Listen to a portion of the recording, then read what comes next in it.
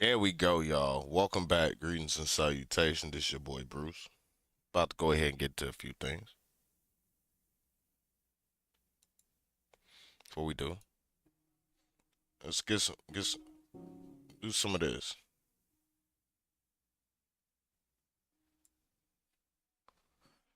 Cause we was having issues. Dropping mad fucking frames. Still dropping fucking no, I'm not dropping any more fucking frames. I don't know what the fuck it is.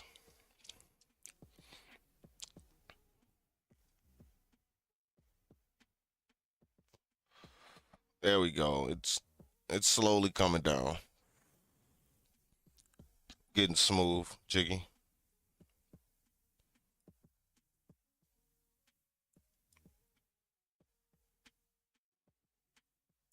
Alright.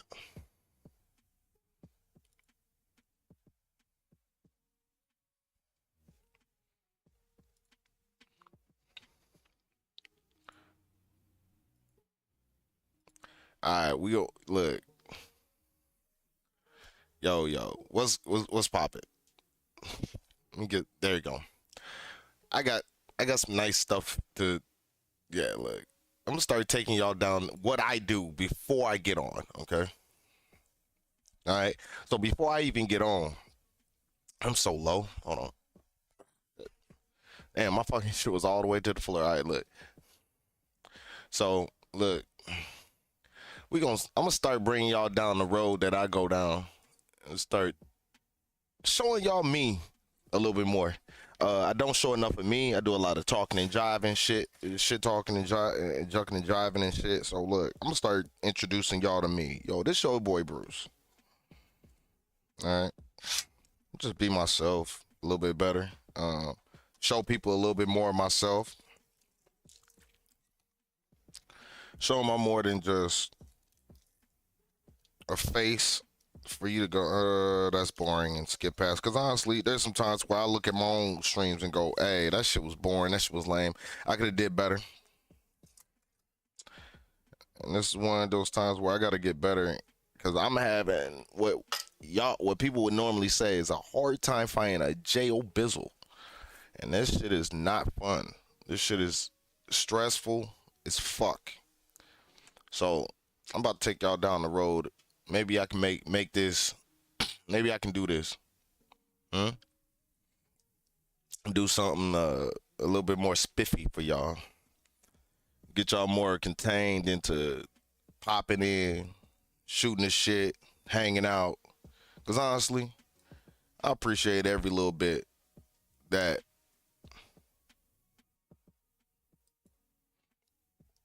every time somebody come through, hang out and chill with me, I appreciate the fuck out of it. I ain't gonna lie.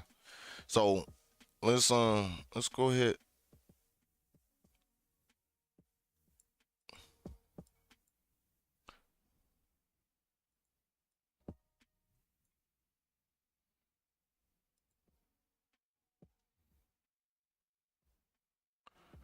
There we go. Let me get a little bit of background. All right.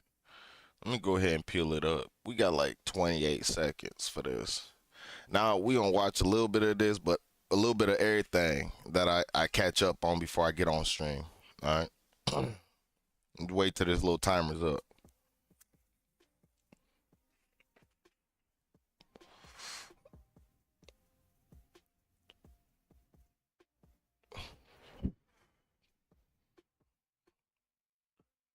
Look at that, boy.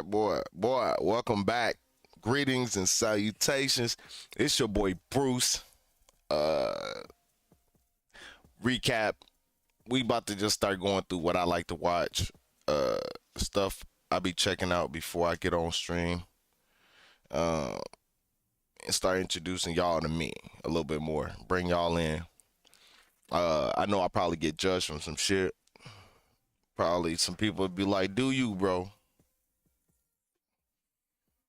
Um, shit.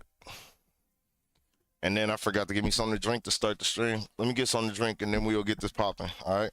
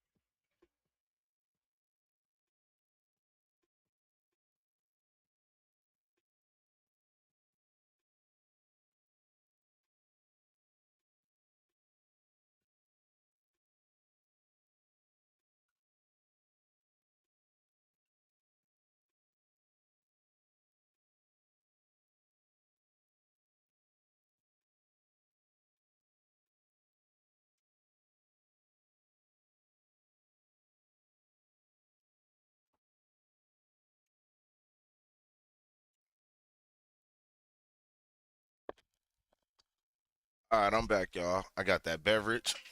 Got the cigarette in my mouth because quitting this bitch when you stressing. Let's let's go ahead and hear this, huh? Last night, I started going through a deep dive. I've had people send me tips and articles and all of that. And I actually got the full magazine. I was able to get it online. But let me tell you something. And I'm going to talk about this in another video. It has been scrubbed from InTouch completely. There's other articles from that day. There's other things that were published in the magazine from that day. But the magazine itself Was scrub. completely disappeared. Really? Can you do that? I'm just saying. But one of the tips I got last night, well, actually, I guess today, and I never noticed this. I was planning on doing a completely different video, but when I saw this, I had to go back and watch the interview, and I realized, oh my gosh, how did I miss this?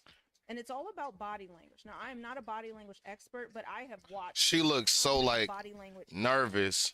Video. Look at me doing body language. That's just because I put some highlight on my nose and it's just looking extra right now. Sorry, guys. So I'm doing body language, but it's just I've watched a lot of body language experts, and one of the most basic body language cues to know that someone is lying is when their body language is incongruent with what they're saying. So let me show you what this one of my I don't know if she's a subscriber, but she definitely watches, and I want to give her a shout out because she's the first person to bring this to my attention. So this comes from the third video I published last night. If you have not seen every single video, I have people saying, "Where's the DM? I didn't see it," and all of that. Guys, it's not my job to, I'm doing all this research. You're going to have to figure it out.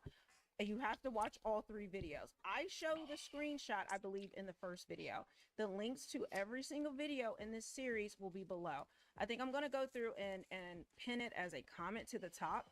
So any of you guys watching this, you will know I have already spoken about this. If someone leaves a comment, please let them know, because it's like, come on, y'all. Come on. Also, let me just say this. If you, there's people here that will say, I don't care. I don't care. I don't care. But you care enough to leave a comment. So I'm going to say this to help you out, okay? Go ahead and exit out because you don't care. What we don't care about is you needing to tell us, because that's incongruent with what you're saying, and taking the time to write it and taking the time to watch the video and then say you don't care. Well, you do care. Telltale sign that your ass is lying. So look at this. It says Jen is acting sketchy and she's an actress. So what does that tell you? Oh, wow. The same time she said, no, that's not true, she was nodding her head. Guilty. To do the interview on Obama's anniversary. That to me was the biggest thing. And I'm going to break down some more information I found out about that in another video, but I want you to watch this clip. Now, I was going to play it from Jimmy Kimmel's actual video, but he, along with a lot of mainstream kind of shows like that, they will block the video, and like it won't even be just demonetized. It will be completely blocked from showing. So I'm going to show you in kind of like this. Wait a minute. Stop. Is this the reason why I get shit pulled? Is it? Wait a minute. Is this the reason why motherfuckers be pulling shit off of mine? Let me get real with it.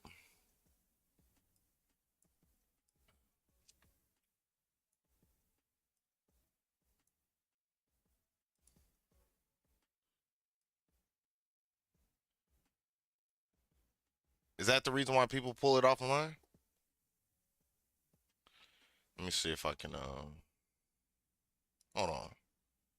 Is that I just want to know, is that the reason why folks be pulling my shit down?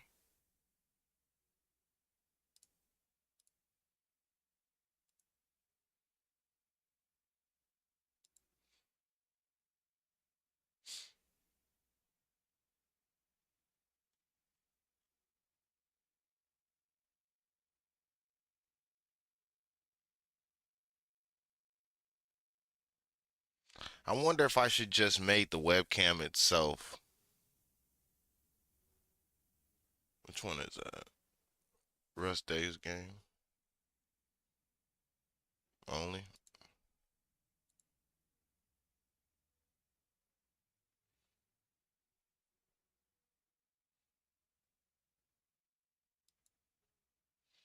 Nah, it's just straight Brio camera. Now, does this kill it there? All right. Let's see.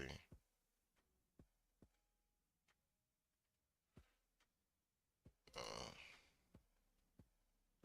it doesn't touch it here. How about here? I wonder if I move it out of this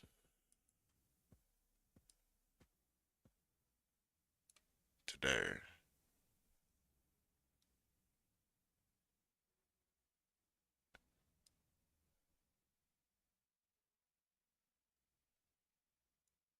Okay, I laid that one underneath the thing. All right, hold on.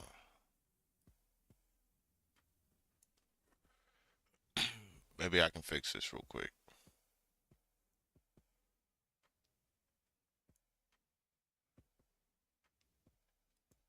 Something like this, all right.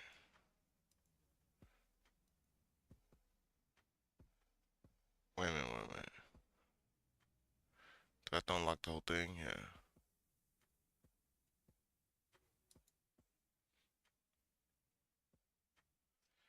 Um,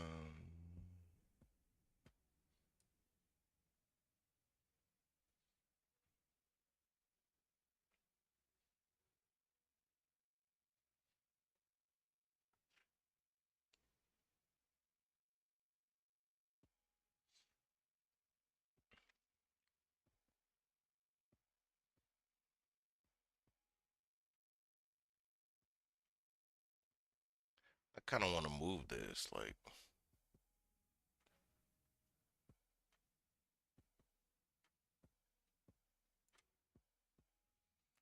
let's see.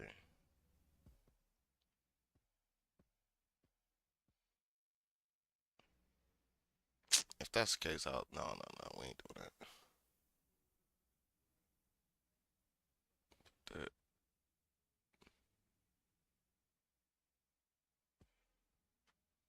There we go. We'll lock that there. We gonna lock the webcam page.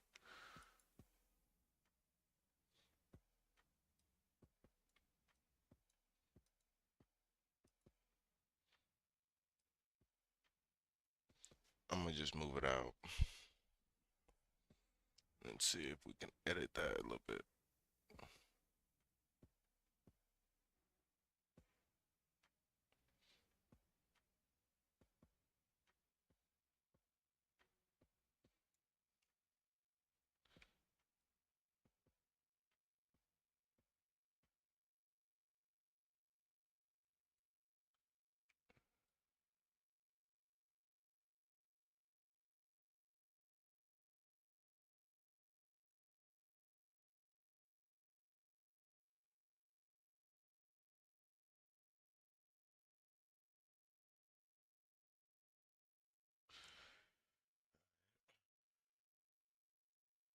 Lock that. All right.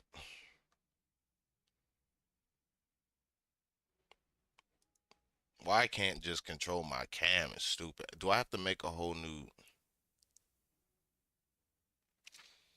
I know what I gotta do. I just don't feel like doing it. Back to this wildness, all right, with Jennifer Aniston and fucking that shit is wild to me, bro. I And mean, grab one that I have, but hopefully you can see it. You can also go back to the original interview, which I will link below as well, or you can just do a search because you can't hide that from see it internet. for yourself in a much clearer light. But let's take a look at when Jimmy Kimmel It's some asked good tea. Jennifer Aniston about the magazine article in Touch, and really the magazine cover. You ever worry about that? Like, for instance, like, this is a magazine that came out a couple of weeks ago. In Touch said the truth about Jen and Barack.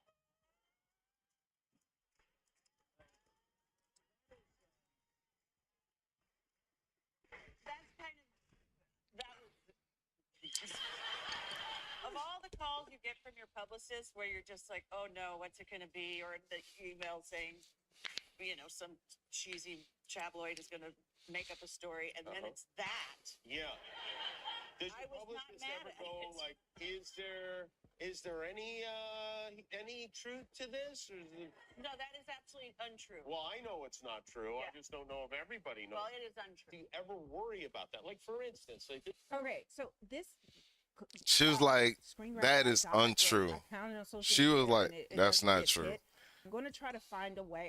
I'll see, actually. We'll see if you see me find a way that I got. like I know it's not true.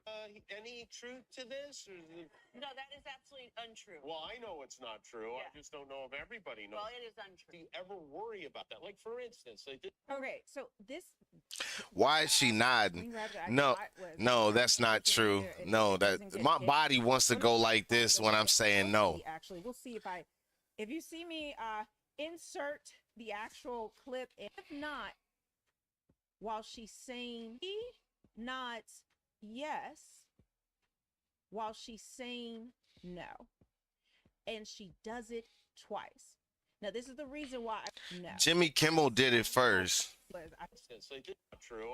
Any I was not publicist mad ever at go it. like, is there any truth to this? Or is it... No, that is absolutely untrue. Well, I know it's not true. Yeah. I just don't know if everybody knows. Well, it is Do untrue. you ever worry about that? Like, for instance, like okay? So if you will do, she nods yes while she's saying no, and she does it twice.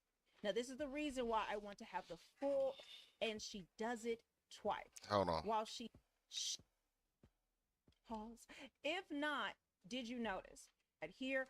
Insert the actual clip in, and I'm able to do it, then I will do that here. Pause. If not, did you notice? She nods yes while she's saying no. She And did it. does it twice. Yeah, she did it This is twice. the reason why I want to have the full. I want to do. I want to kind of grab that in part because you're not able to see it as clearly because it cuts off. But she does it twice. She's going like that. See if you notice that at all. I'm going to go back. So you have to watch the whole thing.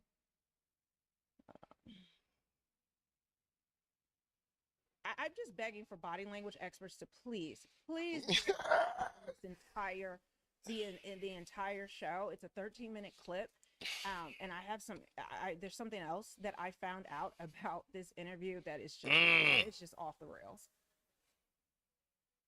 does I your was not publicist mad ever at go it. like, is there any truth to this? Or is it... No, that is absolutely untrue. Well, I know it's not true. Yeah. This is absolutely not true. Huh? Let's look at the end. Hopefully you can see it. I'll try to. I don't know if everybody knows. Well, it is Do untrue. you ever Did you catch it at the end? So on the full clip, she is nodding yes when she turns to the audience. She's going like this while she's saying it's not true. Huh? Do y'all do that? I don't. I will, if you try to right now, if even when you say yes, I'm like, yeah, that happened. Yeah. Like Yeah, that happened. like just saying No, something is look, just saying the your word, body not just even wanna, agreeing to anything. your body I'm just wanna. saying yes. Try to say yes what I'm while doing. shaking your head no. No, what are you talking about? About That didn't happen. It's like natural. our bodies are hardwired to. It's like this natural response that Jen we got caught. we can't do anything about. Like it's just part of a natural response. And with her being an actress, you would Thing train on how to do this. So it just seems weird. weird that she Well, gon' it's not weird. I don't think she's a good actress. I'm sorry, I just don't. But when you see her doing it, it's like Come on, I can't do think that. She's nervous because they know they planned this. This is coming out, and once I tell you in the next video, because there's a lot to get to, you'll understand why this is really crazy. But you guys know that this came out. I did this in my last video. I told you that this came out on October 3rd. They did the You guys know that these are to let it. I gotta go back to the head knot. Is there? There's something in her body. I'm gonna go back. See if you notice. I want to kind of. She the actual clip and I'm able to do it. Then I will do that here. Hold on, I gotta get this. If not, I gotta say this. This is nasty. She My girl. nods yes, while she's saying no. Yeah, but Jimmy Kimmel looked like he went yes. Like he fought him. He went yes too. Like yeah. Like he knew something. Kind of grab that in part. Look. Because you're not able to see it as clearly because it cuts off. But she does it twice. Oh my God! Like Somebody that. getting See? busted. I didn't notice that at all. I'm gonna go back, so you have to watch the whole thing. Oh, that's one. I'm just begging for body language experts. She look please, like she got please do that. analysis on this Like entire yo, she the getting busted right entire now. Show. It's a 13-minute clip. And I have some. There's something else that I found out about this interview that is just it's just off the rails. Yeah. By the way, I study some body language. So, like, is there any truth to this? Or is it... No, that is absolutely untrue. Well, I know it's not true. Yeah. This is absolutely not true. Twice. She did it twice. Let's look at the end. Hopefully you can see it. I'll try to. Yeah. Yeah. Everybody knows. Well, it is untrue. Did you catch it at the end? So on the full clip,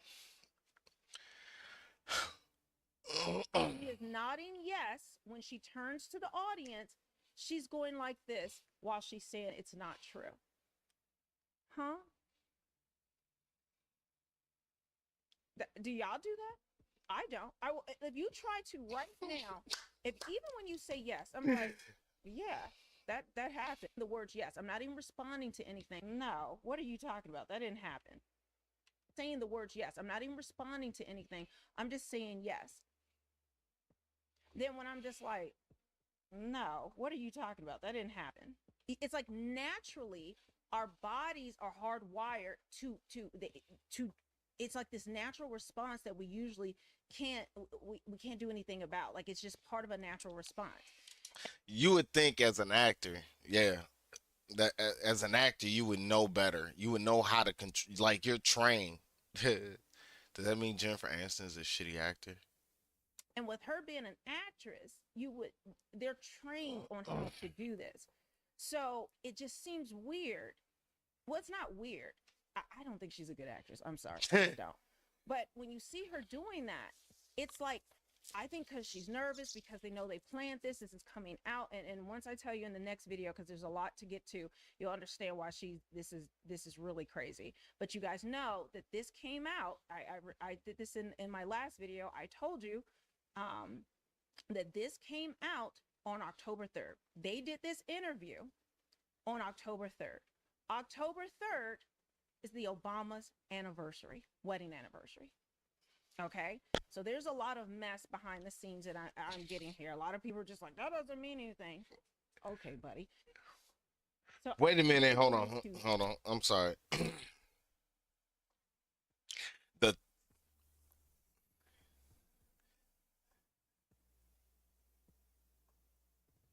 People had to be talk. Oh, the tea was heavy in they circles. They was talking about this, Dooney. Like, what happened? Somebody about to get sued out they motherfucking shoes. Real talk. Somebody about to lose all their panties. Oh my God, say it ain't so. Oh man. I can see black females now. He left her for a white girl. Ooh, my man, say it ain't so. I can't say you didn't. It's not a bad look.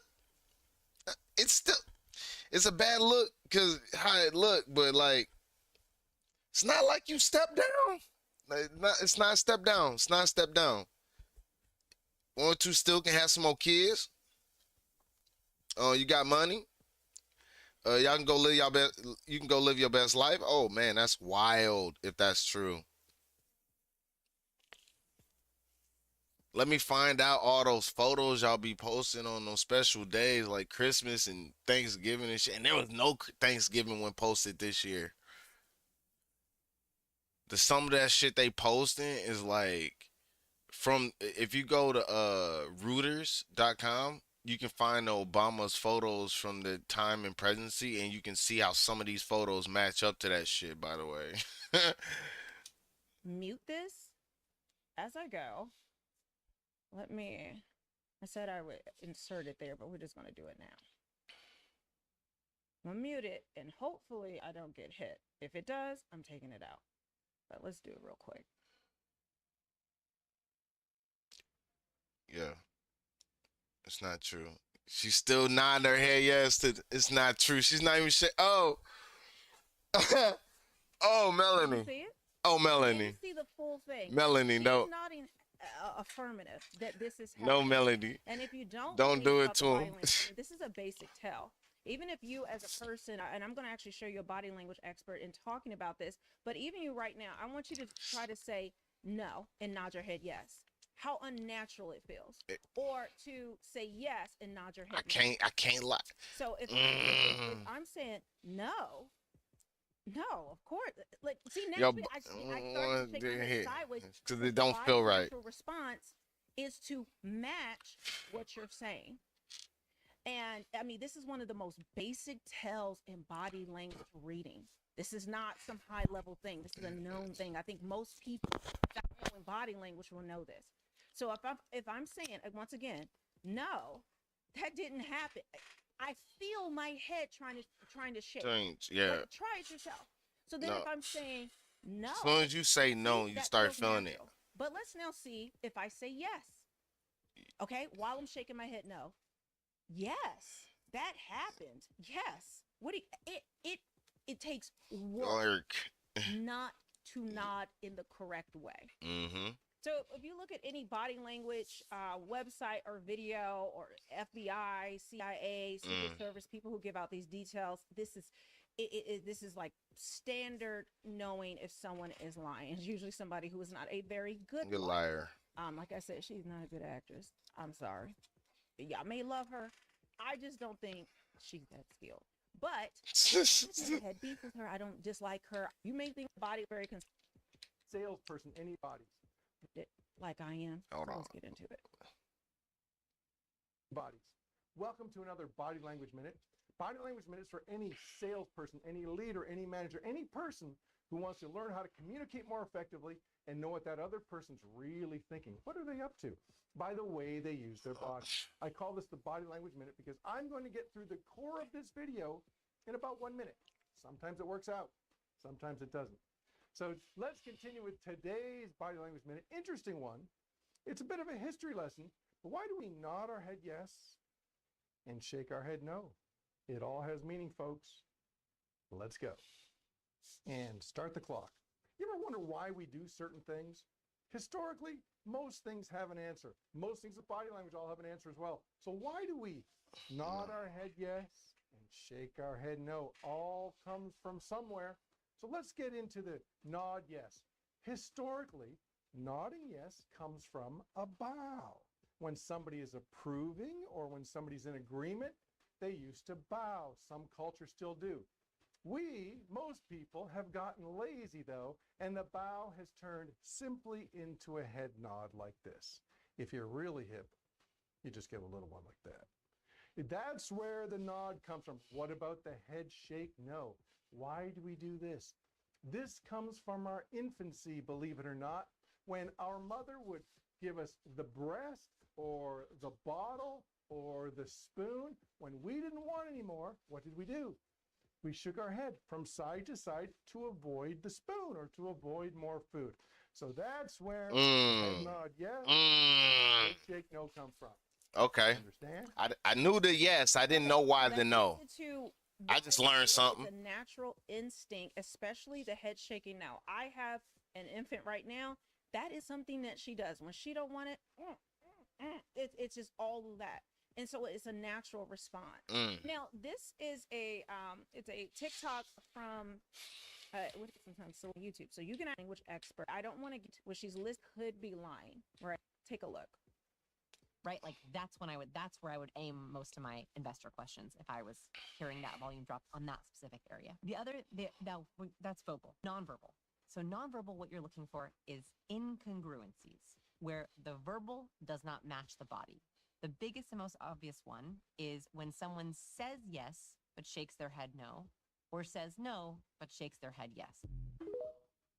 Now, the last thing I want to show you, or I want to read to you, is this. And then I've got to get on to this other tea that's going on. Let me go up. Let me go. Here it is. The use of non-congruent gestures. If a person says yes, but shakes their head no, it may indicate that they're not telling the truth. As Dr. Ellen Hendrickson, a clinical psychologist at Boston University's Center for Anxiety and Related Disorders, points out in the Scientific American, non-congruent gestures are movements in the body that don't match the words a person says. And the gestures are the truth tellers. In Dr. Hendrick's example, if someone says, of course I'll cooperate with the investigation, and gives a small head shake, there's a possibility they will not tell the whole truth and nothing but the truth. Guys, make sure you are following me. Look, we'll just get that out the way. This the next one after it. Yeah. I'm about to. I got my hands on the actual magazine that Jimmy Kimmel showed to Jennifer Aniston. Oh, because they try to hide it? Aniston on his show and asked her, are they having an anniversary? And my last shady, all of the video, comments, previous time. Show me, girl. We went I want to know. First video. Please get yourself together. Please get it together. Oh. We went through body language. We've gone through the leaked DM. If another person asked me this, it's in the first video. Please get yourself together. Please get it together. I cannot do this. Okay? So you see that comment, guys? Help me out. Let them know. Walk them through it. And I'm going to give this disclaimer. I don't care if you don't like it. You're going to say, I don't care. Sure care enough to leave a comment. Yeah. It's real funny how that happens, right? So anyway, so we have the magazine. Somebody said someone wanted some Obamacare. Removed all traces of it from its website. It was highly unusual. Very, very strange. And then and all the other details, but let's get into it. So here we go. The chef, ignore the Obama's main man, knew everything. I bet. R.I.P. Chef. As Aniston steals her husband's attention. Your safety speech. Nobody in your family, including yourself, isn't a danger to yourself. Can't stop gossiping. I told you guys. Awkward that the Secret Service right there. In my first video. But also follow me on X because I update that faster than I do here. The tizzle is rizzle. It's just easier than trying to make a whole video. Sometimes it'll up out. So there you go. They got the picture with Michelle, and let's go to the red page so for you the whole thing spread out. Where's he taking? Hold on. Wait, child. Here we go. Put this down here. So I want to show you the whole thing, but then I'm gonna have to do it as a single page so you guys can see it. Otherwise, it's cut off in the thing in the corner, and I want to make it as big as possible. So it says Barack and Jen, what's really going on? In a world exclusive, In Touch learns the actress has been getting close to the president. This is from August 5th. Hold on. Do it. You guys can see what I see. All right. Barack's him, but I'm still of the summer fashion industry homes. An even juicier rumor is making the rounds, not only in Hollywood, but also in Washington, D.C. Now this is a quotation. They said the goss The is. goss is Michelle and Barack Obama are living separate lives, and Barack is, oh Lord, effing Jennifer Aniston. Lindsay Weber spilled while co-hosting a recent Who Weekly podcast.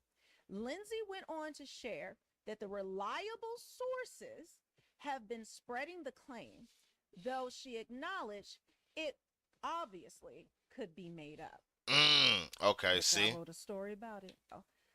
That Michelle says Jen, 55, has known the former president, 62, and the former first lady, 60, for years. And that while Friend Star was always, there's a lot of quotations. I'll try to remember to do that if you can't see it. I know it's probably a little small on the screen. So while the Friend Star was close, this is going into this quotations, was always closer to Michelle,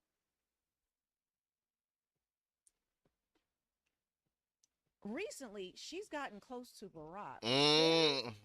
But they are not having an affair. With the election coming up in November, Jen has gotten very political, so she's found herself in Barack's world a lot lately. So that was all in quotations. A rep for Jen denies the story, insisting that while Jen is a fan of former President Obama, she does not have a personal friendship with him. So the rep is denied it. Her rep denied this, but the Come on. the insider, different people are reporting, and another one saying, well, they are definitely close. And how could she be close to Michelle? That doesn't make any sense as well. Barack did not respond to a request for comment. Moving this up so we can continue. Jen even shared a political post on her Instagram story. As for Barack, he's gone Hollywood, so he's now in Jen's world. He has production deals going with Netflix. They have found that they have a lot in common and are talking more and more. Where there's smoke, there. Where there's smoke, I'm saying there's fire. The Who weekly podcast isn't the only place the bombshell rumor has surfaced. On June 25th, a social media user on Reddit posted a message titled, "Anyone else hear that Obama and Jennifer Aniston are effing?" And a decade ago, The Economist published a satirical essay critiquing the public's fascination with politicians' private lives, exploring what life would be like in America if America was more relaxed in attitudes toward public figures and sex like France. Y'all want to talk about France with the Macrons? Mm-hmm.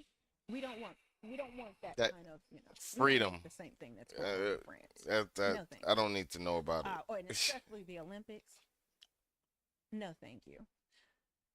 We're not gonna go there. Fictional piece. I'm not gonna pull that up right now. That Barack Obama has been having an affair with Jennifer Aniston? Huh? So a decade ago,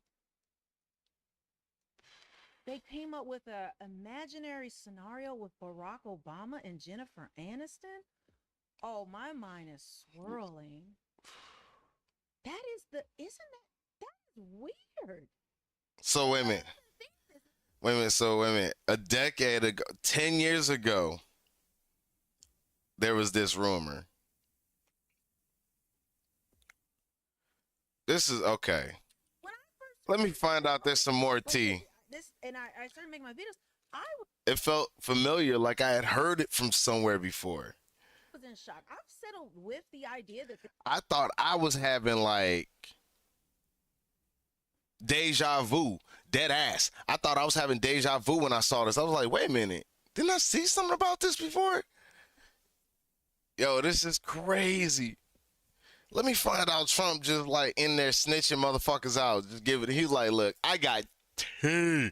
This is true already. The belief is that it is. Look, Put your head down and your hands behind your back, stupid. You guys time to go. That's my opinion. Y'all wildin'. Until they come out and say that it is not concrete. This is all alleged, right? It's starting to get a little speculative. You guys let me know if you think that That's a lot of tea. where's it go? Obviously, in reality, there's multiple sources questioning what's going on. 7 years after leaving the White House, Barack's life recent include the 2023 Julia Roberts thriller Leave the World Behind and the 2024-23 Julia in a minute. Projects include the Gym Break Girl Code in a minute.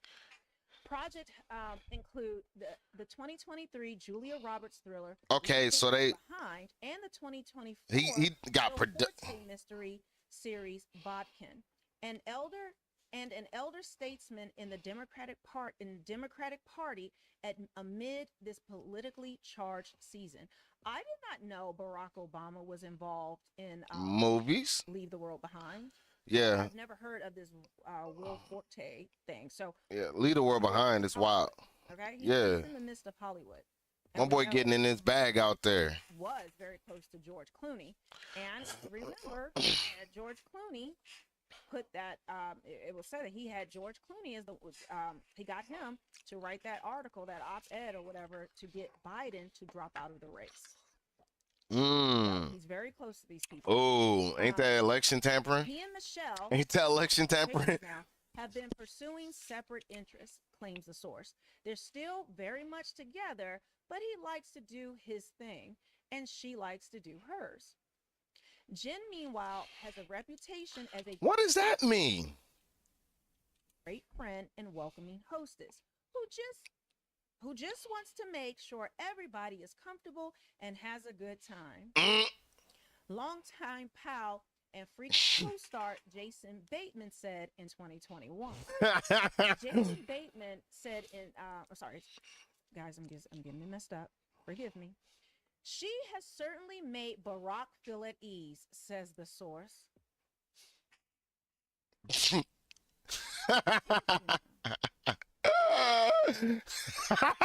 Barack getting real comfortable. He likes being around her. They get along great. They both have a wonderful sense of humor, so they're always making each other laugh. They're obsessed with each other. What is going It's on? a relationship. What Michelle knows.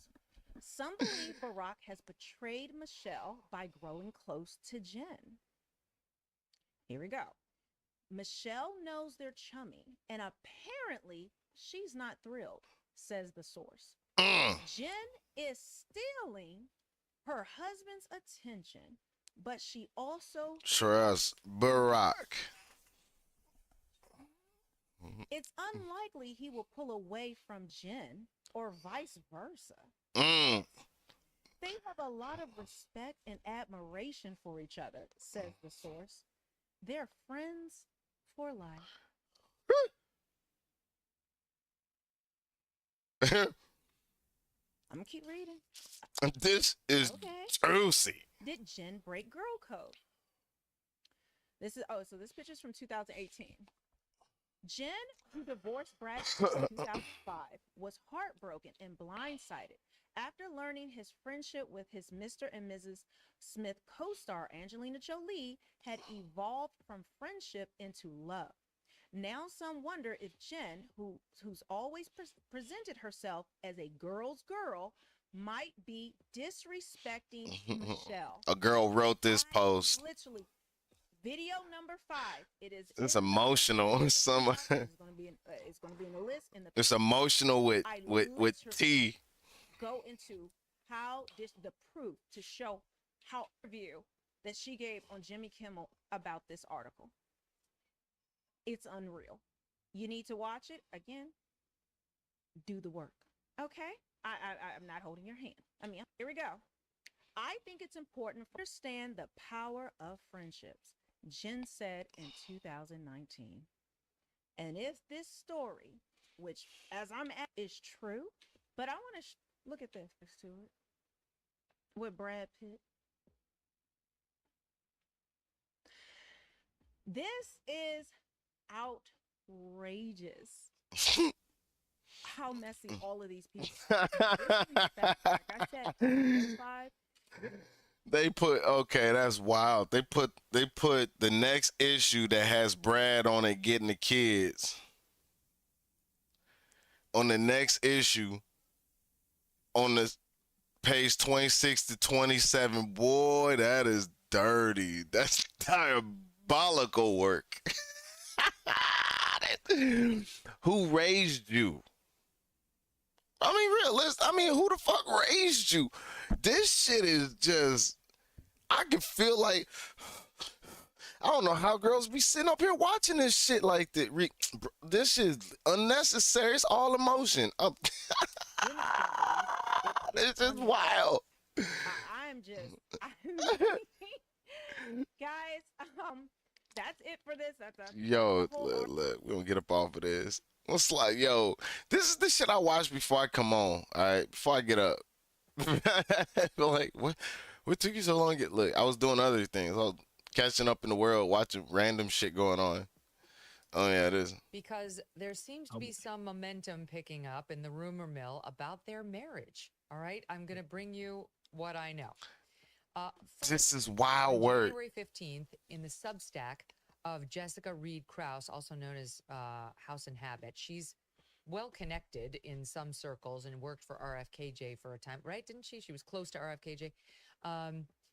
Close to. She posts the following, and she's been right about a lot, this gal. Michelle Obama's absence at Jimmy Carter's funeral certainly raised some eyebrows, but yesterday's announcement that she won't be attending Trump's inauguration confirms something is definitely going on between her and Barack.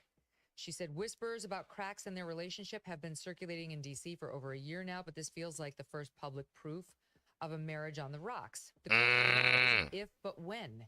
If I had to guess, they will wait until after the inauguration to announce it. Timing, you know, is everything. And yet the story doesn't end there. For months, I've heard Jennifer Aniston's name tied to Barack. At first, it seemed ridiculous, but the rumors have remained steady among New York and LA circles. I should reiterate to the audience that Aniston has denied it, saying, I don't even know him. I've seen Michelle more than I've ever seen him. Then Jessica cites a DM she received the day before. Quote, he's with Jennifer Aniston. My old manager, now a friend, is connected to her inner circle. At a gathering with Jennifer's friends, the affair came up casually. Jennifer herself admitted it. They were sitting with a psychic, which makes it sound surreal, but it's definitely not a secret among her closest friends. Then yesterday, Meghan McCain had this was 8 hours ago on her show, suggesting she is. This is on Sirius XM, by the way.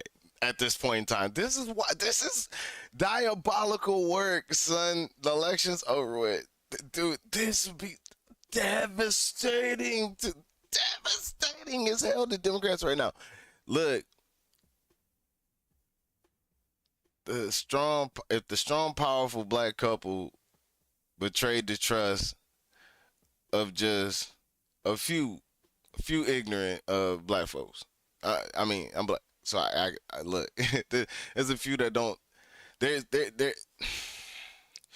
I know in a chapter where I've actually talked to somebody and explained to them what their alderman, councilman, whatever, voted for, and explained to them like all of it that was in it, and they were like, I'm lying, full of shit. I'm like, I can print it out for you. So look, I moved out the hood a while ago. Like, we be voting for skin folks, not like, I don't know what the madness is. I'm like, it's still racism. It's just, you're not aiming it at you, you're aiming it at anything but you. It's just wild. I'm like, that's a horrible mindset to stay in for your whole life. I'm good. Look, what about everybody? We don't stop all this. Like, if you look at every country, yes, you have some mix of some people, but like every country has, like, China is Chinese, Japan, Japanese, Russia, Russians. Like America, all immigrants. We're known to have be immigrant. Like how do you how do you reconcile that fact that we're all pushed together, and at any point in time we're having like what somebody would feel if they went from like Africa to I don't know China or Japan. Like you're foreign, you're not from here, and we know it. And like so, like you couldn't expect them to like you or not like you, or like it's wild. Like except for it being bigger scale across there, like you have to travel some ways to really piss somebody off that may not like your kind. Like we could just like go down the block. I can just go down to McDonald's and somebody just mad as fuck that I'm driving around a nice ass vehicle for no reason. Or let's see, people feeling inferior to me just for the way that I talk and speak to folks. Because I speak like this. I talk in a way that allows me to express full thought, give it some breath, some weight, some texture, do it in a couple sentences. People nowadays feel offended if you tell them the truth. That's where I live at. I live in a world where people look. My religion is truth, truth. I'm a truth seeker. I can't do it. Hearing the same. She had on Tara Palmieri, who's a reporter, saying, fast and furious loud, I've been hearing this rumor about the Obamas getting a divorce from reputable people. I'm not talking about TMZ, she says. I'm talking about very serious journalists telling me they are hearing that the Obama divorce rumors are true. And Tara, who's a senior political correspondent for Puck, says, I've certainly heard it for a while too, even before Michelle said she wasn't coming to the inauguration. I do not know whether this is true at all, but if it is true, it truly would be a political earthquake in Democrat circles. Never mind America. I don't remember a presidential divorce in modern history. What do you guys make of it? Oh, man. So I started hearing murmurs about this a while ago too, and I guess so. I asked Ashbrook, and he confirmed it. Ashbrook was like, because he hangs out with Was a lot the of psychic there? We did it with a psychic. Yeah, and so that's the thing is, how awesome must have that situation been that the psychic was like, I see a president in your past that you're currently dating. And he's like, oh, it's Barack. You're right. And then like through the crystal ball, it's like, I'll be there for you.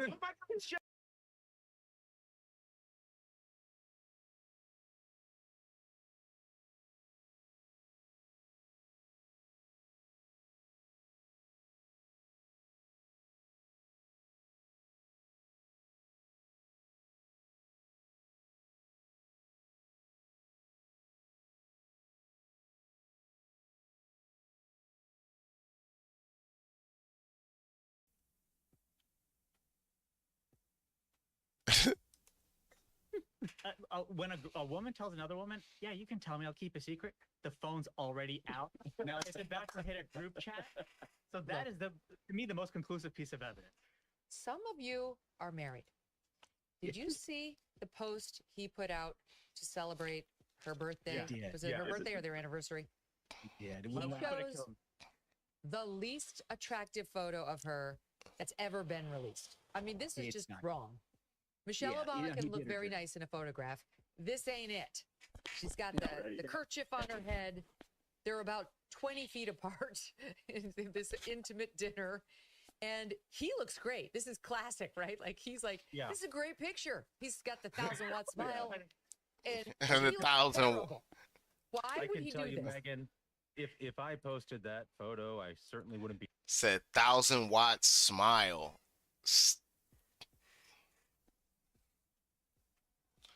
Look, we'll politely just go down to this screen now. She headhunting. dating Jennifer Aniston. If I posted that photo, I certainly wouldn't be dating Jennifer Aniston. You'd be a dead man. I'd be a dead man. And I've only Same. been married a year, but I've already learned you take the photos, you show it to the wife, and then you distribute it. Well, no, like no. it's simple. The way it works is Yes. you take the photo, you show it to the wife, you retake the photo, and then there's always a couple of. You got to get the principal to sign Okay, but off. Yeah. but let me ask you for real, like for real, do you think this is true?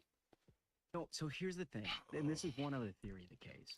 What? Jennifer Aniston is the Biden's answer to George Clooney here, Mm. right? I mean, maybe this because I'll be honest, I have heard this sort of Went thing deep. rumbling around in DC, and there's some connections there with the like people what you would call reputable people because they served in an administration.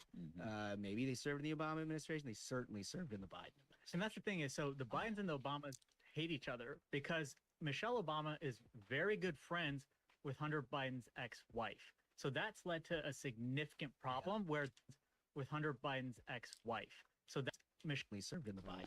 And that's the thing is, so What- Biden what? and Obama hate each other because Michelle Obama is very good friends with Hunter Biden's ex-wife. So that's led to a significant problem where they don't like Hunter, and if you don't like Hunter, Joe doesn't like you. So I would not be surprised if Holmes is right on with this of like, oh, well, why don't we do this? Why It's don't like, we oh man, switch you it?" What is going on? Bingo. But Oh, I'll tell this you is what. Next. This is too much fucking tea. Oh shit. What the fuck is going on? This is too much tea. Yo, what? They're casually talking about it like this is not a big deal. Oh no. Wait, I gotta look at black news sites too. Oh man, is this what black folks already? Have black folks already caught up to this? I gotta see if hold on. See.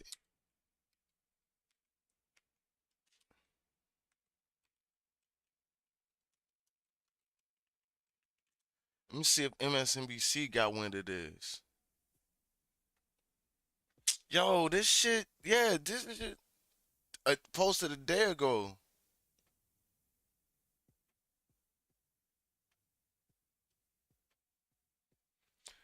So January 2023, there was some shit published that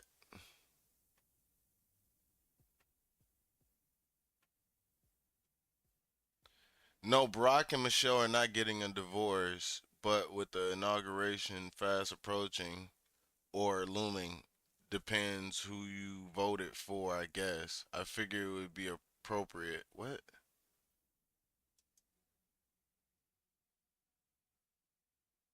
So in 2023, okay. So it looks like in 2023 they were talking some nonsense about it. 2 days ago they already got something after years of discussion with Rowan's Michelle. Speculation is swirling with their seemingly perfect marriage not being so idealistic as it seems. Over the past few weeks, rumors about look. Hold on.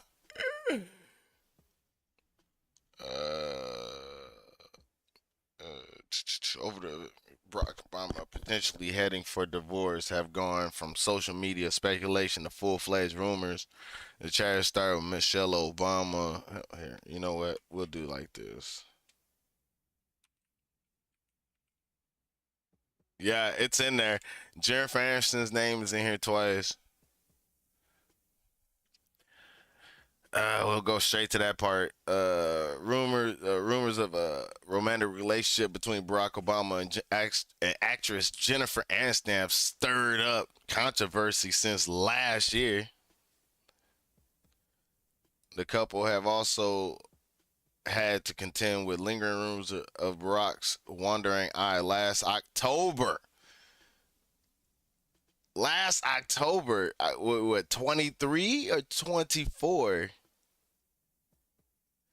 Friends star Jennifer publicly dismissed as absolutely untrue claims by United States a U.S. gossip magazine that she had Barack where that she and Barack were what Yeah, in a relationship, making Michelle feel betrayed. Daily Mail. Ooh, so okay, we got Daily Mail on it. That's Democratic shit. Uh, rumors. The rumor was compounded with hosts of popular culture. Yes, weekly. Yeah, we heard about that. Bombers were living separate lives while he and Anstar were having a full blown affair. And told US TV chat show host, "I've met him once. I know Michelle more than him." Yeah, this shit could be made up. This shit could be made up. When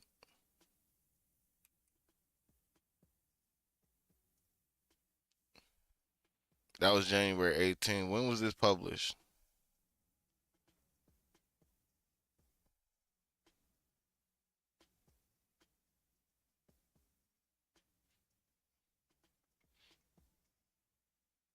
January 22nd. That was yesterday.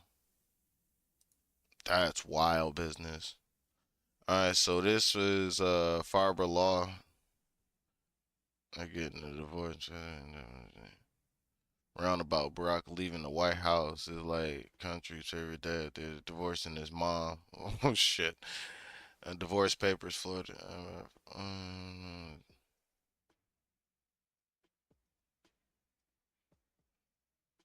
Short term,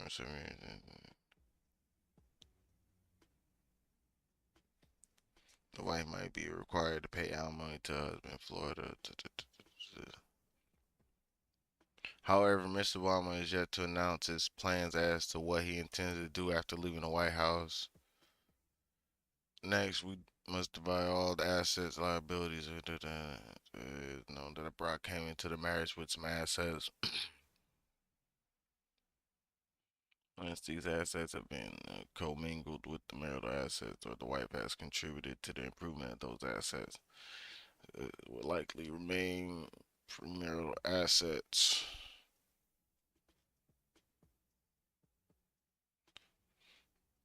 This is just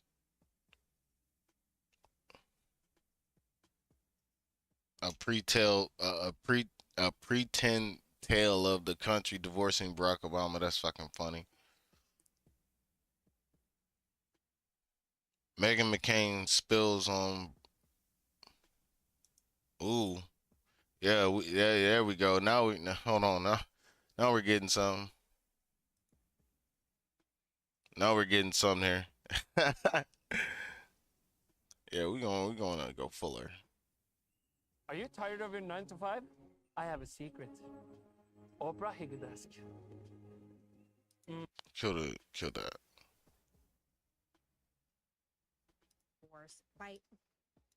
I have been hearing this rumor that the Obamas are getting a divorce by reputable people. I'm not talking about TMZ. I'm not talking about Perez Hilton, although I love him. He's my friend. I'm talking about like very serious journalists telling me that they're hearing that the Obama divorce rumors are true. Do you agree with that? Oh my God. Hold on. We're just gonna rewind that back and just breathe that stupid shit in. Oh, this is gonna be fucking bananas. Obama releases podcast series on Spotify with Bruce. What, Bruce? Is that Bruce Springsteen? Yo.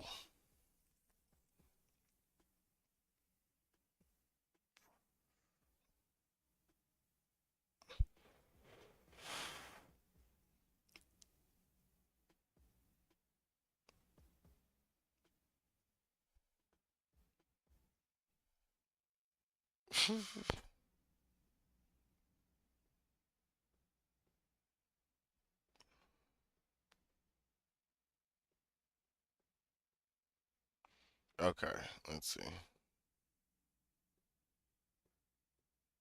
No, we ain't allowing you to do jack, buddy.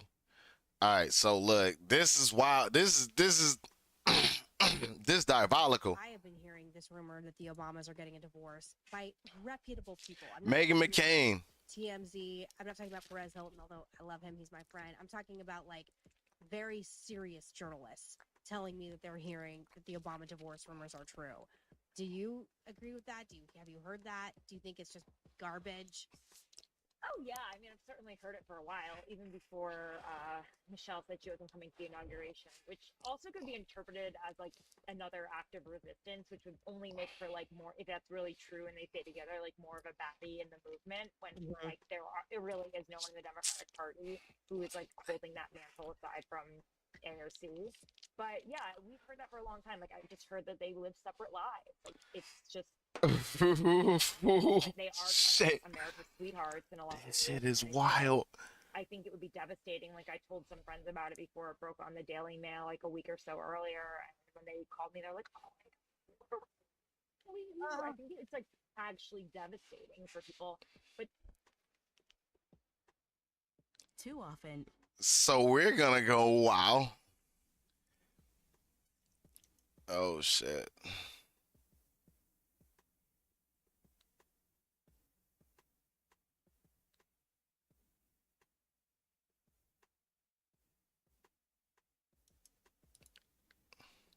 Times of here it is.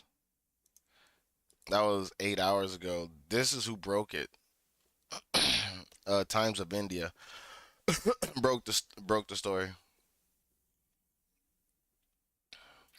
I've been hearing this rumor that the Obamas are getting divorced by reputable people. I'm not talking about TMZ. I'm not talking about Perez Hilton. I'm talking about like very serious journalists telling me that they're hearing that the Obama divorce rumors are true.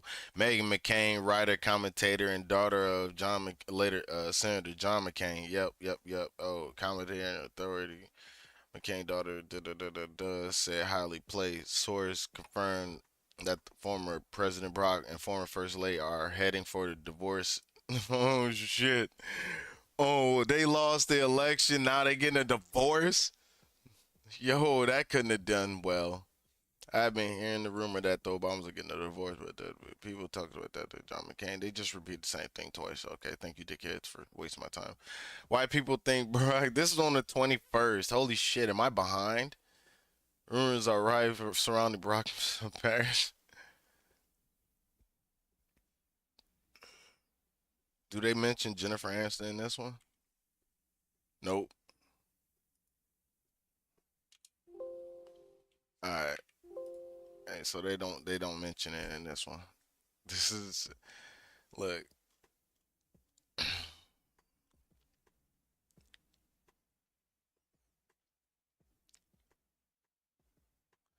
Yeah, this is gonna be Daily Beast. The former First Lady skipped Trump's inauguration and Jimmy Carter's funeral this month.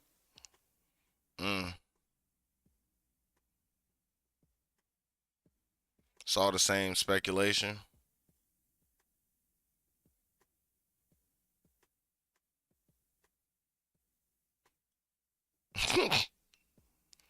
Yeah, that's that photo.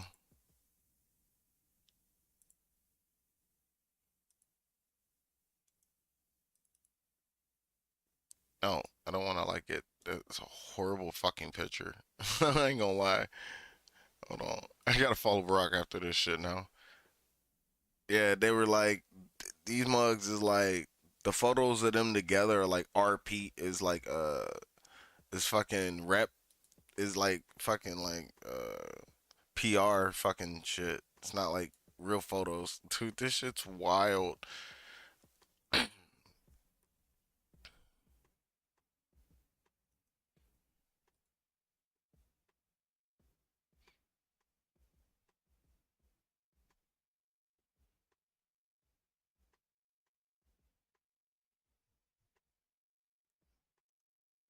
That was 3 days ago.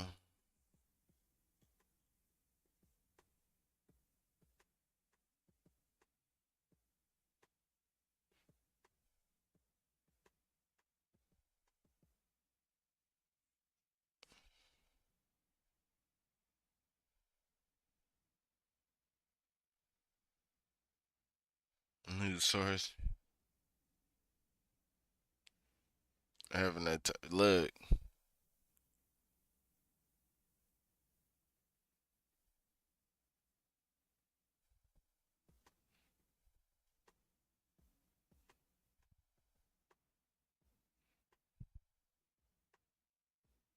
Love you, honey. What do you say? Love you. Room filled with crazy. Lucky to be taking the life's adventure with you. And he said, love you, honey. Yup. Yeah. Look. Look, a week ago now. I'm finding it. Look, Daily Mail over a week ago. The list a week ago, that's Democrat.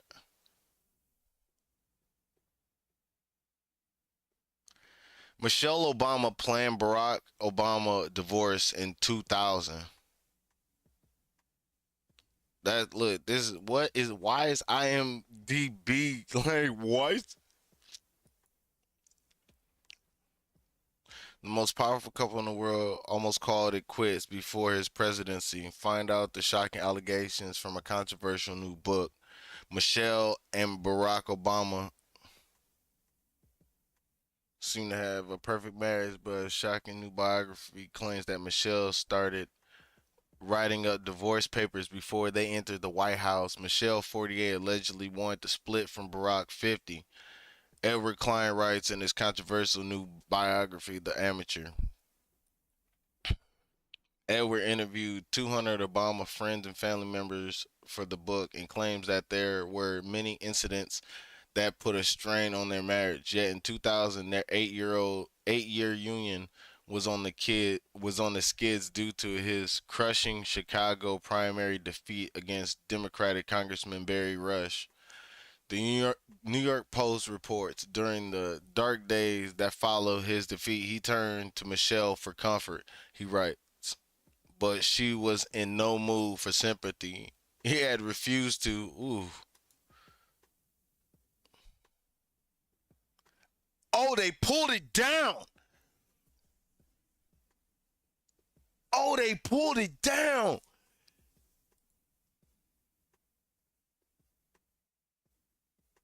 What?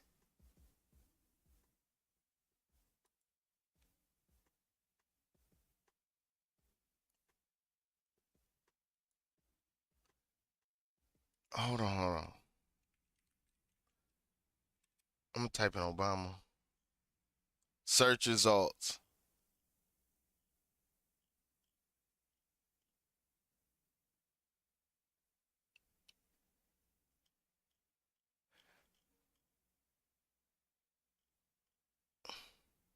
Oh no. They pulled it down, buddy.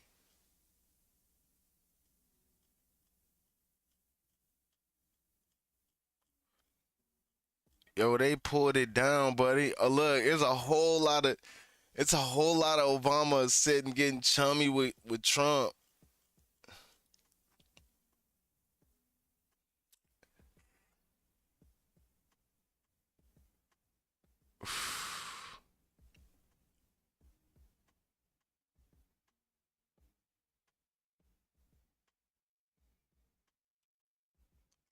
All right, you know what? Let me. Maybe I'm bugging. Hold on. I'm gonna give him some credit here. I'm gonna type in divorce.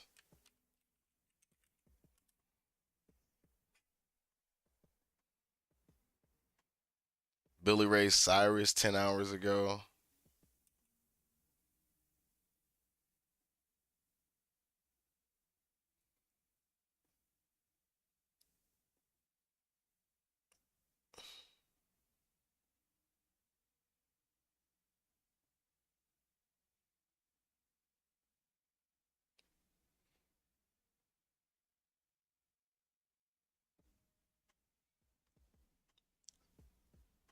Yeah, they scrubbed. These motherfuckers scrubbed.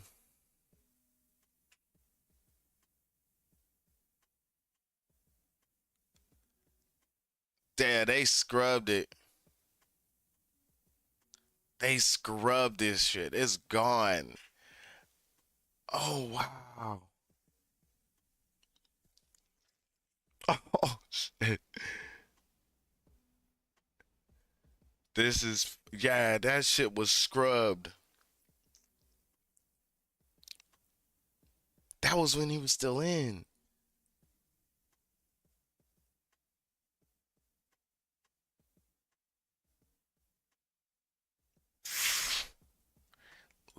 gonna go. I'm gonna hit one more page over.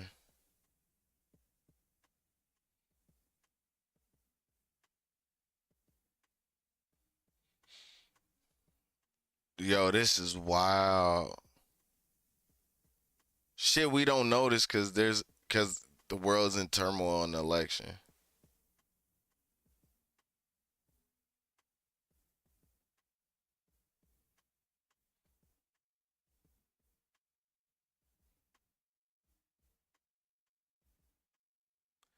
Oh, a week ago, but the speculation, Nikki Swift.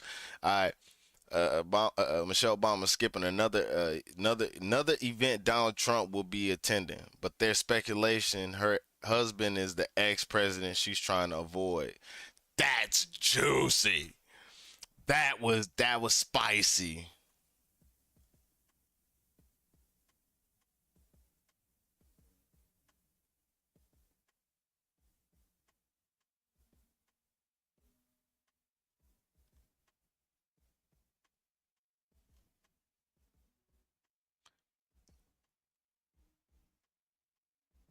Barack almost divorced her after Malia was born.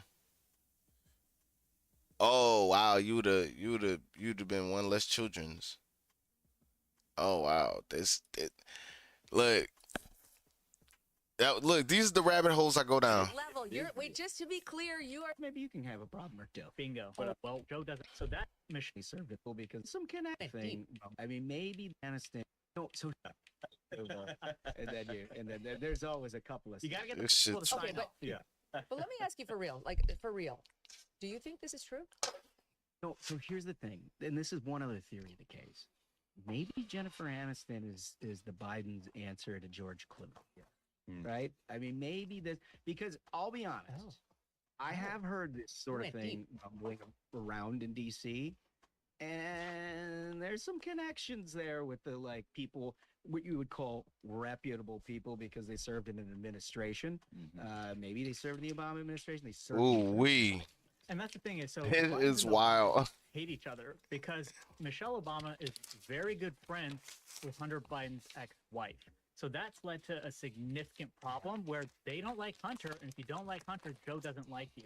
So I would not be surprised if Holmes is right on with this of like, oh, well, why don't we do this? It's like, oh man, you give us problems, maybe you can have a problem or two. Bingo. But I'll tell This you is what, if next it is- level. if it You're is wait, real- just to be clear, you're suggesting that maybe there is something going on between Barack and Jennifer, and the Bidens are leaking it.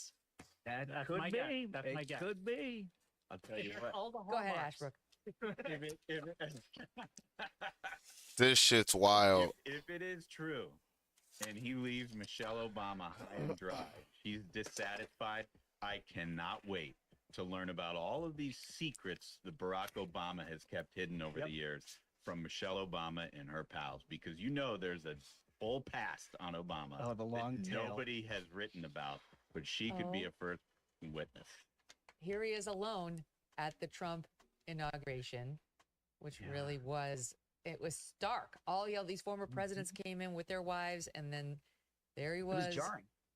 all alone. It was jarring, wasn't it?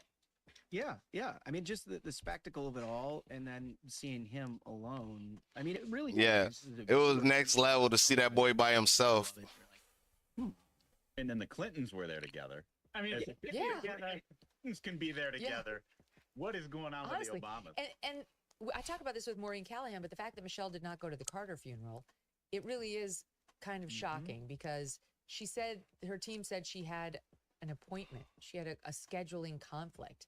Like, what could possibly be for an a inauguration conflict that would keep you away as a Democrat from President Carter's funeral and then the inauguration? It's like, I don't.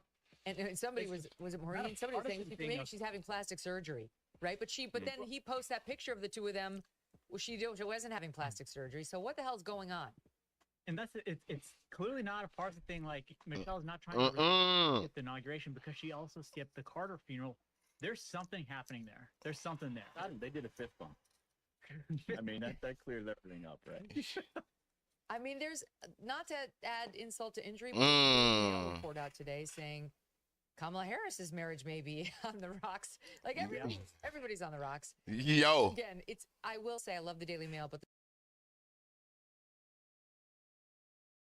it's any better than that. But they're saying she's blaming him in part for her loss because he turned out to be such a hot mess liability. Shit. Oh my God! Well, we do know Dougie Emhoff's got a bit of a temper. Yeah. I mean, there's some Sure stuff does.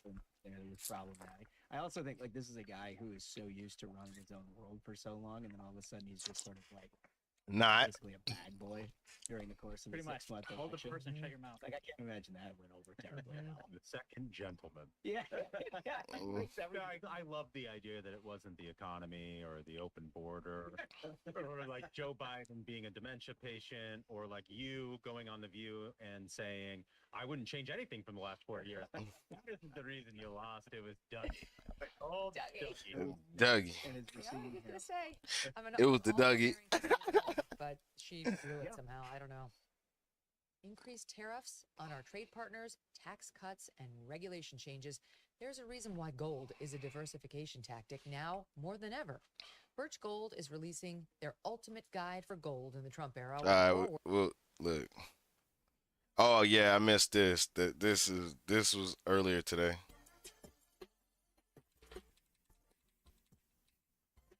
People who argue 14th Amendment was Look, this should go hard. 14th Amendment was ratified. What does that mean? There are many people who argue that it means that if you are not here legally, you cannot claim citizenship for your children or progeny. So the Trump administration here seems to be playing two different strategies here. One is to get this into court early.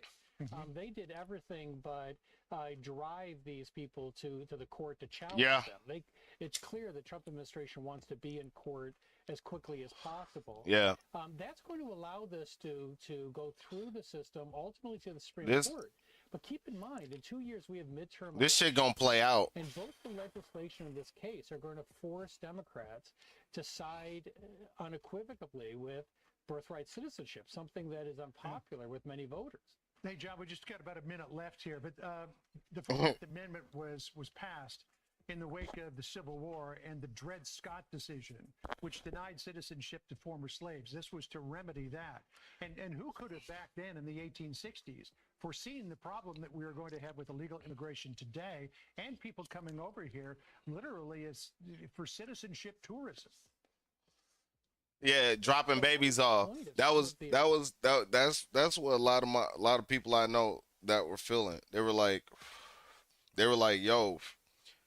So like, all right. So I know people that were. I know people overseas and other shits. So let me explain their take on it, bro. If I want to stay in your country, all I gotta do is get somebody pregnant over there. Like dead ass. I know people from like Micronesia and shit that are on work visas and like they couldn't get in the courts and shit because of all this border crossing shit and all the NGOs. And he was like, bro, I've been here for like 7 years paying taxes and shit, and I can't get my shit. I can't even get a goddamn get into a proper court date because they keep changing it because of all this shit. I was like, that's crazy.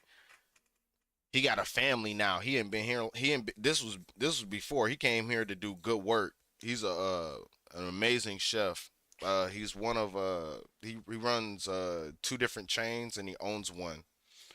Well, I say chains, but it's really his same company in multiple places. And he literally trains all his chefs to cook the way he wants the food cooked and prepared for all his hibachis. Look, it's the dopest shit I ever seen. Look. And he gets qualified real like chefs that know how to do sushi, because you're not gonna do sushi if you don't know how to cut the meat right, or what types of cuts, and how to do sashimi and how to wrap it with the seaweed, or if you need the base with the pepper in it. Like there's a lot to it. So like it's not a job you can just do. Those people will get like, it's wild. This is craziness. You just shouldn't be allowed to come over here and stay just because you had a kid here. First of all, What if you came over here pregnant and then dropped it over here and now you get to stay here? It's wild. No country has that shit but us. No country, not one has that. The original figures involved in this language. They said that those 6 words were really about guaranteeing that freed slaves would be recognized as citizens. But they said that would not apply to foreigners who are coming into the country illegally. It would apply to citizens and lawful residents. But there were others at that time who disagreed with that interpretation. The Supreme Court seems to have rejected it in a couple of cases, but those are rather dated, and this court might want to take a new look at it. So much time I worry, what could be or what I might have been. Second guessing. Was that a Diet Coke?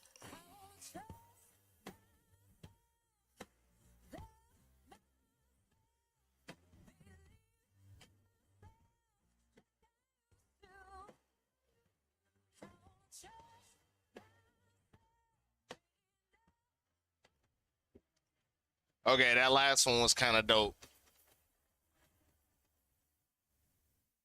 Ladies and gentlemen, that last one was dope. Times and news is happening in such a quick clip. It is next. Stop. I had to look. The intros for the Benny show. Look, I don't know who he got doing them shits, but them shits is crisp. Crisp. He just stands up to a fucking audience like, yo, that look. The AI on that shit go hard. Look, I ain't gonna lie.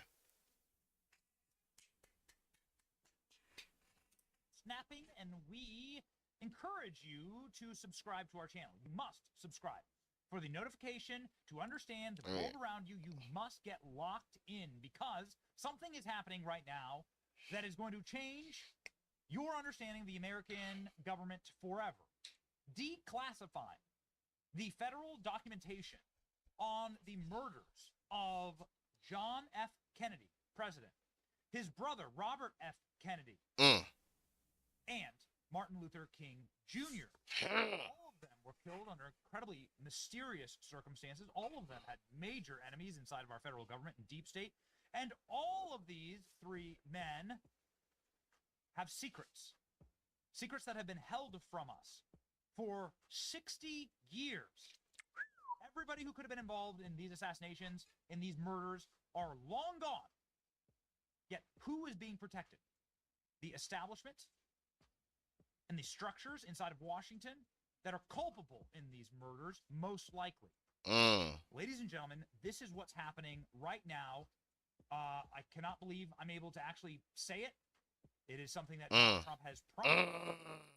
Ladies and gentlemen. Look. And we will see live on this program. Our country coming clean. Who will be in the Oval Office presently. Releasing the documents.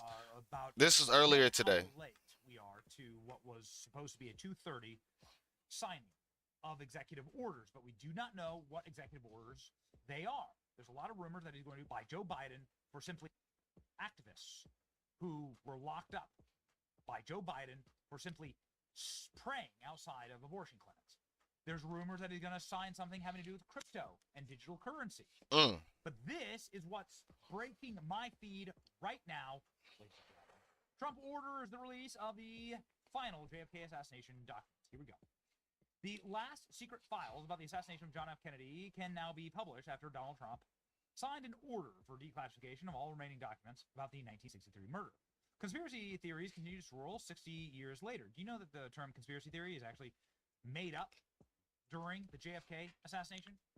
It was a slur that was used to slime people who decided to question if some guy who was trained by the CIA, mind you, Lee Harvey Oswald, who was living in Russia and Cuba, could sit inside of a Texas school book depository and riddle bullets all over JFK's moving vehicle, bullets coming from every direction, magic bullets that actually zoomed past JFK and then entered his neck, bullets that really defy the laws of physics. Explain that to me, ladies and gentlemen. President Trump is going to be, we'll see. Trump signed an executive order that directs the Director of National Intelligence to put together a plan within 15 days to release the documents of the JFK assassination. More than 50 years after the assassination of John F. Kennedy and R.F. Kennedy and Reverend Martin Luther King, federal government has not released all public records related to those events, reads the executive order obtained by the Daily Mail. Their families and American people deserve transparency and truth. It is in the national interest of final release of the records, these assassinations without delay. Intelligence chiefs will have 45 days to put together a plan to release the RFK and King archives. Millions of pages of JFK documents have already been released, leaving only a few thousand kept in the archives. But theories about who and why that's looking enemies of. Trick more fitted from that. Thousands of agents. These as order ordering the so here we go. Yeah. Lastly, sir, we have an executive order ordering the declassification of files relating to the assassinations of President John F. Kennedy, Senator Robert F. Kennedy, and Reverend Dr. Martin Luther King Jr. That's a big one, huh? A lot of people are waiting for this for years. Decades.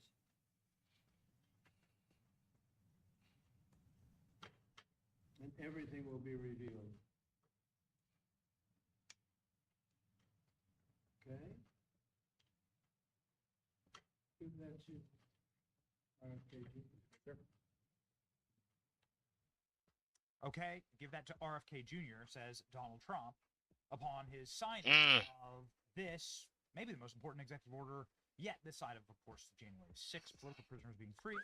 The most recent releases include So much work getting done. memos regarding experts' intent. Which is really going up, right? Okay, ladies and gentlemen, here we go. Which is really going up, right? He's still signing executive orders. Okay,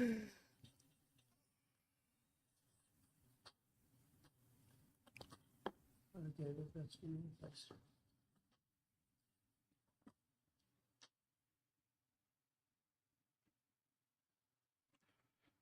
You find that exciting? They might not be excited, but you're gonna Give me make some. a lot of money for the country. Okay. And so is David. You have to check him out. There's nobody like this guy. He said, "How did you get David Sachs? How did you do that?" And he's Because I he's want doing it for the country more than anything else. So we appreciate it, David. Thank you very much. look out here in the world. Executive order establishing a presidential commission, an advisory commission on science and technology.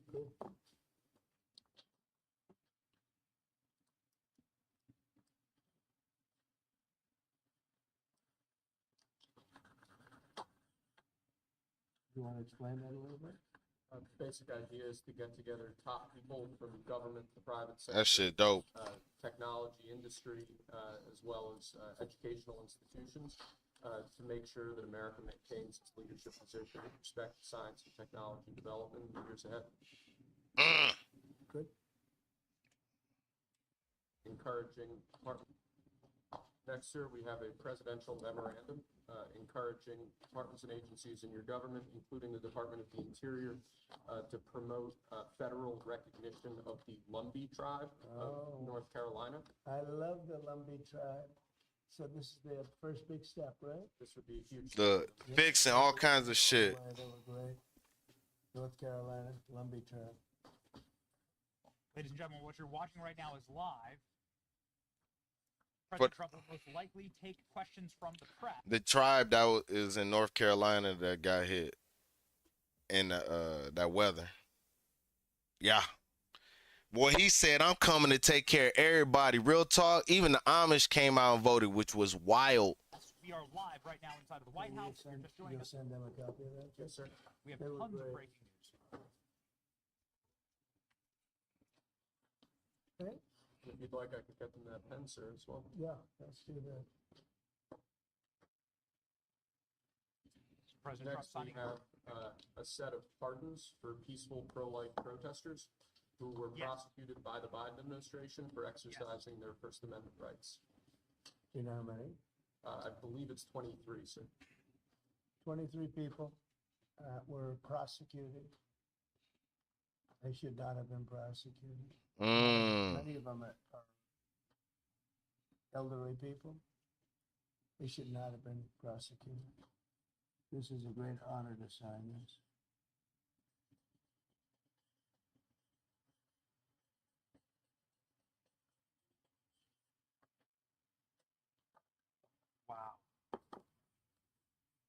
Incredible. Yes. They'll be very happy. So they're all in prison now. Some are out of custody. It's ridiculous. Okay. Lastly, sir, we have an executive order ordering the declassification of files relating to the assassinations of President John F. Kennedy, Senator Robert F. Kennedy, and the Reverend Dr. Martin Luther King Jr. That's a big one, huh?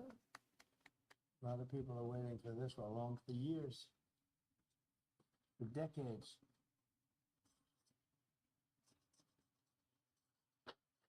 And everything will be revealed. Okay? Give that to RFK. Yes, sir. Everything will be revealed. Okay?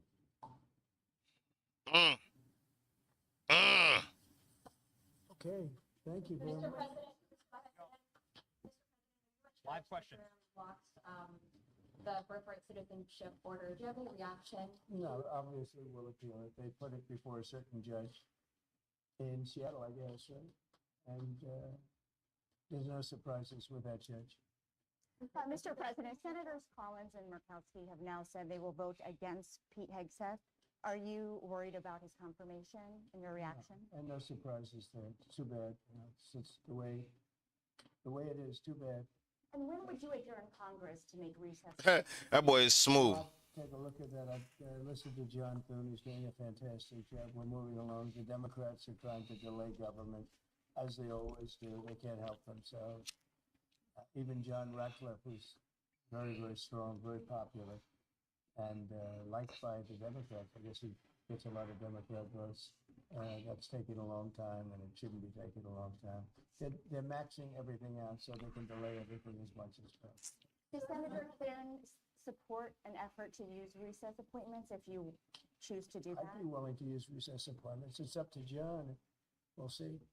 John Thune's a great guy, great senator, and knows his stuff inside out and backwards, but I would use recess appointments if he wants to do that. Absolutely. The Democrats are just delaying. They always delay. Mr. President, you spoke with the Saudi Crown Prince yesterday. Who? The Saudi Crown Prince. How was the poll? Right. And they said $600 billion we can invest. 600. I'll ask him for $1 trillion. You said we're going to ask for $1 trillion. Will Saudi Arabia be the first foreign country you will visit since they invest in that much? Well, if they do that, I would be glad to do that. I did it, as you know, 4 years ago. We did $450 billion, meaning the money all goes to American companies, and they purchase jets and they purchase computers and everything else. And we did $450 billion, and I guess we're at 650.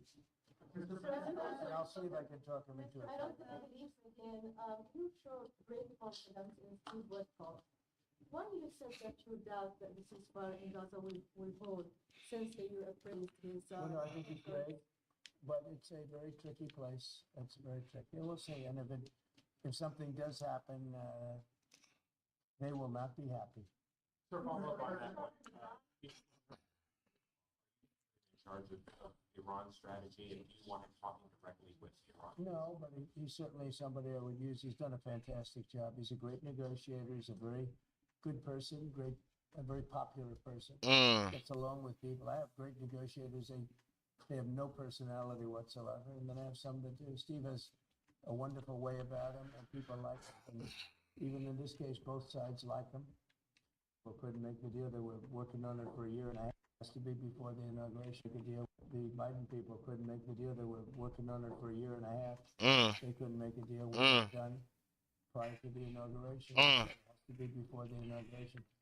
I mean, the deal should hold, but if it doesn't hold, there'll be a lot of problems. Just hours after you made that big Stargate announcement, Elon Musk tweeted that they don't actually have the money. Is that true? I don't know if they do, but they're putting up the money. The government's not putting up anything. They're putting up money.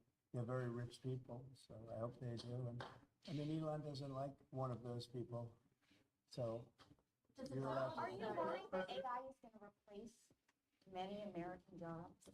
No, Does that worry you? no. It's going to create tremendous numbers of jobs. It's going to also create a lot of benefits medically for cancer research and other things. It's going to have a huge positive impact. And, you know, we want to be ahead of China. We're right now way ahead of China.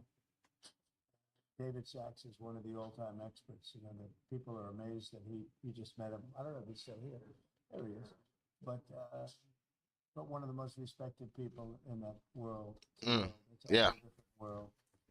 And we're ahead of China now because of what I'm doing.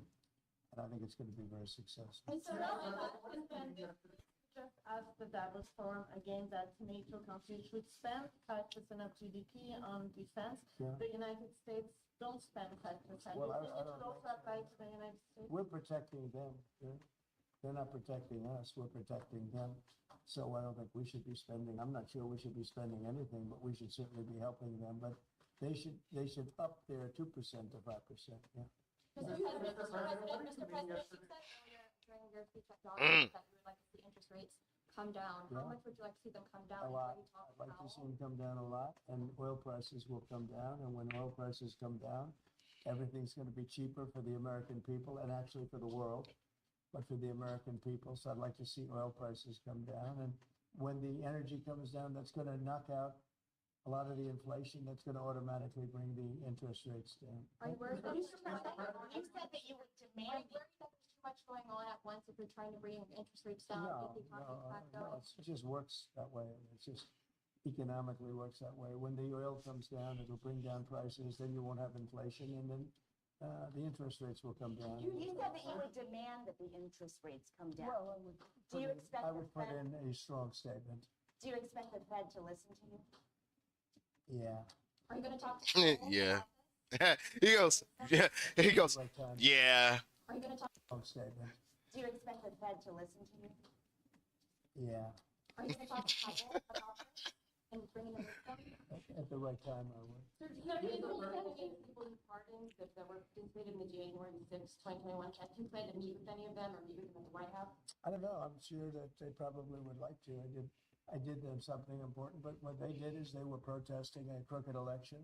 You know, I mean, people understand that also. And they were treated very badly. Nobody's been treated like that. So I'd be open to it, certainly. I don't know of anything like that, but I think they're going to meet in some of the congressmen, women want to meet. But I'd certainly be open to Have it. you spoken to them since you were to the party? I haven't spoken to any of them yet, but I know they're very happy. Mr. President, I gave them their life back. Their life was taken away from them unnecessarily and unfairly. I gave them their life back, so I can imagine they probably would like to. Mr. President, what did you mean when you said that Biden took bad advice and not pardoning himself yesterday? Well, he did. I think he did because he pardoned all these people that are crooked as hell. Look, the congressmen, they're crooked. What they did is they destroyed evidence. When you destroy evidence, especially criminally like that, they did it criminally. And the reason they destroyed the evidence is because it proved that I was right. They didn't destroy evidence for no reason. They destroyed it because they found many documents saying that I offered 10,000 soldiers. If they had 500 soldiers or National Guard, there would have been no problem. If they had 200, it would have been. I offered 10,000 if they needed them. There would have been no problem. That's been now totally disproven. And it's also been disproven by Nancy Pelosi's daughter, who has her on tape saying it was her fault, that she has full responsibility for this. And they have all this stuff. They destroyed everything. And they go through a year and a half, 2 years of nonsense. They come up with tremendous evidence, and they destroyed evidence. And Schiff knew about it. That's why he's on there. He knew all about the destruction of evidence. A lot of people said he's the one that got him to do it. And he's a crooked guy, a totally crooked politician. And so he's pardoned, and some other people are pardoned. And these are crooked politicians, every one of them. Benny Johnson, what he did is incredible. I mean, he was the leader of the committee, and he did it. Cheney, crying Adam Kinzinger, all of them. And they destroyed evidence and deleted everything. There's nothing. There's no evidence now. I didn't do it. They're crooked politicians, and they should be punished. You know, that's even in a civil trial, you go to jail for a thing like that. They destroyed every document, from what I understand, every document, because it proved that I was totally innocent. Mr. President, I didn't destroy the documents. Benny Thompson. I'm Benny Yeah. Johnson. Benny Thompson Southern border? is different. Yes, When you say southern border, when I said 10,000 troops, I was referring to the capital. Oh, I see.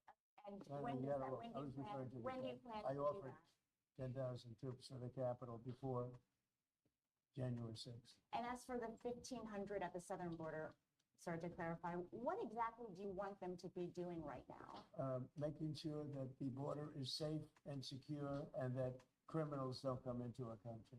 Mr. President, do you think that sanctions on Russia will force President Putin to negotiate? I don't know, but I think you should make a deal.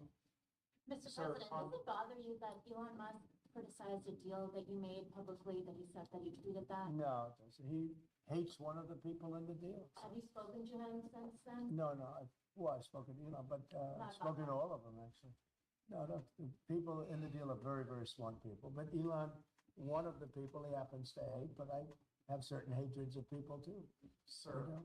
sir, on China, what do you think Xi Jinping can do? He being human right now. They What can Xi Jinping do? China? Yeah. They have a lot of power over Russia. They supply energy to Russia.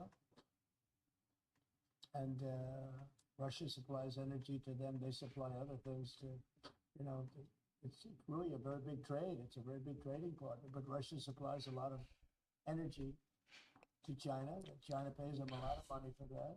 And I think they have a lot of power over Russia. So I think Russia should want to make a deal. Maybe they want to make a deal. I think from what I hear, Putin would like to see me, and we'll meet as soon as we can. I'd meet immediately. Every day we don't meet, soldiers are being killed on the battlefield. And that battlefield is like no battlefield since World War II. You said that Ukraine wants And I have pictures that you don't want to see. Soldiers are being killed on a daily basis at numbers that we haven't seen in decades.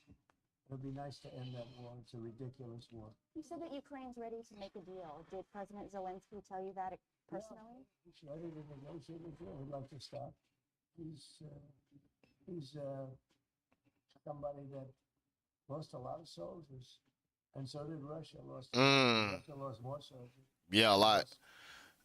I'm like 800,000 soldiers. yeah. You say that's a lot? I'd say it's a lot. Yeah, I think Ukraine lost like 100,000 or 200,000 less.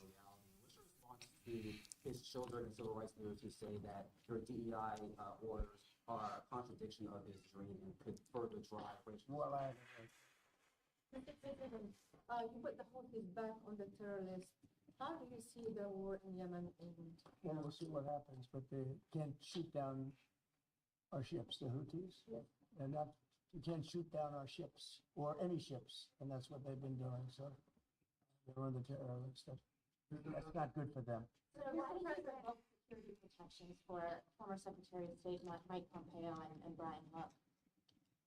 Well, same reason I did. When you have protection, you can't have it for the rest of your life. You want to have a large detail of people guarding people for the rest of their lives. I mean, there's risks to everything.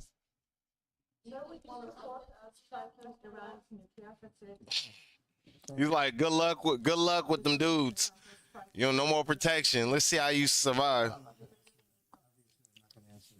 Whoa, I missed that. What? So would you support striking Iran's nuclear facilities? Say it.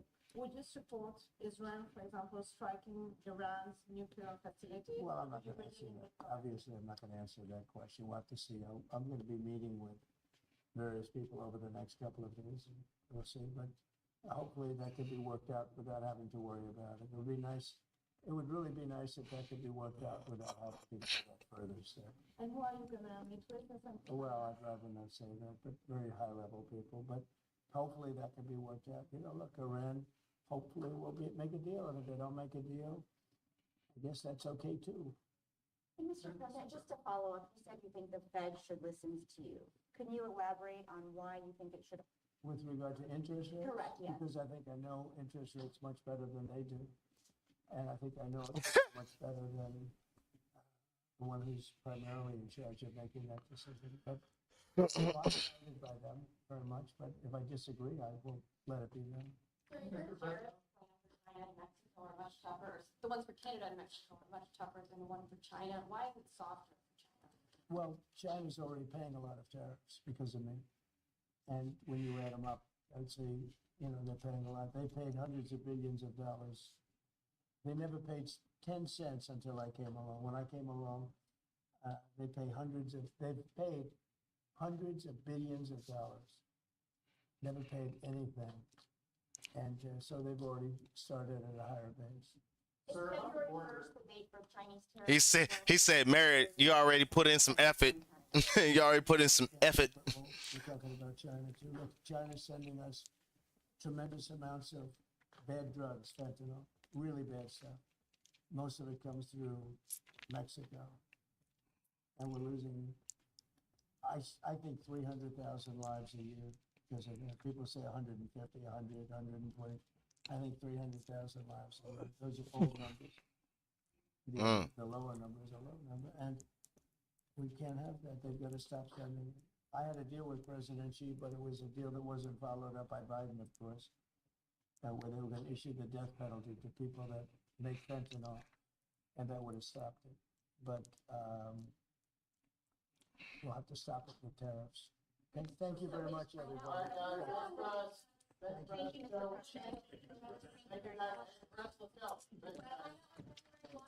President. Okay. All right. President of the United Democrats on James Trump and Liz Cheney. We're gonna skip all the. I like Benny, but this ain't. I'm trying to get to.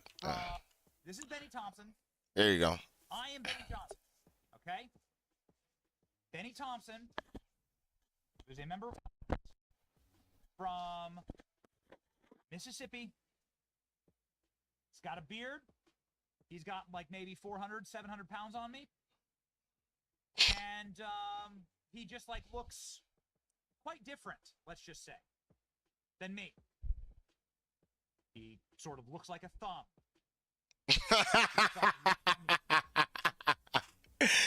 That ain't me. That ain't me. Copper. Mr. President, sir, in all due respect, it's not the same Benny. He spells his name different too. He spells his name, I think, with like a little I, a heart, like but with it's like a heart, like with the dot that dots the I. Bennie. It's a horrible way. You want to be called, not know what your pronouns are. Ladies and gentlemen, this individual did collude with the January 6th committee, did destroy documents, did hide evidence, did misuse taxpayer funds. And so I beg of you, Mr. President, may I please have a pardon? This is my plea to you.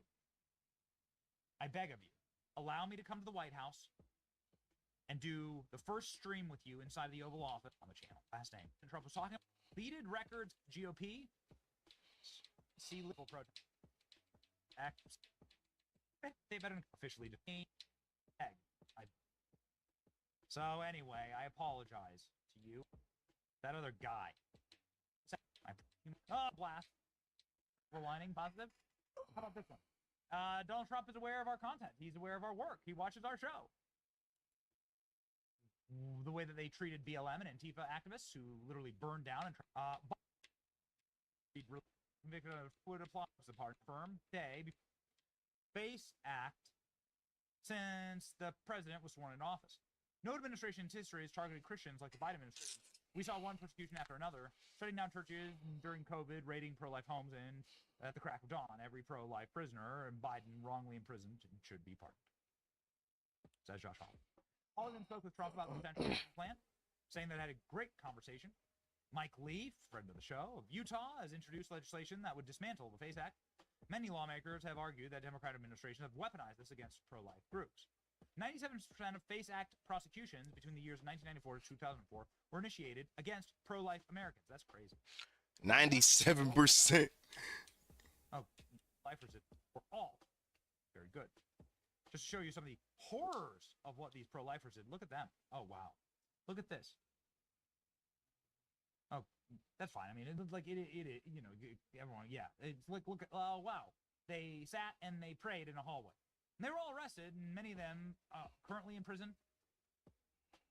You remember some of the special videos from our summer of love, American history, face up to others, life. So the other major order for, as we were talking, that's fine.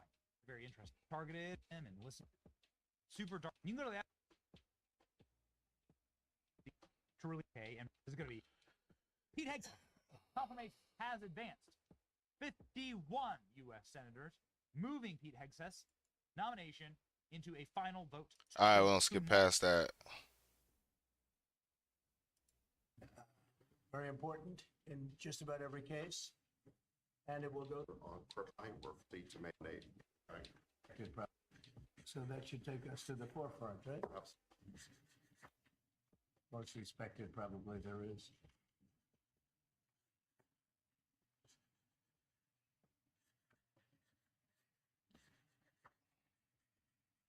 So that should take us to the forefront, right? Absolutely. We got to win. Okay. Thank you. And this, David, is? Yeah, this is the crypto EO. We're going to be forming an internal working group to make crypto, to make America the world capital in crypto under your leadership. Which is going up, right? Absolutely.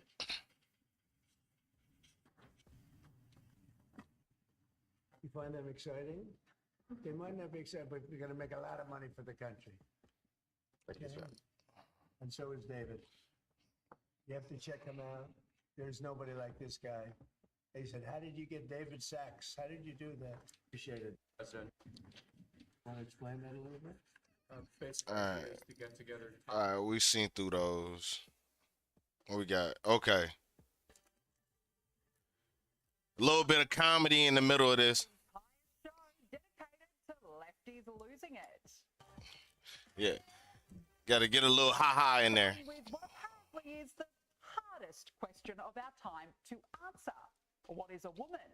So let's ask these self-proclaimed feminists. I mean, surely they must know the answer, right?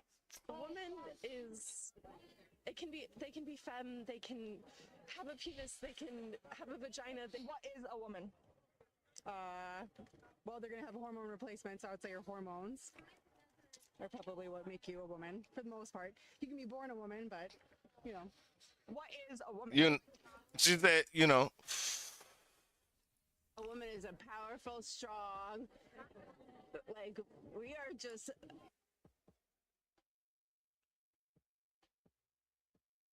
It's an adult human female.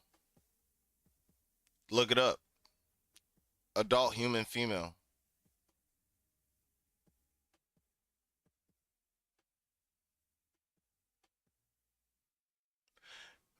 Back when people were pooping out kids on cave floors. That's what it was. We're all together I for think- each other. What is a woman to you all? Someone that identifies as a woman. What is a woman? That's a question. What is a woman? A woman is anyone who identifies as a woman. Oh dear. Only the left would protest women's rights and have a complete brain fart when asked what is a woman. It just never gets old, does it? Actually, I don't ever think it'll stop being hilarious. Now to this insufferable lefty and her. Like, this shit go get pummeled into the ground with the level of, not like physical, like, just like, they just gonna beat it into folks until they just get, no, like, they, I don't gotta deal with it. Bizarre take on resistance. Black healing is resistance. Indigenous healing is resistance. Trans healing is resistance. How? Have the audacity to heal yourself. When you heal yourself, you heal your lineage and your ancestors. Have the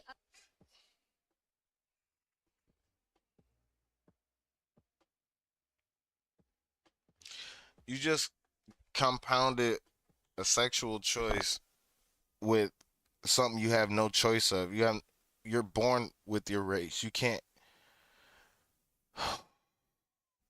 I'm gonna end up having folks like this give me a panic attack. This is unnecessary. Why I gotta muddy my thoughts with this idiocy? This, like, audacity. is this Instagram? Yeah. Well, all that. You to every oppressor. that would have you drown in your self-hate. That was a pause at the end. Why would you have self-hatred from love? Like, it's giving me a small. Hold on. You to every oppressor that would have you drown in your self-hate. That was a pause at the end there. Good grief. Now to the tiresome twits who still cannot seem to grasp That's embarrassing. the election. Thousands have marched against the incoming president in Washington, D.C. And a warning. This next clip features lefties who, well, are exactly how you probably imagined. That's I can't. I'm here because I had a mental breakdown after Donald Trump won. It's devastation. It's absolute, complete devastation to people's mental, emotional, physical, and psychological health. People are dying as a result of Trump being elected. There are people dying by suicide because they don't want to live in a country where their rights are not respected and them as people are not seen as people, but rather than objects of that should be eliminated. Objects in them aside because they don't want to live in a country where their rights are not respected and them as people are not seen as people, but rather than objects of that should be eliminated. And you can really pinpoint the exact moment there, can't you, when she realises that she's actually got no idea what she's trying to say. But well, we'll give the other lefties a go. Surely there's others in the crowd with some common sense, right? It's a downward mental impact. It's not good. My biggest worry right now, honestly, as a mother of a trans kid, I really worry about their rights. Like my sign says, our own Constitution only says all men are created equal, and I really wish that would change for the whole country. There's got to be other reasons, surely. I mean, the majority of the country voted not for the woke, but for important issues like cost of living, right? I literally broke down in tears, and several of my friends cried as well. It's scary. I mean, a lot of my friends are nurses, and we are scared for our future. I think that the people that are in support of it are probably in support of it for the wrong reason. They want cheaper eggs and gas and milk. Cheaper groceries, no biggie, cost of living. Who cares? I mean, I'm sure all of the American Trump voters will take advice from someone dressed in a Handmaid's Tale's uniform and a mask there. It was a cute touch, that mask. Really, really love it. But now we are really heading into bonkers territory with this next lefty. Illegal immigration is a farce. What do you call it? What do you call it? Undocumented? Government. It's an imaginary line. I dare you to cross the Canada-United States line. White man. How dare you? How dare you? That was kind of I'm a racist. privileged white man too. But you know what I'm doing? You called me a privileged white man. You cannot be racist to white people because white people are the dominant race in this country. Full stop. You're calling me privileged when you don't know anything about me. I could have grown up in Section 8 housing. This is privilege. Okay, all right. Tell me this. Here. Tell me this. Privilege. Why are the left so self-loathing, riddled with guilt, absolutely tired? That's scary nuts. And even the white liberal Karens seem to confuse themselves as well. So what does that mean, white supremacy is terrorism? People been terrorized by white supremacists. Do you notice that almost everyone here is white? White started it, white got to fix it. Okay, just wanted to make sure. I'm glad we clarified that. Good one. Thank you. Now to the former CNN host, the one that was sacked. Well, he's back posting illogical rants and on a downward Oh no, this shit is wild. Trump's inauguration indoors was not due to the cold. I'm not sure it's the cold. I think maybe it's that you're afraid of the crowd sizes and that hotels are still available. And then a lot of people, as many people as, showed up for, Barack Obama or Joe Biden or whatever, won't be showing up for your inauguration. I think it's the crowd sizes. That number is more important than the temperature number. You keep telling yourself that, Donnie. If it helps you sleep better at night, all the best to you. Wow, buddy, bugging. The locals would hope for a crackdown on crime and violence and other issues. Who raised you? Buddy. Buddy, who hurt you?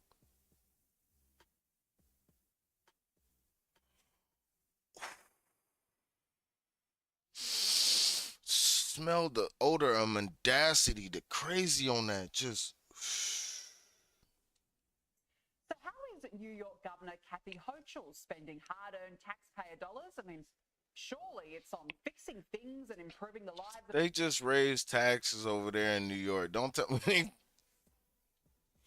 they AOC is a congresswoman or a senator for New York. Just of those in the city, right?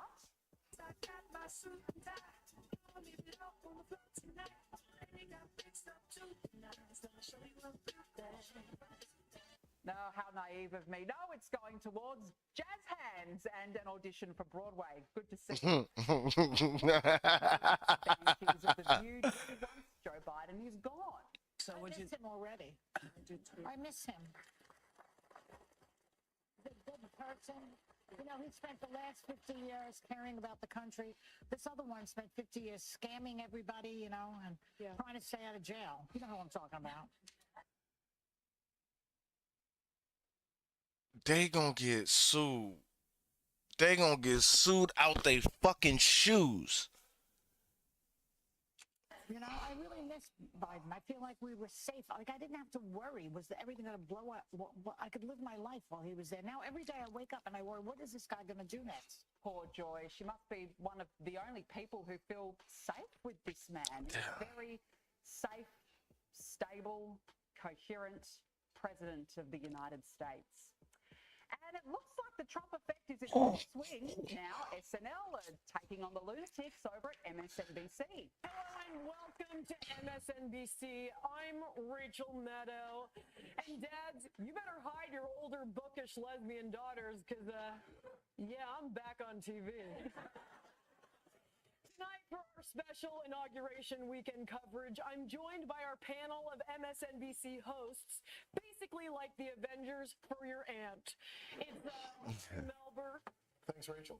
Joy Reid. Glad to be here. Stephanie Rule. Hey, girlfriend. And finally, Chris Hayes, a.k.a. Woke Sheldon. Drag me, mama. Coming up, a an extravaganza. You won't want to miss this one. We've gone deep into the archives to dig up the best of old Gaffy Joe as he finally finishes up as president.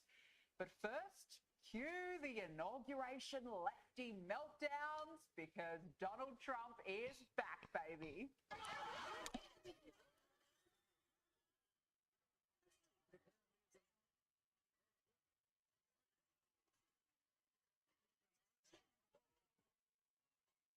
This chick is oh, chick right here. Oh, look at the hatred. Oh shit. First inauguration, but this time round, it's music to my ears. Holy shit. Really warmed my heart because we love to see it, don't we? It's over for the woke lefties who are just so desperately trying to stay relevant in this new era of optimism. Cue the Karens, please. I would rather wear underwear full of angry bees than watch the inauguration on Monday. Okay then. And of course, when all else fails, make a public service announcement. I don't know about you, but I will not be watching the inauguration. Not during the inauguration, not after the inauguration, not any part of it on the news. Who's with me? Oh my God, please stop everything. If Karen wasn't watching, isn't going to watch, Trump should have definitely cancelled that inauguration. That's a huge blow for number 47. He will be absolutely devastated. I mean, what will these lefties do for the next 4 years? A lying felon and adjudicated rapist is going to be taking an oath on the Bible. And you wonder why the world is laughing at us? And look, please spare a thought for Alexandria Ocasio-Cortez. Oh, she bold. Are people? Congresswoman, are you going to the inauguration? Congresswoman, are you going to the inauguration? Are you going to the inauguration? Let me make myself clear. I don't celebrate rapists. So no, I'm not going. So many people. Are y'all know?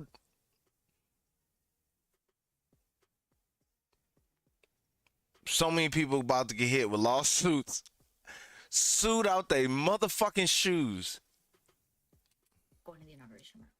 Oh, so sad. Yo, sis, you bugging. Do without you. Now to Don Lemon, the sacked CNN host, who is continuing on a slippery slope into the never never. I mean, the poor guy is absolutely grasping at every straw possible. Here's the breaking news for you. Remember, people were upset that Joe Biden pardoned his son, Hunter Biden? Well, Joe Biden, President Biden, pardons his family on last day in office. Why is he doing that? Is it unprecedented? Yeah, it is unusual, but it's also because of the unprecedented, unusual administration that we have coming in, and he cannot trust his family in the hands of Donald Trump's Justice Department. Yes, Don. Now, is this the same preemptive pardons that the Democrats warned Trump against for years? Have you ever heard of somebody getting a preemptive pardon who was innocent of all crime? Who's just an innocent person? Have you ever heard of that? Just somebody getting a blanket pardon and they're an innocent person? But no, it's the president's own family.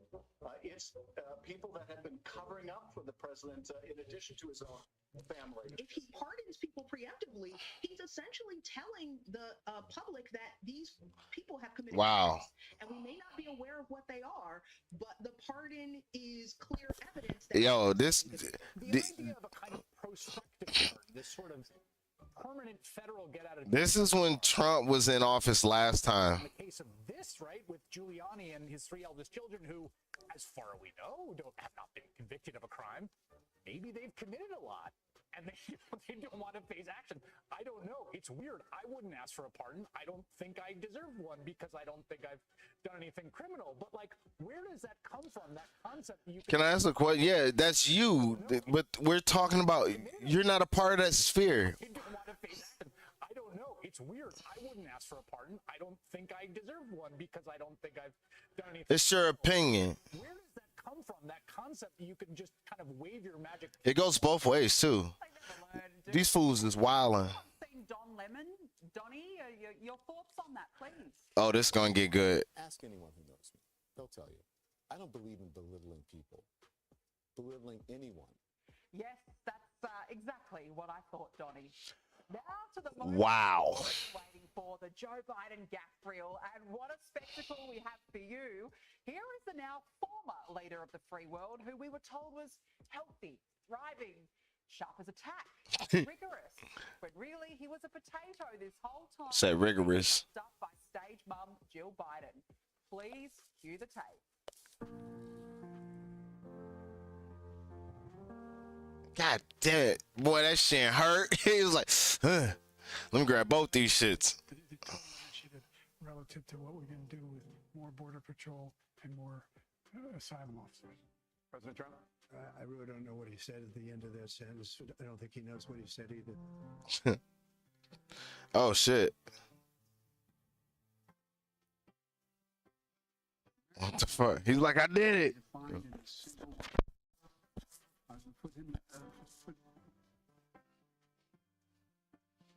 Down he goes.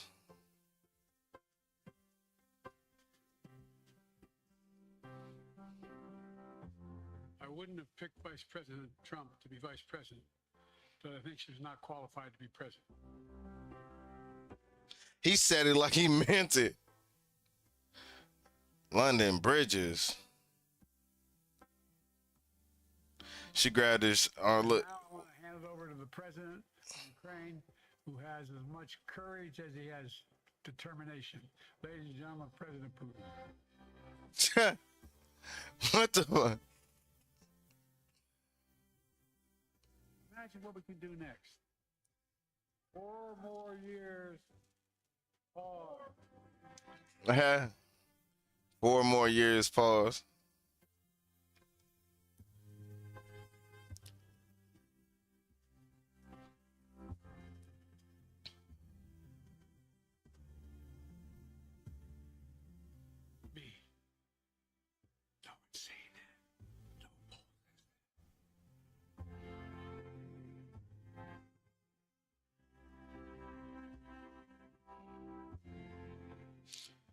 Too old, Joe. It really, it's a somber moment. It's a real. This is wow. Wait. Joe.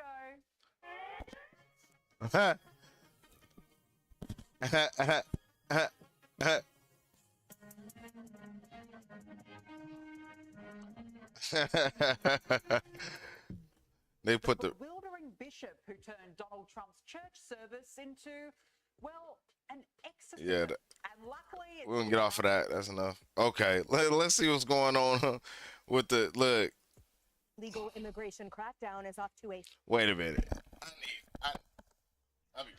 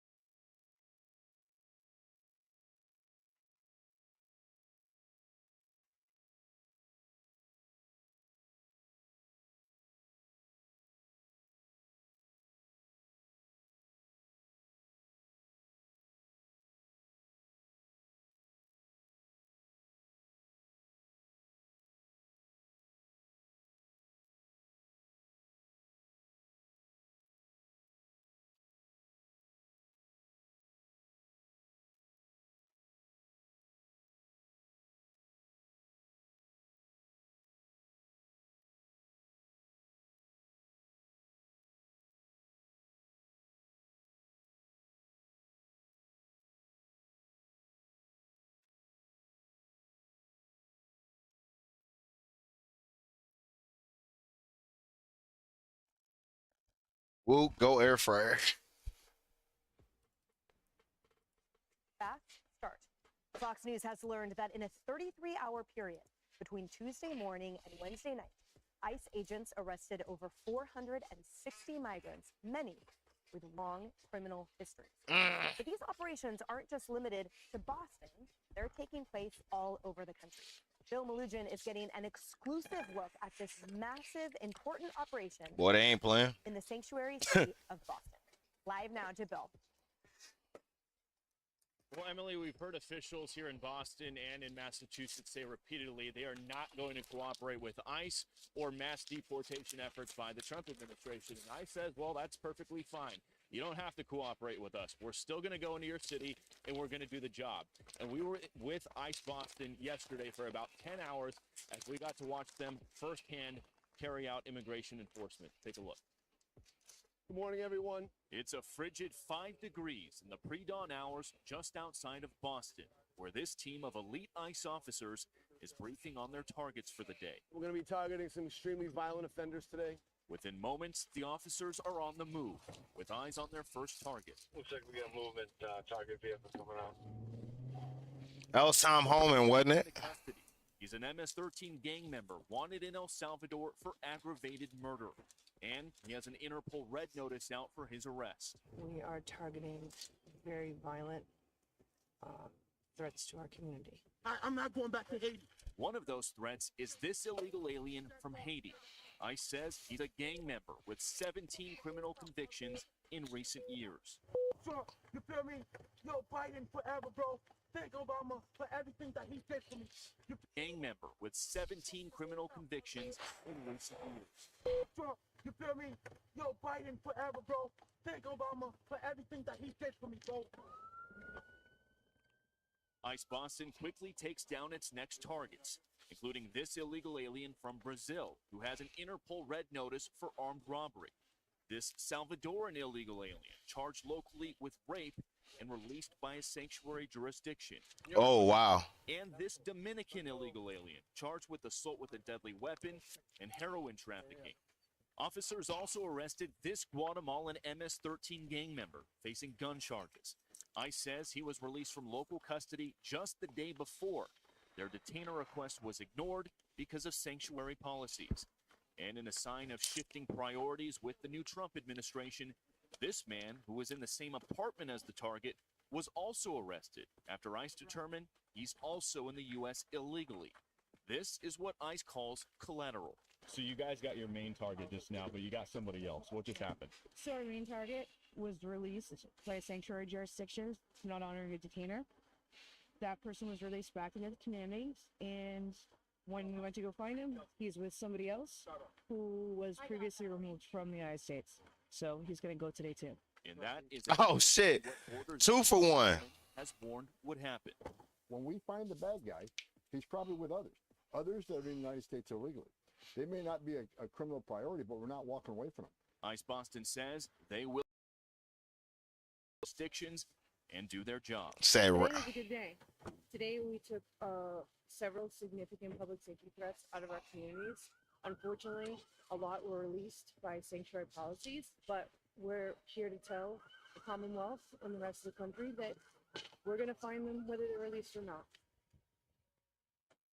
And guys, a quick note on some of the blurring we Say, go get bad boys, bad boys. What you gonna do? What you gonna do when we come for you? The faces of the suspects if their cases are still pending, if they've been arrested but haven't been convicted yet. We also learned after we were done filming that ICE picked up another target on the other side of the city. This was a previously deported Honduran illegal alien who was arrested locally and is facing charges for raping a woman while holding a gun in her mouth, guys. Those are the kind of targets ICE is picking up out here. We'll send it back to you. Bill Malugin, thank you. Kaylee, an absolutely frightening collection of individuals. Yo. 3 hours to get 461 out of the way. Amazing what a little bit of leadership, a little bit of gumption, and the mandate from the American people can do. And Emily, we were sitting there watching this, and you said 18 convictions for that Haitian individual. I mean, we were stunned to hear him say, bleep Trump, thank you, Biden, thank you, Obama, Biden forever, bro. Pay attention to what he is saying. That Biden and Obama enabled someone with 18 criminal convictions to sit in our country without any sort of accountability. There's a lot of people they need to add to that list. Mr. Haitian migrant, criminal who's no longer going to be here. Add Michelle Wu, the mayor of Boston. Add Brandon Johnson, the mayor of Chicago. Add Gavin Newsom, the governor of California. Democrats have enabled this. And what a smart move from this administration to put these images out there within 48 hours. Because I can tell you this, the media is trying to focus on crying immigrants who CBP apps were canceled, their appointments were canceled. They're trying to find the collateral migrants who are swept up. Tom Homan said that would happen because Democrats are not being compliant. They're trying to find those stories. And the Trump administration says, here are the criminals that are going to make the next Laken Riley happen in this country. This is what we're doing, protecting women, girls, American citizens. And as Kaylee talks about the Laken Riley Act, Tom Homan warns these individuals, you will be arrested for, these collateral individuals, you will be arrested for resisting this. Yeah, you know, we do need to take a good look at the first law they broke, though. Because that is really the problem. They came into this country illegally. And the last administration wanted to legalize their illegal behavior and just turn them into our neighbors. And that's how these people have gotten to the This shit's crazy. To Eric Adams, don't forget what he said when he was a candidate before he decided he might need Trump to clean up this. Yo, son, this bonkers out there.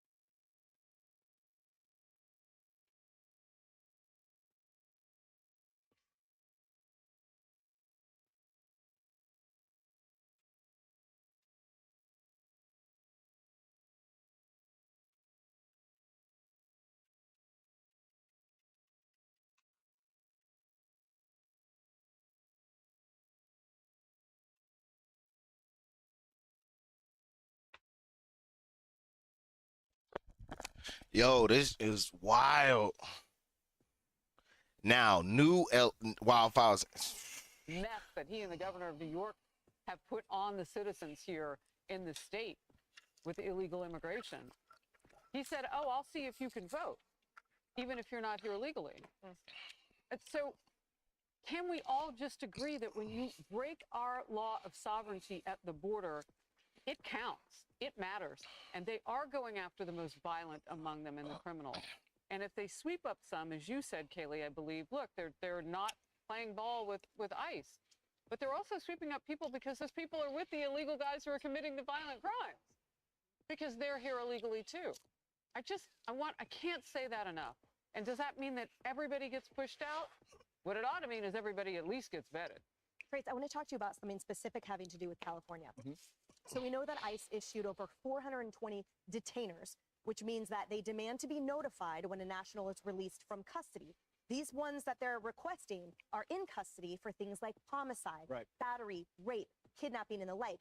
But they're in the city of San Jose, for example, when Miss Bambi Larson was murdered by an illegal immigrant who had 6 detainer requests from ICE. And that is why, in part, Michael Gates from Huntington Beach in your neck of the woods in Southern California is suing California, saying we are not a sanctuary city. You are hurting American citizens. So this is something that we're going to see reflected in these ongoing tensions now. But I see Tom Homan and the rest of the United States succeeding over this. And it's important to note that when you talk about Huntington Beach, it's in Orange County, and Orange County is a redder part of California. Not as red as it used to be, but remember, in the election, 11 counties in California went red. So it was a big deal, a big shift. California is not going to cooperate. Bill Melugin, nobody's done better work on this stuff than Bill Melugin when he was talking about in his script saying Boston is not going to cooperate.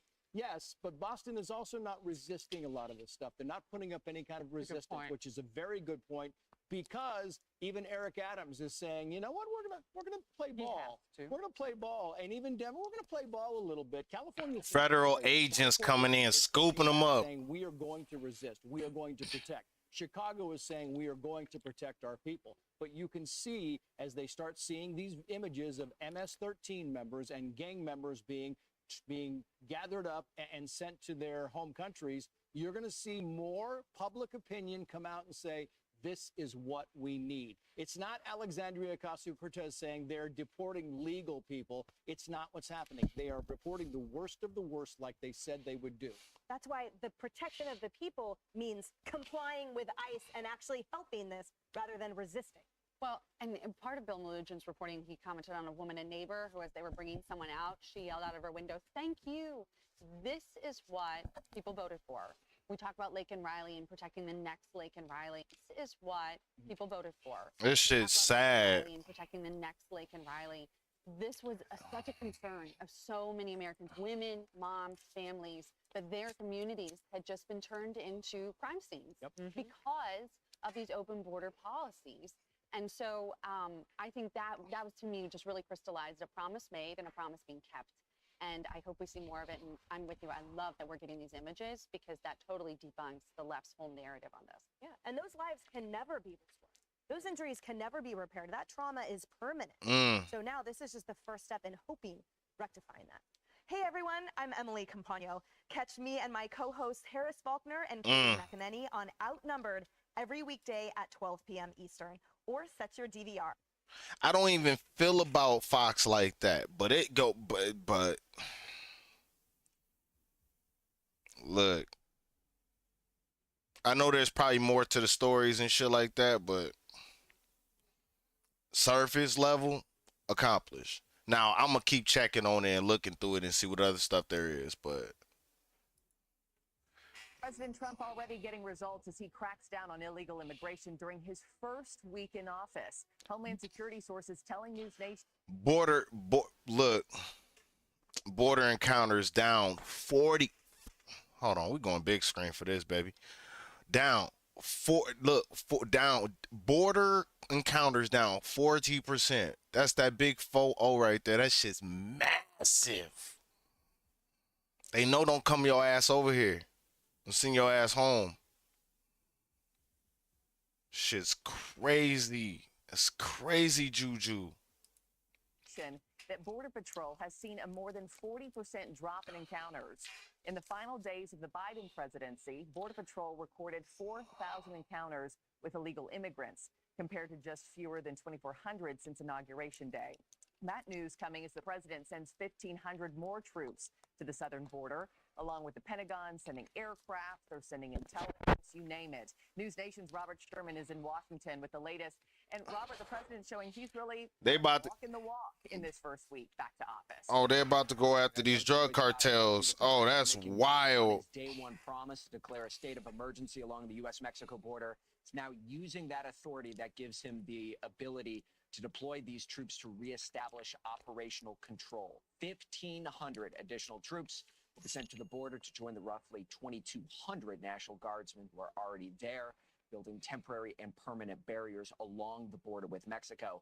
And the door is reportedly open for as many as 10,000 soldiers to go. The Department of Defense says they'll also be providing military aircraft to assist with deportations, with plans to fly more than 5,000 illegal immigrants already detained in San Diego and El Paso out of the country.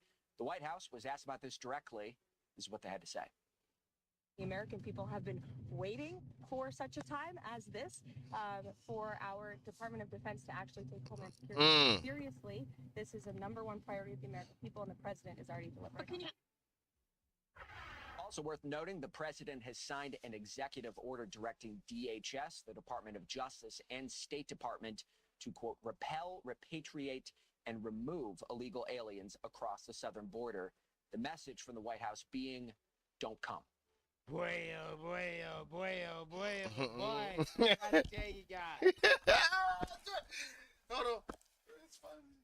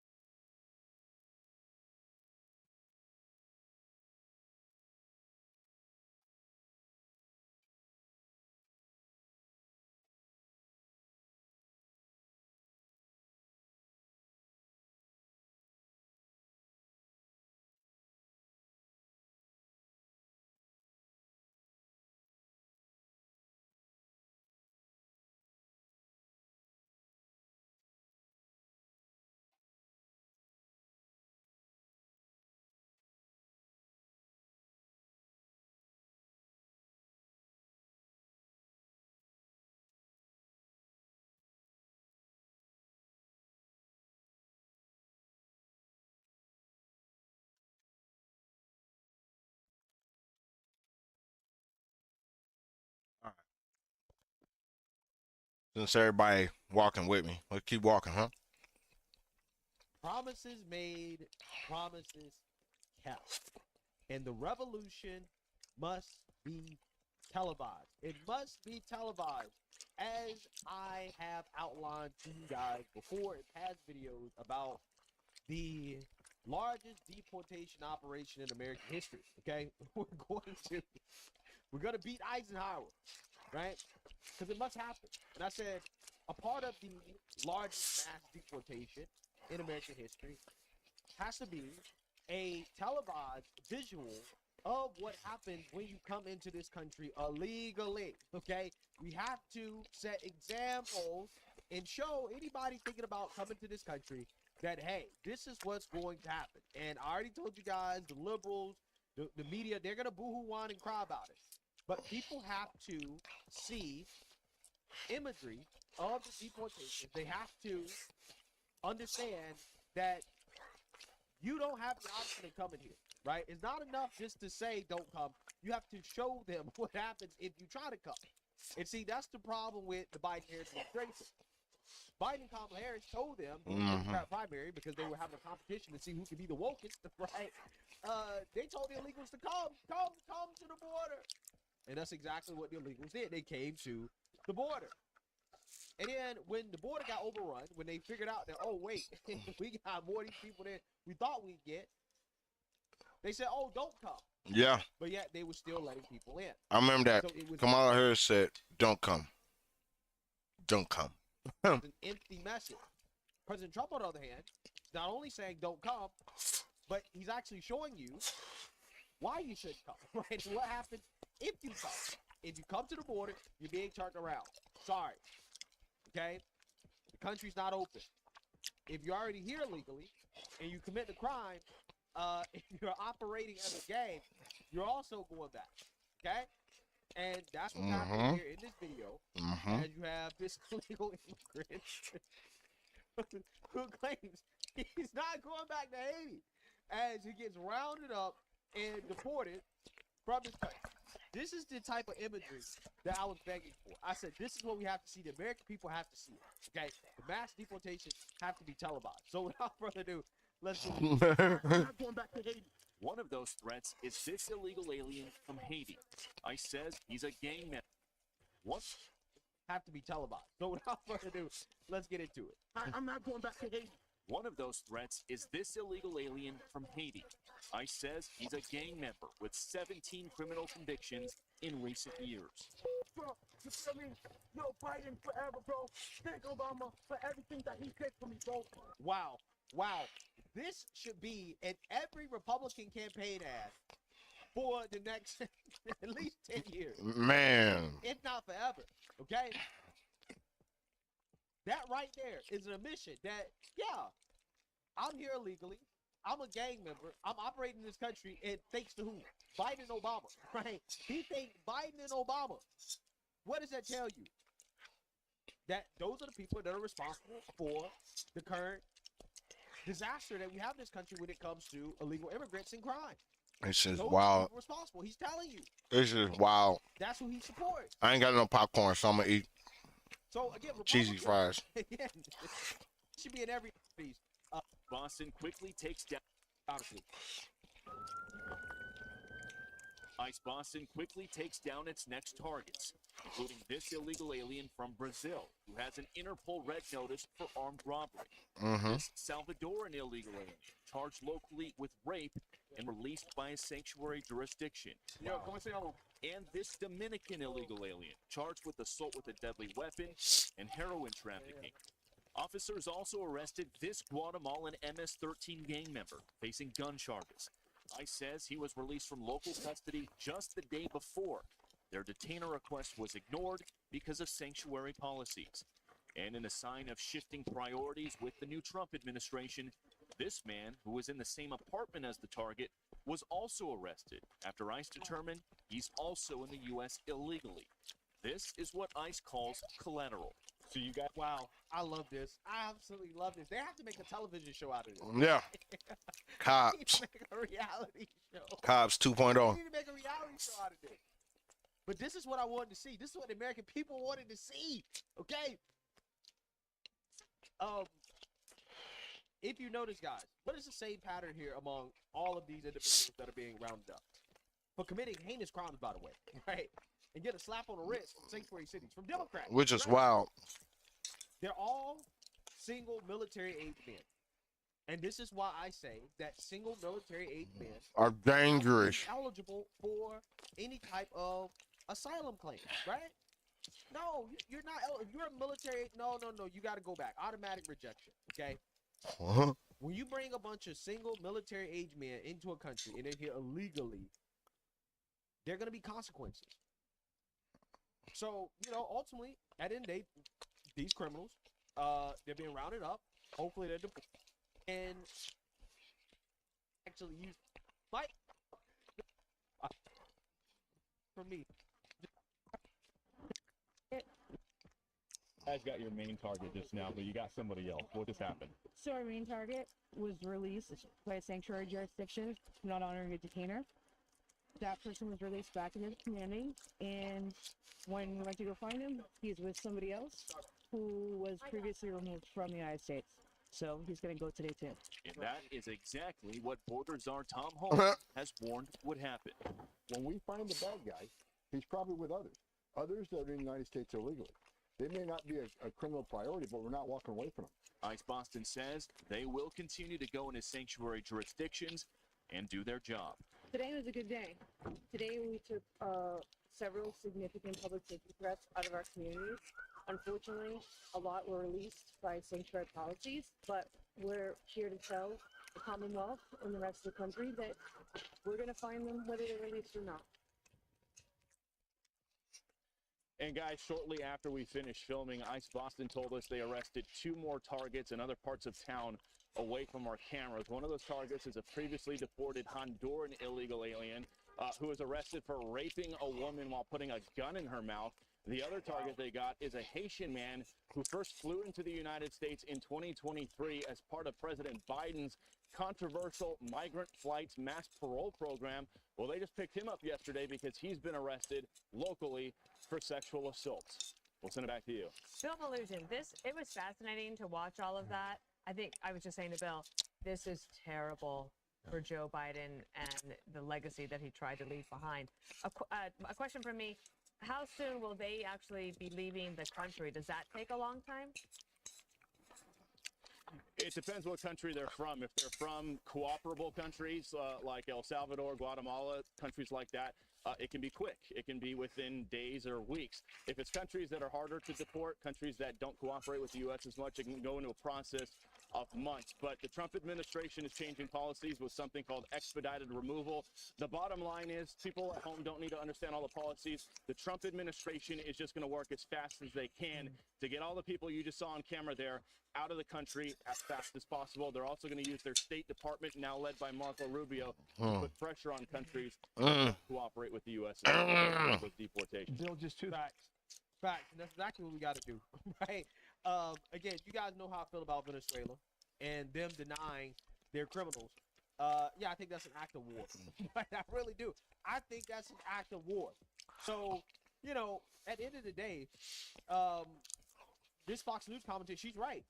This is a damning indictment of Biden's legacy. It really is.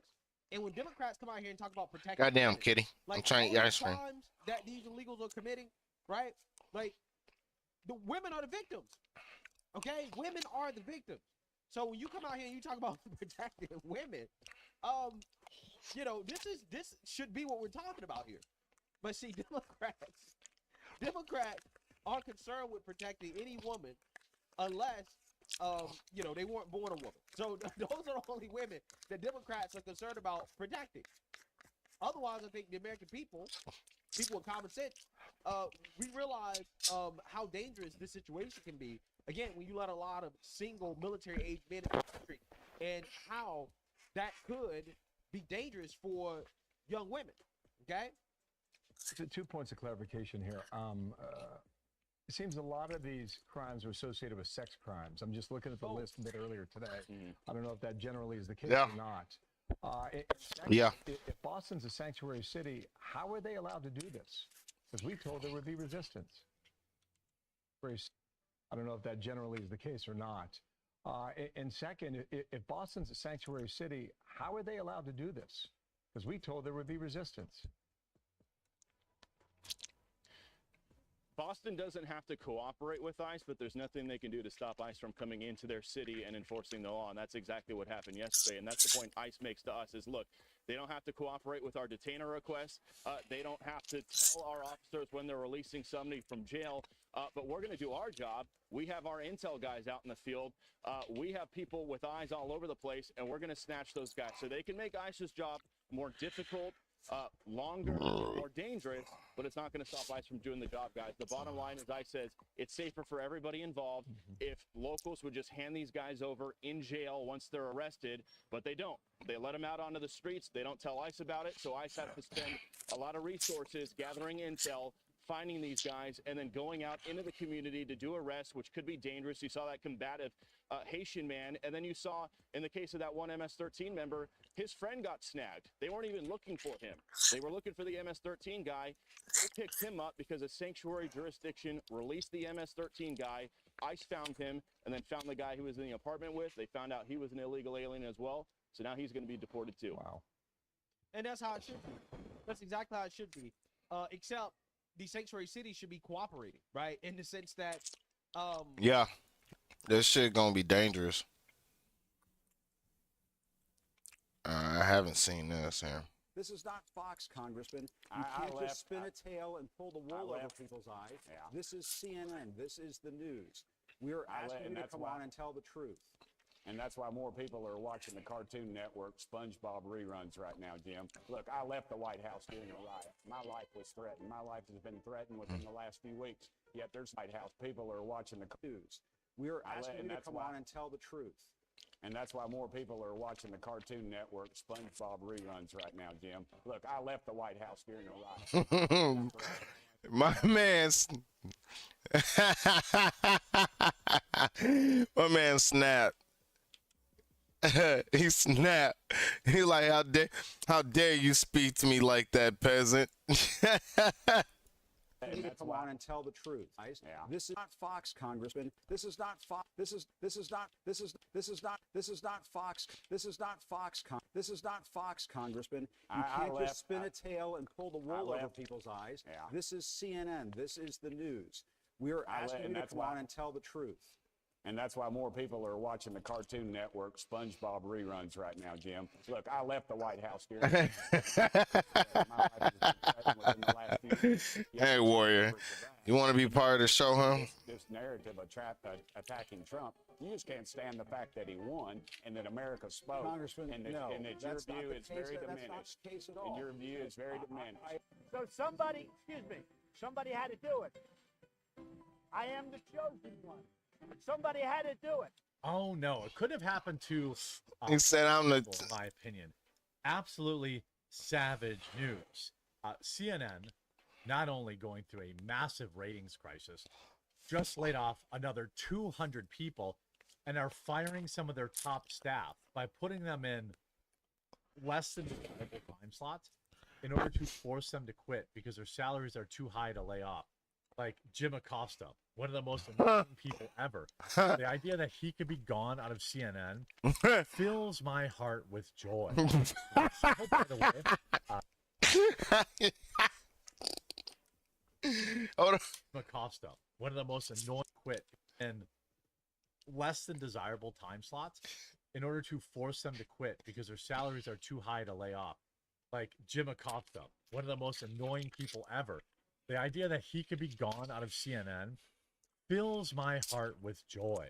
I hope, by the way, you'll take a second. That's fucked up to, funny. Enjoy this video, leave a like on it, and tune in to our live stream. You already know, at buddy. 1 Eastern. We're live on Rumble. We're also live on YouTube on a channel called Quartercast. Hopefully, you'll check Turmoil as anti-Trump star Jim Acosta now threatens to quit over midnight time slot move. Jim Acosta is reportedly considering quitting the broadcaster after being demoted from his prized 10 a.m. show and threatened with banishment to the Serbia of broadcasting. He'll be replaced at that time by the Situation Room with Wolf Blitzer and Pamela Brown. The New York Times reported that Acosta is in talks with CNN bosses about another, as yet unconfirmed, role. Jim Acosta is basically only known for being extraordinarily annoying. He's very good at it. I mean, he also plays in the offense valve. Now it's reported Acosta's getting hosed inside of CNN offices over his shocking demotion. The insider suggested that acceptance for a midnight to 2 a.m. slot is his only pathway forward. The 10 a.m. ratings are good, but his notorious past clashes with Donald Trump have said to make the network bosses nervous as Trump begins his second term as president. His verbal sparring. They gonna sue you out your motherfucking shoes. ABC just dropped what? 16 mil. Melania suing somebody for 100 mil. AOC keep running her mouth. She gonna get hit with some paper. Like, matches with the administration, and the president himself saw him lose his press pass at one point before CNN successfully sued for breach of constitutional rights to get it back. However, network chiefs have said to be keen to water down the theatrics and believe moving Acosta to the Serbia of television is the only way to do it. Well, that end, they can't fire him because he makes too much. You have contracts, and so that contract is what it is, and they're going to have to pay him whether he works or not. So they might as well, they literally might as well just, keep him working is what I'm guessing. You have Jim Acosta's back and forth going viral with Trump, from back in the air. Trump said CNN should be ashamed of having you on their network for them. You're a terrible, rude person. You shouldn't be working for CNN. This is, of course, a new way forward for CNN because they want to appear unbiased because they know that the Fox News and TikTok and Instagram, people seem to like it. The quartering news, one word. Layoffs, bloodbath begins with hundreds on the chopping block. I do too. Bloodbath, as a mainstream media, is a struggling to expand. Watch it streams contest with CNN and the summer. The virulently anti-Trump eager Jim Acosta may be headed to the dead zone of cable news. Going from 10 a.m. to a 2-hour show now airing at midnight. The network's former chief White House correspondent may leave the network altogether, according to LA Times, if he doesn't expect a time slot that's been described as the Serbia of cable news. Insiders told Puck News back in November that the firings were likely to lean. Thompson, who personally asked Acosta to accept the midnight show, said in a meeting last month that the layoffs were not to cut costs, but to change CNN and make it better. Come on. Yeah. Puck reported that he told staffers disproportionate, open-minded coverage of the incoming president. Employees at the network have described the vibes as anxious, nauseous, as closed-door meetings take place to determine the future of the network. Oh, shit. The competitors are all set to do the same, as NBC News is also planning massive layoffs, a few dozen workers this very same day. Staff at ABC News, following the network's highly publicized settlement with Trump, are also worried that cuts are about to come, though no specific dates have been set. However, a source of the network says everyone is on edge, and despite all three being highly profitable, their business models are said to be broken. I don't think they're highly profitable. Well, I've got more information about that. Yeah. President Trump commented on the matter on True Social. MSDNC is even worse than CNN. It should not have the right to broadcast only in America. Daily Mail, of course, has reached out for comment. The network has just gone through an embarrassing lawsuit after they defamed an Afghan war veteran by falsely accusing him of running a black market for Afghanistan evacuations and must pay him $5 million in damages. The highest paid remaining stars, the network has been battling sagging ratings and vows from conservative lawmakers, including Trump himself, to crack down on what they claim is unfair liberal bias. We know that there was a lawsuit settled by Donald Trump to with the 60 Minutes show that was probably in the many hundreds of millions of dollars too. We don't really know what it was, But I mean, oh, CNN really? doesn't have any stable either. You know, they have no stable. Here's the Daily Beast. CNN to fire hundreds of staff amid ratings. Does that sound like they're just doing this to streamline things? No, their real media is real media on. You have conservative show, especially so after the election. 50 to the Okay, we're gonna skip all that. This roughly 400 million. Why it's for sale in platforms. Yeah, that's why it's for sale. rating starved CNN's revenue Ratings drop. starved CNN revenue dropped roughly $400 million in 3 years, according to new court records. That's an 18% drop. You know, and I'm sure it dropped even more last year. The numbers represent. Oh wow, there. Subset of data. This is all due to a lawsuit. CNN's finances that Axelrod referred to earlier, based on 2023 tax documents given to the plaintiff, its net worth went from $4.4 billion in 2021 to $2.3 billion in 2023. That is a 50% drop in net in 2 years. Despite viewership tanking, CNN remains extremely profitable. Tax documents revealed, but it also showed the network's net worth have been sliced in half in just 2 years. I mean, CNN, all these networks, and then they had to pay out, and that's because they've done nothing but lie to the on it. If you, yeah, this wild business, buddy. Oof.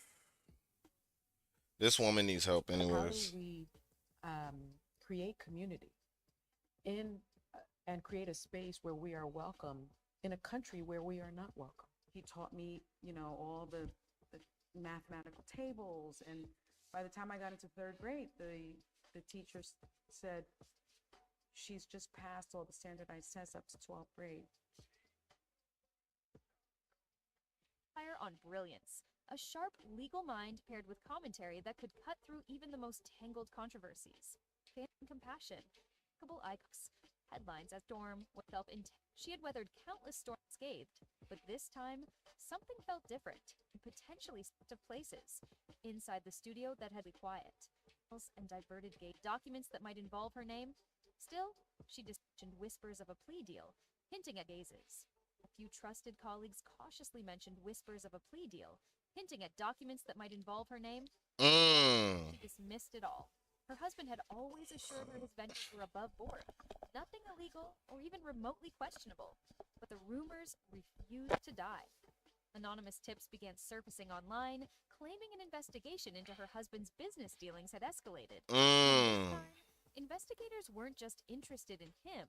They were allegedly probing whether Sonny's influence had been used to protect or promote his activities. The idea was ludicrous, Sonny told herself. She was a legal expert, not a deal maker. But as the days dragged on, the unease became harder to ignore. What began as a dull ache of anxiety. What does she do? Full-blown. Could the woman who thrived on dissecting others' legal and ethical dilemmas now find herself at the center of one? She wasn't just everything she had worked so hard. That it would get pickup. I knew that it would be, but I will tell you right after I told her, and she said, Her voice is shrill. You're watching your favorite morning talk show when suddenly one of the co-hosts dashes off camera mid-broadcast, leaving everyone, both on set and at home, stunned. That's exactly what happened when Sonny's world collided with breaking news that no one saw coming. Was this a career-ending revelation, or something far worse? Let's dive into the drama that has everyone talking.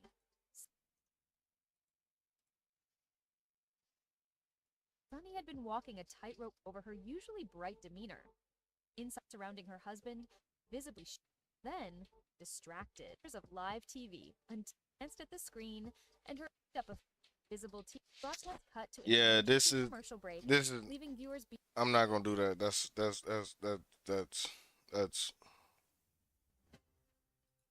Hold on. See, she's more. Federal diversity, equity, and inclusion staff members are preparing to lose their jobs. Yesterday, President Trump's administration moved to end affirmative action in federal contracting and directed that all federal DEI workers be put on paid leave and eventually be laid off. The moves follow an executive order that President Trump signed on his first day, ordering a sweeping dismantling of the federal government's diversity and inclusion program. Mm. Called the program's discrimination and insisted on restoring strictly merit-based hiring. Joining us now, Chief Legal Analyst Colleen Frodes. Okay, so obviously some sweeping moves. If we know one thing about President Trump, he is true to his word. But what does this mean for those workers who are on paid leave now and set to lose their job? If this is a step into making America great again, those folks that are American citizens today are going to find out that they're going on paid leave, ultimately losing their job. If you're a contractor contracting with the federal government that offered a diversity and inclusion program, it says it in the order. Guess what? Your contract is cut. Now you no longer have a job. Your staff no longer have a job. So this is going to be thousands of people that work for the government, that are Americans, that are going to be unemployed. So when we talk about cutting $500 billion from the budget, and people are trying to figure out, well, how are they going to do this? Where is it going to be? Well, this is one place. Let's just go ahead and get rid of this diversity stuff because we don't need it. It doesn't make sense, and we don't need it because it's discriminatory, it's exclusion, it's not inclusion. We don't want this, and we don't need it, and let's go ahead and chop it on the second day in office. But you got to, if you don't remember history and don't recognize what got us here, then it's easy to get rid of things like this. Look back to Lyndon Johnson. He signed the executive order in 1965. Why? Because we had a number of civil rights issues that were happening in the country. There was a push to understand that we needed to have a diverse work base that reflected what our country and our community looked like. And so he pushed forward these efforts, and Trump today is signing away, I should say yesterday, signing away all of those years, 1965 to today, signing away those years just in the swipe of a pen. All right, guys, we got to talk about more liberal meltdown. I knew that was coming. They've been boohoo-whining and crying for the last 3 days, and my guess is that they will be boohoo-whining and crying for the next 4 years. Okay.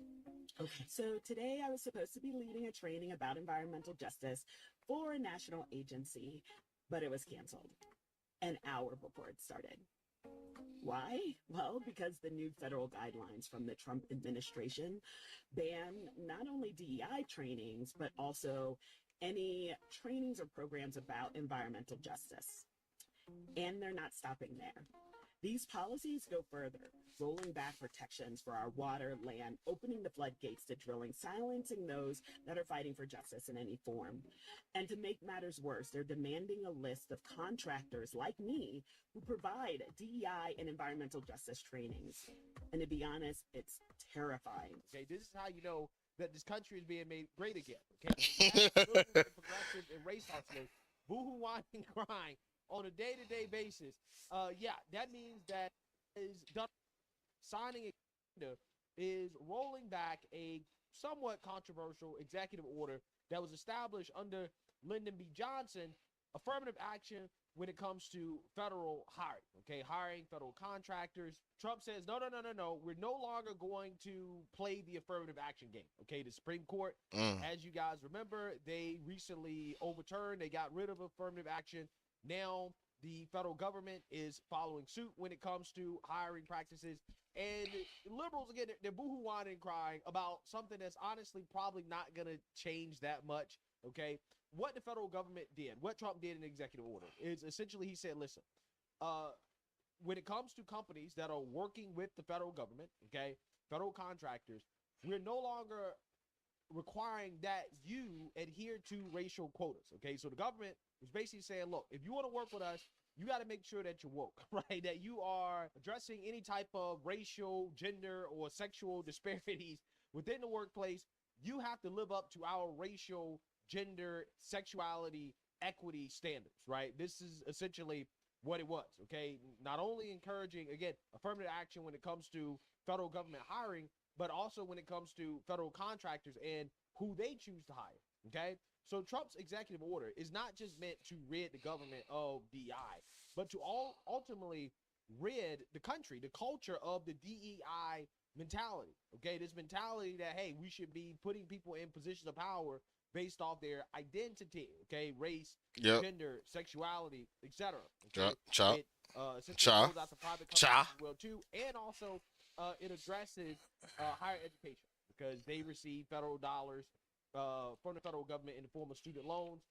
They're also trying to address that. So Trump's executive order is a broad, sweeping executive order that currently has the left boohoo, whining, crying about white supremacy. This is a white supremacist plot, according to the black Democrats and the black bourgeoisie. Take a look. Listen, we know what they're doing. We saw this movie before. They scatterbrained, disillusioned, but I'm not Pat, the money source. They do not want to see black advancement. They want to go after the money, and they're not satisfied with white women getting 78% of the federal NWBE contracts. They want 100%.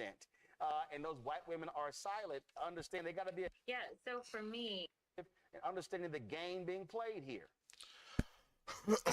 For me, it is overwhelming for so many people. He operates in chaos and only chaos and confusion.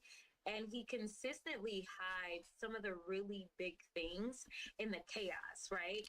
So I appreciate that you're talking about the executive order and that Republicans in this EO. And so, what is it? And that's what people need. One of these attack white reality. Sorry, I need to listen to what she's saying because it's craziness. This time, he decided that he was going to rescind it, right? And so when people are like, "Oh, well, what is it about immigration?" and "Oh, what is this DEI thing?" and "Oh, what is this going on over here?" Here's the reality: it is all rooted in white supremacy. And that's what people need to understand. The white supremacy agenda is alive and well, and every single one of these attacks, they are rooted in white supremacy. So unless you are a white man, I don't really know what place you have in this agenda that we see coming out.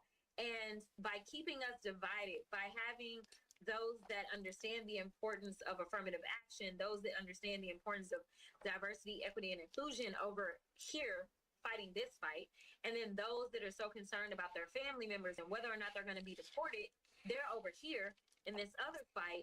Instead of uniting us, we need to understand that it's not an attack on just one group. It's an attack on all of us, and it is all rooted in white supremacy. Even this random whitewashing of Jesus and this narrative around Christianity. It is the white supremacist narrative of Christianity, the same one that kept black folk enslaved. Wow. Incredible stuff. Guys, an elected congresswoman, okay? This woman represents a group of people out in Texas. We're definitely not sending our best, okay? We're not sending our best. Could you imagine if a white person had said the things that Jasmine Crotchet just said right on Roland Martin's show, okay? The day that white people are able to say things like that and get away with it, that is the day we will have true equality, right? But until then, it seems as if we won't, because these people are going to fight tooth and nail to make sure that we do not achieve true equality, right? This craziness. It's not necessary anymore, okay? Affirmative action is not necessary. None of this stuff is necessary. At the end of the day, federal contracts should go to the most qualified, the best people who can do the job. They're probably giving out too many of them anyways, right? A lot of it is bloated in order to try to pump up Biden's job numbers and the fake economy. A lot of stuff has to go, okay? And ultimately, at the end of the day, the best should survive, and everybody. The worst need to die. Horrible shit need to go to the wayside. Based off race, sex, gender, whatever. And you can spare me your stupid history lesson about we gotta do this because black people was discriminated against, and it's necessary because of the years of white supremacy and slavery and all. I don't care. I do not care. It's unnecessary. The only thing these progressives have, okay, to justify this type of stuff, discrimination, right? Racial discrimination, redistribution of wealth, socialism. The only thing they have is we was treated bad historically, right? That's the only thing they have. They don't have anything else outside of that. So again, spare me this sad sob story. Yeah, bro. Necessary. In 2025, we have to move past it. Okay, at one point in time, it was needed. It may have been necessary, but today is not. Okay, you either want equality, equal treatment, right, or you don't. You can't have both. Showing you every single day, no, we don't want that, right? What we actually mean when we talk about equity, we mean our equity, diversity, equity, and inclusion is less white, right? Less white. We want to be able to discriminate against white people because we feel as if we should be allowed to take power and control due to the fact that we were historically done wrong, right? This is the argument. This is what it boils down to. Well, we were hurt in the past, so therefore we should better hurt these people back. And if you disagree with it, try and get your lick. You're a sellout, right? And if you disagree with it as a white person, then you are a racist. Okay, that's essentially what it comes down to. So Yeah, it's getting old. cackling hands on the group who are gonna boo-hoo whine and cry racism over this. Oh, God. There's a truth, because one of the panelists on the View is gonna go off script and call out DEI for the scam that it is, and that's when a heated debate is going to break out. Oh, no. Oh, this is going to get good? The Equal Opportunity Order signed by Lyndon Johnson in 1965. So not only are we now going back 4 years, sue Lyndon Johnson, maybe. well, we're not only, he's not taking us back 4 years. Yeah. He's taking us back to 1965 before it was legal for there to be interracial marriage. That's in why this it's so country. broad. And That's why it's so broad. look, I would love to think, and I hope that we get there one day. I would love to think that there is no racism by the people who do hirings in the government and in corporations in America. But that is not the case. I would love to think that there is no homophobia, but that is not the case. And I think that by getting rid of this and doing it in such a bold way on day one, what he is doing is giving a green light to people who are racist, to people who are homophobic, to people who are... Yo, that's crazy. That's wild. No consequence to your racism. Well, see, here's the thing, right? Here's the thing about these race hustlers and what they won't tell you, is that the boohoo, whine, and cry racism, homophobia, bigotry is never going to end, because that's their source of power and control. Yeah. Right? So when Anna Navarro comes out here and talks about, well, I would like to live in a world where there's no homophobia and racism and sexism, but we're not living in that world. And it's like, well, the reason why we're not living in that world is because people like you go out of your way to make sure That people keep focusing on stupid shit. to exist and to focus on these things, because that is how you maintain power and control, right? That's how you maintain power and control. Keep people divided, So bro. what they're really upset about when it comes to this executive order is that it is a loss of power for them, right? All of this stuff is a power struggle. This is people who see themselves in an internal struggle for power with the so-called white food chain. It's not about well in the white-only country. This is just what just you're the time take playing white. This DEI is theory of tails and Savannah. Okay. That's what they really want. I want to hear the snap mode. One of the criticisms against DEI is diversity, equity, and inclusion. All great in theory, but the DEI programs have not accomplished things. They've been a bureaucracy of money suck that have not gotten anywhere. When you say people are threatened, what do you think the removal of DEI is going to do to those people? Because a lot of this is... I can tell you that, because the removal of DEI actually at this point in time, they're not going to fire people. Yeah, they wouldn't fire the people who are departments of hired under DEI. it. Well, they're not only They have going to put them on paid leave. They put the starting DEI people. But what I'm saying is all the people that work. But they also stopped this thing, these ridiculous, what are you the executive orders. What they are doing is also eliminating the protections for discrimination in awarding government contracts. And to be She clear, breathing that is hard. women. That is going to hurt. But I do like business. I believe in this. Yeah, so again, according to Sonny Holston, right, Trump is eliminating the protections against discrimination by not allowing discrimination. Right? You guys see how this works, okay? You guys see the mental gymnastics that these people jump through in order to justify racism and discrimination. It's amazing, absolutely amazing. Spirit of this, which is DEI has action that supports it. The University of staff support Michigan, that. $85 million in a 5-year DEI plan. The Black Student Union said $85 million was spent, and yet Black students' experience on campus has hardly improved, and enrollment has gone down. So that's one example of saying Harvard that Law School, the it's not enrollment of just Black a students criticism have of gone down. diversity. It's a criticism of the programs being effective. And the one thing I will say that is, as we push DEI, that's not what I'm reading. But the point here is that I would also say this all started in colleges and the turning over of affirmative action. I would ask that they immediately address legacy admissions as well. Because if we're talking about the equal opportunity, we need to get rid of legacy. Yeah, they always bring up the legacy admission thing, and I think they should get rid of that as well too. Your family been funding this damn school for years. Response to the affirmative action, Leave it alone. right? They don't really care that much about the legacy admissions. Here, let your family be great so you can become a legacy. How about that? If your family tree wasn't so busted, y'all would be one. So they So look, stuff because I mean, let's be real. A lot of these I'm not a legacy, so I like my family. Few people have.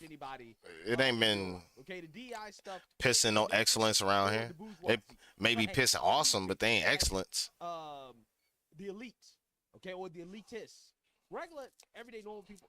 It doesn't seem ambitious. They like okay, regardless, DI profitable. Remember getting cut where everybody. Come on, George. And come on, Greg. Sorry. Why'd I call you George? I was thinking of that 70s show. Then these programs work. Lead it.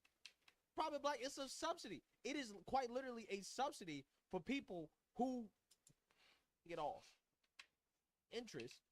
Even if you're black, you don't benefit from it. Departments with. Oh. Again, it's coming from the money interest that benefit from these DI programs. But regular, normal, everyday people, even if you're black, you don't benefit from this. Nope. Not in the least bit. This is abolishing existing DEI departments within the federal government. So people who worked in those departments are being put on leave. It is not going back and like, oh, this woman was hired by this officer, so she's losing her Civil job. Rights Division has been put on pause as well. I'm just saying a distinction. Yeah, but that they are going through a purge department by department. They are finding out.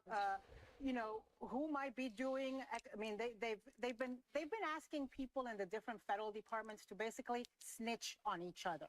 Yeah. You know, who's a liberal, who's a Biden supporter, who's into equity, and they have been, they have been purging those people, which they told us they were going to do. What's one of the first things That's he did? not 1965. That's 1935. He fired the commandant, the first woman commandant of the Coast Guard. He did that on day one. Okay, a woman, not because she was unqualified. Because he wanted. We'll be right back. No, because she was on her job. Oh my God, very bad. Navarro would know that if she read the story, and maybe she did, but she doesn't care about the truth. We have data to support that.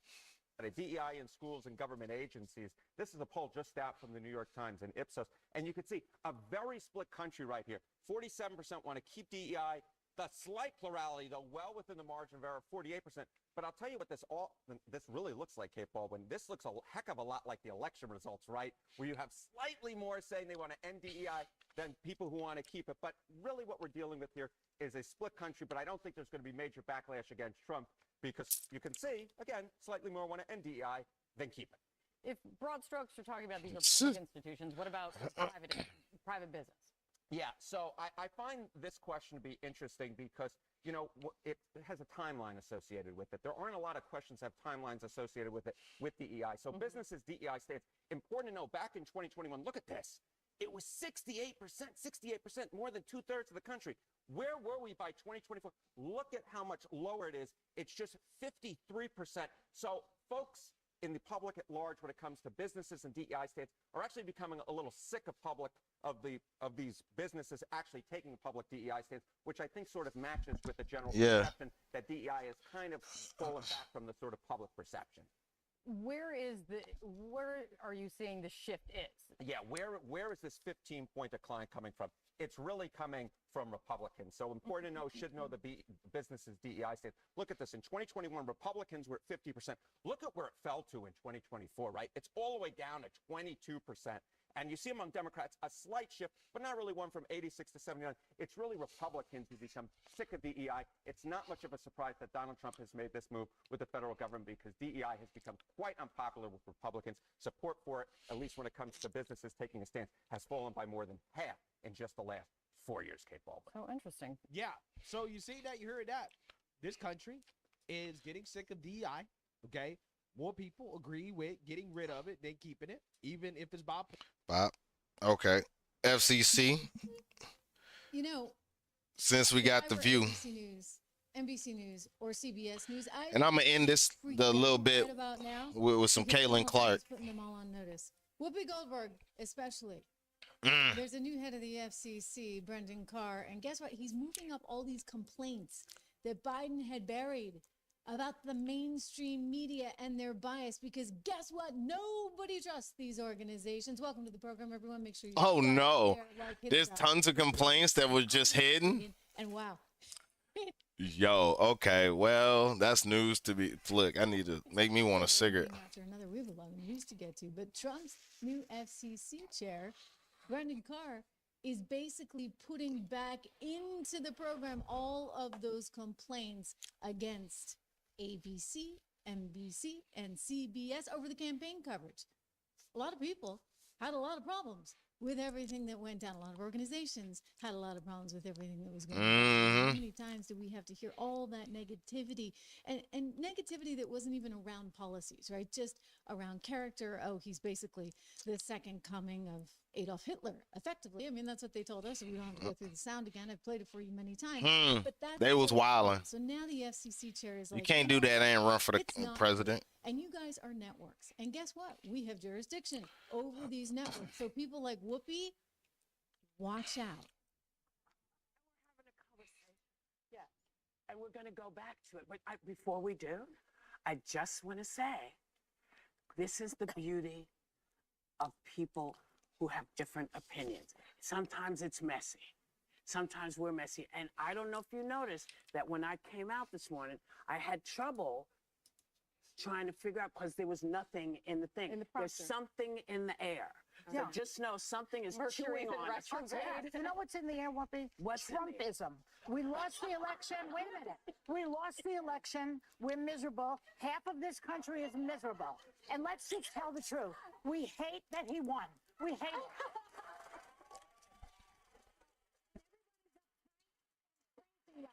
Well, then I'm going to say to that machine over there, you stop blaming me.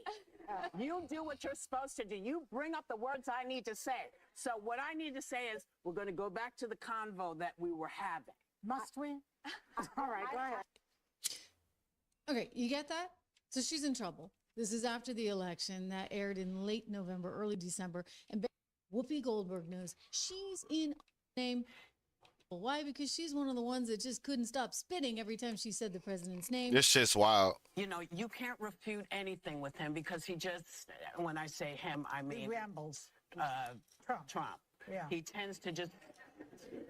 But can I mention one thing? Trump is out there following... You get it? Okay, so Whoopi Goldberg does not like Donald Trump and has said many things. The whole show, say something, brought notice of it. And you know what they can do? They can revoke their license in all of those local stations all across the country because ABC is there on those local stations, courtesy, effectively, of U.S. government-owned airwaves. And so you can't really totally lose the faith and trust of the American people and have extraordinarily biased news that effectively during Joe Biden's tenure became state media. Can you? When the U.S. owns the airwaves? Remember how many complaints there were over Vice President Kamala Harris, presidential candidate Kamala Harris, going on to Saturday Night Live on NBC right before the election to try and give one last hurrah. Well, you know, there's this other thing in network television called equal time. And you can't give all the time to Kamala Harris and no time at all to Donald Trump. Although I think if you look at the numbers, it was something like they did in many cases at these networks, at these network evening news programs, they'd give enough time to both. But 99% of the coverage would be negative towards Donald Trump, while 99% of the coverage would be positive towards Kamala Harris. That's what they call equal time, I guess. Now, there's so much bias filled in there. And all these complaints were registered, and Biden just washed them away. His SEC said, oh, we don't care. It's freedom of the press, whatever. It's not really because they were just doing what Biden wanted them to do. And so now Brendan Carr's saying, okay, I'm going to revive all this stuff. I'm reviving all this stuff because you got a bunch of nut jobs in the media. I mean, nut jobs like this guy. She gets sick and tired of me trying to understand other people. And being so pragmatic and trying to be like, I'm okay, you're okay. Now, where can we meet in the middle? La, la, la. On this question, we're past that. You can't meet. If they voted for Trump in 16, whatever. They voted for Trump in 20, they knew exactly what they were doing. If they vote for Donald Trump in 2024, and I've said it on my show, I'll say it here, they're knowingly voting for a fascist They're voting for a racist. They're voting for somebody that wants to put this country 200 years in the back. And so I'm not trying to figure them out. I'm trying to figure out how we get people out who love democracy, It's like a people study they were doing, saying the wildest shit. who love freedom, who love the rights of all Americans. Of trouble. NBC is in a lot of trouble. MSNBC is not governed by the exact same set of rules, but their ratings are so bad that they're in enough trouble. And Comcast just wants to get the ATLL away from them that they're spinning them off. So there's this thing called SpinCo that MSNBC is going to be part of because guess what? They're losing money. And so we don't want to have it in a second because Mass even got today. And Iger is the CEO of Disney, and Disney is the one that owns ABC. So Bob Iger got a letter even before Brendan Carr went in to run the FCC just a few weeks ago and said, you know what, there's been this erosion in public trust. Well, Live free or die. public trust, then maybe we shouldn't be revamping or renewing your licenses. Think about that. So he's citing all this polling data, and he said ABC's own conduct has certainly contributed to this erosion in public trust. For instance, ABC News recently agreed to pay $15 million to President Trump's future election case. We can't say that defamation point, but Damn, Trish. ABC and other broadcasters to lose their licenses because it was really quite something between Donald Trump and Jim Acosta back in the day. They had a few moments. Put down the mic. Mr. President, are you worried about indictments coming down in this? Run CNN. All right. And if you did it well, your ratings Let me would be ask, much if better. I may Okay, ask that's one other enough. question. Mr. President, if I may ask Peter, one go other ahead. question, are you worried? That's enough. That's Mr. enough. President, That's I was going enough. to ask one of the other folks. have That's had- enough. Pardon me, ma'am. Mr. Excuse President, me. That's enough. Mr. President, I had one other Peter, question, let's if go. I may ask, on the Russia investigation. Are you concerned that you may have? I'm not concerned indictments- about anything with that you the may have Russian indictments coming down? investigation because it's a hoax. Are you? That's enough. Put down the mic. Mr. President. Mr. President.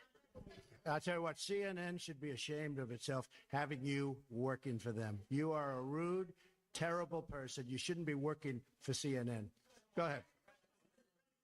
I think that's unfair. You're a very rude person. The way you treat Sarah Huckabee is horrible. And the way you treat other people are horrible. You shouldn't treat people that way. Go ahead. Go ahead, Peter, go ahead. In Jim's defense, I've traveled with him and watched him. He's a diligent reporter who busts. Well, his I'm butt not a like big the fan rest of us. yours either. So I understand. To be honest. So let me ask you a question, if I can. You repeatedly said, You aren't the best. Mr. President, you repeatedly over the course Okay, of the, just sit down, please. Well, when you report fake news, when you report fake news, which CNN does a lot, you are the enemy of the people. Go ahead. Mr. President, over the course of the last several days of the campaign, sir. Man, it was epic. Okay, that was to give it all of them. And then, thank you. Will do things all day. They did. They're Yeah, we're not. Pretend you're yeah. something you're not. Just be who you are. Israel suffered because of this war. They went too far on the world stage. Here's what's happened on the world stage. The International Criminal Court is going to be sanctioned. Oh, I remember this. About this.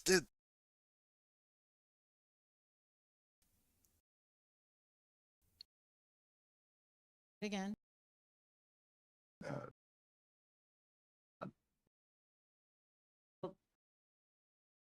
The world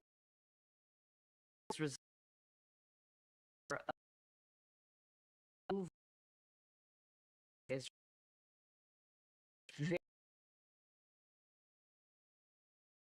of happen.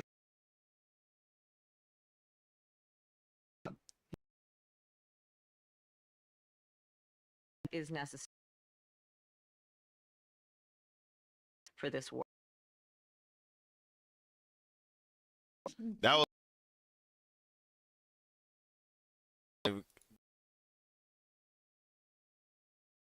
Hands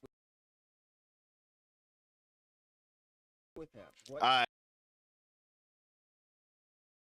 their bank records that they had another $8 million in loans that they Whoa, whoa, whoa, whoa. want that loan. So they never paid back, never paid any interest on or anything. So that's 35. I want that loan. Can I have that? Yeah, right. 26 confidential human sources here on January 6, 2021, 17 inside restricted space. At Four in the least. Capitol. 2 of those 4 in the Capitol were tasked to be here by the FBI. I think there are all kinds of questions we have for those individuals. Backhand Doug now being blamed for Kamala's loss. And Kamala better be careful. She's now calling him Dead Weight. And I guess his new nickname is now going to have to be Dead Weight Doug instead of Backhand Doug. But we know Backhand Dead Weight Doug doesn't like to be insulted, and keep an eye on Kamala.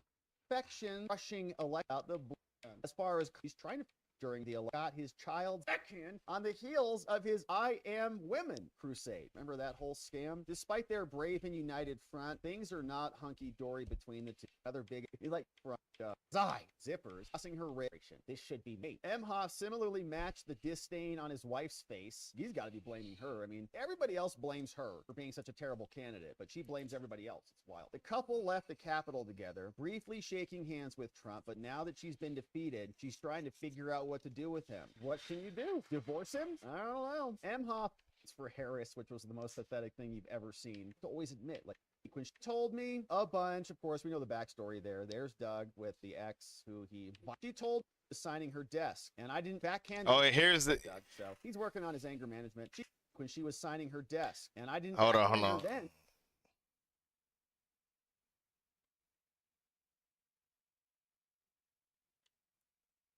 Look. Welcome back, everybody.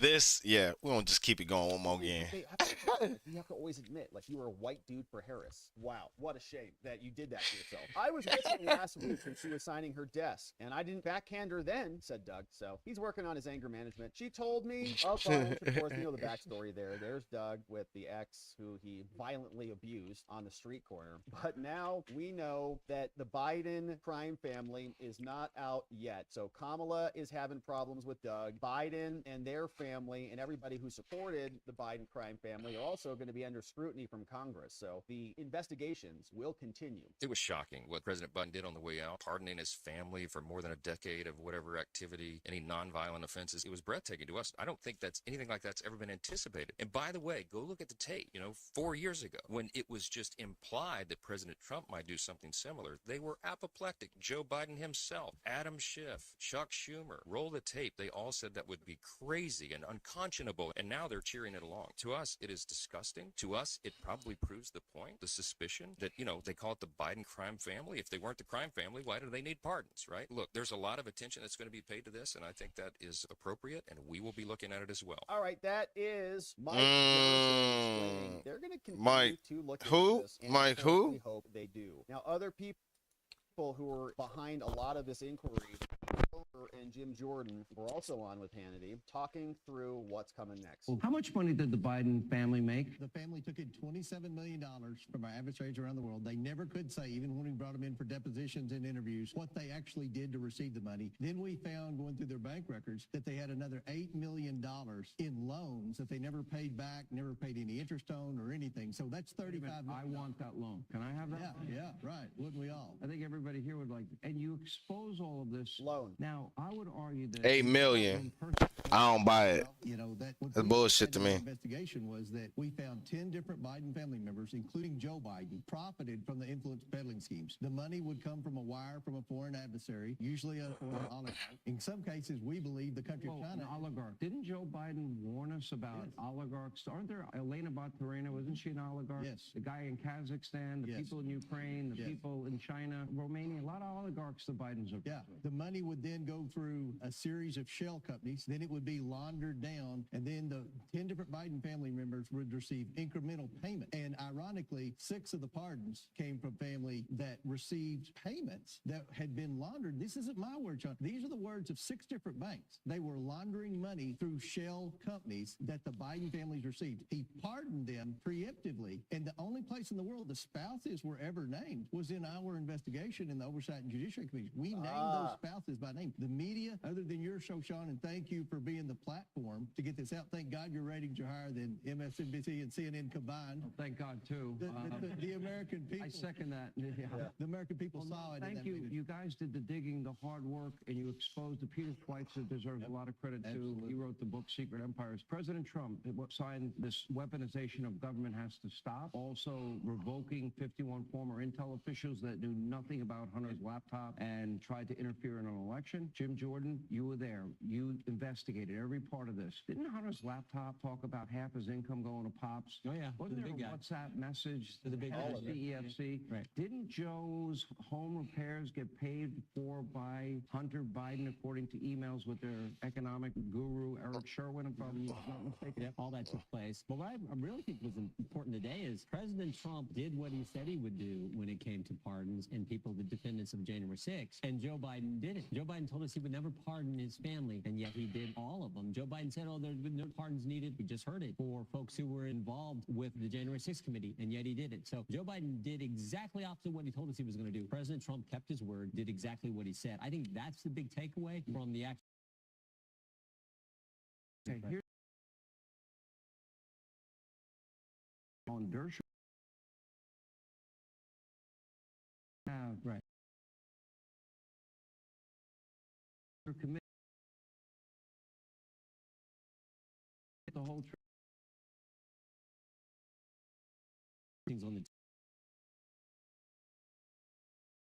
right before, just a few weeks ago, was with the 26 confidential human sources. 26 confidential human sources here on January 6, 2021, 17 inside restricted spaces. At 4 least. in the Capitol. 2 of those 4 in the Capitol were tasked to be here by the FBI. I think there are all kinds of questions we I have have for those 5 individuals. people that said Trump authorized the use of the Guard. Yep. Days before. So did the Capitol Police Chief, by the way, begging for the National Guard. In writing, Muriel Bowser denied the use of the National Guard. It was her authorization. Pelosi did nothing. They never brought in the Sergeant of Arms. Liz Cheney needed hers, in my view. Not to mention the number of false things that committee put out on me, on you, on so many people. Little old me? Yeah, I think They there's did. some unanswered Sean's questions we text have to and all get the to there. things. So we will look at that. And you'll do that too? Absolutely. All right. You guys have been rock stars. Thank you for what you're doing. I would let the American people know the truth, pardoned or not. And let's see if they tell the truth when they have to, under oath. Now, a question that has come up here before about Mark Milley and whether or not he can still be court-martialed, right? The question that's coming up a lot is, what are the other vectors of attack to go after the criminals who have been pardoned? Mark Milley is somebody who got pardoned by President Biden. We think in many ways January 6th points back to him because we know that National Guard and other military assets went to protect their houses, like the Joint Chiefs got their houses protected on January 6th. The rest of the military was not mobilized on time, and you can get that information from Stephen Sun's book. So why did they do that? And why did they not follow Trump's direct order, which was to make sure it was secure, that he gave to Acting Secretary of Defense Miller at the time, right? All these people were in play. So questions, of course, abound. If Milley got a federal pardon, one question has been, can he still be court-martialed? And I think the answer is no. And here's why I say that. This is Clint Lawrence. He was a person who was charged and court-martialed for allegedly killing 2 Afghanistan civilians. And the person who granted him a pardon that alleviated him from that military court-martial was President Trump. He did that back on November 15, 2019. The story on this one was that this person named Clint Lawrence, charged with war crimes, first lieutenant in the infantry, 2 counts, unpremeditated murder after he ordered his soldiers to open fire on 3 Afghan men who were on a motorcycle. Found guilty by a court-martial in 2013 for 20 years in prison, later reduced to 19 years. He was confined at Fort Leavenworth, Kansas for 6 years. Then conservative commentators, guys like Sean Hannity and others, advocated for a pardon. Lawrence got the pardon by Trump in 2019 and was released from custody. Went through a bunch of appeals, but you can see, having exhausted his direct appeals, he was court-martialed for the 19 years. 3 days later, though, after all the appeals and his post-conviction relief attempts went away, Trump issued a full and unconditional pardon, right? And the court-martial conviction evaporated. So then he was released from custody. Here's a copy of the full and unconditional pardon, just like Mark Milley would have gotten. So it's a preemptive pardon. Okay, Clint Lawrence would have, he was already convicted and court-martialed, and the pardon alleviated him from that. Mark Milley, right, by contrast, has not been convicted of anything. But if you combine this principle with the other principle, when Ford pardoned Nixon, Nixon was not convicted either. Right? The pardon power is very expansive and plenary. So what that means is, unfortunately, Mark Milley not going to be somebody who is likely to be court-martialed. I don't think any prosecutor in the military is going to pick this up and move forward with it. But that being said, the follow-up question is, if there is no possibility of self-incrimination, if you cannot be prosecuted at the federal level, not prosecuted at the state level because the supremacy clause, can't be prosecuted under the Uniform Code of Military Justice because the military would be under the commander-in-chief, the head of the executive branch, the pardon power goes to the president, which would be overarching over all of that. There's no penalty that can come his way. So therefore, he cannot invoke the privilege against self-incrimination. And when he gets a subpoena to come and testify, he can't sit there and say, I'm invoking the fifth. Instead, what he'll say is, I don't remember, I don't recall. And he can be made to be...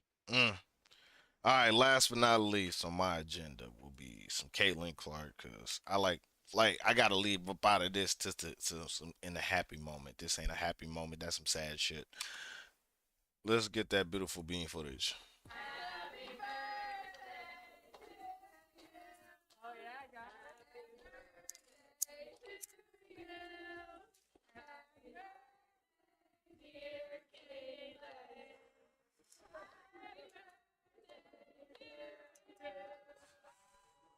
Caitlin Clark's 23rd birthday, huh? Flipped the script on gift giving.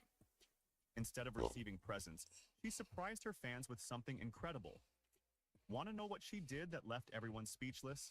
As we all know, we are officially in scary hours when it comes to the Indiana Fever, scary hours when it comes to Caitlin Clark, and the growth that we are going to be seeing throughout this offseason heading into next year.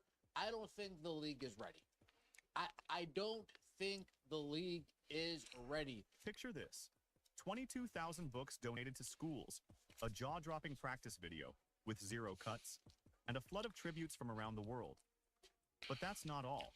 There's a twist that's got everyone talking. Are you ready to see how Caitlin Clark turned her birthday into a day that shook the basketball world?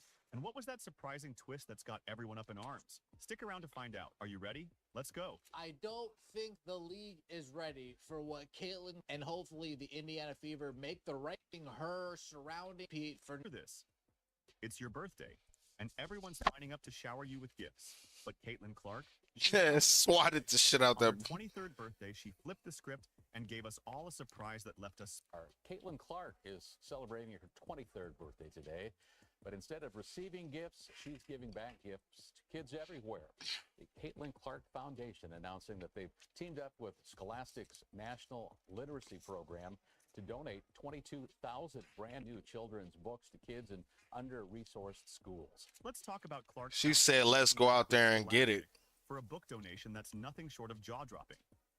We're not talking about a few dozen books here. We're talking about 22,000 books donated to underprivileged schools in Iowa and Indiana. But here's where it gets interesting. Why focus on books?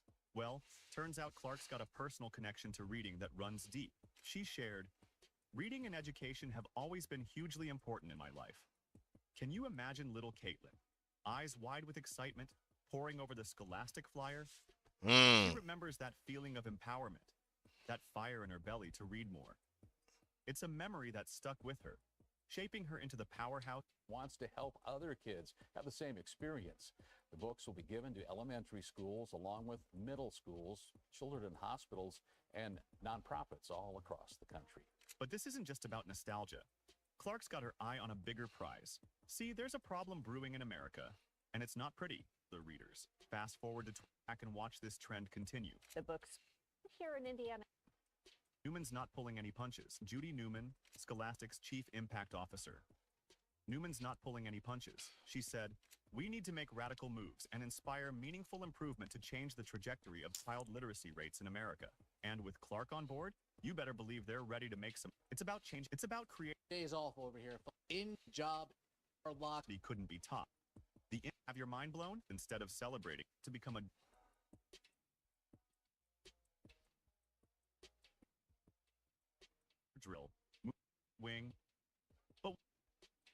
Except this. I know she hitting every shot. We gonna skip through this. Dust, not a typo. That's a 92% success rate from beyond the arc, in rapid fire succession, without breaks, without cuts. Just pure, unadulterated basketball brilliance. Now you might be thinking, sure, but there were no defenders. And you'd be right. But ask any pro and they'll tell you, this kind of accuracy, even in practice, is extraordinary. It's the kind of performance that makes seasoned analysts sit up and take notice. One fan summed it up perfectly. Caitlin Clark, 50 out of 54. That is GOAT stuff on the GOAT's birthday. Another couldn't contain their amazement. That's pretty incredible. She shot lights out over there. Isn't just about the Fever's new player for this season. Right, like I wanna season. My goals for Fever's new player development coach laid out his vision for Clark. Let me see. What are your goals for yourself for this season? Maybe for Caitlin this season? My goals for Caitlin, I just want her to just destroy everything. Right? Like I wanna give her like the extra tools to where now the way the teams used to play her, you can't do that anymore. You can't force her to take these shots. So now what do? You just gotta take that, you just gotta take these points and just get on the other end, right? So that's my goal. I want her to just feel super comfortable in every scenario, every coverage, whatever it is, and just destroy teams, right? You know, the goal is ultimately championship. Do you see MVP Caitlin on the rise? Absolutely. And if you think Clark's already at the top of her game, you're wrong. In her rookie season, she led the WNBA with 122 three-pointers, setting a new rookie record.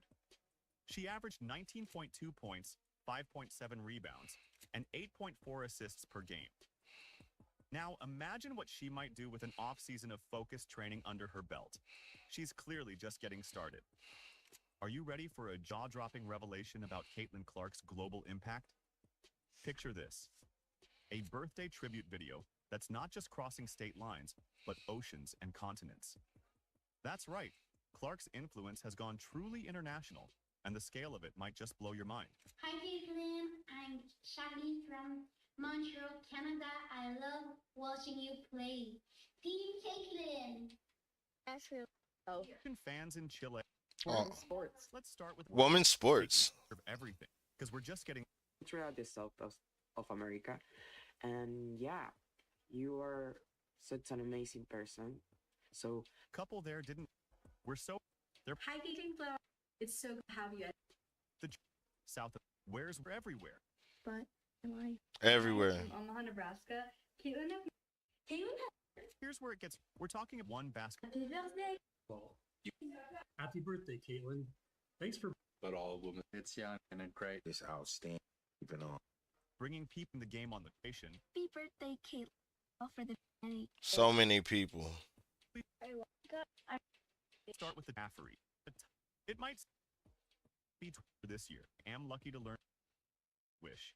Let's not forget Lexi Hull, who shared a collage of photo memories. Something. Gabby Marshall and Jada Gayampi both chimed in with their own photo tributes.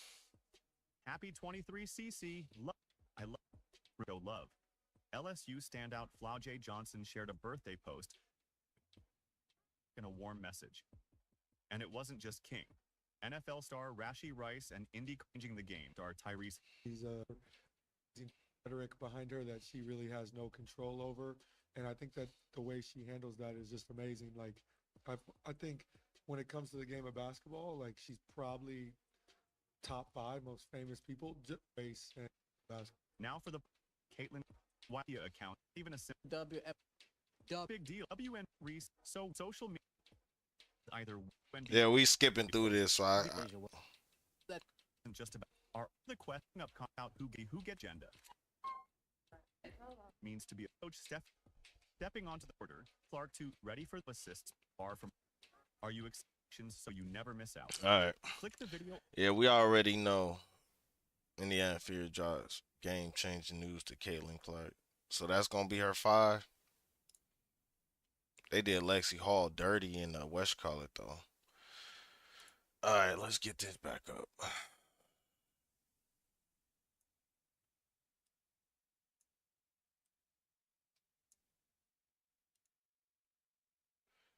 It's that. Let's update the Strizine. What the was now?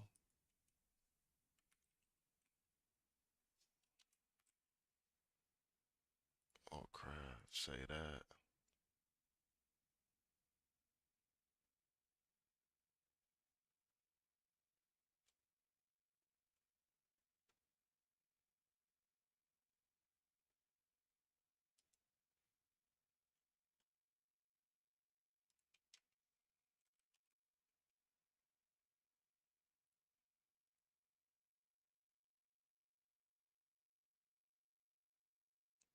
All right, there we go.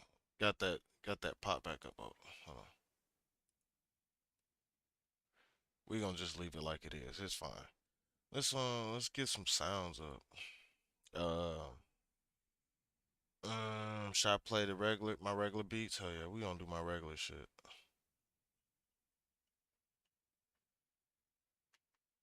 I'm gonna do my regular beats today. And I'm gonna listen to my own shit on the side. Yeah. Yes, sir. Okay. So let me make sure that's up and popping. Field where everything is shrouded in thick smoke. From exertion faces a difficult task. Alright. The situation he finds himself in seems hopeless. He wonders if he should have taken on something he had never done before. Who could have predicted that his favorite profession would lead to such consequences? The doctor recalls the time when a colleague offered him a high-paying job and thinks that if only he had known what it would lead to. Once, while working in a hospital, the same colleague approached him and told him that he had signed up to become a medical volunteer, urging him to join. He offered Dr. Chin to go along, but he, feeling good at the hospital, did not understand why he would go to such a remote place where he would have to work at the limit of his abilities. His colleague kept insisting that it was a great opportunity to gain invaluable experience. Dr. Chin didn't want to go, but his colleague arbitrarily put him on the list of volunteers. Who could have foreseen that he would be sent directly to a war that had broken out in one of the countries? The doctor had never experienced the horrors of war. Alright. He found himself in the middle of a civil conflict. Let's There were go. so many wounded that there was not enough room for everyone. He did his best, as a doctor should, faithfully fulfilling his duty by helping everyone who needed help. Dr. Chin forgot about sleeping and eating. His only companions were the blood and suffering of the people he was trying his best to save. But one day, something happened that no one could have predicted. The rebels suddenly attacked their camp. They ruthlessly killed everyone they didn't like, quickly seizing positions and began to search the camp. There were too many of them, and they surrounded the area from all sides, leaving no chance of escape. The insurgents combed every corner, looking for survivors or those who tried to hide. Dr. Chin, along with the patients and children he was protecting, sat in a shelter, trembling in fear of the insurgents, not knowing what to do next. A few minutes later, the insurgents opened the tent where the young doctor was hiding and pointed their weapons at him. The cold-bloodedness of these men knew no bounds. Their beliefs were far from peaceful, and they came with clearly hostile intentions. The little boy clung to the doctor, and his mother trembled with fear as they saw the guns pointed at them. The tension reached its peak, and the young doctor felt the severity of the situation as the insurgent prepared to shoot. The worst happened unexpectedly. The insurgent opened fire, and although the doctor knew he could die, he could not stand aside, because his duty was to protect the lives of others. The insurgent squeezed the trigger in cold blood, pointing the machine gun in their direction. The guy could not fully realize that this heartless rebel would actually shoot innocent people. But it happened, and a burst from the assault rifle fell on the young doctor, who was shielding people from the bullets with his body. He did everything in his power, and when the last cartridge case fell out of the clip, it was over. Drops of blood began to fall to the ground, turning it red, and the doctor stood there, pierced by bullets, not even realizing what had happened. In his arms was the little boy he had saved. The boy looked at him with hope and gratitude. He realized that these were the doctor's last breaths. In his eyes, he became a hero, and when the boy looked around, he realized that everything had happened as it was supposed to. I think Fate of the hero. After all, a doctor has always been supposed to help people, and this was his destiny. His eyes slowly closed. He fell to the cold ground, his arms dropped helplessly, and the little boy shouted, "Dr. Chin!" But the doctor could not hear anything. Having fulfilled his duty to the end, he collapsed to the ground, as if his soul was leaving his body. The first thought in his mind was of pain. It felt as if his bones were Alright, we're going to the Alterac. he was falling into an endless void. Going to the Alterac Mountains. Suddenly, fresh air pierces his lungs, and bright sunlight blinds his eyes. A dense forest Yeah. appears in front of him. I'm definitely getting up that way. For a very long time. He looks around, not understanding why he is lying on the ground, what happened to him, and why he is covered in mud. Looking at his hand, he's surprised Where to is it find you that would does like to not go, look like lad? his. For just a few It's the hand coin, of a my child. griffins can get There you is there blood on faster his than hands, even the and he swiftest remembers that horse. his life was cut short because he died in the war. Looking around, he does not understand where he is and why he is in the body of a child. He looked at his new body and tried to understand what had happened. But when he looked up, he was shocked to see people around him. Lots of people. Warriors dressed in medieval armor were holding daggers and other weapons. It seemed that these people were on All right, when I get there, I'm gonna get to selling shit, upgrade my gear. The place resembled a caravan that had been ambushed or attacked by robbers. The guy caught himself thinking, is this a dream, or is he misunderstanding something? Maybe it was all just a hallucination. Or maybe it was some kind of movie set. After all, he could not have invented such a realistic smell of blood that permeated everything around him. Approaching the dead, he examined them and realized that they were real. Their bodies were torn to pieces by a single blow, because he would not find such a patient anywhere else to practice with.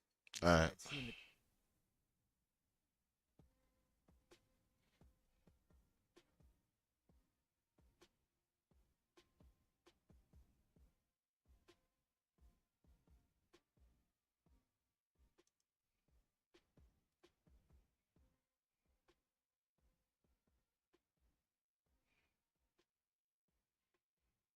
Blame truth while we at it.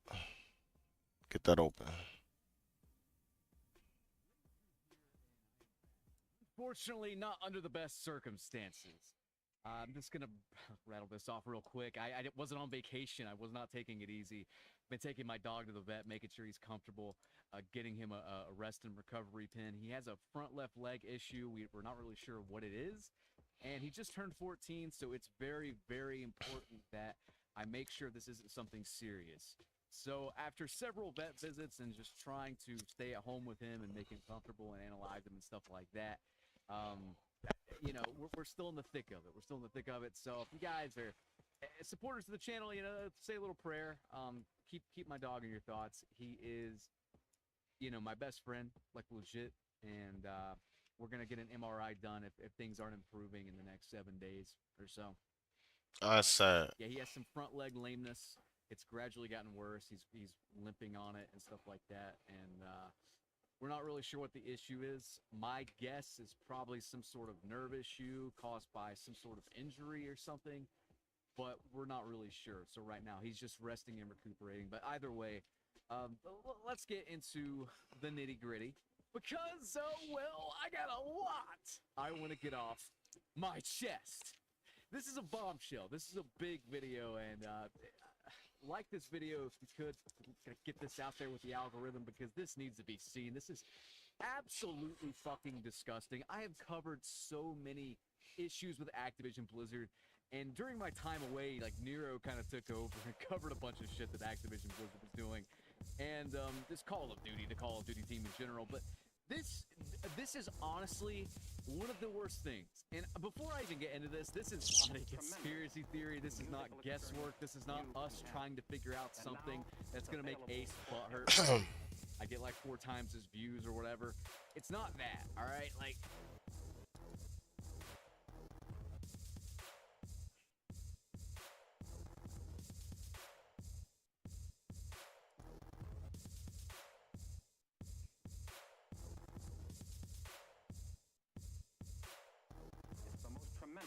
it's literally just in the game, and there is no like, there's no defending this. No matter who you are, there is no defending this.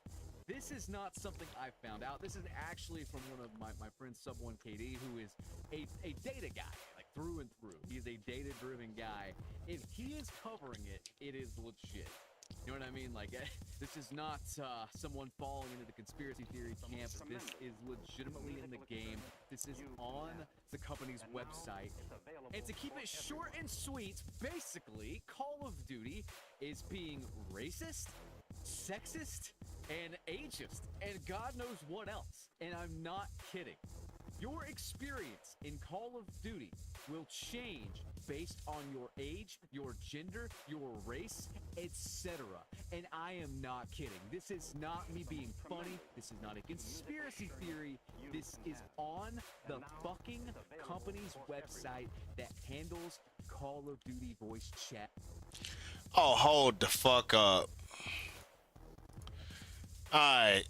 I thought I wasn't gonna do this, but apparently I fucking am. Oh god, Call of Duty. Call of fucking Duty. Oh, come on, bro, buddy. Come on. This is on the company's website. And to keep it hurt because issue guest. This is a bombshell. This is a big video, and like this video if you could to get this out there with the algorithm because this needs to be seen.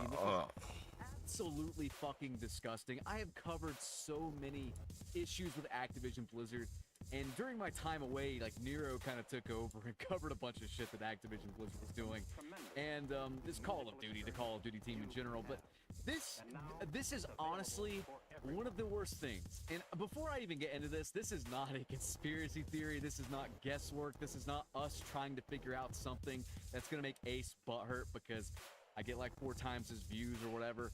It's not that, all right? Like it's literally. Yeah, we're. Let's see.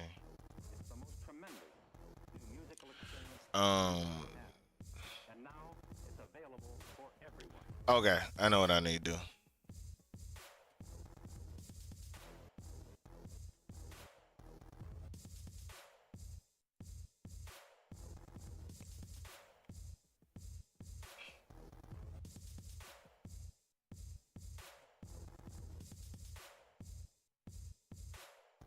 It's the most tremendous new musical experience you can have. And now it's available for everyone.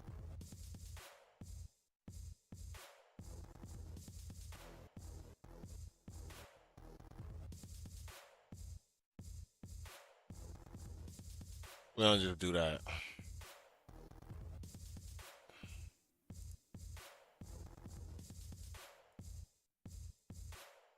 It's the most tremendous new musical experience you can have. And now Alright, y'all gonna get to be fucking frustrated with me.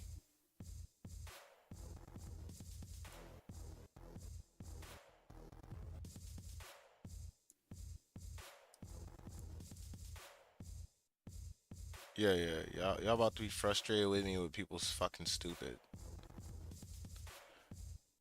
Alright, there we go. And then I put the sound up there. Yeah, everybody should be able to hear that shit. Hold on. Alright. This is what the fuck Call of Duty's doing.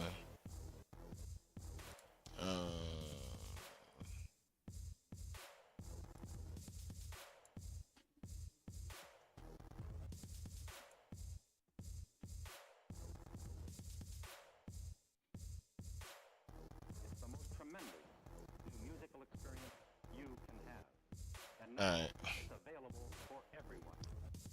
Blame Truth here, and I am back. Unfortunately, not under the best circumstances. I'm just gonna rattle this off real quick. I wasn't on vacation. I was not taking it easy.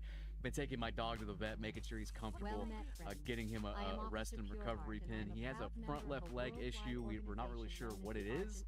And he just turned 14, so it's very, very important that I make sure this isn't something serious. So after several vet visits and just trying to stay at home with him and make him comfortable and analyze him and stuff like that, you know, we're still in the thick of it. We're still in the thick of it. So if you guys are supporters of the channel, you know, say a little prayer. Keep my dog in your thoughts. He is, you know, my best friend. Shit, and we're gonna get an MRI done if things aren't improving in 7 days or so. But, yeah, he has some front leg lameness. It's gradually gotten worse. He's painting on it, stuff like that. Resting and recuperating. But either way, let's get into the nitty gritty. Because, well, I got a lot Here we go. I want to get off my chest. This is a bombshell. This is a big video, and like this video if you could to get this out there with the algorithm because this needs to be seen. This is absolutely fucking disgusting. I have covered so many issues with Activision Blizzard, and during my time away, like Nero kind of took over and covered a bunch of shit that Activision Blizzard was doing. And this Call of Duty, the Call of Duty team in general, but This is honestly one of the worst things. And before I even get into this, this is not a conspiracy theory. This is not guesswork. This is not us trying to figure out something that's gonna make Ace butthurt because I get like 4 times his views or whatever. It's not that, all right? Like, it's literally just in the game, and there is no, like, there's no defending this. No matter who you are, there is no defending this. This is not something I found out. This is actually from one of my friends, Sub1KD, who is a data guy, like through and through. He is a data-driven guy. If he is covering it, it is legit. You know what I mean? Like, this is not someone falling into the conspiracy theory camp. This is legitimately in the game. This is on the company's website. And to keep it short and sweet, basically, Call of Duty is being racist, sexist, and ageist, and God knows what else. And I'm not kidding. Your experience in Call of Duty will change based on your age, your gender, your race, etc. And I am not kidding. This is not me being funny. This is not a conspiracy theory. What the fuck? This is on the fucking company's website that handles Call of Duty voice chat moderation. And I just cannot believe this is allowed. This should be fucking illegal. This is something that needs to be mentally digested. But before we get into it, let's cover something that needs to be physically digested. Today's sponsor, Factor. Today's video is sponsored by of tipping, like you in a restaurant, father shipping Fuck. to the Alright. first Factor box.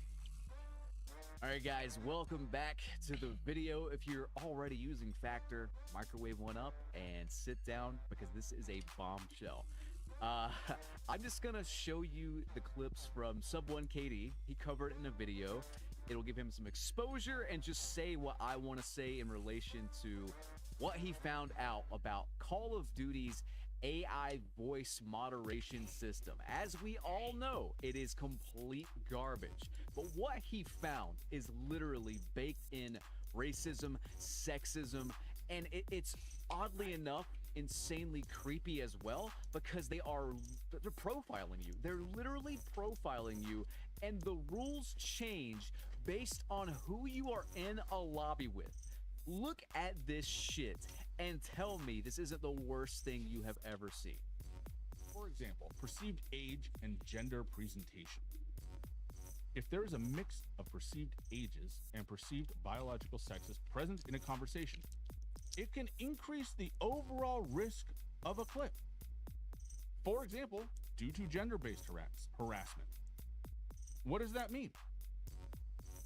It means that if you and your boys are calling each other the B word back and forth, and listening to you is someone that the game has determined is a woman or identifies as female or sounds like they're female, that the conversation you were having a minute ago, which was totally fine, and the game understood it to be banter between a bunch of men, suddenly finds it not okay because the audience has changed.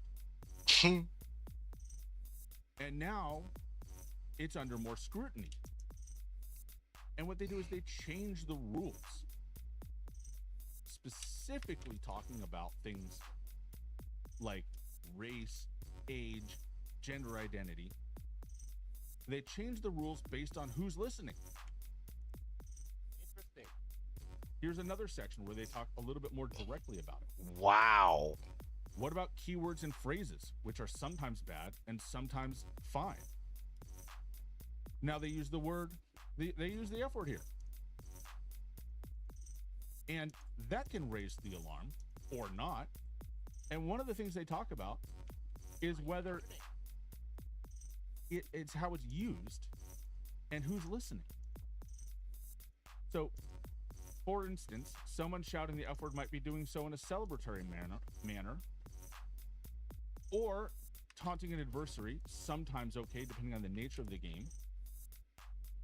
But they specifically talk about whether or not it's child-focused. They have another thing talking about how the N-word is sometimes acceptable. Which in our society is generally true. But they don't know who's who. They have to guess based on our voices. Which means if someone who decides to be toxic sounds a certain way, regardless of whether they are the right color or not, they can drop the N-word with impunity. Because the game is not going to send it for review. This system is so manipulative and so broken. Now, what's really creepy about this is that we don't exactly know how this works on the back end. Is it using your data? There's that word. Your data. Is it using that with this AI system? Like, are the two in cahoots or whatever? What I mean by that is like when you sign up for an Activision account, an Activision ID, if you use your real name and put in your real address and stuff like that, and I think at some point they made you put in like an actual working phone number to even play on PC, I think it was. I don't know if they still do that, but either way, when you do that, is that taking into account like how it's profiling you? The game That's will creepy. profile you a certain race that you may not be because maybe you sound a certain way. Isn't that inherently racist on their end? You know, a few of my black viewers over the years have said, BT, you're cool, man. You get the N-word pass. But does the game know I have that? No, it does not. No, it does not. And I appreciate that, by the way, but I probably will never be using that. I will not be cashing that in at any point. I'm half Native American.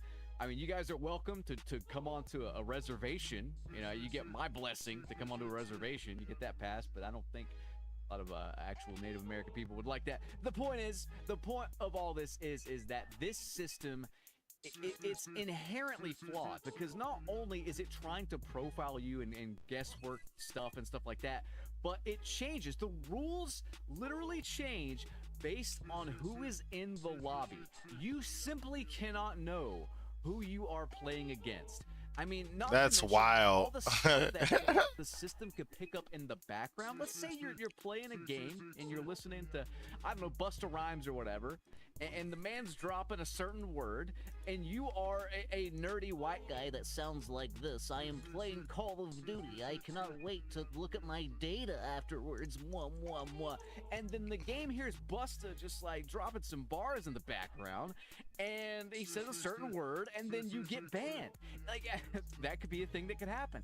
If you are in a lobby with a child and you say like, hey, Cletus, stop being a bitch and go check the mail. Who is Cletus? I mean, it could be your roommate, it could be your gay lover, I don't know. But Cletus, hey, Cletus, quit being a bitch. I know it's cold.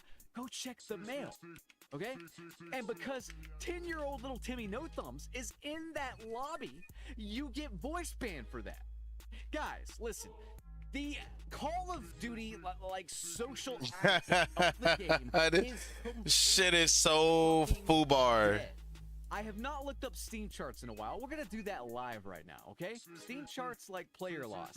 Yeah, we've lost 28% of the player base after losing nearly half last month. We're still dropping. Where does it end? I mean, we are at the, like, the numbers right now, okay? The numbers. Let's just compare this. Like, seriously, to Modern Warfare 3, the end of Modern Warfare 3. Is that why they trying to rush out? That's probably why they trying to rush out the new shit. Are like Black Ops 6 never even happened. That's how bad it is. We are at the end of life cycle Modern Warfare 3 numbers. I want to reiterate, guys, Modern Warfare 3 was not a success. It sold, I think it was nearly 40% less, like 38% less, something in that ballpark, less than Modern Warfare 2 did. I mean, I think Modern Warfare 3 is probably the best Call of Duty we've gotten. It turned out to be pretty good when it's all said and done by the end of the game's life cycle. But the fact of the matter is it was not a success by any stretch of the imagination. Activision Blizzard and Call of Duty aim to sell you garbage. They are excellent salesmen. They can fool this dumbass player base. Most of them are on console now, by the way. So, your neighbor that still hasn't upgraded his PS4 like after 10 years or whatever because he's too busy buying vape juice and just can't afford like a PS5 or a gaming PC or whatever. I mean, that's the guy they are marketing this game to. They are marketing this game to mostly console players now. I think that's why the whole cheating epidemic, they're not fixing it really. I really don't think they're going to fix anything. They're just going to cut off crossplay between PC and console. Like, that option's going to be more easily accessible, especially in ranked play.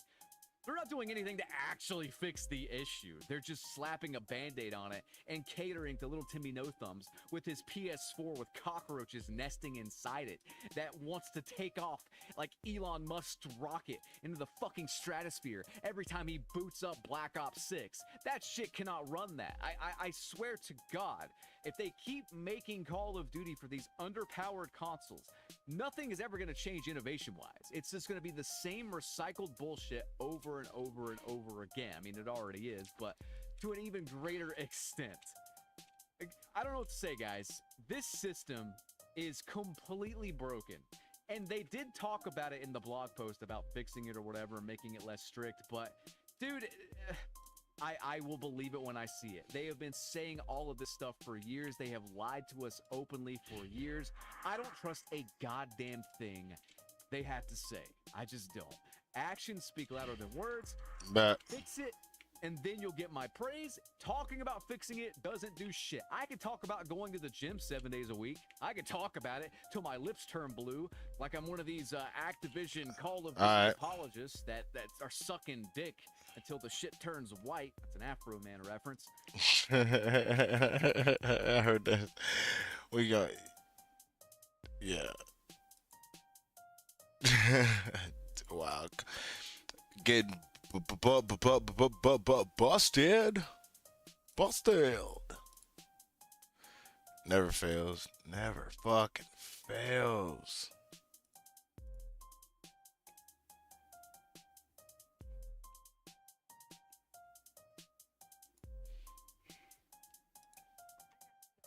I got them whole magazine. This was really weird. When things are published on In Touch or People or any of these places, usually you maybe can't get the full, like, magazine, the cover and all of that, right? Because they want you to buy it. But they will publish the articles within on there. And so what I did was I went to In Touch.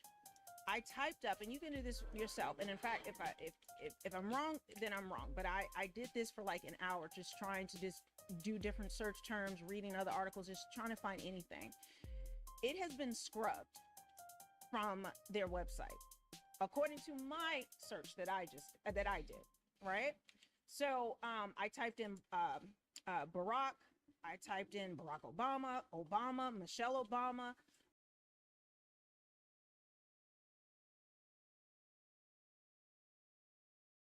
I found that out earlier. There was a lot of shit missing. Find it. And so it's just weird. It's just weird. And there's a lot of other things that I have discovered, but I'm going to have that to are just like information into different videos. Why? Because there's a lot, and I want to go into detail with each one as much as possible. And also, I'm finding that a lot of people are you a little touch, boo.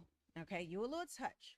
I will say something's in a previous video, or I will say, as I previously posted or previously talked about in another video, and people will just like, where's the DM? I don't see it. And I clearly say that it's in one of the other videos. It's in the first video, or if I bring up something. So to make this easy, as I have said in my last video, every single video that I have done in this series, this is the 5th video. Okay, there were 4 before this, because I know some people can't do math. Okay, so there are now 5. This is the 5th. All of them will be in the description box below. I will also pin all of them, and there'll be the pinned comment at the top of this video. I have done that for every single one. Listen, I'm doing research. It is not my job to hold your hand and walk you through this. We're functioning adults, right? And then also the other thing, please, if I hear one more, I don't care. Sure, you don't care. Sure, but you take the time to comment. It just seems like a lot of people are hurt by this. It's like, I don't know if Jennifer's your queen. You got a crush on her. I don't know, because I don't know. And I'm, I know what some of y'all are saying about big. I am not going there. I'm not doing all of that. Okay, we just want to stick to this. Okay, I get it. But okay, so I wanted to get the full article. Because all you find online, if anybody's talking about it, it's just going to be like a summary or a couple of it's not the whole thing. Shit's missing. Not the full thing. And like I said, you can't find it anywhere. But I want to give this, give you guys the whole thing. Now, one thing that that I found out about this after getting the magazine and all of that, I want to show you something that is really crazy. So some people are saying, when Jennifer Aniston went on Jimmy Kimmel, and I talked about this in the previous video, it was October 3rd when she went on Jimmy Kimmel. The Obama's anniversary is October 3rd. Now, some people are saying, well, the story broke then. Did it? Is that when the story broke? Because let me show you something. Take a listen to what Jimmy Kimmel says really quickly. And again, as I keep watching these, I'm picking up little details. If you have anything that you're seeing or you're noticing, you can leave a comment and let me know, or you can direct message me on X. That's where I'm checking my messages. You could do it on Instagram, but mostly on X. Okay. If there's something you want to share or something you discovered, please don't do the comments. The story has gone viral. I've seen Valuetainment has covered it. The Quartering is covering it now, but with my actual, since I started this yesterday. And then also the Quartering, Valuetainment, Megyn Kelly. So it is picking up a lot of traction. And I actually have something really crazy where someone spoke about this even before me, and you're not going to believe who it is, but that's another video. Yes, I'm piecing this out. Okay. Talking about Meghan McCain. Was talking about it. It's not such a hidden secret anymore. Obama getting him some fly on the side. Because I don't want to play too much because I want to take it right from the website. I do have my own little janky clip so I don't get hit with a copyright. But hopefully I can just play this little snippet and it doesn't get hit. Instance, like this is a magazine that came out a couple of weeks ago. In Touch said the truth. I don't know why they bleeped out In Touch magazine, or if he cursed or something like that. Did you hear what he said? She said, "Oh this shit." This is a magazine that came out a couple of weeks ago, right? What does a couple of weeks ago mean? I'm thinking 2, maybe 3 at the most. If you're talking about longer than that, then it's like a month or so. Shit came out in October. Something that when the picture I just showed, let me show it again. It came out August 5th. Not a couple weeks ago. Months ago. And I mentioned this on X. If you're not following me, I'm posting more stuff on X. Sometimes I'm posting it first on X because it's just easy for me to get it out there. Then have to sit down and do a video. So make sure you're following me at Real Melanie King over there so you can stay up to date with all the details. This came out August 5th.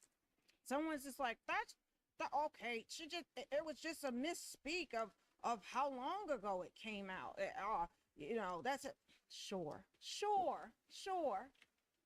Because a full 2 months later, exactly 9 weeks later, they decided, Jennifer Aniston and her team and Jimmy Kimmel decided on the Obama's wedding anniversary to do this. This was not something that had just come out that week, the week before, no. This came out 9 weeks before, 2 months. And for those who doubt that, I'll show you the calendar. You can do it yourself, but I'll show it. All right. So it came out August 5th. Okay. You can see it on the right-hand side near me, August 5th. Let's count it. It was a Monday, but we'll just count it in weeks. I'm not going to be obsessed with, like, you know, the day, counting the exact days, but you can if you want to. So that's 1, 2, 3, 4. Moving over to September in the bottom left. 5, 6, 7, 8. Then that last week in September bleeds into October.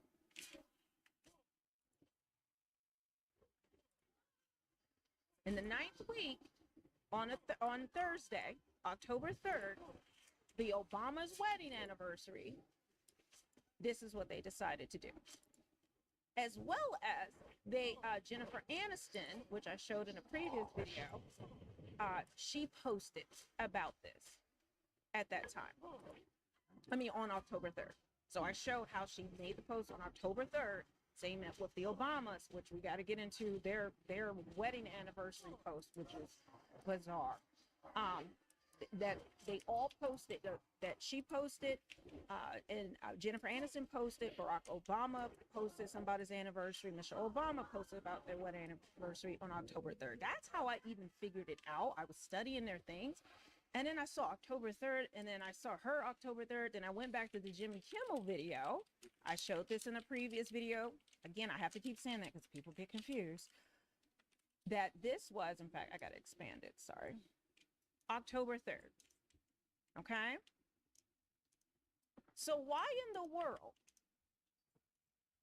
would they be messy like this to talk about it on the Obama's wedding anniversary when it came out 9 weeks before? A full 2 months before. Help me understand. This does not make any sense. Both Jimmy Kimmel and Jennifer Aniston are Democrats. I mean, Jimmy Kimmel is always, you know, going in on Trump or the Republicans, and clearly, you know, they're Hollywood. He supports Barack Obama. So does Jennifer Aniston. She even did her whole childless cat lady video, if you remember, in response to JD Vance when that went viral. It's just a coincidence. Why would you be messy like this on the Obama's anniversary? The Obama family, Barack Obama, they are like royalty. They are like, you know, the legacy that the Democrat Party has lived on for years. They all love the Obama. He basically, you know, before the election, he was the de facto head of it. So why would you disrespect their wedding anniversary, which you would have to know? They know this. They're PR people, the people that work for them. All of these people know this, okay? Why in the world would you bring up this fake news affair from In Touch magazine 2 months ago and be messy like that of the people that you support? Does that sound like friends to you? Like, no one was talking about this In Touch magazine. No one was even thinking about it. Like, it was nothing. There weren't all these rumors, and maybe a few people could have been talking about it. I had never heard it, but it wasn't anything mainstream. It wasn't something people were looking for. And it's certainly, you know, for Jimmy Kimmel to do it with the views that he has, to take a magazine that no one's paying attention to and televise this to millions of people. Somebody out of pocket. YouTube and all the other platforms, which right as of now, you see the numbers, 2.5 million people have seen this, which I think is far more than the people that have seen that magazine 2 months before. Why did you feel the need to bring this up? At bare minimum, it was a disrespect to the Obamas to, one, bring it up at all. This was a non-story. This was not mainstream. And then you make it mainstream. So that's like a bottom line disrespect to even give it attention. But then to do it specifically on their wedding anniversary.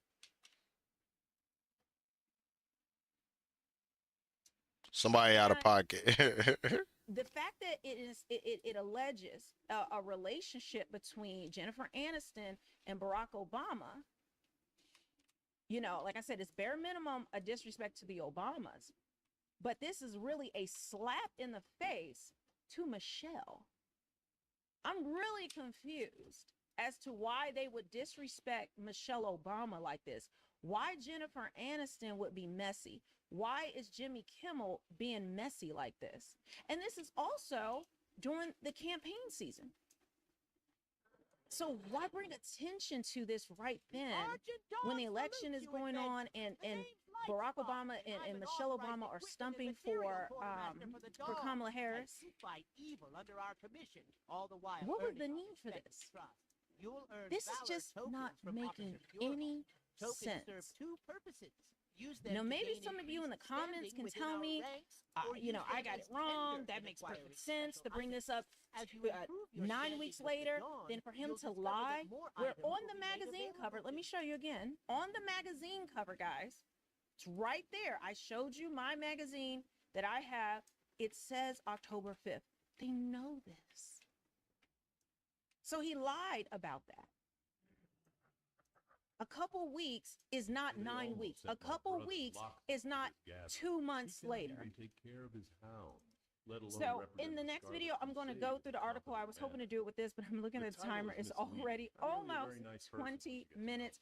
Guys, make sure you're following me on X and subscribe. I'm going to drop another video right after this that you're not going to want to miss. I had video demonetized. Now they actually turned it back on. I don't want to lie to people. After I made it public and I posted on X and people were like asking YouTube, why did you demonetize? They turned it back on, and I haven't had any problems with monetization on these videos since then. But if you never know, you never know. If you want to support me in the work that I'm doing, it takes a lot of research to dig through all of this. My Cash App is below. But also you can visit my merch shop and pick up a lot of cool merch that I have, shirts, mugs, all that type of thing, with different designs, not my name on the logo, but a lot of cute things. But with this, I will see you in the next one.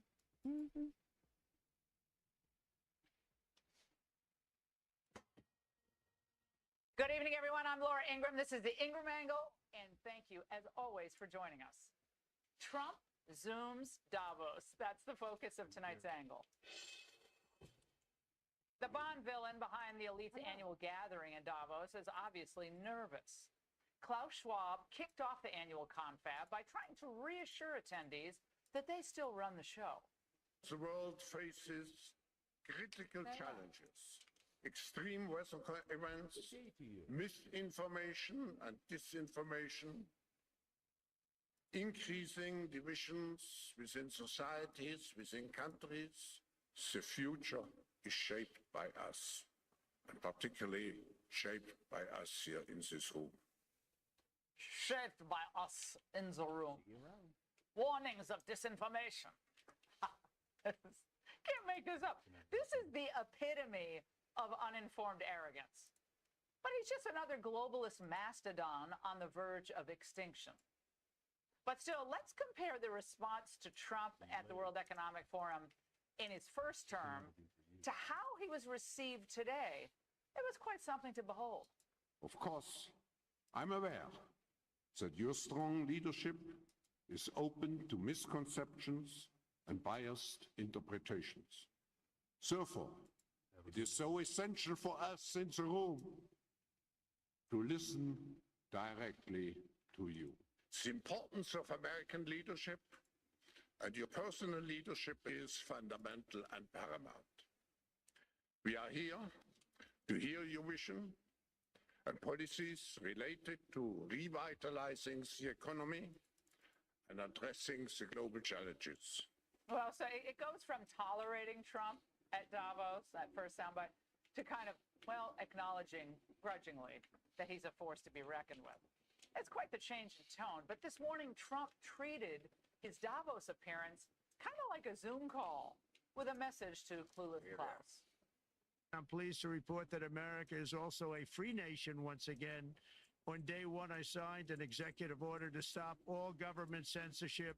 No longer will our government label the speech of our own citizens as misinformation or disinformation, which are the favorite words of censors and those who wish to stop the free exchange of ideas and, frankly, progress. It was so refreshing to watch from beginning to end. Trump's message stood really in stark contrast to the Davos dimwits on almost every issue. And remember, they are not going to stop fighting as much as they can to destroy gas-powered cars, the entire oil and gas industry. Our fossil fuel addiction is a Frankenstein monster, sparing nothing and no one. All around us, we see clear signs that the monster has become master. Ooh, lofty rhetoric. But the real monster scenario is found in the world where they have all the power and individuals in free nations are forced to submit. Well, Trump's going to have none of that.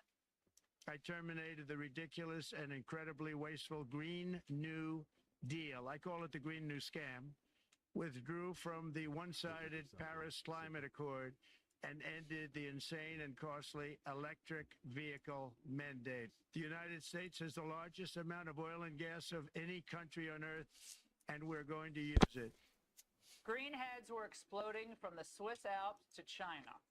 Of course, China is banking on its ability to totally annihilate the American automobile industry by sucking us all into electric vehicles. Now, on trade, Trump was just as blunt. The EU treats us very, very unfairly, very badly. They don't take our, essentially don't take our farm products, and they don't take our cars, yet they send cars to us by the millions.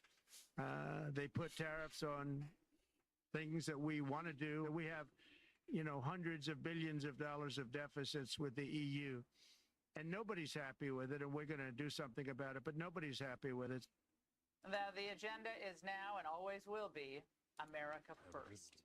My message to every business in the world is very simple. Come make your product in America, and we will give you among the lowest taxes of any nation on earth.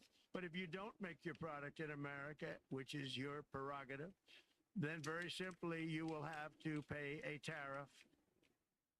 But it wasn't just business issues tackled at Davos. The gender benders, they're also panicking that they're losing power. Now, who knew it was a global priority to protect drag shows? What we've enacted is free speech for algorithms, not free speech for citizens. We're seeing an uptick in violence in the United States against LGBTQ people. Everything from attacks at drag shows to trans women being murdered on the street. And once again, Trump beamed in and laid waste to that insanity.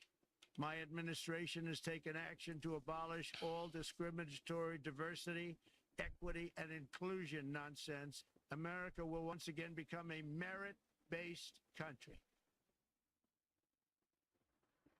My favorite part, though, was when he chose to address the CEO of Bank of America directly.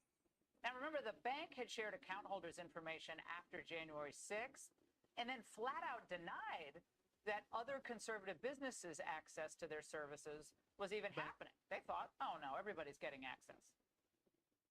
And I don't know if the regulators mandated that because of Biden or what, but you and Jamie and everybody, I hope you're going to open your banks to conservatives because what you're doing is wrong. Of course, Bank of America claims nothing nefarious ever happened.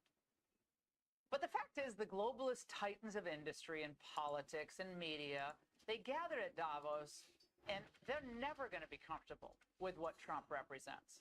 They might put on a good act, but never will they accept it. An America that is unapologetic, an America that is bold, an America that's sometimes brash, they don't want that, but too bad. Because Trump has all the momentum. He returned from the political grave to win the presidency, and he is inspiring not just our own citizens, but those seeking a better life across the globe. Over the weekend, I had the chance to chat with Italian President Giorgia Meloni and watch the buzz around Argentina's former president, Javier Milei. I met populist politicians from Sweden, from Poland, and the Czech Republic. All of them are thrilled about our new American president. So 8 years ago, Trump was a speed bump on the way to global control. Today, he's the prophet of pragmatism. We all felt more connected than ever. We all feel more connected than ever, thanks in large part also to social media. Think about it. What on earth would we do without Elon Musk and X? Why do you think the Davos bigwigs are so keen on censorship? Trump's Zoom message to all of them who thought America was on her heels, who profited off the decline of the American worker, is clear. Your schemes to control us, to censor us, to rip us off, to shame us are over. You're officially on notice. And that's the angle.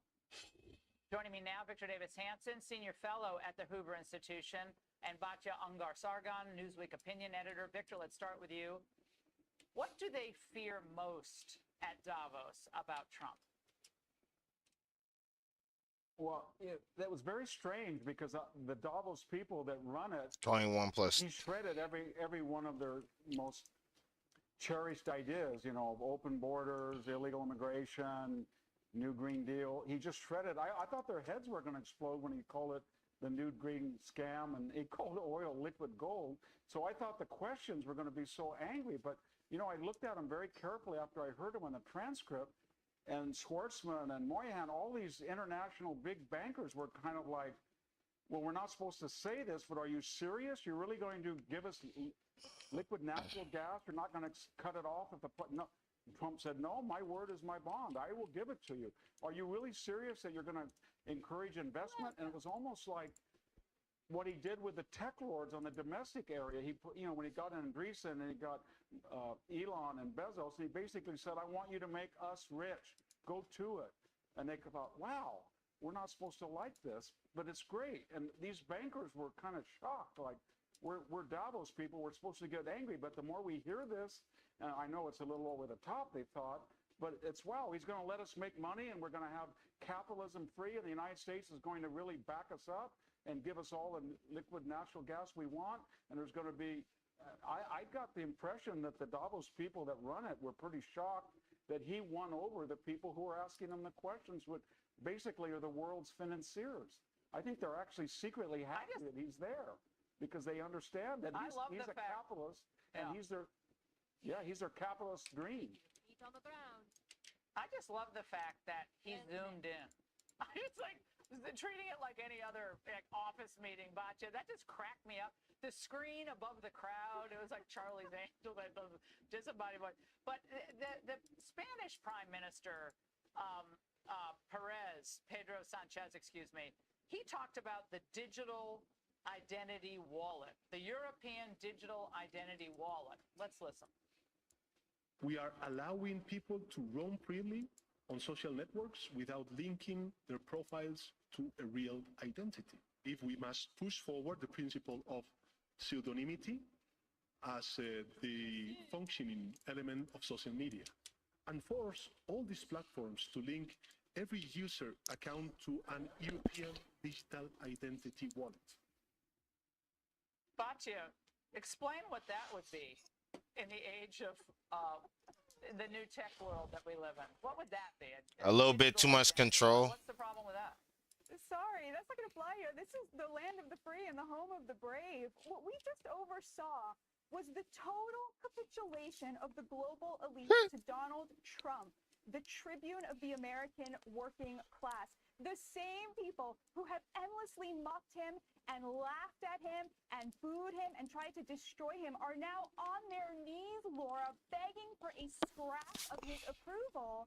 And the reason for that is what you led with. They are terrified of him because Donald Trump's vision that nation states must exist, that national borders are crucial, and that a nation owes something to its citizens. This view has simply triumphed over their view that you can endlessly pillage the middle class and the working class economically and culturally. They think you measure the health of an economy based on how many private jets a billionaire has. And Trump thinks you measure the health of an economy based on whether that billionaire's cleaning lady and plumber can afford to buy a home. And it's Donald Trump's nationalism that is winning the day, thank God. You love to see it. It is just delicious. Well, one thing is for sure, Victor, a lot of those elites gathered at Davos, their ideas were responsible for wrecking the world, whether it was foreign policy, nonstop wars, open borders. They're still pushing for unfettered migration and support for migration. The handling of the pandemic, the lies about gain of function. I mean, what haven't they wrecked, frankly, except their own portfolio? Tokens serve two purposes. Well, they're suicidal. Europe is suicidal. When the EU was formed, their GDP was almost like ours, and now we're almost double. And they did that through a national collective suicide. But again, I think all of these Davos masters were a little shocked because Donald Trump talked over their heads, and he appealed to the innate logic of these capitalist bankers. And he's basically saying, you know, I like you guys, but you don't understand who's your friend and what's in your interest, and it's the MAGA. And I'm here to help you. Join us because I wouldn't want you to suffer if you don't, and you will suffer, just like you did to yourself. And that's a very powerful argument. I think the Davos shepherds thought that the sheep are going, you know, wandering away from their control to Donald Trump. I think he won a lot of people over, even with that tough talk. And they didn't like it, but the bunkers and the financiers and the international people loved it. Well, what was hilarious to watch close up was Javier Milei in that St. John Church on Inauguration Day for the service in the morning. You know, people were just flocking to him. And he walked by the vice premier of China, right, who nobody paid any attention to. People were just, Maloney and Milei, people just wanted to be close to. I think we have a soundbite from Javier. Let's watch. Slowly, what once seemed like the absolute global hegemony of the woke left in politics, educational institutions, in the media, international organizations, or even in go get a couple bags. has begun to crumble. And the hope for the ideas of freedom is starting to emerge. But real quickly on that, I mean, George Maloney, the rest of these populist leaders are the future. They absolutely are, Laura, and the reason for that is because they love the people that they represent. The elites absolutely hate the working class. They have so much contempt for them, and you can tell when a leader loves the people and serves the people. That is what Donald Trump represents, is this return of service. I am here to represent what the people elected me to do. Yeah, well, and they'll raise the boogeyman of disinformation and misinformation, as Klaus Schwab has done, and the fact that Trump went right at that today was that was just music to my ears. I could have watched that all day long. Victor, Batya, both, thank you so much. And coming up, Republicans already have a new campaign ad for, what is it, 2026? We'll share it with you now. Can you believe this is only day 4 of Trump 2.0? But it turns out Republicans have already found the new star of their next campaign commercial. I'm not going back to Haiti. Trump, you feel me? Yo, Biden forever, bro. Thank Obama for everything that he did for me, bro. That has to be fake. It almost sounds fake, doesn't it? I mean, it doesn't even, how can that be real? Well, it is. By the way, that Biden fanboy is a Haitian gangbanger with 17 prior convictions. And Fox's Bill Malugin spent the night embedded with ICE operations in the Boston area as they grounded up all these criminals. An MS-13 gang member wanted in El Salvador for aggravated murder. And he has an Interpol red notice out for his arrest. This illegal alien from Brazil who has an Interpol red notice for armed robbery. This Salvadoran illegal alien charged locally with rape and released by a sanctuary jurisdiction. This Dominican illegal alien charged with assault with a deadly weapon and heroin trafficking. Joining me now is Fox's national correspondent, Bill Malugin. Bill, quite an adventure you had, and I understand that one of the arrested illegals had just been released from custody the day before. What do you know? Yeah, he's a MS-13 gang member from Guatemala who was locked up on local gun charges out here. The day before our embed, ICE Boston tells us the locals released him, ignored their detainer request, so he was back out on the street. So what happened was ICE found him in an apartment building yesterday. They went in and arrested him, but they found him with a friend or an acquaintance or another guy who had nothing to do with what ICE was going after, but ICE arrested him anyways because when they encountered him, they ran his fingerprints and they found out he was a previously deported illegal immigrant as well. So that's what's known as collateral, Laura, and that's what Tom Homan has been warning about, telling these sanctuary cities, if you don't hand these people over to us and you just let them back out into the community, we're going to have to go in, we're going to go find them, and if we find them with other people who aren't our targets and they're in the U.S. illegally, they're gonna go too. That's Shit. exactly what happened yesterday. Sanctuary policy out here caused that MS-13 gang member's friend or acquaintance to also get arrested by ICE. Now they're both going to get deported. Yeah, ICE is coming. And what was the reaction, Bill? And it's you got chilly. from some of the residents in these communities. It was interesting. Most of the time, people are just kind of like peeking out their windows watching it happen. But on the arrest of that Dominican illegal alien, the alleged heroin trafficker with the assault with a deadly weapon charge, a woman actually came up to ICE and told them, thank you for arresting him.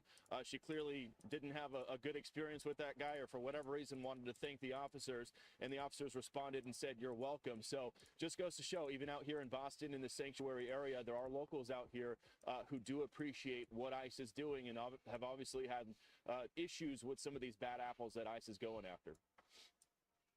Well, one of the things that people kept asking today, and I knew you would have an answer, is how is it possible that these individuals with such long records, with violent records, whether it's assault or rape or sexual assault, drug trafficking, they were just freely going about their business in the community, doing God knows what, but it couldn't have been good. You know what? I ask ICE that exact same question. When I see some of these rap sheets like aggravated child rape, rapes, attempted murders, I ask them, how are these people on the street in the first place for you guys to go after? Like, who's releasing these people? And they all just give me the same answer. That's Massachusetts for you. That's Massachusetts for you. Like, these severe crimes, they get really low bails. So they're just let out, and then they ignore ICE's detainer request. So, I mean, if you just go on ICE Boston's press release website every day, like, they're getting these horrible arrests every single day. Child rape, sexual assault, murder, fentanyl trafficking. And it just makes your jaw hit the floor because all these people are out on the street free. And the locals just won't cooperate with ICE. It's mind-boggling. Well, yikes. if the people of Massachusetts, this is the state they want, this is the situation they want, then they're going to have to make decisions when it comes to vote. And I guess they can keep doing it, but it seems like this is so far a really popular move by Trump and ICE. Bill, thank you for getting in there and reporting for us. We really appreciate it. And Trump's crackdown, as we see, again, already showing huge successes. Fox Digital is reporting that illegal crossings at the southern border have dropped like a rock. Crossings during the first 3 days of the Trump administration are now 35% lower than the final 3 days of the open borders Biden administration. Of course, we can't sit back, rest on our laurels, because your tax dollars are still being used to help fund mass migration. Now, according to Todd Bensman at the Center for Immigration Studies, the UN and NGOs, non-governmental organizations, have directed billions of mostly U.S. tax dollars into supporting millions of illegal southern border trips. The large conglomerate, made up of more than 200 UN agencies and NGOs, already has an idea of how they want to spend your cash for this year. Check it out. They want to spend $1.4 billion to support 2.3 million foreign nationals traveling through to the United States through 17 Latin American countries. Joining me now is Todd Bensman, Senior National Security Fellow for the CIS. Todd, now, again, people watching this going, whoa, what is this NGO-UN collaboration, and how does it involve us? Really quickly explain it.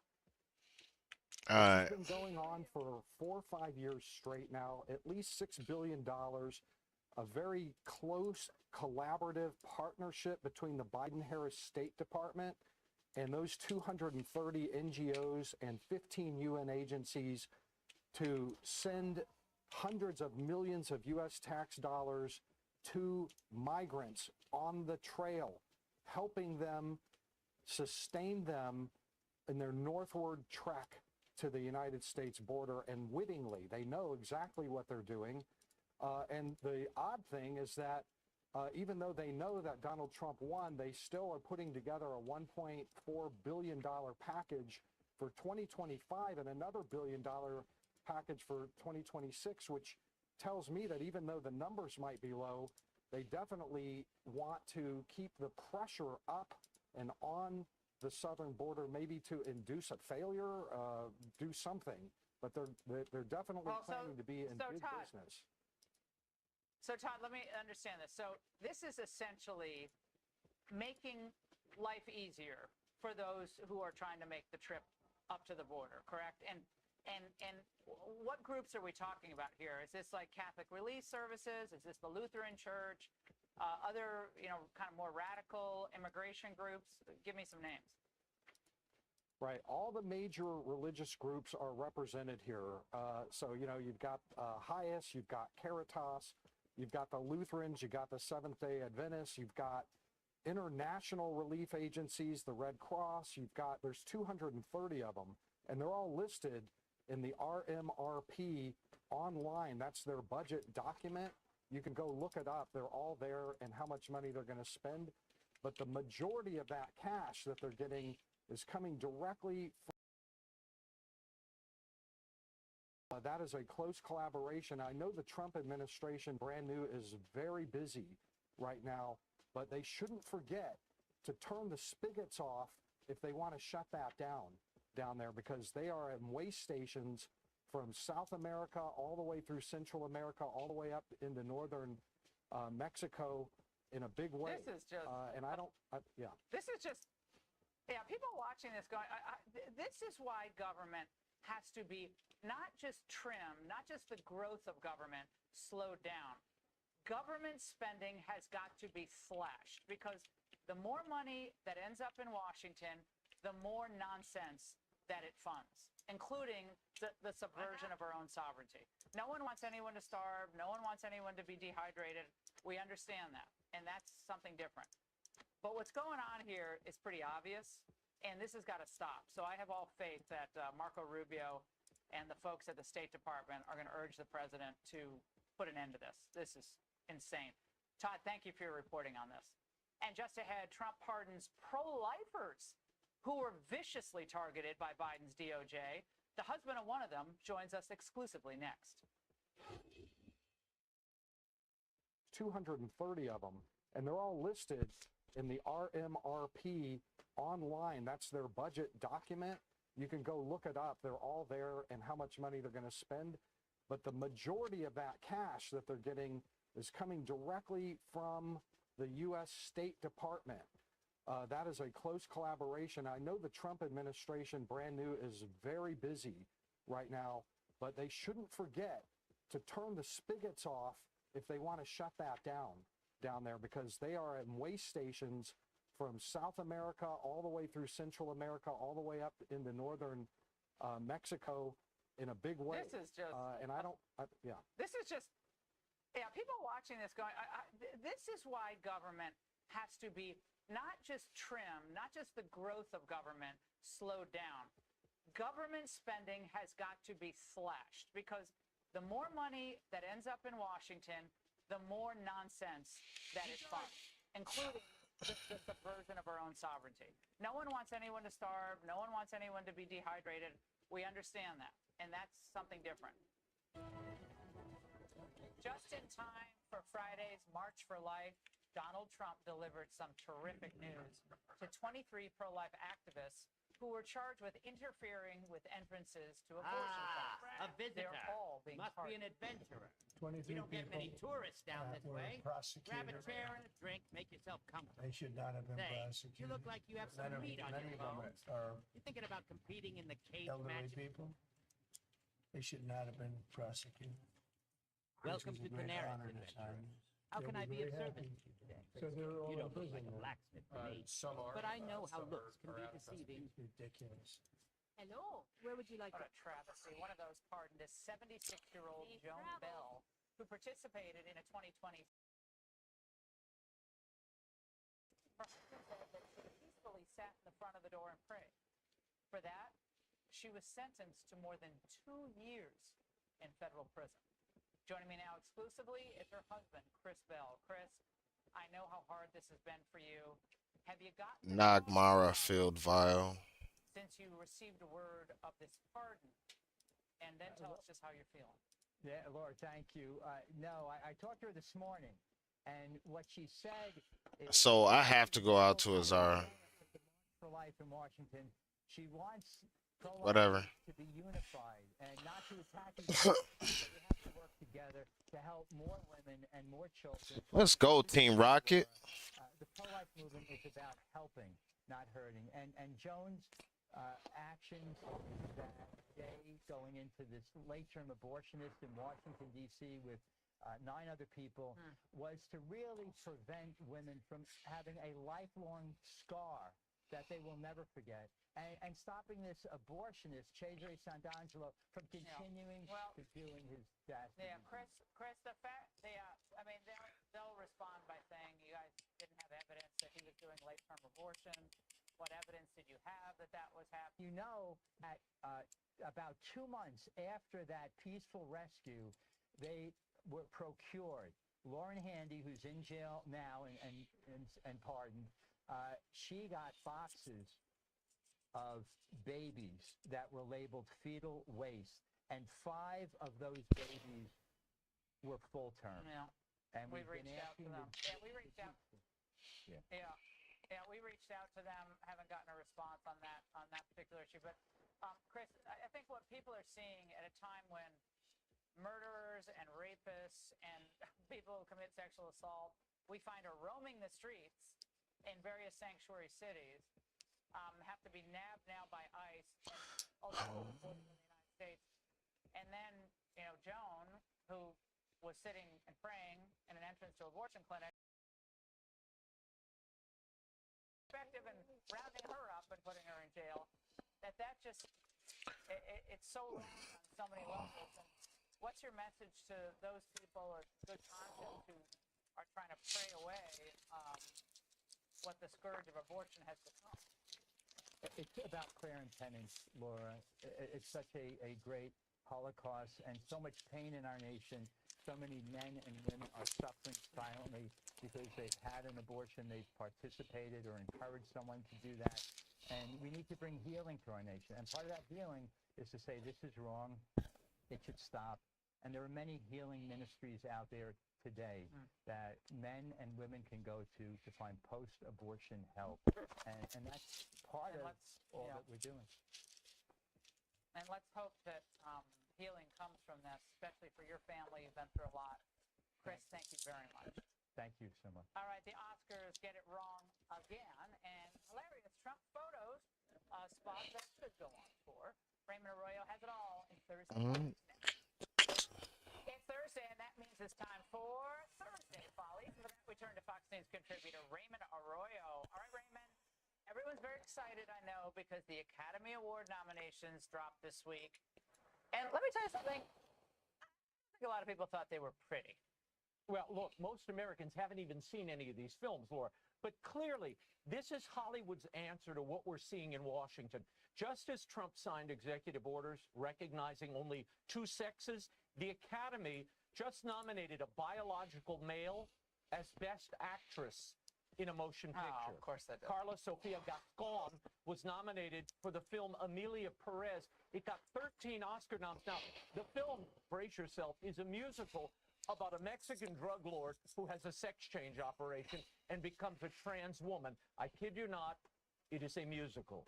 You almost don't know how to comment on this, Laura. I mean, this is one of the worst movies I've ever seen. I only watched about 15 minutes of it on Netflix, but here's what I think's happening here. This is a cultural dominion war going on between the mass culture, people, Trump, what we're seeing in the popular culture, and Hollywood.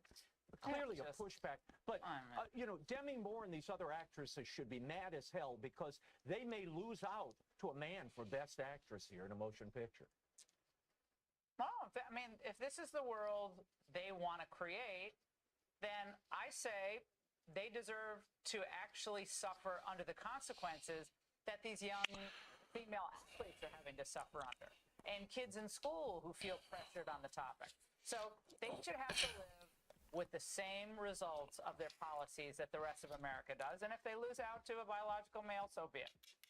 Well, look, it doesn't matter, I think, to a lot of Americans, except for, you know, a complete unknown, the Bob Dylan movie. I don't think anybody's heard of any of these films, so it's going to pass by without a blip. But look, I'm amazed more actresses, though, aren't speaking against this nomination, though one Academy Award winner did speak up. The sun goes down, and my hair is a symphony all its own. It's so beautiful, it takes my breath away. Insana DeVille, Laura. That was the actress formerly known as Glenn Close. Well, I think we need to call social services and get her a comb out, though. That's pretty. Talk about that. Well, someone tweeted out that she, like so many of the raging leftists in the entertainment industry, are just having a complete mental breakdown of Trump's popularity. He's never been more popular. He's never been more popular among young people, African Americans, Latinos, and his popularity, at least for now, seems to be growing. I don't know how they're going to deal with this, but perhaps that's just one way of letting it all out, Raymond. And there's also a legal war underway between Blake Lively and Justin Baldoni, the director and co-star of her latest movie. Now, she sued him, I've been following this, for sexual harassment, and then he countersued her for defamation and extortion. Yeah, well, look, their movie was called It Ends With Us, but it looks like it ends with a judge, Laura. Lively claimed she was harassed sexually during a dance scene. Justin Baldoni's lawyer, Brian Friedman, released behind-the-scene footage of that dance scene to the Daily Mail earlier this week. Take a look for yourself. We cannot confirm the authenticity of the video, but Blake Lively is now trying to get a gag order, Laura, placed on Baldoni's lawyer. Both sides say that video vindicates them, but Lively's lawyers responded by saying Justin Baldoni and his lawyer may hope that this latest stunt will get ahead of the damaging evidence against him, that every... What Ms. Lively...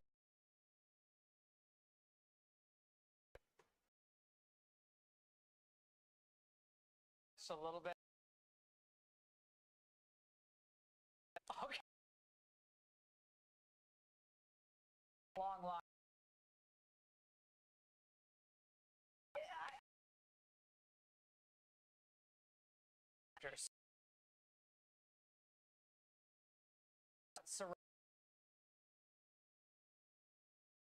Kind of cool. I don't want. Well, if that happens. As I... These are just... It's called... It's a romantic... Actor playing opposite Hugh Jackman. The trans or the sex Amelia change Perez. musical. So that... Right, so that's kind of today's Brokeback Mountain or The Crying Game. Like they have to keep going, right? So every season, it's how can you one up the other film? Is that kind of it? I mean, well, it's not exactly cabaret. One hopes to entertain audiences, but you don't see that emphasis. The focus seems to be changing social mores or broadcasting messages to the public, messages that I'm not sure they want to hear. Oh, it's just goofy. And the music's bad. Other than that, Raymond, great to see you. Thanks so much.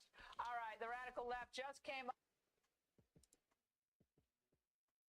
There we go.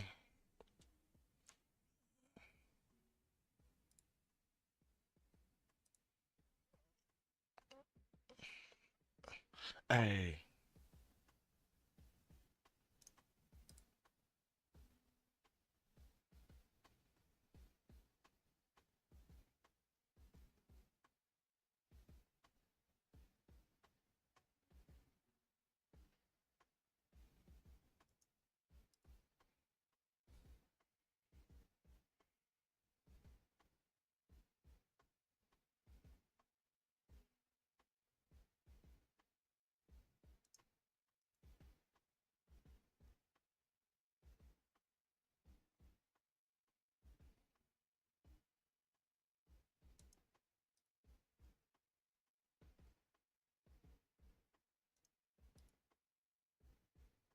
Oh yeah, Scott Jennings.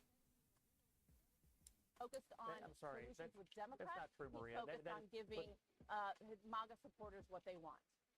Maria, that's not true. I voted for Donald Trump, and I don't want cruelty and division. I want law. And instead of being a real leader and Sorry, with Democrats, that's not true, Maria. he's focused on giving his MAGA supporters what they want. Maria, that's not true. I voted for Donald Trump, and I don't want cruelty and division. I want law and order, and I want an immigration system that works Well, with the then United work States. with Democrats. Because it's the same stuff every other would-be authoritarian leader does in every country that has had to contend with a leader like that. Of having a man be inaugurated to be president on the same day as we commemorate MLK. And that same man saying that he was going to get rid of diversity, equity, and inclusion. The conversation you intend to have and the script you intend to read for the next 4 years, you are going to continue to get politically punished. Well, as CNN continues to be absolutely insanely obsessed with January 6th, we're going to watch our boy Scott Jennings absolutely mop the floor with Maria Cordova after she has some wild takes and wild claims, and then we're going to get to some of the mainstream media, can we call them meltdowns, whatever they are. These people are not coping very well. Rachel Madcow, Caitlin Collins, the Harpies of the View. Hopefully soon they won't be on TV and I'll have to do something else to get content because these people infuriate me. Let's get to our boy Scott Jennings. While the American people do want this fixed, when you talk about mass deportations and they realize who is going to be caught in this dragnet of cruelty, which are the dreamers, business owners, first responders, teachers, the people in our community, community leaders, the people who are injecting trillions of dollars into our long-standing families who have roots in our communities, the American people absolutely reject that. And that is something that we need to figure out. So again, if Donald Trump and Republicans were really focused on a solution, this is not it, which is why I believe at the end of the day, the cruelty and the pain and the division is what Trump is after, because that is what his base wants. And instead of being a real leader and focused on solutions with Democrats, that's not true, Maria. he's focused on giving his MAGA supporters what they want. Maria, that's not true. I voted for Donald Trump, and I don't want cruelty and division. I want law and order, and I want an immigration system that works for the United States. Well, then work with Democrats, Scott. Donald Trump is not interested in deporting people who are here legal, people who have followed all the rules. They're interested in primarily right out of the gate two populations: violent criminals and people who have existing adjudicated deportation orders that are millions of people. And I refuse to accept the farcical argument that the U.S. economy is underpinned by rapists, murderers, and people who are awaiting deportation. It's just not true. But you mentioned pain, both of you did. And there is a lot of pain being felt by the 140 police officers who were attacked during the January 6th attack on the Capitol. When it comes to law and order, Donald Trump's spoken about it many times. Republicans have always said that they are the party of law and order. How can that be now after seeing that all of those who took part in that attack, those who were violent as well, have been pardoned by Donald Trump or their sentences? First to you, Scott. Well, first of all, I don't particularly care for what happened on January the 6th. I didn't like it the day that it happened. I don't like it today. I think it was a terrible day. I don't think the people who participated in it should have done that, and it should never happen again. That's number one. Number two, the people who did participate in it, by and large, all face some kind of punishment. A great many, hundreds, thousands went to jail. Some have already been in jail and completed their sentence. Most were financially ruined. Their lives have been ruined. They paid a severe price. It's Donald Trump's position that they paid enough.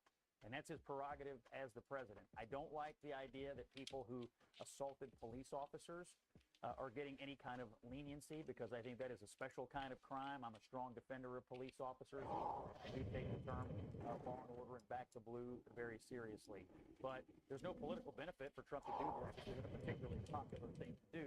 However, I would point out he did campaign on it. He made it perfectly clear what he intended to do, and he followed through on it. I do think and hope that this now will put this behind us. That this is over. The American people adjudicated this in the election as a political matter. And hopefully it never, ever happens again in this country. I would just humbly and respectfully submit to you all that if this is the conversation you intend to have and the script you intend to read for the next 4 years, you are going to continue to get politically punished by the American people who are desperate to look into the future and not continue to wring hands about the only person who brought this up today, Scott, was Donald Trump. Okay, he was the one who put it on his agenda. He was the one who pardoned all these people. He did not have to do that. No, he didn't have to do it, and he did it. He was going to so do when you talk about looking forward, why isn't he looking forward? He is looking forward, and I think what he would say is, I'm trying to put this behind us, and Democrats and the media are continuing to try to make this the center of our national political.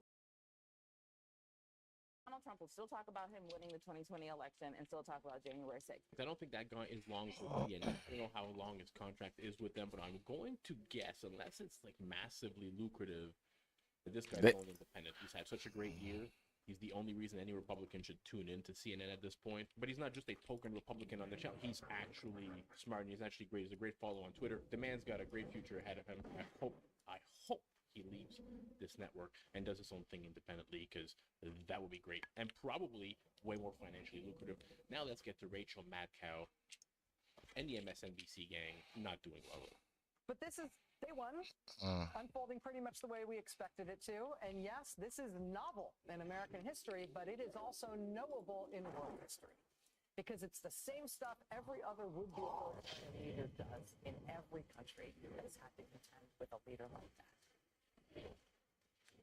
And as Americans, we've had bad inaugurations before, including the one where one of the principals was too drunk to stand.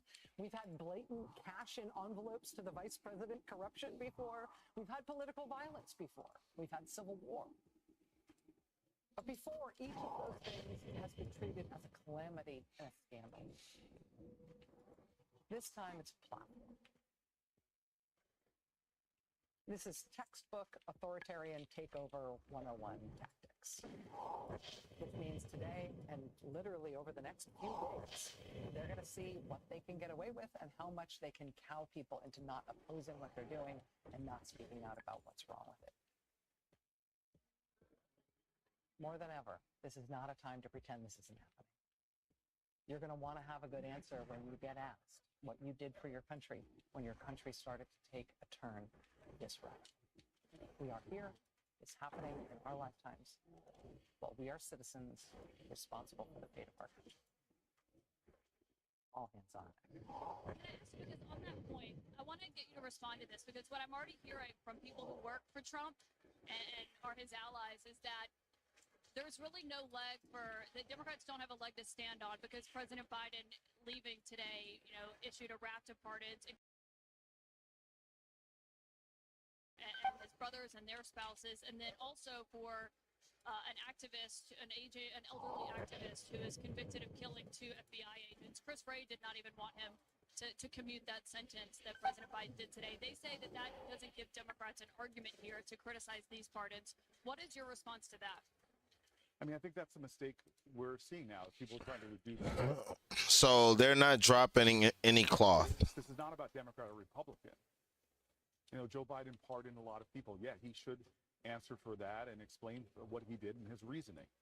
But the people he pardoned, his family members, did not, before the naked public eye, beat police officers, try to overthrow our government, leave police officers, and have injuries, scars, both visible and invisible, on police officers that are still affecting their lives today. This is not about left or right in our country. We can't just say this is a tit for tat, or their side did it so my side can do it. No, this is about the values and principles that we should all be looking to uphold, the institutions of our government themselves, that these people on that day tried to overthrow. Let's stop with the rank partisanship. The President of the United States of America has just pardoned people who physically attacked, violently led to the death of officers like Sicknick, and we should be talking about that. It was interesting to me. I was texting with a lot of Democrats all across the country, state legislative leaders, because this fight is going to be in the states. As much as we look at Congress, America's policy is made in state legislatures. And one senior Dem state legislator from out west texted me and said, he literally just let his private militia out of jail. He said he's instilled a sense of loyalty. These people feel loyal to him, and their lawlessness is now going to go unchecked, and he can now call on them again to do what they would like. So I I know a lot of Democrats have mixed feelings about the president's preemptive pardon of his family specifically. President Biden. Yeah, a lot of presidents around here, so we got to be specific now. And I understand the concerns that people had, but I also understand what the president said is that you know, the incoming president, President Trump, has promised a special prosecutor to go after and look into the Biden family. And so what he did is respond to the climate. If the lawmakers don't like it, put a check on the president and pass a bill, okay? And curb the pardon powers. But until that happens... Oh, let's go. Guys, if you don't mind, before we get to the harpies of The View giving us their out-of-touch takes, if you don't mind just smashing that thumbs up button for your boy, that really goes me out. And also, if you're not yet subscribed, this is not your first time here, hopefully this will be the video which you can earn your subscription. Let's get back to it. But the one thing that I did think about was the hypocrisy of having a man be inaugurated to be president on the same day as we commemorate MLK. And that same man saying that he was going to get rid of diversity, equity, and inclusion. The irony of it. The irony of it, because Martin Luther King not only economic, that people tend to miss. And I want to remind people that he said that Black Americans deserved reparations for the injustices they faced. He argued that reparations were a form of justice, in fact, not charity. And he said, quote, "It's all right to tell a man to lift himself by his own bootstraps, but it's cruel jest to say to a bootless man that he ought to lift himself by his own bootstraps." Yeah. And so in thinking about that, and Donald Trump saying things that this country would be a meritocracy, you're talking about a man who didn't become the president of the United States because of merit. He had no political experience whatsoever. He had no business experience. He was given everything that he has. He is a legacy hire. He is, if anything, a DEI hire. I didn't earn it hire. And so, you know, I need to go back to Ungirl. things that I was thinking Yeah. about. So nobody who stood up on January 6th and January 7th and condemned what happened there, which was an act of treason. It was an insurrection. I don't care what you're going to call it. I don't care how you want to whitewash it. Nobody who stood up and condemned that and is today silent after those pardons should be able to look at themselves in the mirror, because you have no morals. Just the speech part. A lot of the revelry, it was hard because this is not someone I voted for, so I did not feel like sitting around and watching it. But the speech itself, I remember when it was done, my first reaction was, you know, what is this country he speaks of? Because I immediately couldn't reconcile the way I see the country and the people and how it is right now and where he saw it. He didn't say carnage, but he said carnage pretty much in everything else. You remember the reference from his first inauguration when he said carnage. I just kind of felt this dark feeling. And then he had this kind of martyr-like, you guys are downtrodden and almost irreparable. You can't save this place, but I can. And it had this godlike complex without any Jesus qualities. It was kind of like a juxtaposition, but I was really disappointed, just to be clear, but disappointed that there wasn't one kind thing to say about the outgoing administration. Because even he was merciless to the outgoing. That's my point. That's my point. Even if you find it really hard, there could have been. They spent the morning together. They had a welcome tea. President Biden and Vice President Harris did everything we all criticized Donald Trump throughout the door. They did all the traditions of handing off the baton. And he couldn't even muster up one small thing to say, thank you for kindly welcoming us back or something. Welcome to Canary, adventurer. It was How can I be kind of of a service gut to you punch of today? sorts. Yeah, You don't I look just like wanted a to just put a blacksmith to me. quick button on But it. I know because, how looks can I be deceiving. was not offended by Biden pardoning his family, because I think, just like Maya Angelou said, when someone shows you or tells you who they are, believe them the first time. We've already had a Trump presidency. We know that this administration is a vengeful one. We know this is a vengeful man. And if I can protect me and mine,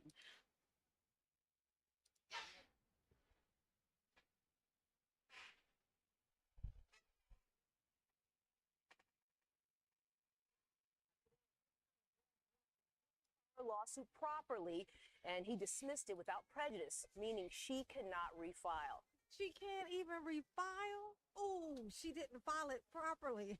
Oh, that's why. So Tiffany didn't file her lawsuit properly. I'm gonna tell you the problem that Tiffany got. She be moving too fast.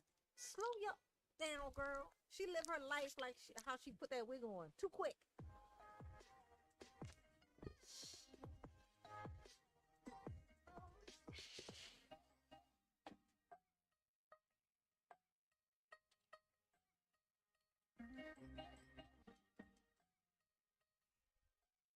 Hey y'all, it's your girl J9E. Make sure you hit the like button, subscribe, share the video, get into the comments. Let me know what you think about this, okay?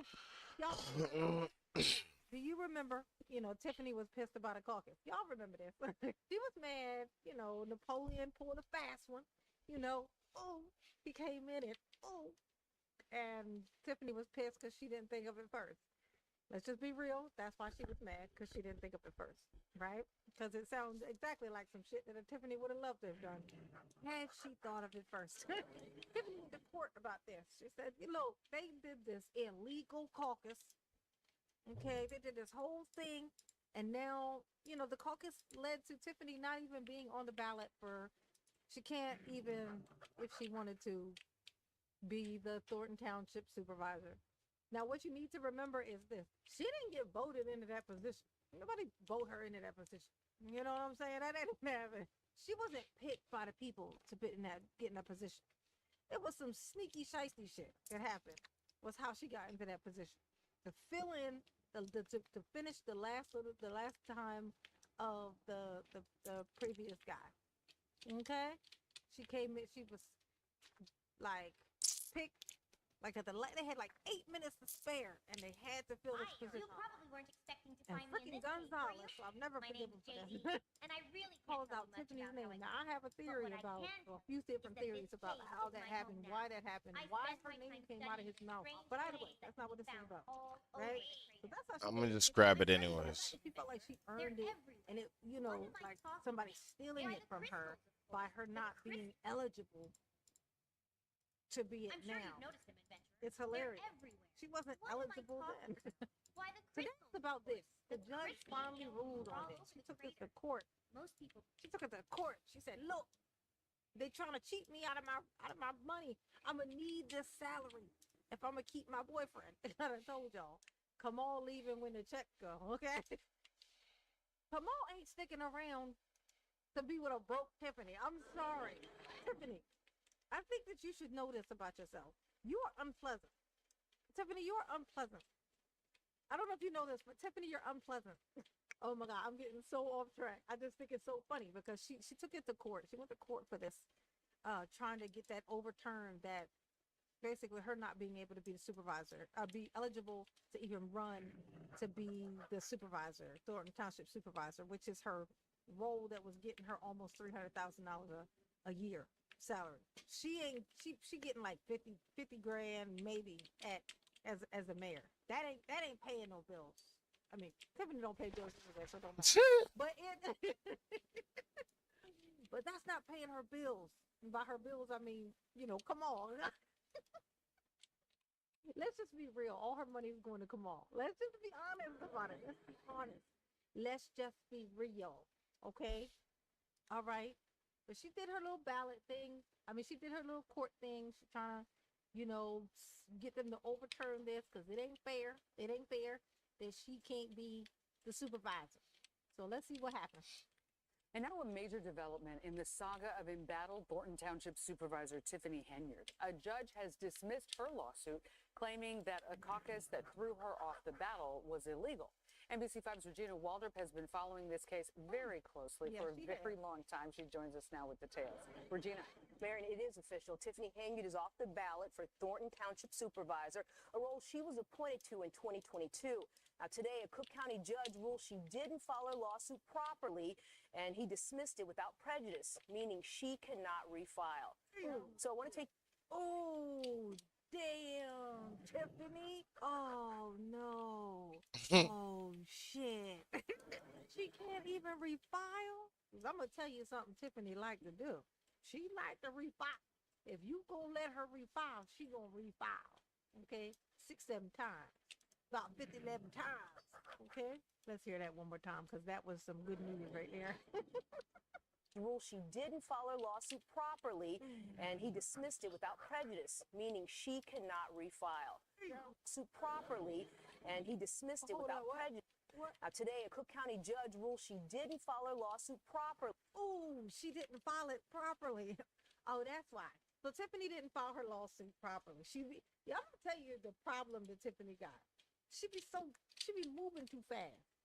Slow your ass down, girl. She live her life like how she put that wig on. Too quick. Take some time. She's Think about funny. it. You know what I'm She saying? said she lived her life like she put on her wig too quick. Job legally. Do that. Okay? Do that. You want that in a lawyer. You want a lawyer to know the law. You want if you want your lawyer to do anything at all, you want him to law. Okay? When you're looking for a lawyer, that's the first question you need to ask. Can you law or no? Okay? That's what you need to ask. All right. Mama's advice to you. All right. So she filed it improperly. Reason why? Because she did it too quick.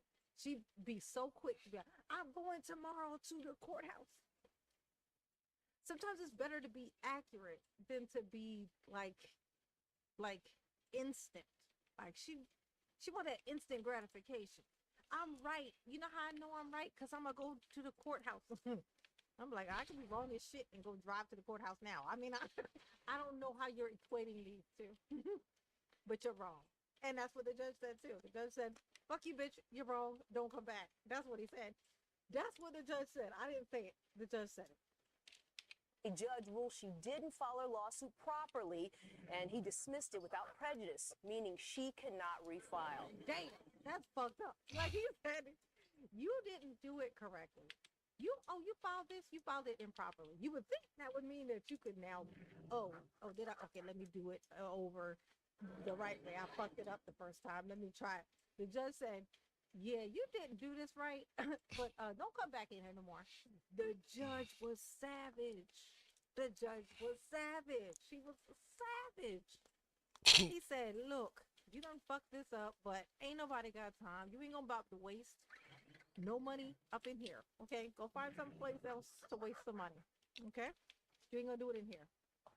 So I want to take you back to the scene December 3rd. That is when Tiffany Hayard was thrown off the ballot. It was a packed and raucous meeting with an overflow crowd waiting outside. At that time, Hayard called it unfair and illegal. She said none of her supporters were let in to cast a vote. Now, we spoke to elections expert attorney Bert Oldelson, who tells us the caucus was legal, and also a Thornton Township resident who says it might have been legal, but it might not have been ethical. Hey, ain't nothing to do with ethics. Y'all know what the government look like? Do you know what part of the government seems like it's like functioning on some ethical type shit? Like, I'll wait.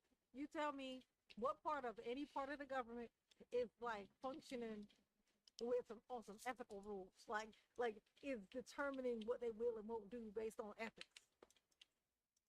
No, that's not what the government is. The government is like this official thing. It's like, look, these are the rules. We made these sneaky ass rules a long time ago. Our forefathers did it just for a moment like this where we can get over on everybody. This is what it is. Okay, it's not ethical. It's funny. Tiffany's unethical. You know, I don't piss myself off. Look, Tiffany's unethical ass. It's trying to get ethical. First person talking about this isn't ethical. She want to be the only. It's That's funny.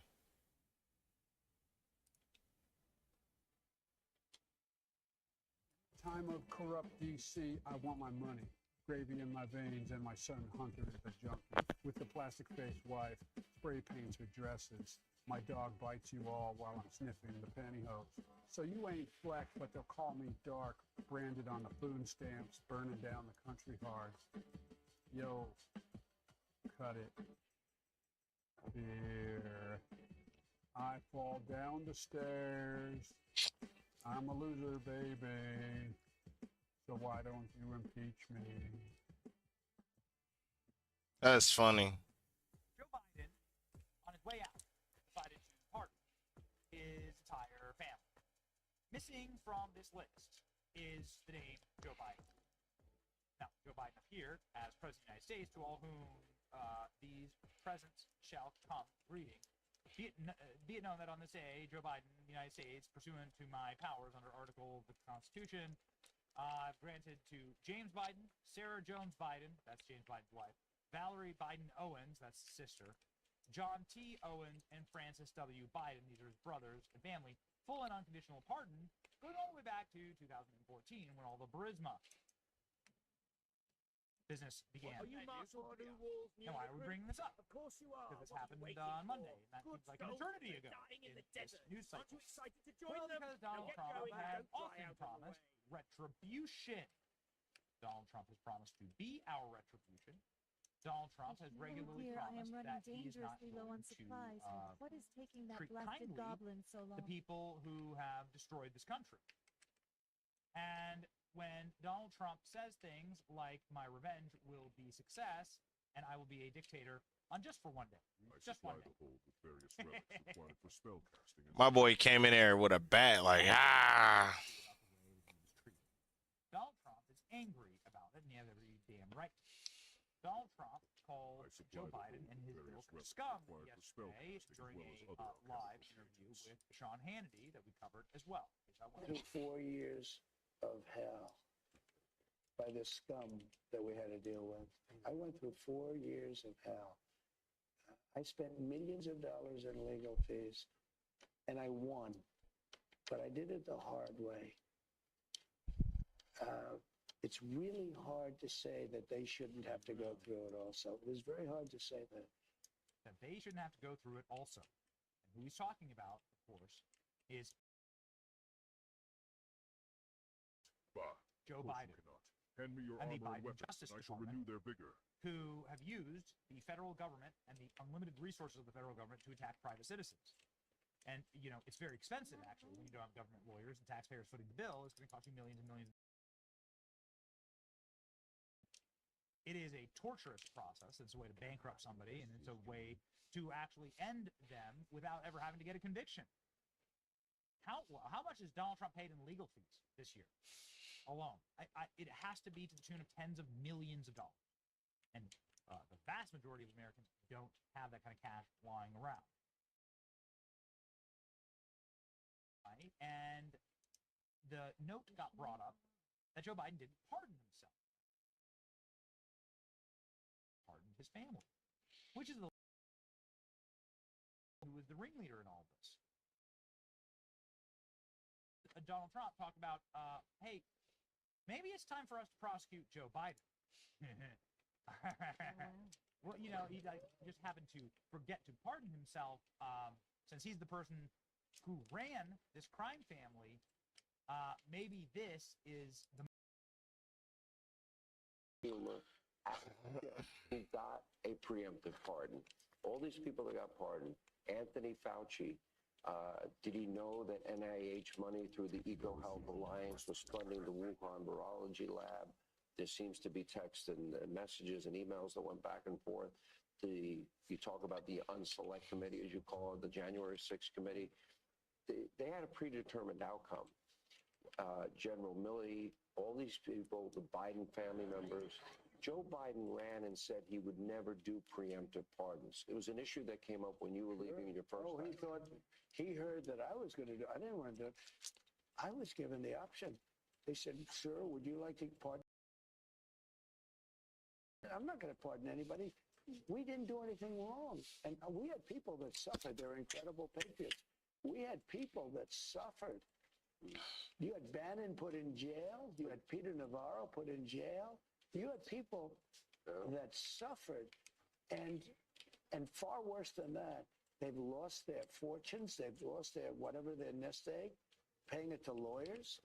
And those people, and people said, and they wouldn't have even taken, most of those people, they wouldn't have even taken a pardon. This guy went around giving everybody pardons. And you know, the funny thing, maybe the sad thing, is he didn't give himself a pardon. And you look at it, it all had to do with him. I mean, the money went to him. Should Congress investigate that? Well, I don't know. It's, you know, Well, you ordered the deal. I've always been, look, he didn't give himself a pardon. And he didn't give some other people a pardon that needed it. And I heard Schiff went to him and just begged him for a pardon because Schiff is a crook. Schiff is a crooked guy. He's a crooked politician.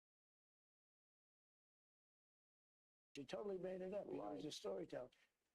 And then after he made it up, they found out that there was a tape of the conversation made by, you know, I guess, State Department. I don't know. When you make calls, they make tapes sometimes, not all the time. He was the one talking to the Russians. So he, in the meantime, made up the conversation, totally made it up about quid pro quo. There was no quid pro quo, just there was a perfect call. Tim Scott was the first one to come. He read it. He said, "This is a perfect call. What are you doing? You're impeaching a man for a perfect call." It was Schiff. Schiff, Hillary, the whole group. You know what? They should. Schiff is just a bad, sick, and he went to Biden and he demanded a pardon because he thought he did something. He knew he did something. Oh man, there it was. I'm getting stressed out here. He just said Benny Thompson, right? So Sean Hannity just said Benny Thompson, but that's not what we're talking about here. What we're talking about here is that Joe Biden seemingly made what might have been an actual mistake. Fine, can you load up some of these memes? What seems to have been a severe potential mistake.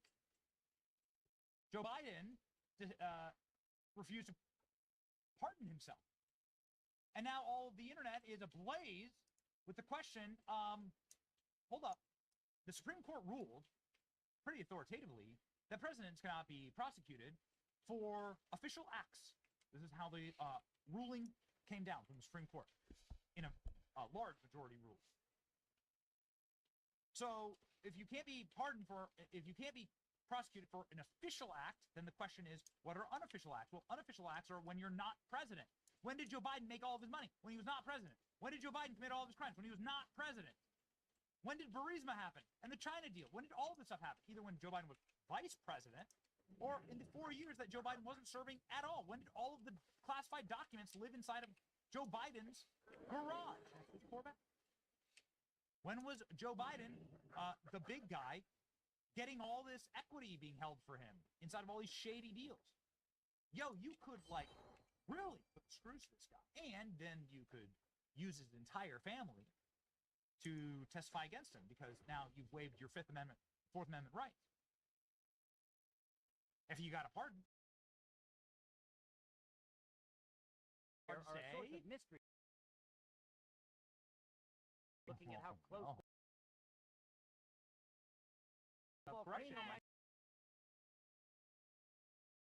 Go through it. Yes, that's his first TV interview is returning to the White House. Like to find Trump said that Biden 82 received a very, very bad advice to pardon 5 relatives, but not himself. Minutes before leaving the office and heading off, inquiries into the Biden family business dealings remain unanswered. You know, the funny thing is, sad thing is, he didn't give himself a pardon. Says Trump. Look at this photo. And then you got Joe over here. Oh, man. He knows, doesn't he? This is a great photo. He knows. Oh, boy. Oh, man. Joe Biden does always look like one of those wax Madame Tussauds figures, like of Joe Biden. Like if Madame Tussauds did a Joe Biden wax figure, it's actually what Joe Biden looks like. He looks like a formaldehyde corpse. When they do like an open casket, and you're like, ew, yikes. When like they have Vladimir Lenin, right, under glass for like 80 years in the Soviet Union, and you can go up there and see Lenin. Yeah, it's like what Joe Biden looks like. Anyway, point is, and if you look at it, it all had to do with him. I mean, the money went to him, said Donald Trump. It's correct. Biden pardoned all 3 of his siblings, including his brother James and their 2 spouses, pardoning his son Hunter. I went through 4 years of this scum and had to deal with it, said Donald Trump. Remember this, Trump went on. Joe Biden got very bad advice. Joe Biden, very bad advisors. Somebody advised Joe Biden to give pardons to everybody but him. At one point in the interview, Hannity asked Trump if he had ordered the DOJ to investigate Biden. Look, he didn't give a pardon to himself, and he didn't give some other people pardons that needed it. Okay. Very much looking forward to that. Nancy Pelosi didn't get a pardon. Nancy. Hope your trades are going well, and you say that the lawyers. For years, James Biden leveraged his brother's powerful role as a senator and vice president to lure domestic and international business, in many cases partnering with his son Hunter, and it's unclear what possible crimes Joe Biden would be investigated by the Trump department. Some theoretical offenses, such as infractions under the Foreign Agents Registration Act, have 5-year statutes of limitations and will not be charged. Investigations can happen without into this kind of stuff without you having to like bring charges. You can just open investigations. It's rare for a former president to face criminal investigation charges. However, Biden's Justice Department indicted Trump on a pair of cases after his first term, allegedly mishandling classified documents. Biden, like Trump, was investigated for mishandling classified documents, but they said that he was an elderly man with too poor of a memory. Yes, Joe Biden needs to wear a helmet to go to the bathroom. And so that's why they said they can't charge him. So anyway, the point is we may be getting a Joe Biden prosecution from Donald Trump, which I would love. It's turnabout's fair play, and maybe the easiest way, what's good for the goose is good for the gander, and the easiest way to fix all this is just to scorch the earth, to salt the earth. Make them feel the same pain, and then they'll stop doing it. This guy went around giving everybody pardons, and you know the funny thing is, the sad thing is, that he didn't give himself a pardon. Said Donald Trump,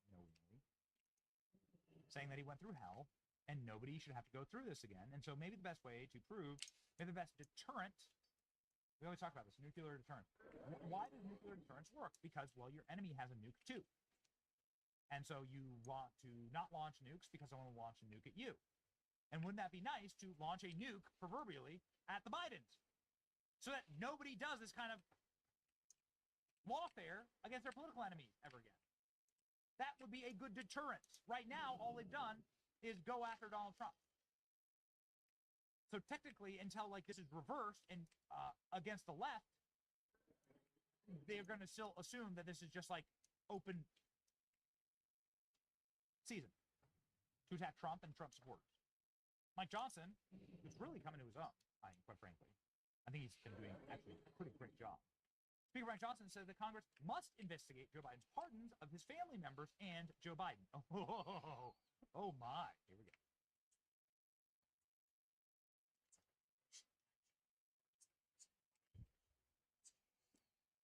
It was shocking. I mean, it was shocking what President Biden did on the way out, pardoning his family for more than a decade of whatever activity, any nonviolent offenses. It was breathtaking to us. I don't think that's anything like that's ever been anticipated.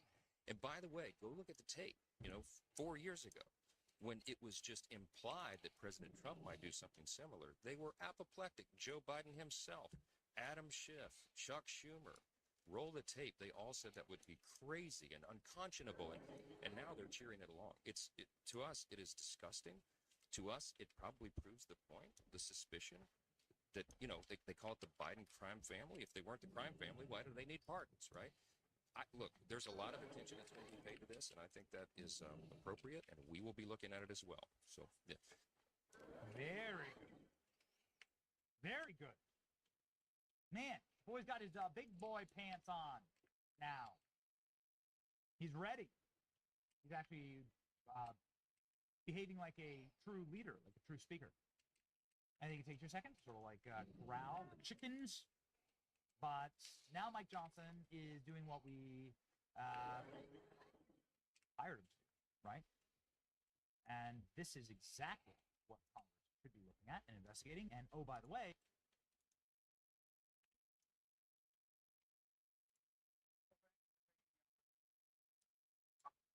no, it's a pleasure. And I know it's in the very early morning for you in South Africa, so thank you for making the accommodation. What do you make, sir, of the suggestion that your son was making a Nazi salute up on stage? It's absolute nonsense. Absolute rubbish. Rubbish. It's a universal salute, or as he said, throwing his heart out, I suppose. Yes, that's a universal thing for thousands of years. So that's rubbish. Utter rubbish. What do you want to explain to people about how your son thinks? in terms of helping them understand how to judge a behavior like that? Well, I mean, what behavior? The behavior was fine. I can't see anything wrong with that behavior. I've seen since then a number of photographs of Obama and OAC, AOC, and so on using the same gesture. Nobody's worried about it when they make that sort of gesture.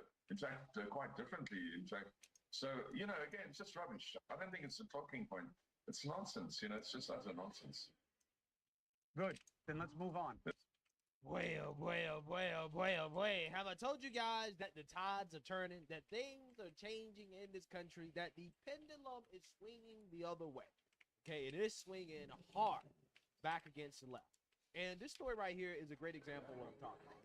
Because for the past 8 years or so, conservatives have had to face the consequences of speaking out on politics, on social media, in the form of being fired. Okay, this is why it is really hard to find Trump supporters who openly will come out and support Trump, because at least not too long ago, being an open Trump supporter meant that you can lose your job and your livelihood. Okay, if you say the wrong thing on social media as a Trump supporter, the left, they will try to out you, they will dox you, they will go after the company that you work for. They will make sure that you can't feed yourself, you can't feed your family, that you can't live, you can't survive, you can't even think in peace.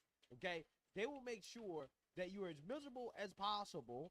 Okay, if you do not agree with them, right? If you say something that upsets the mob, okay.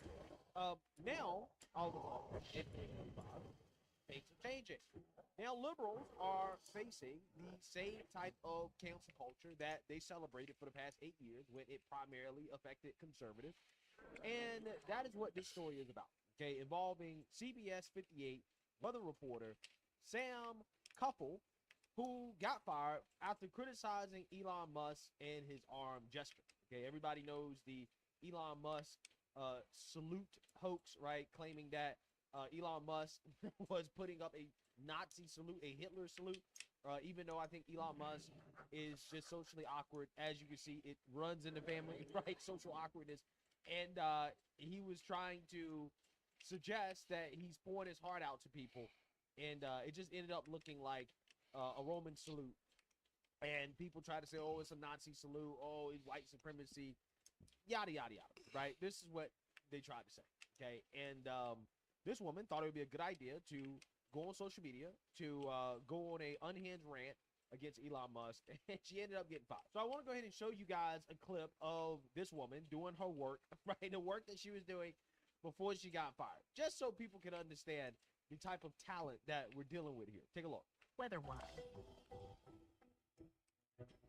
There are three main factors that determine fall color: leaf pigment, length of night, and the weather. The leaf pigment determines what color the leaf will turn when it stops producing chlorophyll, and this production generally decreases as nights get longer. Weather, particularly temps and soil moisture, has the biggest impact on whether or not fall colors will be vibrant, muted, or a mixture of both. To get the vibrant fall colors, you need a warm, wet spring, a mixture of sunny and rainy days in the summer, and warm, sunny days with cool, crisp nights in the fall. This year, southern Wisconsin had a severe drought develop quickly during the first half of the growing season, which lasted throughout the summer. A severe drought in the growing season tends to cause leaves to turn early while being muted in color. Some leaves even skip that transition and go straight from green to brown before fall really gets going, which is what we've seen a lot of in southeast Wisconsin this year. Yeah, so you see that, you heard that. Now, clearly this woman had some very valuable assets that she brought to her job, her profession, but unfortunately for her, that wasn't even enough to save her from being fired as a result of her lashing out on social media against Elon Musk. We told you how Elon Musk's gesture was being portrayed across the political aisle and across media outlets with a political bias, with the left and right having different interpretations of Elon Musk's intentions. You can find that analysis in our latest podcast episode of Bias Breakdown. Now there's fallout for a local weather forecaster sharing her reaction online. According to conservative talk radio show host Dan O'Donnell, who shared these screenshots, Milwaukee TV weather forecaster Sam Cuffle posted these two pictures on her Instagram story, reacting to Musk's speech. We've blurred the expletives used, but the caption reads in part, "Dude Nazi saluted twice during the inauguration." Then another post of a meme that says in part, "He's a Nazi." According to a staff email obtained by the Milwaukee Journal Sentinel, Motherfuckers don't want to get sued out their shoes. the day after the post. Her employer didn't say Cuffle's criticism of Musk online was the reason for her firing in the memo. There were those online who came to the weather reporter's defense and those who applauded the station for letting her go. One ex-user posted, "Shame on CBS 58 for firing Sam Cuffle for naming Elon Musk's Nazi salute. Shame on Dan O'Donnell Show for mobilizing trolls to harass her, call for her job." And another user wrote, "If your job is to report the weather, how dumb is it to go down this route? Trust me, all of the meteorologists I worked with had opinions on current events.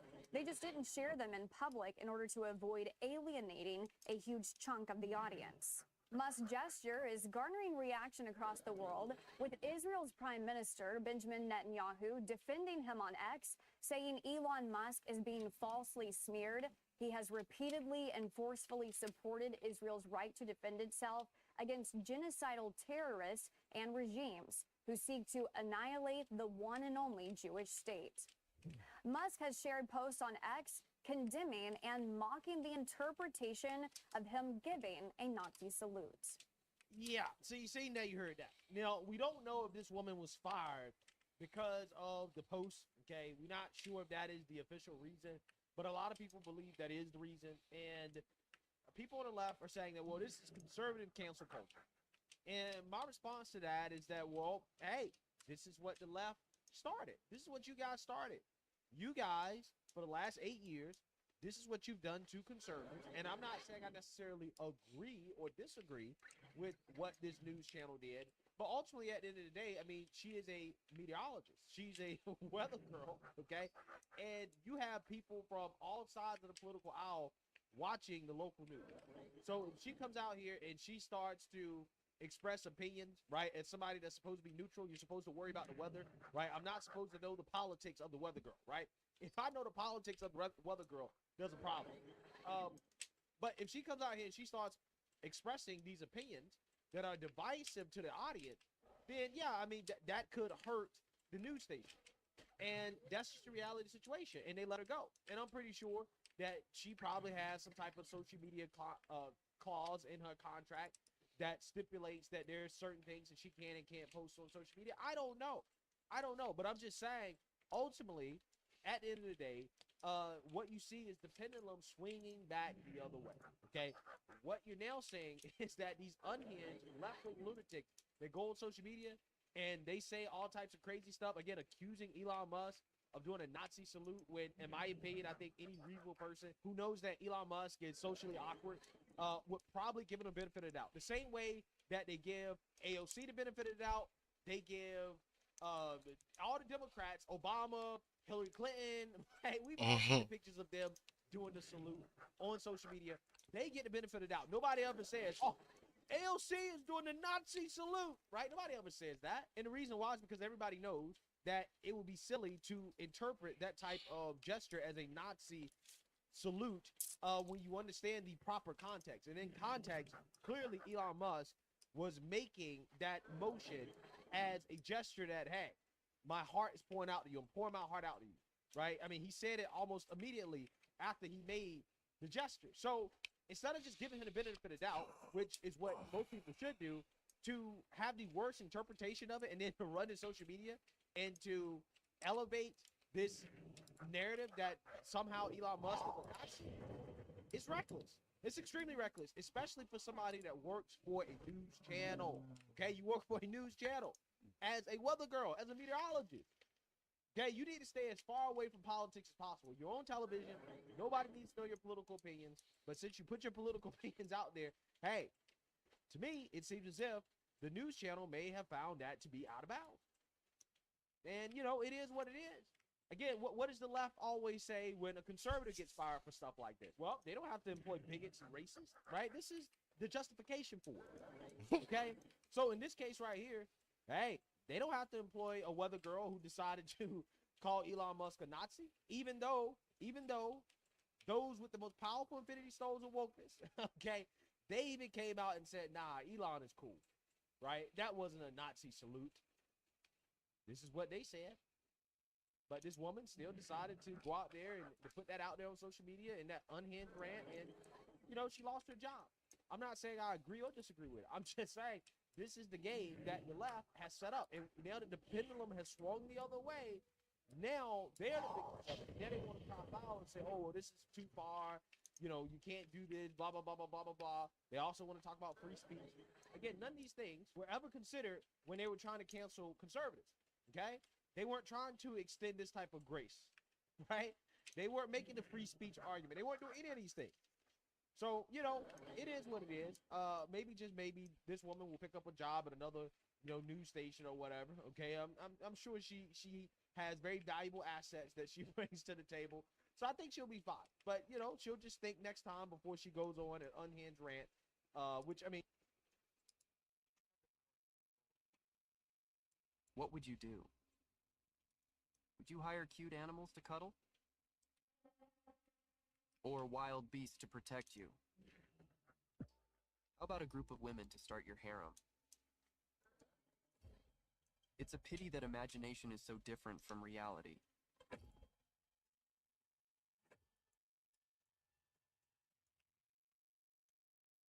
Am I the only one who can see their existence?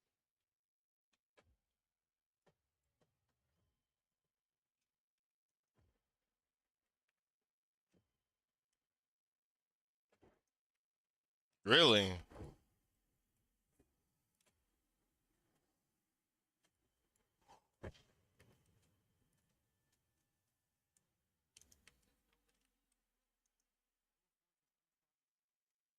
will make a contract with myself. This time, regardless of what it takes, everyone who wishes to harm the world will die by my hands. We begin our narrative with a hand being crushed, the hand of our protagonist. He was a paramedic in his past life, but unfortunately died in a work accident. After his death, he was reborn into a fantasy world inhabited by awakened and mutant beasts. In this new life, he is also an awakened. At one point, he was holding a brilliant emerald artifact in his hand when the system announced, Contract Gem, consumes vitality and mental energy to materialize a contract gem.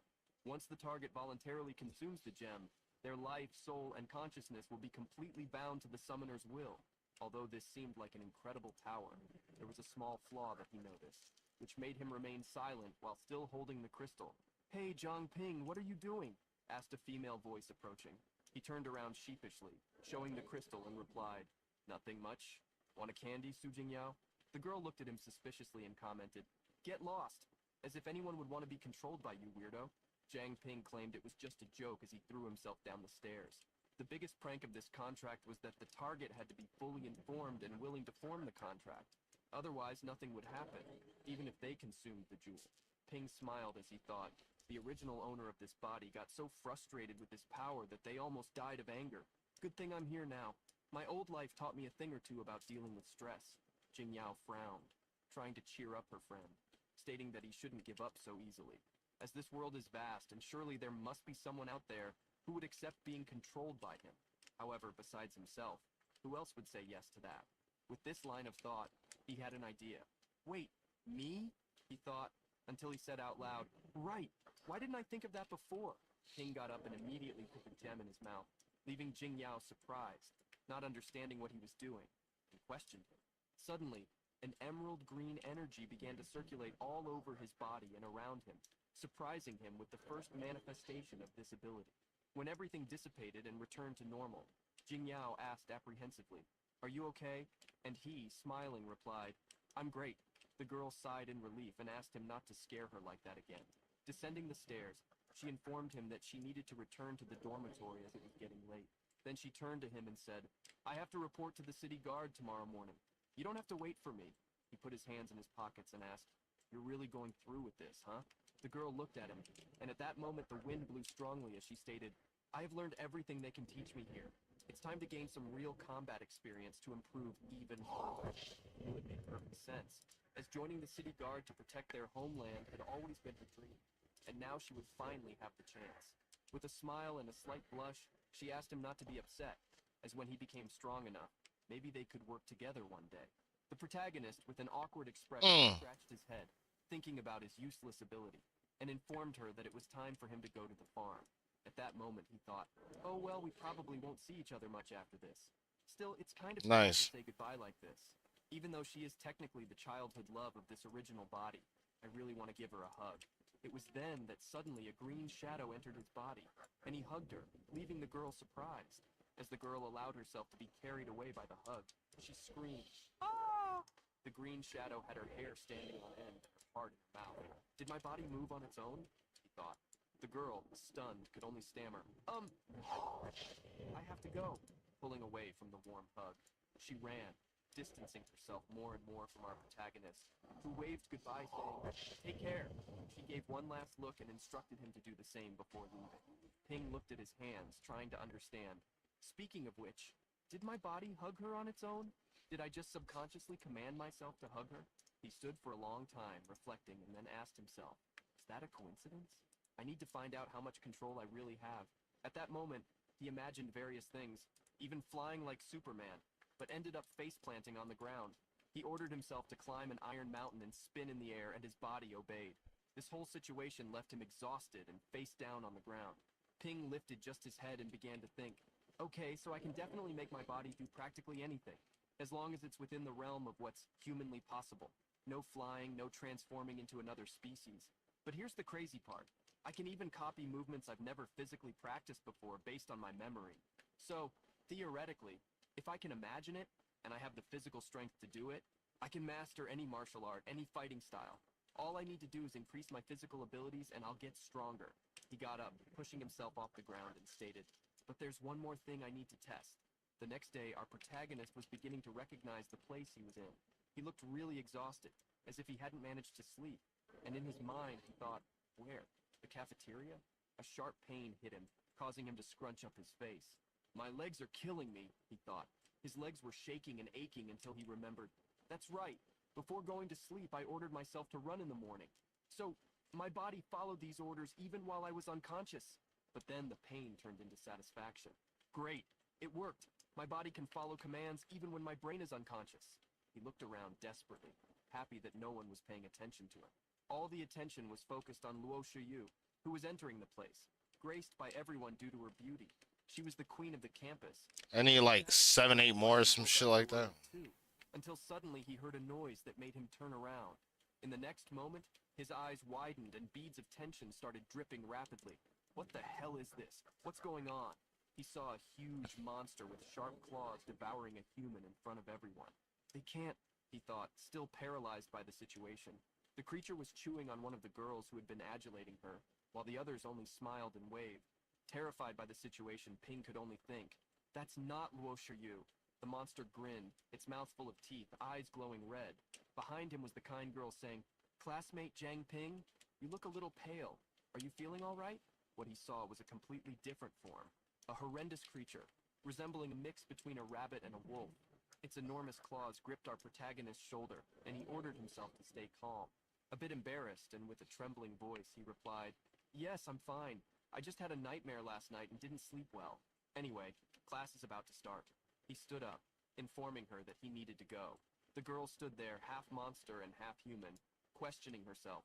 That smell of fear, is it just me? As he walked through the academy's corridors, Ping thought, why is there a mutant beast in our school? Has no one noticed them? Am I hallucinating? He decided he needed to tell a teacher about it. So he entered a room ready to reveal everything when suddenly, something completely surprised him. A monster almost identical to the one he had seen before was devouring a person. He ran out, frightened. Sitting on a bench trying to get his thoughts in order, our young protagonist looked desperate, putting his hand on his head and saying, something's wrong, totally wrong. Is this place a hell? He clutched the green crystal and analyzed it deeply, until he said to himself, damn it! In hindsight, I started seeing these things after I ate that contract gem. Whatever is happening, I need to get out of this. Jiang Ping immediately placed the gem in his mouth, and the greenish energy enveloped him once again. "What?" he said, surprised, as he heard the system inform, "Analysis in progress." When the analysis was completed, the system reported that reproduction had begun. At that moment, one of the creatures appeared on top of him, covering his entire face and making him scream. But it didn't last long, and soon everything dissipated. A literal reproduction of the rabbit. Ping looked terrified, gasping while wondering, did I just awaken some kind of analysis ability? As Jiang Ping looked at his hand, he noticed that his vision had changed. His fingerprints appeared as if his vision was systematic. A status panel opened and informed him, Invocation Jiang Ping, Master Jiang Ping, Race, Level 1 Human, Growth Potential, 3, Ability Level 1 Contract Gem. Consumes vigor and mental energy to materialize a contract gem. Once the target voluntarily consumes the gem, their life, soul, and consciousness will be completely bound to the invoker's will. Absolute command. You have complete dominion over your invocation. Every command of yours will be obeyed without question. Absolute obedience. You are obliged to obey every command of your invoker, executing them with unwavering loyalty. Basic analysis. Grants access to your own detailed status and the ability to analyze targets. The success rate depends on the power difference between you and the target. Our protagonist was still confused by everything he was experiencing these days and wondered, how did that second gem do this? It didn't take long for Ping to be in his classroom, rolling a pencil between his fingers and thinking, okay, let's analyze this. 1, I have become my own invoker and invocation. 2, the only one in control of me is myself. No external influence can mess with my body or mind, which means 3, illusions no longer work on me. That's why I can see through the disguises of these mutant beasts. 4, they are all celestial foxes. High-level foxes, and I, at my level, am no match for them. He remembered encountering one of them who was playing football while the system informed him that it was a mutated level 26 celestial fox beast. Its main ability was to manipulate the perceptions of its targets, making them completely oblivious to any anomaly. So the 5th analysis was, this cognitive distortion thing, it's a complicated ability. A celestial fox could devour someone right in front of you, and you would think you were just seeing a group of students chatting. He concluded that this was exactly why no one else could see them. Ping took a deep breath, scribbling in his notebook while still wondering, if it's a mind control ability, Su Jingyao's powers are also mental. She's from the psychic class. Maybe she can help. Time passed, and soon after school, Ping was walking in the middle of the street. His emerald eyes were activated, and he couldn't believe that the disguise was not just at school. He saw a happy couple pass by him when, in fact, one of them was a disguised creature. How many of them are out there? He asked himself as he passed the couple. He had finally reached the headquarters of the city guard, a huge and majestic building. He entered and was soon greeted by a beautiful young woman who asked how she could help him. He replied, I'm here to see someone. Su Jingyao. She should have enlisted today. Ping needed to maintain total control over his emotions. But suddenly, the woman transformed into an even larger monster than he had seen before, acting as if her disguise was still intact. Sitting in the lobby, Ping was amazed and disturbed by the fact that even the monsters were part of the city guard, and that even the high-level awakened ones could not see through the illusions. Jingyao approached, calling out his name and asking what he was doing there. She was accompanied by another woman. He stood up, scratched his head awkwardly, and said, I just wanted to make sure you were settling in well. You know, I was just worried about you. Jingyao smiled, assuring him that she was doing well, and then introduced her team members. Everyone has been great to me, she said happily. Her expression showed a little dejection, but Ping thought it was good that she was fitting in.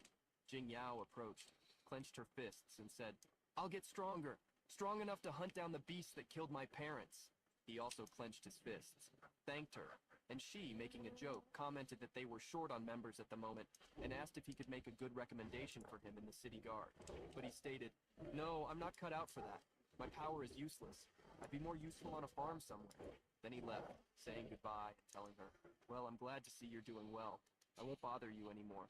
His smile soon faded, and he bit his lips, bothered by it all. When he turned around, we began to understand why. Behind them, there were 4 huge figures, all mutant foxes, staring at him as he left the place. I'll see you around, Su Jingyao, he thought, full of anger. Outside, he could only think, you've got to be kidding me? The city guard shouldn't be the strongest in Pearl City? How have they all fallen? Su Jingyao just joined today, and yet... His veins were visible from the sheer force with which he clenched his hands, head bowed. Suddenly, he paused for a moment and continued to think. The celestial foxes. They've not only infiltrated the school, but the entire city as well. Everyone in Pearl City, livestock in their twisted game. Our protagonist began to investigate with his analysis ability and discovered that most of the celestial foxes are of medium to high level. Ranging from 1 to 9, they are low level.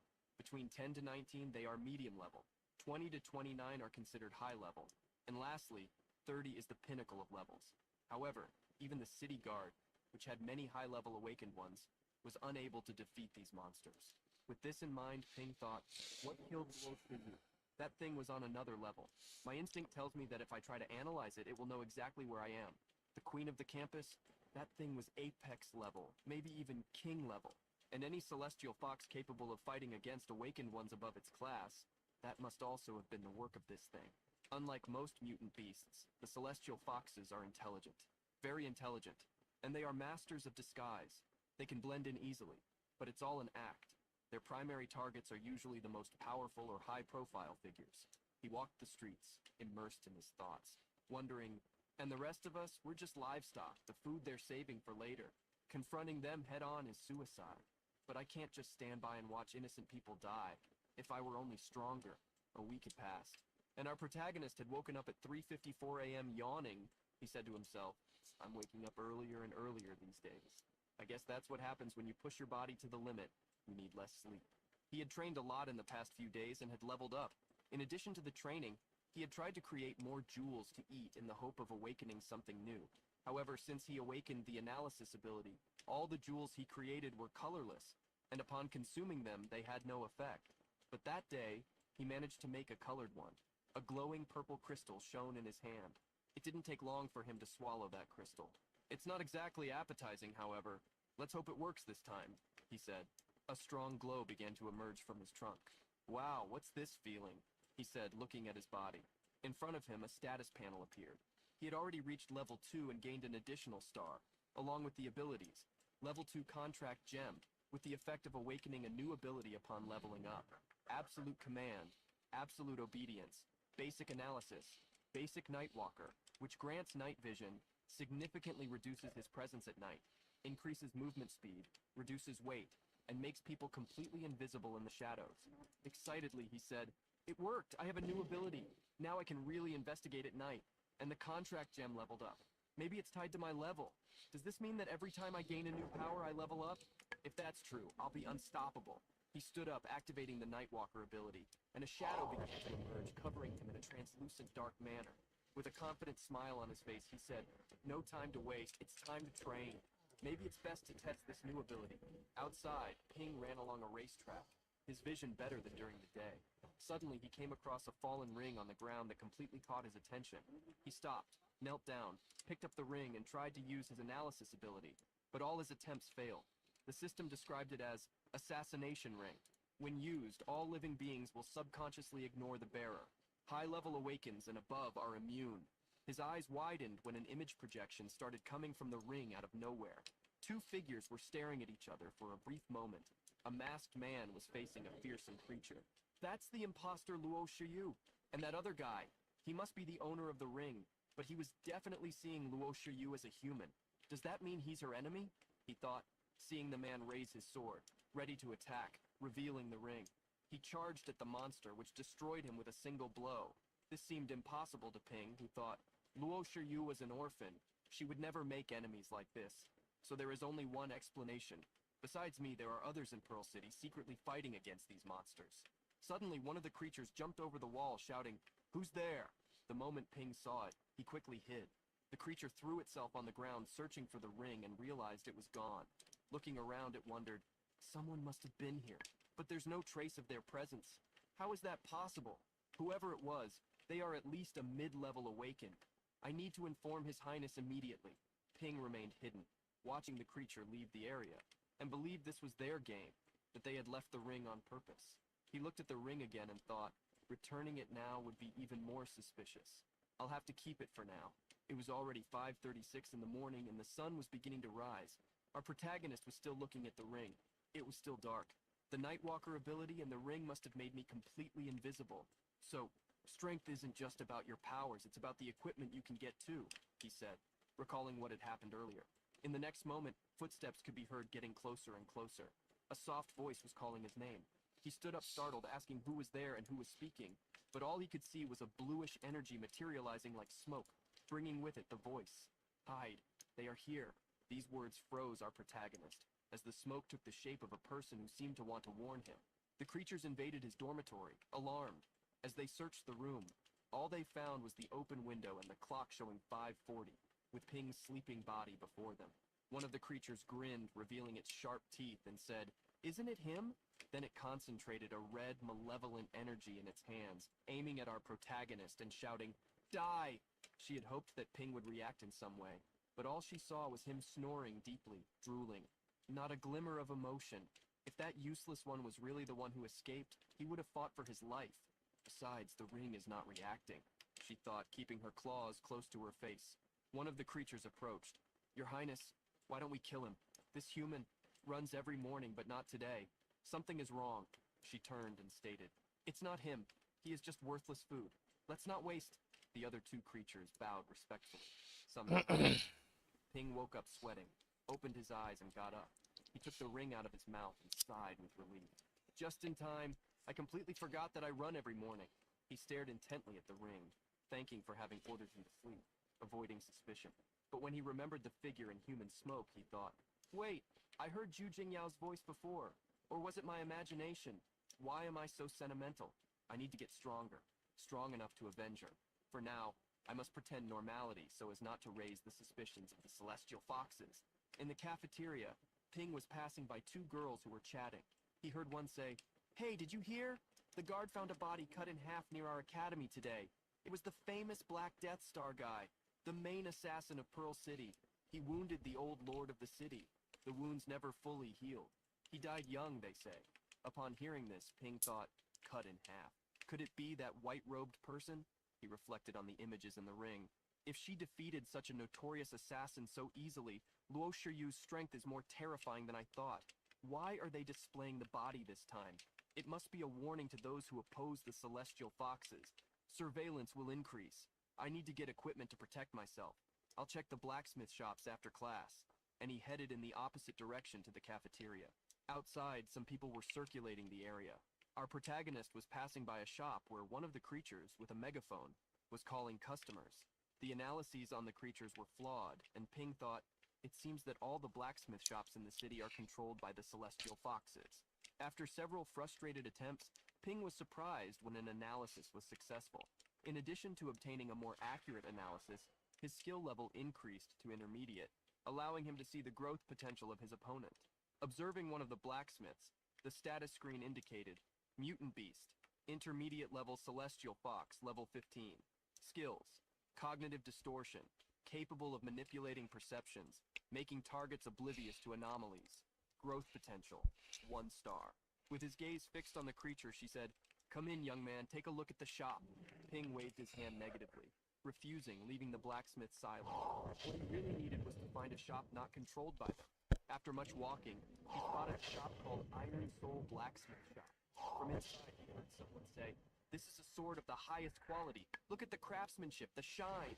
Upon entering, he saw a man wielding the sword alone and saying, "It seems you'll have trouble. If you want to sell, I'll give you the lowest price, even if it hurts." The old man sitting in the chair laughed while smoking a pipe, finding it rude. He puffed the smoke towards the man and commented, "Did you just say that my daughter is waiting for me to eat her?" The man coughed, surprised. "Old man, are you deaf or something?" He then slammed the counter defiantly.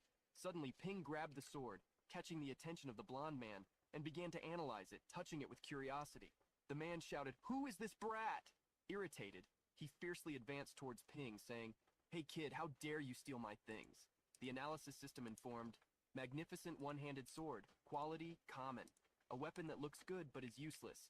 It has been broken before and poorly repaired." Ping frowned, asking the boy to wait, but the weapon unexpectedly broke in half, leaving the three in complete embarrassment. With a faltering voice, Ping said, "What you want?" The irritated man began to transform, energy bolts running through his body as he shouted, "You ruined everything. Do you have any idea who I am?" The bolts started firing in all directions.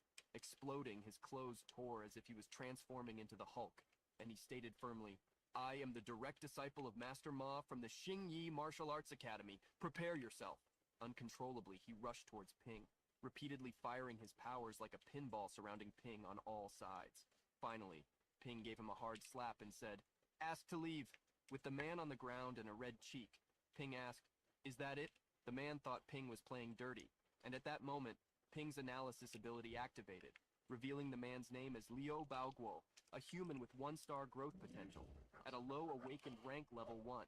When Ping turned around, the man still challenged, "Get out of here while you can." But Ping didn't take it seriously given the situation he was in. "Now's my chance, surprise attack," the man thought, advancing towards Ping. However, his attempt was futile, as the next moment he was already on the ground, Ping's hand emitting smoke.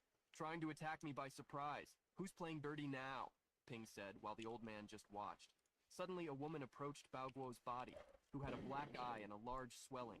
She commented, "I stepped away for 5 minutes and the place got lively." She looked up, snapping her fingers, and continued, "Are you going to leave on your own, or do I need to show you the door?" Baoguo quickly retreated, apologizing repeatedly, while Ping thought about leaving the shop.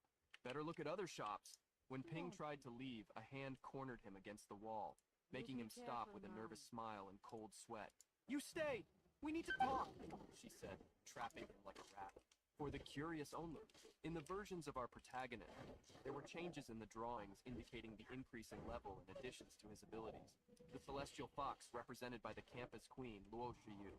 Everything about her is unknown so far, except that she may be around level 40. In the foxes, the face is covered with human skin, which easily helps with cognitive distortion. The City Guard is one of the 3 main organizations in Pearl City.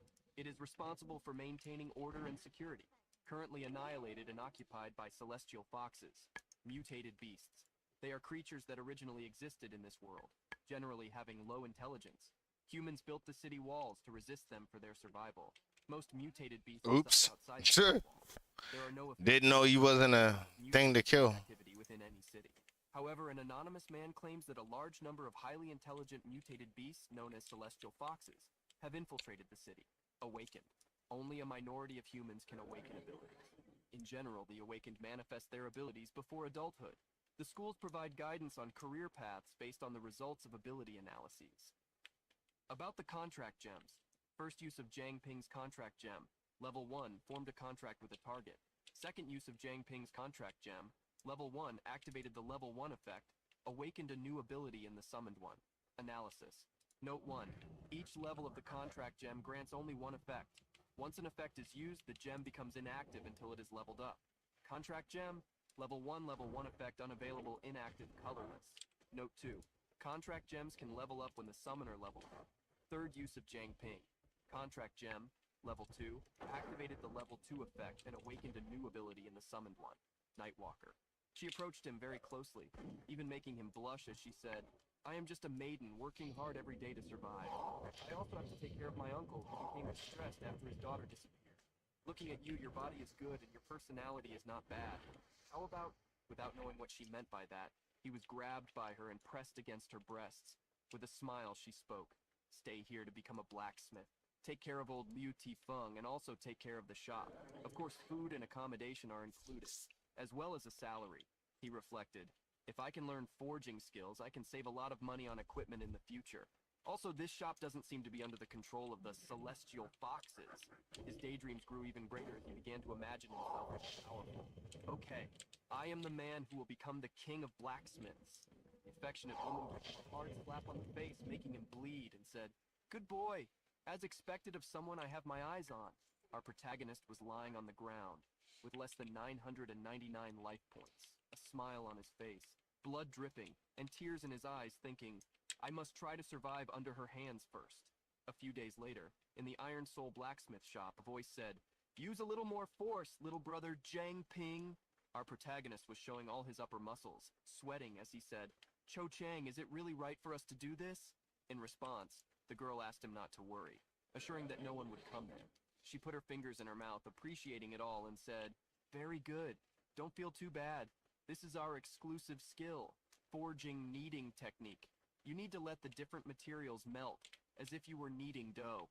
Ping was struggling against a highly hot wood-fired furnace. Chiang turned seductively, asking him to wait there for a few moments, as she would go to the warehouse to get the mold. Before leaving, she also instructed him, "The fuel is in the bucket next to it. Don't let the fire go out." At first, he remained calm, but when he noticed the word fuel, he became desperate, looking around and wondering, all this fuel? In one bag was the scarlet snake scale, and in the other, the charcoal. Damn, the fire is almost going out. He grabbed the equipment he was operating, cursing as he positioned it in another corner. Finally, throw it into the furnace to keep heating, he said, throwing it into the live fire. Suddenly, an explosion formed, lighting up the entire environment. The fire intensified until it circled his body in ashes. Our protagonist, who seemed dejected after this incident, thought, am I dead? Something in the place of his heart melted into his body. It was the image of a snake that opened its mouth and sucked the smoke and fire into itself. Ping seemed unable to withstand all that power that was forming. His eyes and chest were almost exploding, until everything seemed to dissipate. He coughed incessantly in the gray room, saying, why did the fire go out?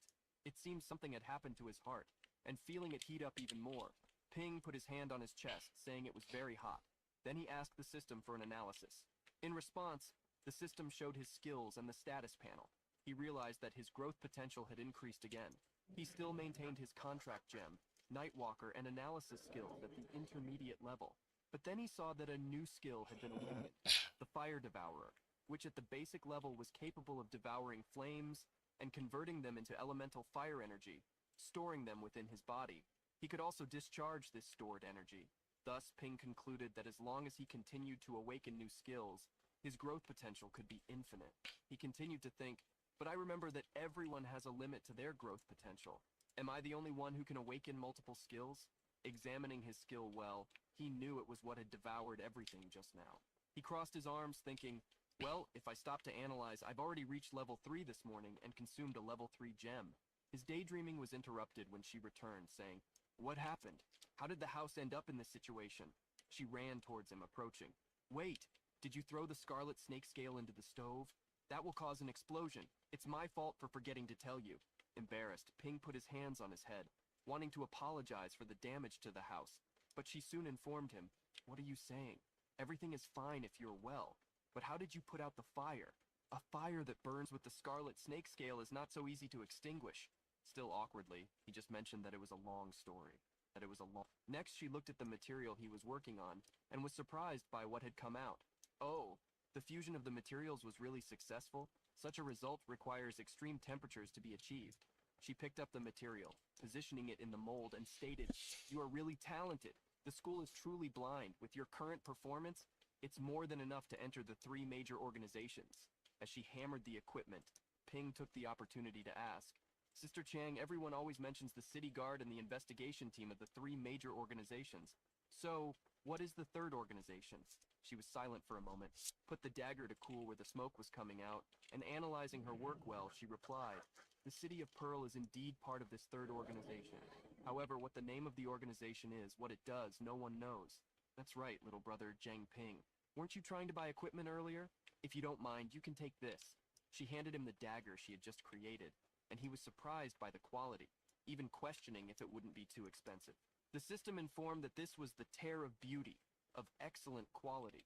It was made of cold iron, able to easily cause damage to mutant beasts that are at the medium level, between 10 and 19 or below. As she said, based on the market rate of the materials, it will cost around $100,000. Our young man was amazed, as this meant 3 years' worth of salary. He was shocked, shouting, damn, someone like me who has a monthly salary of only $3,000 can't even afford this? Chang started laughing, stating that he could accept it as a reward for his progress. She then left, bidding farewell. I still have a mission. I'll go first. But will you be okay if you don't go back to school? Ping just replied, don't worry. I've already completed the early graduation procedures. Then with a smile, she asked him to take care of old Liu, stating that he was a bit unstable at the moment, and instructing him not to let the business open. Ping stood thinking, although this blacksmith shop has not been targeted by the Celestial Foxes because it is not open for business, but with the great commotion that just occurred, this may attract their attention. Since it's already night, I'll use the Nightwalker skill to check the surroundings. Some time passed. A girl calmly swung, enjoying that moment. However, as appearances can be deceiving, she was also a disguised level 3 Celestial Fox. Seeing her, holding a dagger in her hands, Ping thought, this is the first time I've seen a Celestial Fox at such a low level. Her level is the same as mine. I'm also strengthened by equipment, so I should be able to defeat her. Although the city guard is completely fallen, The investigation team outside the city should not be affected. He kept his gaze fixed on the girl while still thinking, if I deliver the corpse of a celestial fox to them, maybe I can attract the attention of the high administration. Suddenly, something interrupted him. An ice crystal pierced his body as someone said, "Are you planning to attack the child?" making him completely frozen. "Don't even think about attacking," said the woman whose body was formed by translucent blue crystals. Jang remained motionless, thinking, this woman, she is much stronger than me. My Nightwalker ability and Assassin Ring are useless against her. She can see through them. Approaching his face, she declared, "Meet me at the orphanage training ground if you don't want to die." As beads of sweat ran down his face, our protagonist thought, the orphanage training ground? She disappeared.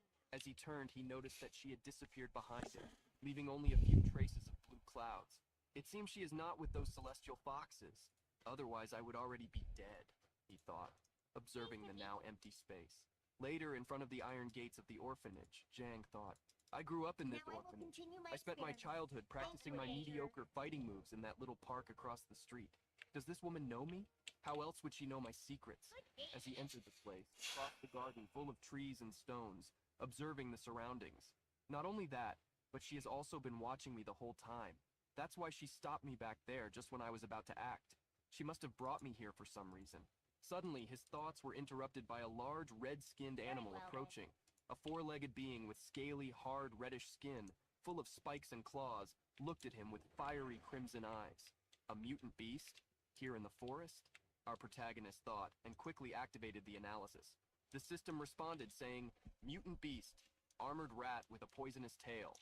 Level 5, ability, poisonous tail, has a venom sac that can deliver a powerful toxin through bony spurs at the tip of the tail.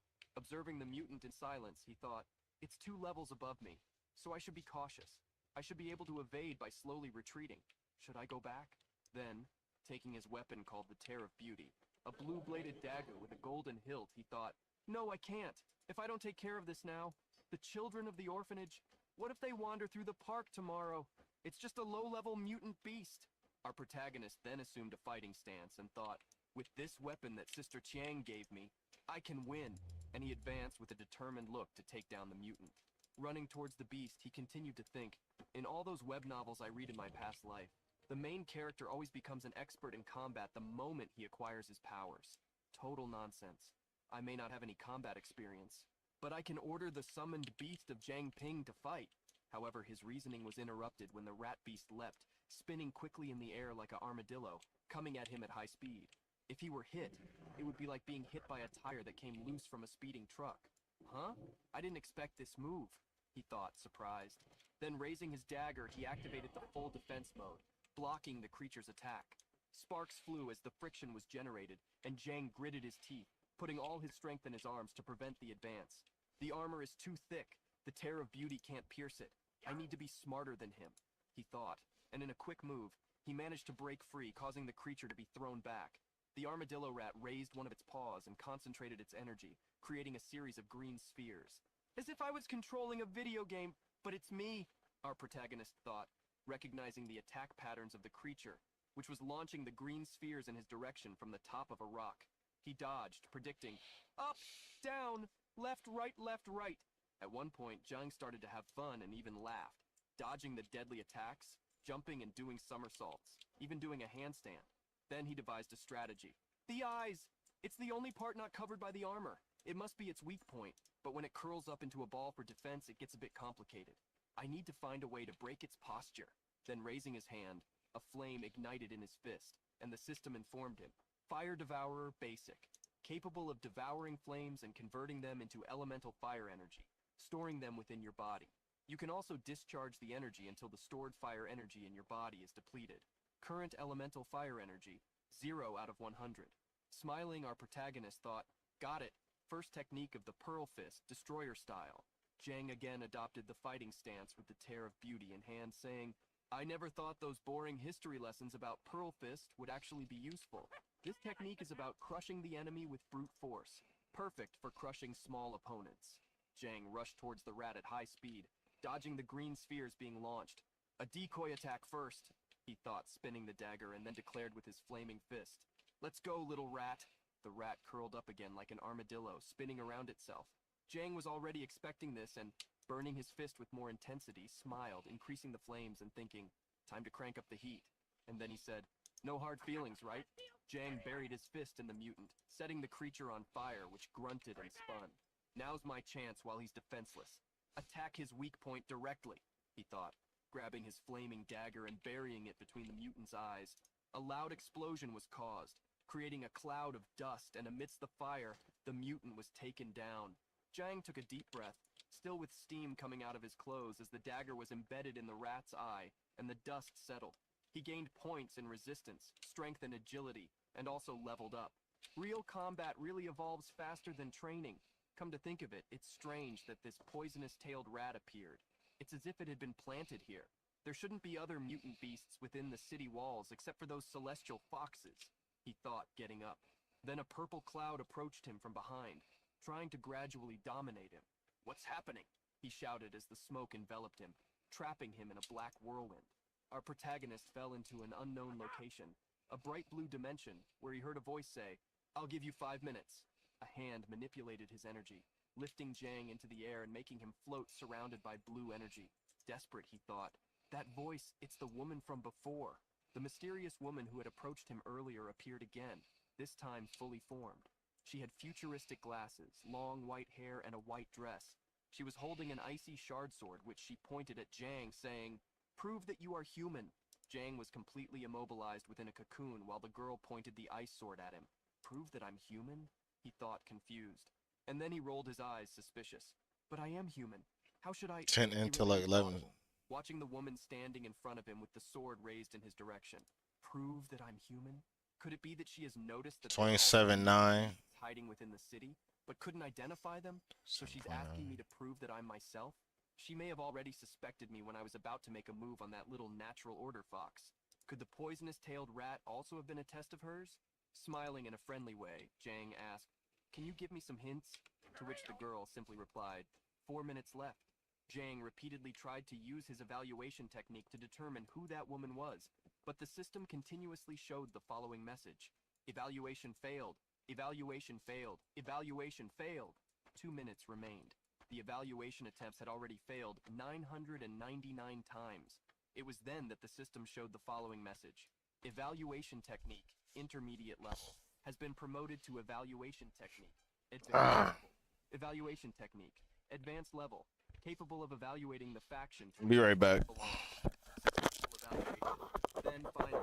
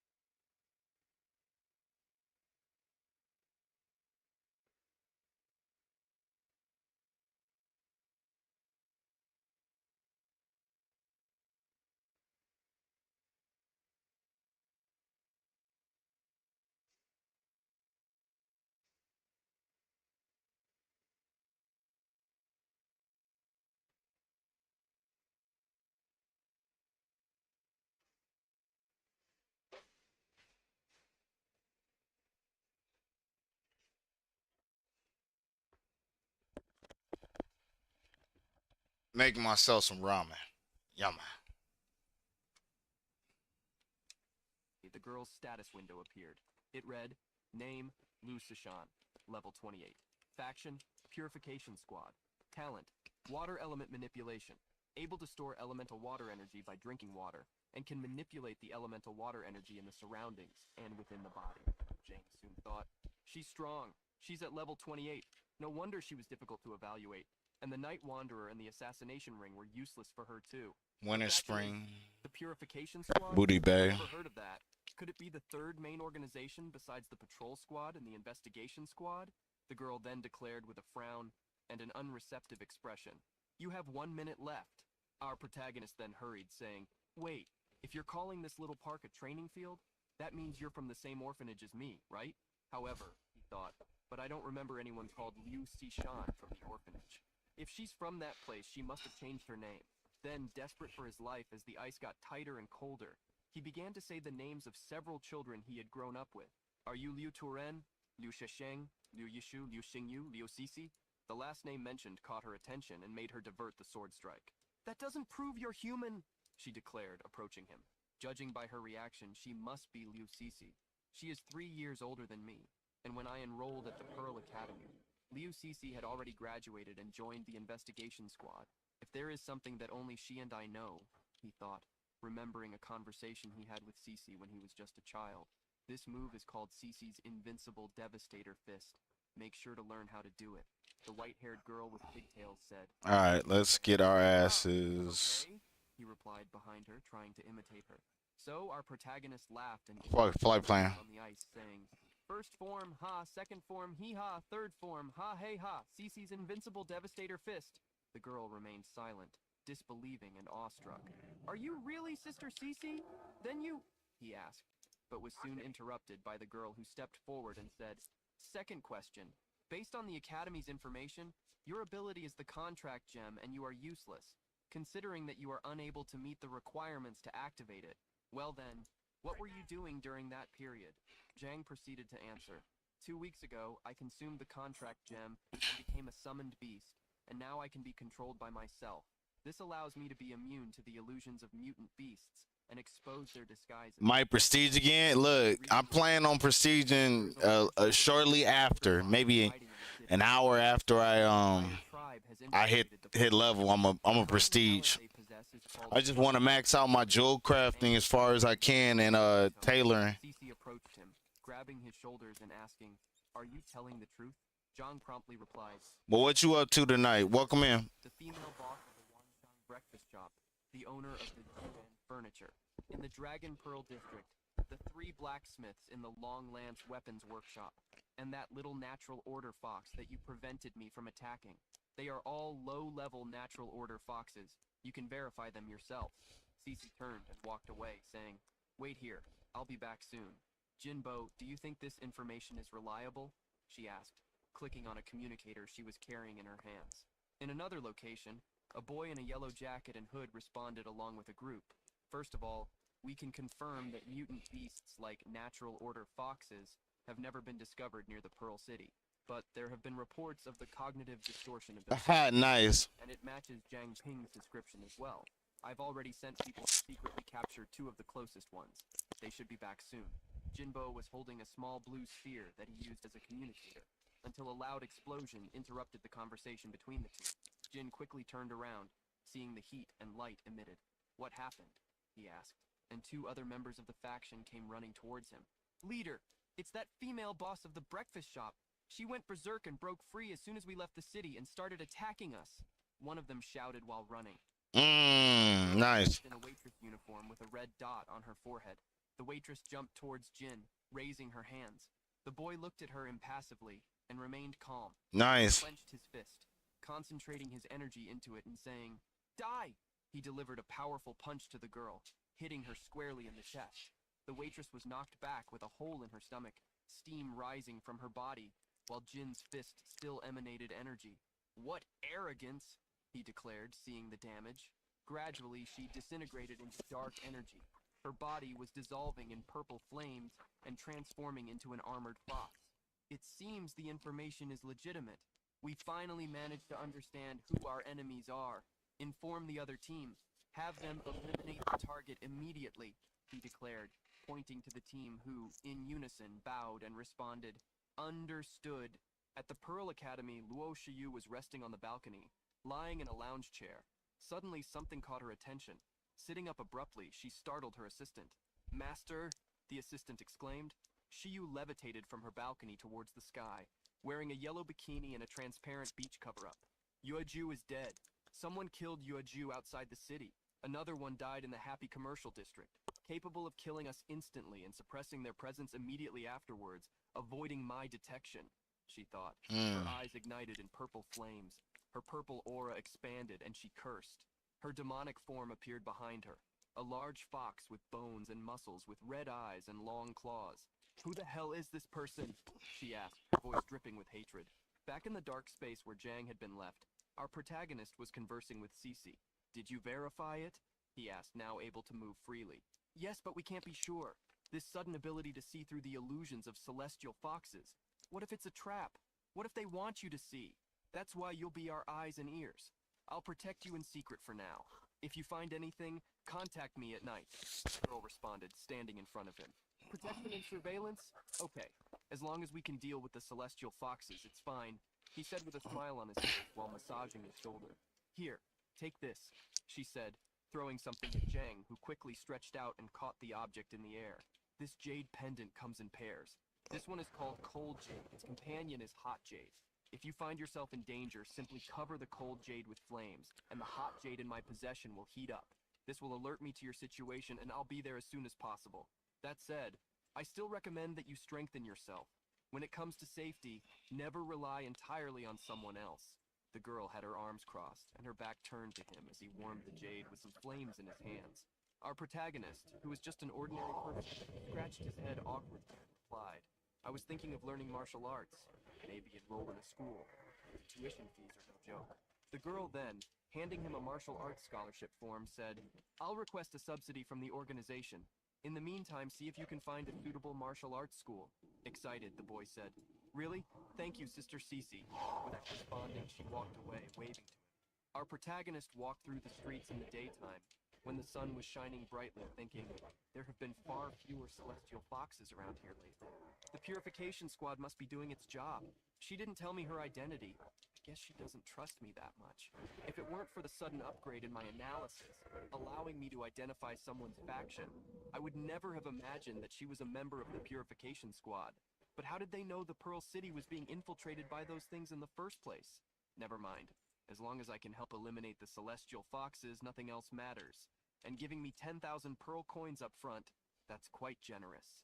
Next to him, a pink-haired girl was announcing, Learning martial arts? Anyone interested in learning the Fist of the Beast King? While passers-by avoided her, rejecting the offer. This caught his attention, and Jang approached her, saying, Let me see that. The girl smiled and replied, Of course. With the paper in his hand, he declared, Wow, this isn't cheap. And who knows if it's right for me? The vendor opened an enthusiastic smile and replied, I guarantee it's worth every coin. Our Fist of the Beast King techniques are famous throughout the Pearl City. Then she approached him, standing just a few inches away with a flushed face, and said, If you don't believe me, I can give you a demonstration. Our protagonist remained silent and sweated a little. The girl stepped back and adopted a fighting stance for the demonstration. Taking advantage of the opportunity, Jang activated the learning mode and focused on her movements. The first three forms of the Fist of the Beast King are the Monkey King style, the Giant Crocodile style, and the Phoenix Claw style. As he observed her, Zhang thought, the Fist of the Beast King techniques, both the movements and the footwork, they are much more advanced than the Pearl Fists. It's truly a good martial arts set. Jumping into the air with a martial kick, the girl declared, the Monkey King style has many variations, without a fixed style. She alternated between the three forms. But Zhang soon came to the conclusion, it's just that she clearly isn't trained enough, not even scratching the surface of what the Fist of the Beast King can truly do, he thought, as he saw the girl fall face first to the ground after jumping to kick the air. It was then that two bullies appeared before her, blocking the sun. Who authorized you, Fist of the Beast King clowns, to distribute flyers here? One of them asked with his arms crossed. Are you okay? Zhang asked, kneeling in front of her and taking her hand. The girl got up and smiled shyly, scratching her head. I'm sorry. Memorize all these. Couldn't distribute distribute flyers here, she said. Soon, one of the men who had approached declared, gesturing, Fist of the Beast King? Please, that technique is trash. I suggest you come to our Xingyi Fist School instead. Zhang looked surprised, his eyes shining, and then declared, Wow, the guy with the 5-part lightning knees. The man, consumed by anger, shouted, It's the 5-part lightning attack, and it will be you who will be on your knees. You'll also have to pay for what you did at the blacksmith shop, and it seems now is the right time to do it. Zhongda, Zhong-er, get him, he ordered the 2 bullies by his side. The girl stood in front of him and declared, I won't let you intimidate him, with a determined expression on her face. The 2 bullies activated their abilities, making red lightning cross their bodies. Their muscles swelled, and their eyes turned red. Get out of the way, little girl, unless you want to get hurt too, the boss declared. Zhang activated his analysis and opened the status window of the 2 bullies. Both were humans and level 4, but what caught his attention was their ability. Flesh Fortification decreases intelligence by 70% in exchange for enhanced physical strength. Maximum upgrade, 30%. Shocked, Zhang exclaimed, Intelligence for strength? Are you sure that's a real ability? The 2 roared, consumed by a pulsing rage, salivating. At that moment, they were 2 beasts waiting for the battle to begin. Then, he turned his eyes to the girl and read her status window. Name, Wang Gemin species, human. Faction, Fist of the Beast King Martial Arts School, level 3. Ability, Diligent Willpower, decreases learning ability by 90%, but any skill can be improved through consistent practice. Each day of practice increases the growth rate by 10%, up to a maximum of 1,000%. Admired, he thought. Wow, her potential is so high. This girl, Wang Jiamin, she's blossoming late, a powerful talent in development. But now she's just looking for trouble with this strength. Zhang then took all the flyers and placed them in the girl's hands, who held them confused. Pushing her aside by the shoulders, he said, This is my problem. I'll take care of it alone. They have 3 people. You'll only suffer defeats like this. The bullies continued to pose in the Be right back. while the girl simply accepted that she wouldn't be participating. Zhang raised his hand and activated his energy, his eyes shining in an intense cyan blue, and he said, Don't worry about this. You just showed me how to do the Monkey King style, didn't you? These guys arrived just in time for me to practice a little. One of the bullies jumped up shouting, You arrogant brat! With his hands raised and lightning covering his body. The giant advanced, but Zhang skillfully dodged and struck his neck with his hand, declaring, First form! The other bully advanced towards him with a charged punch, and our protagonist prepared to retaliate. Burying his fist in the opponent's belly, he generated a strong impact that pierced through his body. Second form! Exclaimed Zhang. The boss then entered the fight, activating his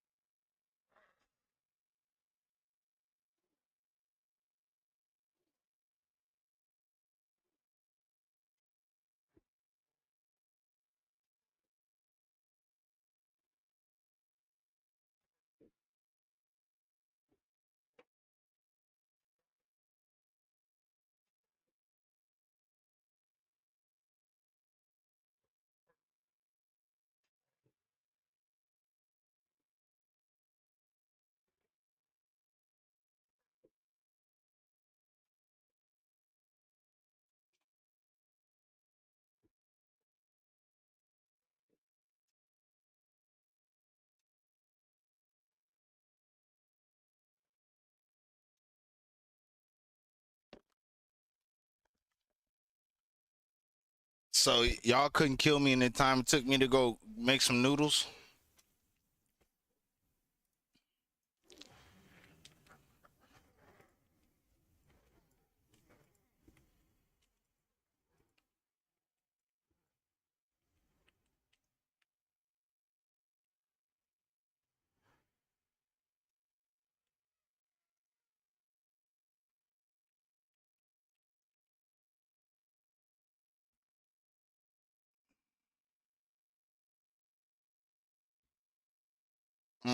That's nice. That's definitely Paladin. Yeah, that's that tanky.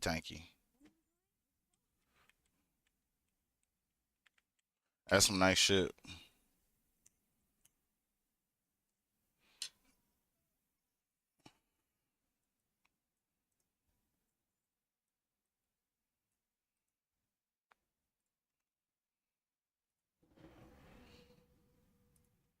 5-part lightning ability.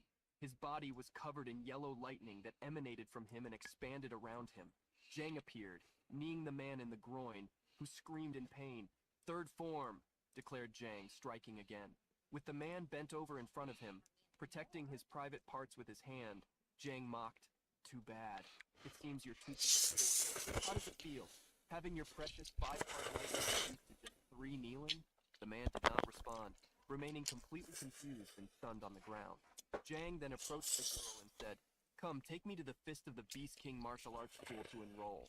Excited, she asked if he was serious, and he replied that yes, he was.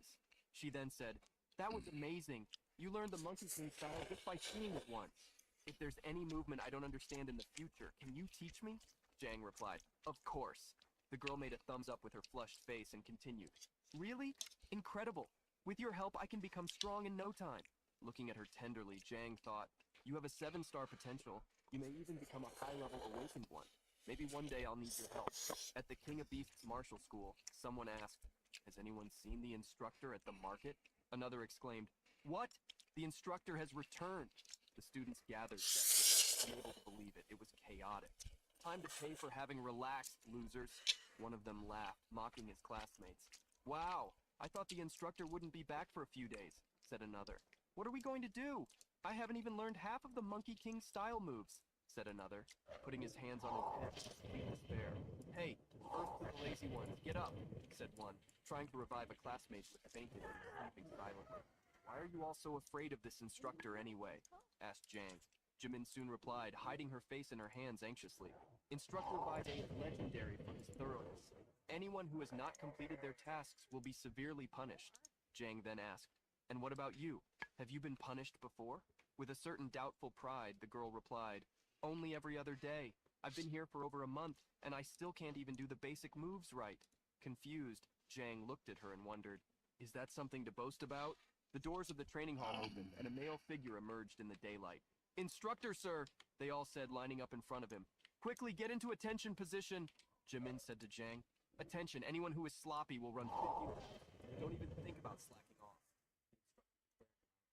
He was a middle-aged man with a beard and white hair, well-muscled, the famous DLF. Our protagonist analyzed him, and the system showed the following. Name, Bide level 25. Ability, Mimetic Hunger. By consuming a creature, Bide can temporarily assume its physical form. The number of forms he can store depends on his level. Current forms, Running Wolf, Furious Lionborn. In unison, they all responded, "Yes, sir."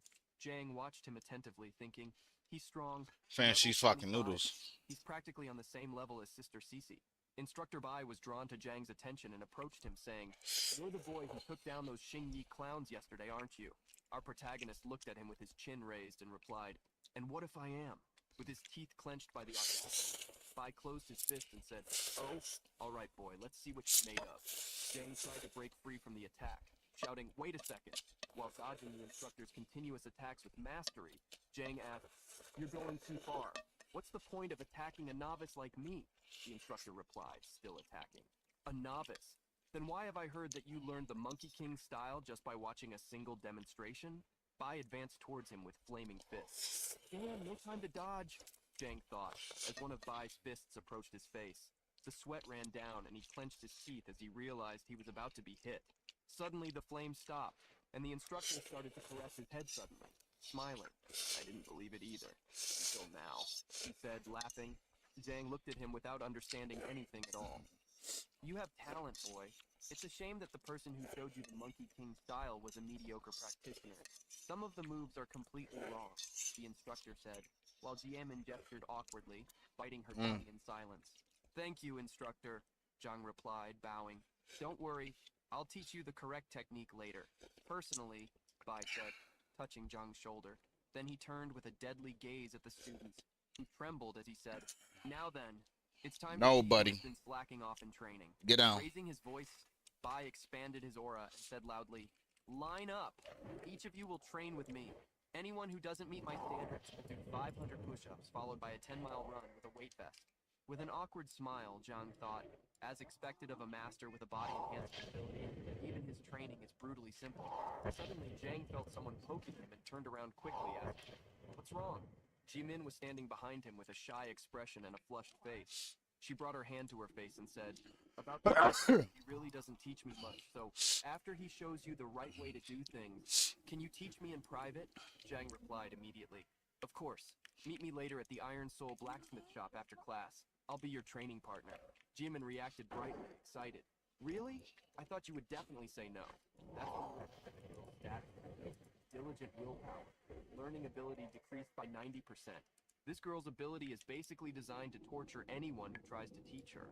I guess I understand why instructor Bai D doesn't have much patience with you. Nevertheless, he kept a smile on his face and a receptive posture as she bowed and said, "I'm looking forward to your guidance."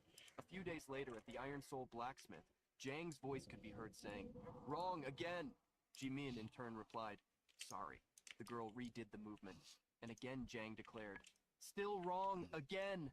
Jimin fell face first to the ground, and Zhang touched his forehead in frustration, thinking, "I've divided the Monkey King style into manageable little movements. Having her practice each movement individually, it's somewhat effective."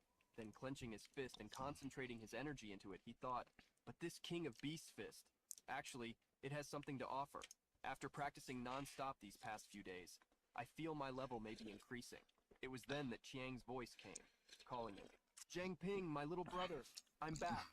He quickly turned around and said to Jimin, "It's Sister Chiang, keep practicing. I'll go see what's happening." The girl got up with difficulty and nodded. No. Outside the blacksmith, Chiang was leaning against the counter. Get down. It was close. For some strange reason, there are hardly any wild beasts or mutants around here. We had to advance further into the northern forests. And to make matters worse, we encountered an entire pack of wolves. Storm wolves, all of them, she said, turning to Zhang, who stood behind the counter. "What? Are you okay?" he asked. The long-haired, red-headed girl answered, There you go. "I'm fine. We managed to hide using my excavator shovel. The wolves couldn't find their prey and attacked the nearby wild ones instead. I waited for my chance and got something good from the wolves." Extending her hand, she showed an item, a small greenish sphere. Zhang looked at it, and the system analyzed it, informing, "Wind gem, quality, rare. A rare and valuable biological crystal. It can store elemental wind energy. When channeled by the user's mental commands, the gem can release its stored power in the form of wind blades, storms, and other similar attacks." Still offering the gem, Chang said, "Here." No. this. Get down. It's not every day you see one of these. Zhang carefully took the small sphere in his hands and said, Jesus. This is a wind gem?" The girl laughed and said, "You have a good eye. This little beauty can make even a scrawny little boy conjure wind blades and storms." Suddenly, Zhang was enveloped in a strong blue aura of energy. Chang hurried and said, "Brother, it's still daylight. Not here. Stop this. No, let me handle it myself." Seeing that he was activating the gem, Zhang wondered, "What is that sound?" Chang realized the gem had been activated and decided to guide him as the great energy surrounded him, saying, "Fan family sword style, first form, crossed swords with chi. Now follow my voice." The birds above sing a joyful melody, a symphony of love between the jade green hills. However, a new voice interrupted his thought, saying, "Yue Airshi is dead, damned humans. It seems I'll be eating 2 of them today." His ability window opened, and he could see a clear change, as well as a new ability. Reading all of that, Zhang declared, "It's really a new ability, similar to the last time with the Fire Devourer ability. I guess the contract gem operates with a delay." The dark voice remained, now with a companion. "Yue Liu, there are 2 humans in that shop. The girl, Wang Jiemin, and that guy. I think he's the one who got us in trouble with His Highness back in the academy dorms." The dark voices said, "What was that? A celestial fox?" Zhang said, quickly turning around. "They look delicious. I'll have them for lunch today," said one of the foxes. "I'll take the boy. You can have Wang Jimin," declared the other, making Zhang think, "Are we being hunted?" Cece was in the bathroom taking a shower when her jade stones suddenly glowed a vivid red. She quickly removed the towel from her hair, looked at it, and exclaimed, "This is not good. Zhang Ping is in danger." With her aura activated and ready for combat, Zhang thought, "It's been a while, so why hasn't Sister Cece arrived yet?" I can feel that those two natural order foxes are getting impatient, and they're going to come in here any moment. Chang looked at him dissatisfied, asking, "What happened? Are you all right?" With a serious and focused expression, he thought, "Both are intermediate-level natural order foxes. I won't be able to win against them, even with Sister Chiang's help." Then he turned and smiled, saying, "Oh, by the way, Sister Chiang, did you visit Uncle Liu when you came back? Why don't you go upstairs and take a look at him? I'll go buy some ingredients to cook for you." He gestured, walking towards the back. The girl smiled, patted his shoulder, and replied, "Okay, be quick. It's been a while since I tasted your cooking. Besides, I'll take the wind gem with me." Without objecting, he responded, "Of course." Jiang waved goodbye as he walked away, thinking, "I'll take Wang Jimin away from here for now. Otherwise, Sister Chiang and Uncle Liu will be dragged into this." Chiang bid him farewell, saying, "Don't keep me waiting in the courtyard of the workshop." In the blacksmith courtyard, Jimin continued training. Seeing Jiang approach, she said, "Jiang Ping, take a look at my stance. Am I doing it right?" The boy grabbed her wrist and pulled her, saying, "Stay quiet and come with me for now." Not understanding, the girl followed him with difficulty, asking, "What's going on?" Until suddenly, the foxes appeared in front of them. "Where are you two going?" said the first one. One of the foxes had long blonde hair, and the other had short blonde hair as well. Both exuded a strong energy with a red aura that expanded before Jiang. Our protagonist soon thought, "This is bad." Placing himself between the girl and the foxes, he shouted, "Don't come near them." Jimin, on the other hand, smiled and asked, "Mom and Dad, why are you here?" Then she turned to Jiang, saying, "Zhang Ping, they are my parents. It's all right." With his assessment, Jiang gained access to the status window of the foxes, which read, "Mutant Beast Natural Order Foxes. Species, Mutant Fox. Classification, Intermediate Level Mutant Beast. 16. Talent, Cognitive Distortion. Can change the cognition of the target living being, causing the target to not perceive abnormalities." In Jimin's eyes, standing before her were only her father and mother, with her father confused and her mother smiling. Her father, with a worried voice, asked, "Who is this person by your side? Why does it seem like he's afraid of us?" Jimin promptly replied, He's a friend of mine from the martial arts school." Jiang continued with his arm raised, preventing Jimin from advancing and maintaining a safe distance between them. Then, the ground around them began to be taken over by a dark substance. Seeing that a dark energy was rising around him, Jiang smiled, thinking, "A dark space, this is great."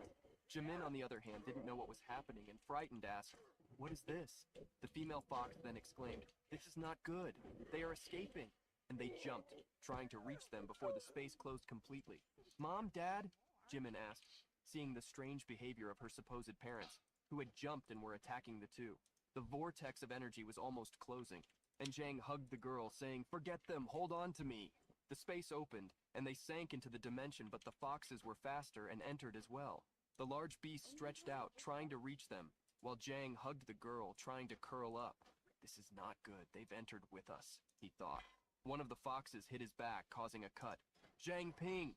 Jimin cried, seeing that her companion had been injured. They continued to fall in free fall until, upon hitting the ground, Jiang did a somersault and drew his dagger. "Zhang Ping, are you okay?" Jimin asked worriedly. "I'm fine," he replied, still kneeling. The two beasts watched them from a distance. "Dad, why?" Jimin cried desperately. "Don't come near. They are mutant beasts," Jiang warned. "Oh, he can see through our disguise," said the female fox. "Then we can't let you live any longer." The male fox charged ferociously towards Jiang.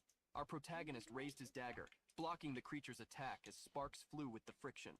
"They're fast. I can't even dodge their attacks. This is the difference in level," he thought. "Min, my good daughter." The female fox advanced with her crimson eyes and stretched her claws towards Jimin, who remained standing in shock. "This is bad. The other one is going after Wang Jimin," our protagonist thought.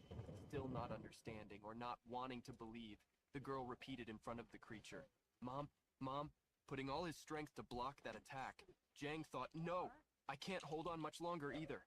It was then that Cece's voice finally emerged, saying, "Jiang Ping, get out of the way." Cece delivered a blow, creating a gust of ice that grew and impaled the female fox in front of Jimin. The ice spikes advanced and pierced the male, also throwing him up in the air. In despair, Jimin cried, "No!" refusing to see her parents being killed.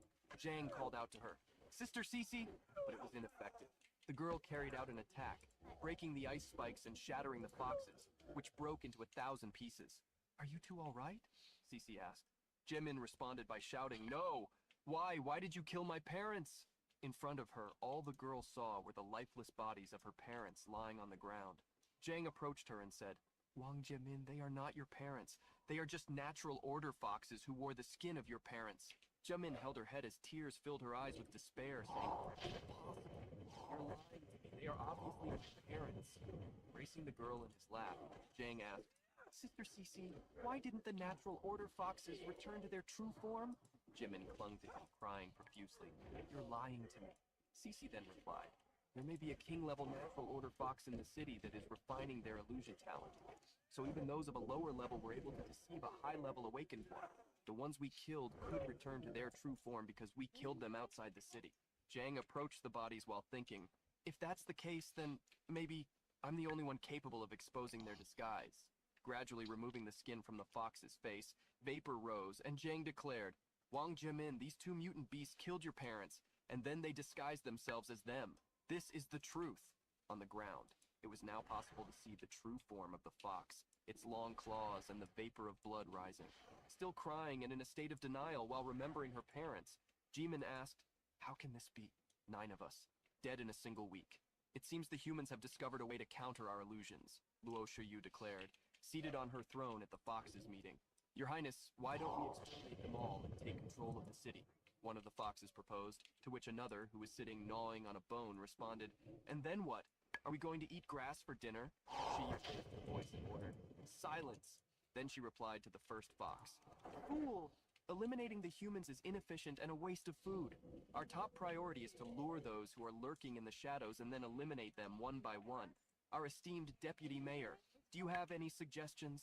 The Deputy Mayor bowed reverently beside Shiyu and said, Your Highness, perhaps it is time to attract other species to the city, to stir things up a bit, reduce the herd, and then it will be easier to catch the strongest ones.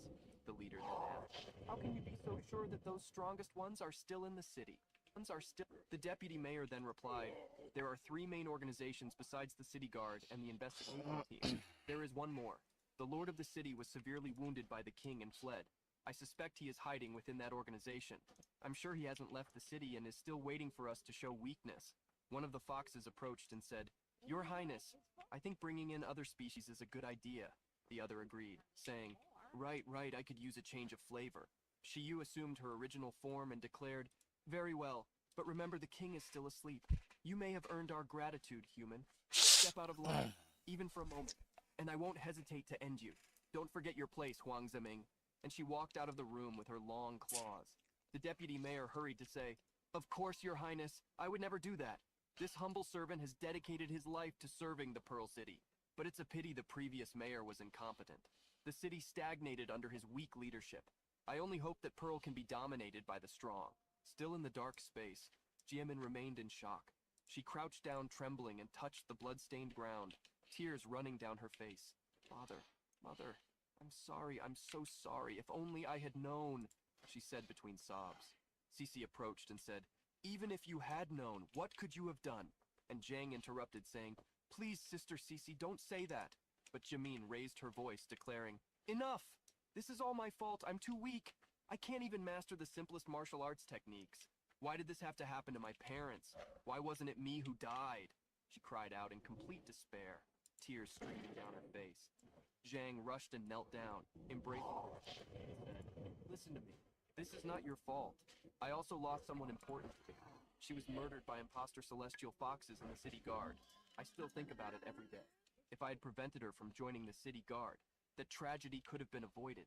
But I know, deep down, even if I went back in time, the outcome wouldn't have changed. Joining the city guard was her dream. No one could have stopped her from doing it. We can't change what is destined to be. The death of your parents, it's not your fault. But we can for a better future. We can become stronger. Strong enough to protect everyone we care about. I'm sure your parents are watching. I'm sure they would be so proud of you. Still sobbing and with a red face, Jimin thanked him. Then our protagonist declared, As for those monsters in the city, I promise I will eliminate each and every one of them. However, as soon as he finished his sentence, he coughed up blood on Jimin's face. The two were incredulous and screamed, Zhang Ping! Jimin declared, No way, I didn't realize he was so severely injured. Zhang, already losing consciousness, thought, I ordered my body to resist, but I didn't expect it to last only a short period of time. Sometime later, his vision became slightly blurred, and he slowly regained. He's awake. Thank goodness, Jimin said, smiling next to Cece. She'd been waiting for him to wake up. How long was I out? Jang asked, sitting up. Don't move. Be careful not to reopen the wound, Cece said. Jiang Ping, I've decided. I'll get stronger. Once I'm stronger, I'll help you eliminate those celestial foxes, Jimin declared, making a determined gesture to him. Jiang looked at her and smiled, replying, I believe in you. I know you can do it. Next, Cece called Wang and said, your home is no longer safe. It's better if you stay here for a while. It will be easier for me to ensure your safety this way. However, the voices the protagonist was hearing did not cease. He could hear the chief's last words. The king still sleeps. Remember your place. Huang Zeming. Immediately, he recognized this was Luo Shiyu. He then commented to Cece, I have a clue about the celestial foxes. Shocked, she immediately asked what it was. A few moments later, Cece had the image of the mayor in her head as she said, Huang Zeming. He is the deputy mayor of Pearl City. He appeared in a conversation with the celestial foxes and referred to himself as a humble servant, which means he has probably betrayed us. And the king they mentioned, the one who can amplify their illusions. Illusions strong enough to deceive even Apex-level awakened. That must be the true king of the celestial foxes. If their king is out of action, this may be our chance to counterattack. Jiang Ping, we need your help to identify these celestial foxes. This was what he wanted to hear, so without even thinking twice, he affirmed, I'm in. Meanwhile, the old uncle in the blacksmith shop was smoking his pipe while saying, I'm starving, and the woman just replied, just a little longer. Zhang Ping should be back with the groceries soon. Or already at the base of the purge squad, 3 women were walking down the corridor. One of them said, first, she needed my help to activate the secret chamber. Now she needs help to activate the celestial curtain. Cece certainly knows how to boss people. This was Many, a blonde girl. The other, with a bored expression and green hair, was Chen Luowei. A third woman accompanying them pointed out, hey Many, want a coffee? This might take a while. The cheerful girl said she was fine and had just had one. Then she stepped into a magic circle that lit up, completely enveloping her. Shujie raised her hands and said, okay, let's begin. Solar charge? Complete. The 3 remained within the circle, which was intensifying more and more. Black curtain? Complete. Distortion of light and shadow? Complete, they said, each giving their best. Then, that energy covered the sky of the city. After working together for a while, the purification team finally decided to reveal some of their secrets. They are the most secret organization in the city of Pearl, and for good reason. They have sworn to defend the city from any threat, purifying it of all corruption. As the city's secret weapon, they often carry out covert operations. A dedicated branch within their ranks, known as the Barrier Team, supports these missions. Cece had said they have 3 main members. The leader is Many, whose ability is the Black Curtain. That pocket dimension, the dark room space that he had entered several times before, was her work. Then there's Xu Jie, whose ability is the solar charge. She absorbs sunlight and channels it to her team members, keeping them charged for extended battles. And finally, Chen Luowei, whose ability is the distortion of light and shadow. She can manipulate light and shadow to render herself or anything else completely invisible. Together, the 3 can create the illusory celestial curtain, a veil that drags any being below the king level into the pocket dimension, a world of their own creation. They can even transform the environment to confuse their opponents. This is the ultimate weapon of the Barrier Team. Since the Celestial Foxes use illusions to discreetly kill people, they were going to defeat them at their own game. 2 people were walking together, looking around while whistling. One of them said, hey, Yuer, what if we captured some of these humans and brought them back? No one could say who they really were. In fact, they were also monsters. One of the beasts replied, the city has been tense lately, that she didn't recognize her that way, full of fear. Suddenly one of them stopped, while the other turned to her, confused. The girl looked up at the sky, feeling something strange, and asked if her companion didn't have a feeling. In response, she said, there's nothing wrong, you're just being paranoid. Shortly after, she widened her eyes in surprise, because now that she had mentioned it, she noticed something. Then she asked, where are all the humans? Around them, there was no one else, only the void. A golden, energized hand appeared, delivering a punch aimed directly at those 2 foxes, who, without expecting anything, were nearly hit by a powerful force that shook the entire ground. That power came from a man who had descended from the sky and, still enveloped in that energy, said, what a pity! I couldn't knock you down with just 1 punch.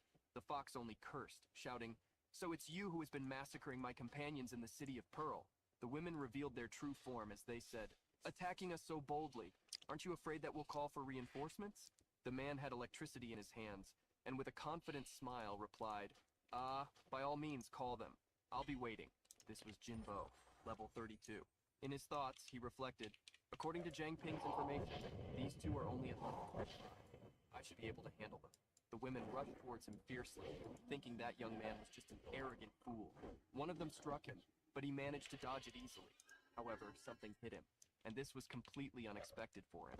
Then, the other fox was already too close, and he put his hand on it, but again felt the impact. He thought, I clearly blocked that attack. The two kept hitting him, and he crossed his arms to try to minimize the blows. They mocked. "Is that all? Seriously? Is that all you've got? I really don't know how the other fools were defeated so easily."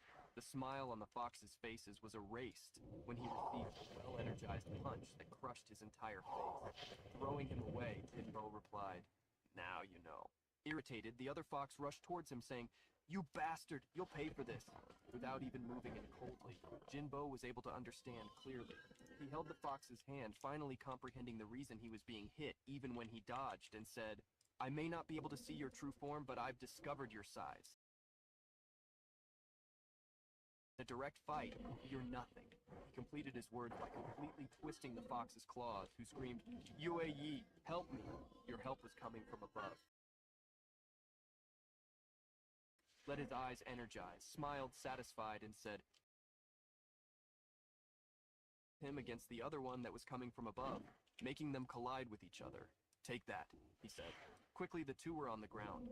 Approaching them, he heard one say, Why can't we feel any of our..." The other was already accepting that both had fallen into a trap.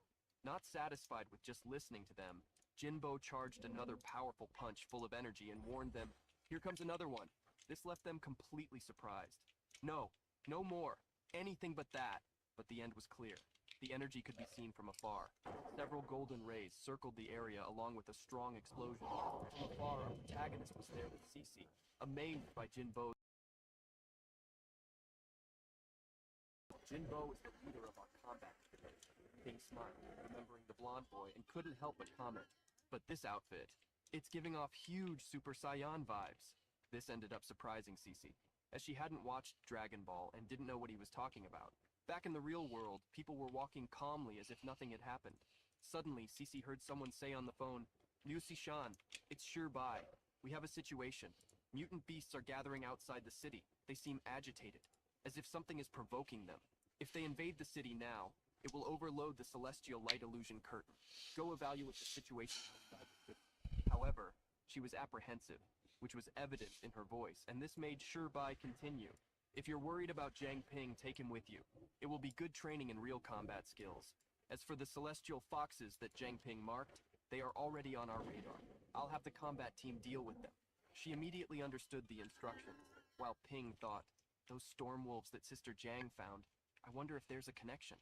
Cece turned and said, "Let's go, Ping. We're needed outside the city. I'll send some people to watch over the blacksmith shop." He accepted her instruction, laughing, and asking if it was some kind of big shot on the phone. And then Cece affirmed that he was the boss of everything, and that he would soon meet him as soon as the mission was over. "It's the first time I've been outside the city walls in a long time. What plants are those?" Jiang Ping asked, walking alongside Cece during an apparently harmless sunset. "No," Cece said, stopping him from advancing and stepping on a flower that was blooming with red petals, releasing a luminous liquid. The liquid rose and exploded in the air into 1,000 green particles, and Cece declared, "Those are called hydrochloric acid grasses, also known as rosinha. As you can see, now is the time when their fruits are ripe." I have like 34. Really? The hydrochloric acid grasses spread their seeds. That's not bad. So be careful where you step. Then Cece pointed down and said, "There's a certain mutant beast that feeds on this grass. Consider this your first opponent." On the ground was a small white rabbit with red eyes. "I'll investigate the situation with the mutant beasts. Don't stray too far," she declared. Jiang used his analysis skill and opened the creature's status window. Name, Caustic Aqua Rabbit. Species, Mutant Rabbit. Classification, Low Level, Mutant Beast. Abilities, Aqua Sig. highly corrosive jets of acidic projectiles from the hidden glands in its ears. Level 9. Jang ignited his flaming dagger, thinking, this rabbit seems harmless, but its level is higher than that of the armed poisonous rat, as long as it's not paying attention. Jang threw the flaming dagger towards the rabbit, shouting, "First attack!" The animal instinctively jumped, dodging the attack, and taking advantage of the opening, Jang declared, "Pearl Fist," igniting his fist in flames with crimson eyes. The rabbit frowned irritably and shot a green substance from its ears at Jang while running. Our protagonist used the dagger to defend himself, dodging the attacks while saying, "Can it shoot from that distance?" The small creature began to hop away, and he cursed. "Damn! The hydrochloric acid grass has been activated." Several acid spores exploded from the spot where the rabbit had jumped, bursting like green fire. Dodge the acid. I need to analyze the situation while my body is on autopilot, he thought, facing a rain of acid. This rabbit has incredible senses and reflexes. My stealth attack was useless against it. It can perform long-range attacks, and it's immune to acid, of course. It's cunning, spraying acid to prevent me from getting close, and then leading me to where the fruits are ripe, fast, smart, and deadly. This won't be easy, Jang thought, dodging each drop of acid while running to a safe point. So he looked at his hands and wondered, wait, why didn't that acid burn me? I know I blocked it. It's a water projectile with my bare hand. Then he raised his hand with the active flaming fist and said, "Oh, it's because of the flames, isn't it?" The small rabbit laughed, as to say, "Drink my acidic soup," and started shooting several acid projectiles in his direction. Jang dispelled all of them by intensifying the flame. As expected, the acid evaporates when exposed to flames, so that's why CC declared, observing the result. The small rabbit transformed into flame from its body. Oh, my acid. Why is that familiar feeling? Even low-level beasts have second phases, Jang thought as the beast advanced fiercely toward him. Jang maneuvered his dagger, slashing side to side at an absurd speed. Then in a moment of carelessness, he felt 2 cuts appear on his shoulder. Worried, he saw blood flowing from the wound and thought, "The claws, they're covered in acid too," he declared. "You little sneak. So you realize that ranged attacks don't work. And now you want to get close and deal damage personally? All right." Zhang then activated his Devouring Fire Flame Reserve ability. Standing in the midst of the flames with his dagger raised, he thought, to avoid melting, I need to keep my body covered in flames. But I'm burning through my reserves too quickly. I need to finish this fast. I'll surround him with my flames. He then charged toward the target with his body ablaze. "Do you think you're the only one who can set traps, bunny?" he said while running and initiating a series of strikes. The rabbit dodged, jumping stealthily, and Jang followed up with acrobatic slashes in the air.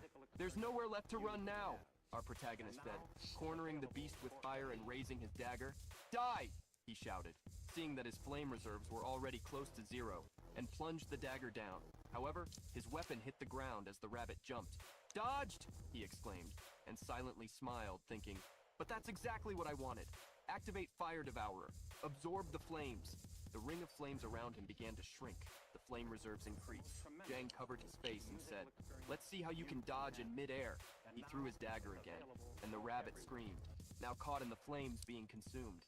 After some time, he breathed heavily, hands on his hips, and said, "That was exhausting. My stats didn't increase, which means it's still alive. I need to finish it." Jang approached the body of the small rabbit and stabbed it several times. Then, observing his status window, he said, "Considering what's expected from a base level 9, maybe one of those with just 2 points in each stat.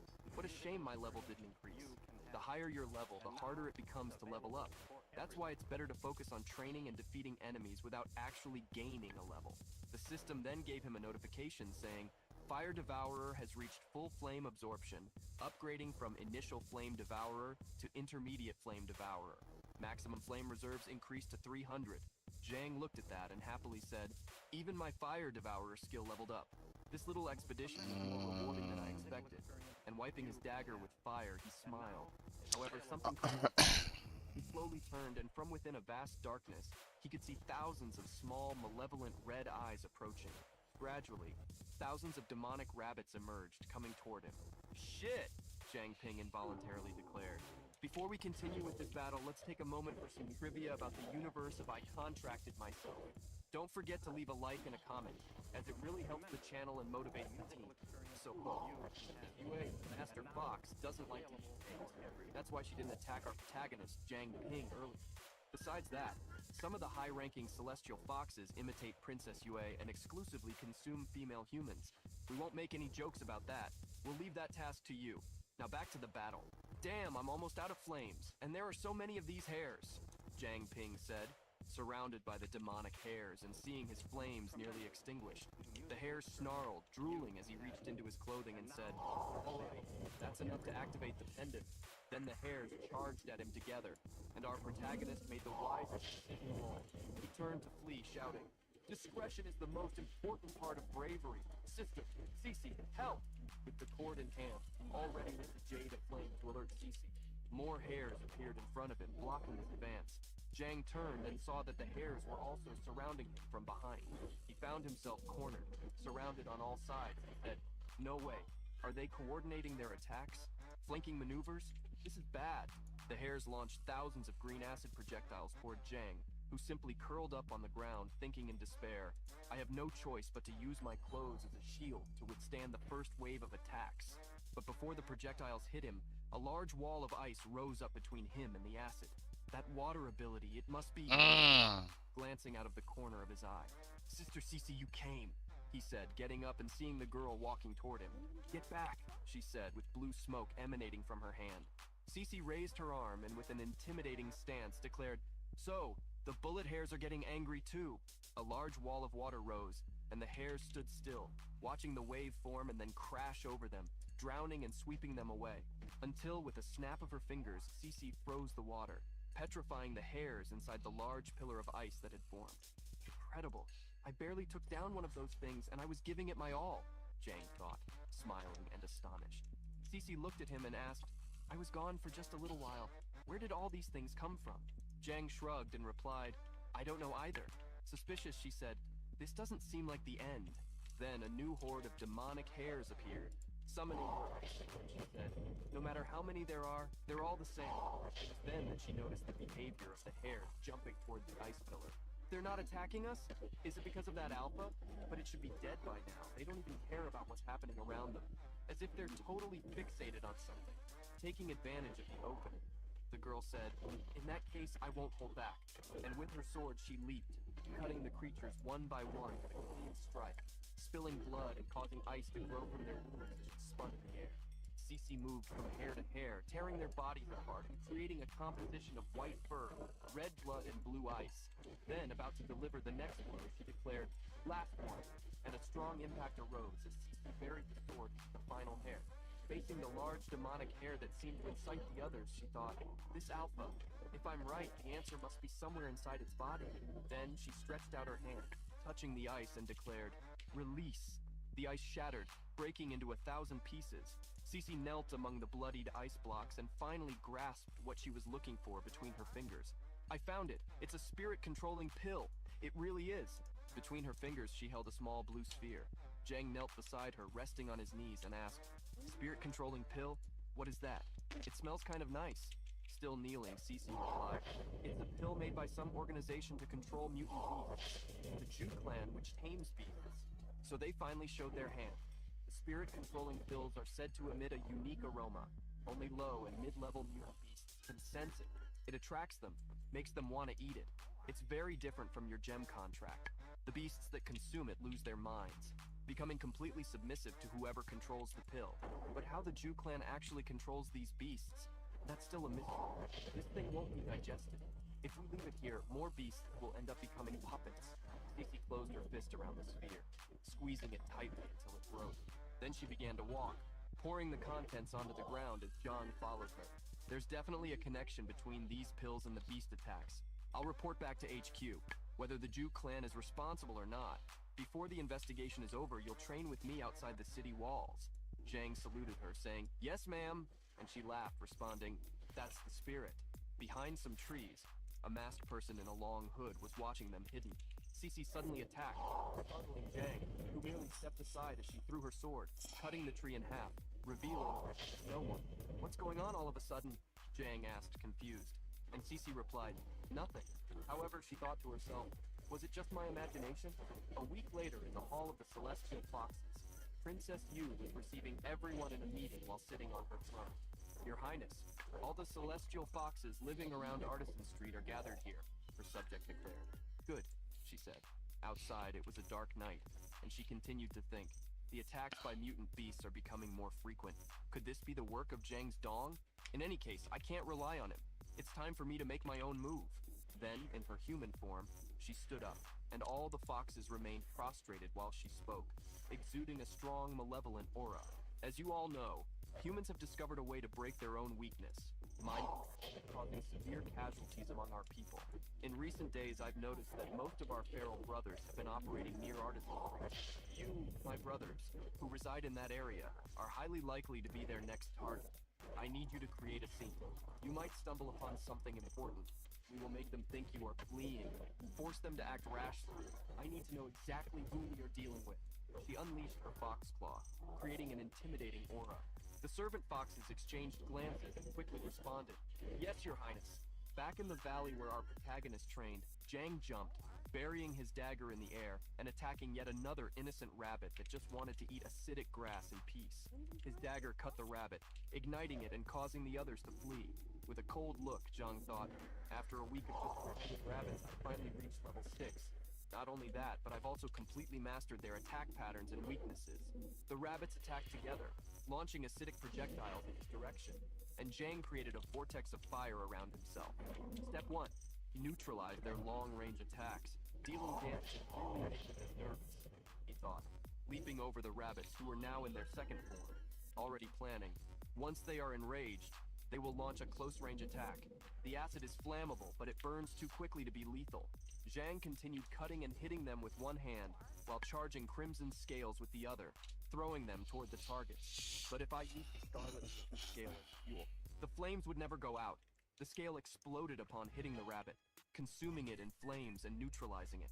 Zhang observed the great pillar of fire that formed from the explosions and thought, I will call it Fire Devourer. True fire of 3 flavors. Although, thinking about Fire Devourer. 3 fires of delicious flavors. That's stupid. Zhang continued to think, I've only collected this amount of serpent scales during this time, and I've already used them all. This amount of deaths at once. It has to be enough for another level, right? He then activated his analysis skill and opened his status panel. As expected, I leveled up. The system displayed in the translucent blue window. Level increased to 7. All stats increased by 10. Due to the defeat of dangerous enemies above your current level, all stats increased by an additional 10. The contract jewel increased to level 5. With a satisfied and open smile, he thought, wait, the contract jewel also leveled up? I thought it was tied to my own level. In his hand, a jewel appeared. A glowing blue crystal that floated. But even when I went from level 4 to 6, nothing happened. The contract jewel stayed at level 4. So it's not about my level.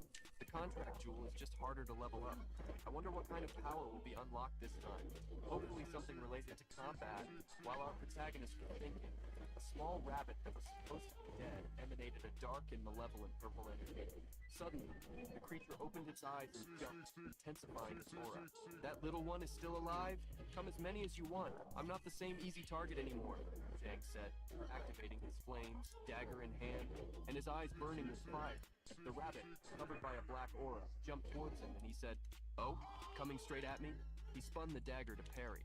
However, the rabbit created spiritual tentacles that wrapped around his hand, almost disarming him. What the hell is that? Did I kill so many rabbits that they came back as vengeful spirits? He wondered, seeing the large black spirit in front of him. Zhang threw his dagger up, seeing that his hand was trapped. Ghost demon, vengeful spirit, whatever you are, die! Then, grabbing his weapon with the other hand, he struck the rabbit directly, creating an arc of energy, cutting into its core and making the rabbit fall to the ground, defeated once again. The shadows evaporated from its body, and Zhang observed it, saying, Since when do bullet rabbits have a technique like that? Don't tell me it's being controlled by spirit powder. Zhang crouched down and cut open the rabbit's body, pulling out a small, glowing purple mass. There really is something, but it doesn't look like controlling spirit powder, he said, puzzled. Zhang then activated his analysis skill, but it failed. It failed again and again and again. I haven't seen something so resistant to analysis in a long time, he thought, observing the object. Finally, after much persistence, the awaited response came. Analysis successful. Nether mist essence. Quality. Unknown. A powerful essence stored in the glands of a nether mist black goat. Consumption will result in unexpected consequences. Intrigued, he repeated, huh? Goat? Sitting by the campfire, Jang continued his attempts at analysis. Repeatedly, the analysis failed, while the fire burned and the purple mass glowed in his hands until it finally worked again. He then activated the playback function and revisited the memory of the creation of that artifact. A skeletal goat covered in muscles with large horns and a dense malignant aura stood before several beasts. The beasts charged toward him, and the goat ran using all the power of its spirit. The boar leading the charge headbutted, piercing through, and the spirit of the goat roared in attack, until the boar turned, with red eyes and sharp teeth, sinking its fangs into the goat's skeleton. The goat infiltrated the boar's body and then expanded into 1,000 spikes, exterminating both itself and its enemy. Then, the skeleton of the goat fell to the ground. Jang began to wonder, did they both die? That orb? I have a feeling it's something rare like that wind jewel. But how do I activate its effect? Direct contact didn't work. Unlike the last awakening, do I really have to swallow this thing? Jang lay on the ground, manipulating the mass in his hand, looking up. The truth is, this thing came from the black goat. It's quite disgusting if you think about it. That's when memories of previous confrontations against the foxes came to his mind. The confrontation where Jimin saw his parents attacked, and where he had to say goodbye to Su Jingzhao. Then he sat up and said to himself, "You insignificant and weak insect, think you have the luxury of choice?" Our protagonist shoved the purple mass into his mouth and swallowed. What followed was a guttural scream of pain. Jang held his head, screaming and thrashing. His memories intertwined, his childhood best friend in his arms still alive, and then being turned into a puppet by a fox. Bleeding, Jang kneeling, prostrated, while she struggled to speak. Zhongping, promise me, no matter what kind of situation you face, you must survive. The girl looked up, crying blood tears, and our protagonist gritted his teeth with a crimson gaze, saying, "Don't worry, Su Jingyao, I'm not dying," and clenched his fists, supporting himself on the ground. "Not before I kill every last one of those damn foxes," he declared, and the system finally informed him. Successful analysis. Jang Ping speaking. Level 7. Contract gem level 5. Nether mist body, basic. Ability, absorbs the fear of living beings and converts it into controllable nether mist. Current 20 out of 100. Jang knelt and opened his hand in front of his chest while a blue flame burned. A combat skill that focuses this time on both attack and defense in one. It seems that the power depends on how much nether mist I use. My growth potential is jump 3 whole stars. The nether mist body is so powerful. Jang then began to laugh. Tears ran down his face. Damn. Am I crying? Regret? Joy? Anxiety? Who knows? Anyway, soon I will have the strength to avenge Su Jingyao. Jang was so immersed in his words and tears that he didn't notice a group of workers approaching. "Hey, kid, are you okay?" one of them asked. "Let's go. It's not our business." "Yeah, let's hurry to the city. There are some dangerous monsters around here." However, the first one insisted, saying, "Kid?" Jang then slowly stood up, surrounded by a dark blue aura and mist, and turned with an intimidating look, saying, "I'm fine." The men retreated, running in fear at the sight of Jang enveloped in smoke, all shouting, "Ghost! It's a ghost!" Jang stood confused, observing, and noticed that his nether mist reserve had increased from 20 to 35. Oh? I can absorb the fear of others and convert it into nether mist? This doesn't look like ordinary mist. It doesn't even count as energy, but I can shape it however I want, he said, then transformed his hand into a black claw wrapped in mist, his eyes turning purple. He then created a dark blue dagger that floated in the palm of his hand and said, "I wonder what his powers are. Let's try the least damage." He threw it, creating a slicing arc toward a tree and dealing 1 damage. It was enough to make a clean cut and fell the tree in 1 go. "I used only 1 point of nether, and it's already this strong," he exclaimed. Then he continued cutting in an intertwined manner as the trunk fell, slicing it into 1,000 wooden cubes. "Interesting," he declared, standing amidst the shower of wood fragments. He then raised his arm and created a shield with the nether mist, smiling as he said, "Cutting through things like butter, blocking attacks. This nether mist is quite versatile." Jang smiled with his eyes glowing a menacing purple and said, "If used correctly, the nether mist body will be my trump card against even high-level mutant beasts." And to himself he thought, for now. Let's continue growing secretly and getting stronger with the help of the purging squad. Suddenly, Cece came running towards him, shouting, Zhang Ping, did you find a Nethermist mutant beast? Where is it? She immediately invoked her powers, preparing for battle and placing herself in front of the boy to protect him. Zhang gave a sheepish smile and scratched his cheek, thinking, this feeling, this scene gives me deja vu. It reminds me of Sis Chiang. He then confessed, Sister Cece, actually, here's what happened. He recounted everything that had occurred. In shock, the girl asked, what? You ate a Nethermist essence? She then confronted him, raising her voice and stepping closer. Zhang Ping, do you want to die? Ingesting something you don't know what it is. Have you realized how close you are to the door of death? She turned away, crossing her arms, sulking with her back to him. He maintained a sheepish smile, thinking, it shouldn't be like this. I checked with analysis. He replied, it's all right. If there's a problem, I can just make myself vomit. Still irritated, the girl declared, ah, and what if you can't think of that? What if it's a parasite? She then turned with her ice crystal in hand. Zhang touched his chest and said, Sister Cece, are you saying that what I ate could really be dangerous? With a serious look, Cece said, Nethermist beasts are creatures of unknown origin. They don't have a specific form and usually reside within other creatures. That black mountain goat and that bullet rabbit you mentioned, they were probably puppets controlled by a Nethermist beast. And when the host dies, they burrow into one of its organs, waiting for the next host. The key point is that Nethermist beasts can control their infected hosts. Shocked and wide-eyed, Zhang thought, nearly panicking. So does that mean the Nethermist has latched onto me? He began to analyze. The intense pain I felt when I swallowed the Nethermist essence, was that the Nethermist trying to take over my body? Zhang said, since I'm fine, does that mean it failed? Cece turned and said, I don't know. You are unique. Maybe it's because there's no Nethermist beast inside you. Something pure protected you. Or maybe it's because you have absolute control over yourself. So you're not affected even if you are parasitized. But if you undergo any mutation, I'll have to cut you.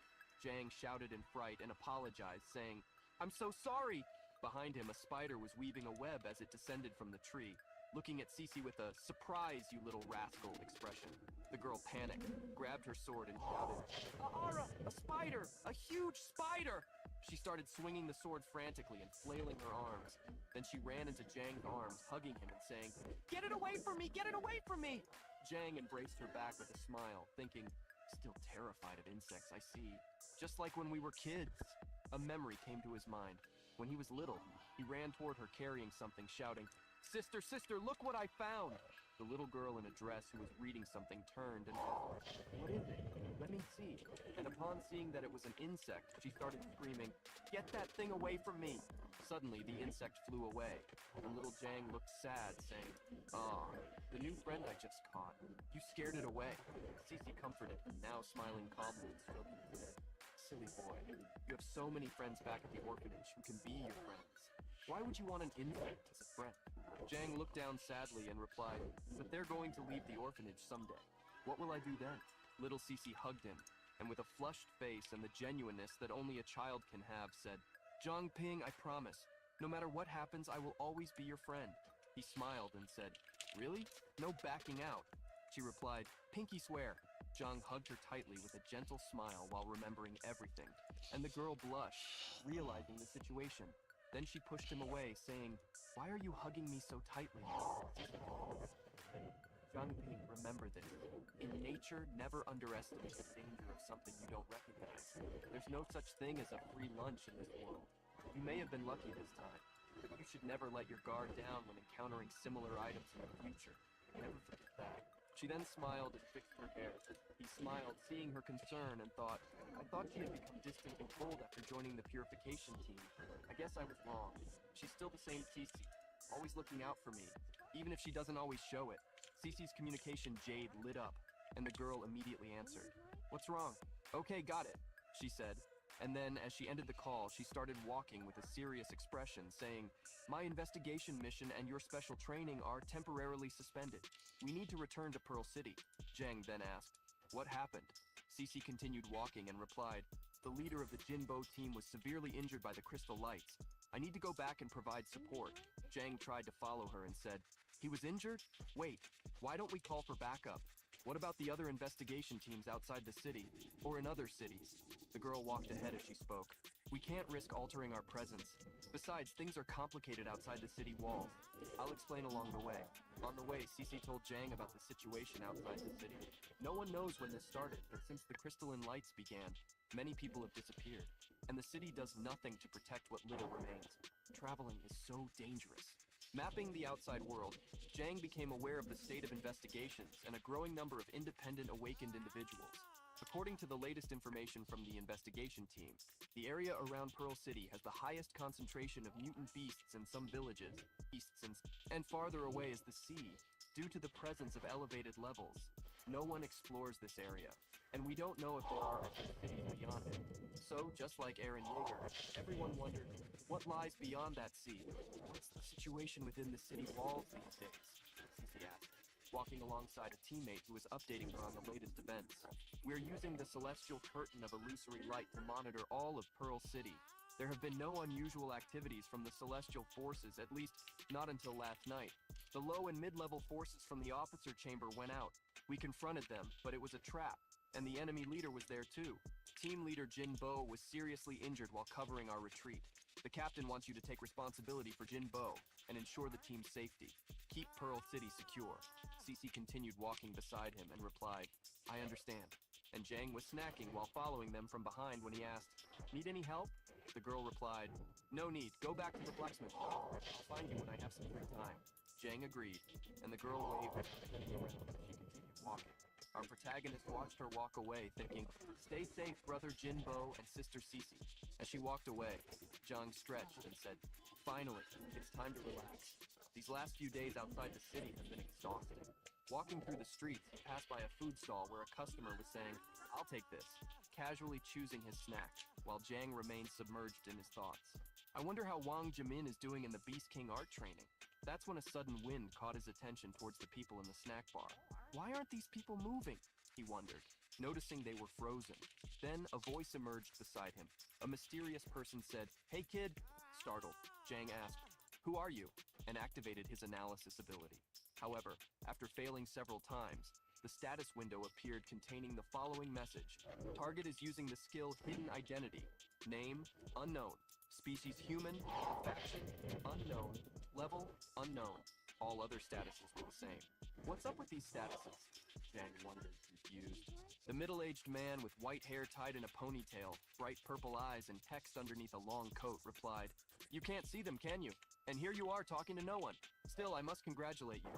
Even a high-level analyzer can use their skills less than 10 times a day. However, you don't have those limitations. With a worried expression, Jang thought, I command my body to forcibly analyze. So of course I can use it indefinitely. How does he know that? A drop of sweat ran down his temple. Old man, can I help you with something? Our protagonist asked, trying to stay composed. This old man, even with his serene expression, the aura he emits sends chills down my spine, he thought. Then the old man expanded his energy. How about we have some fun?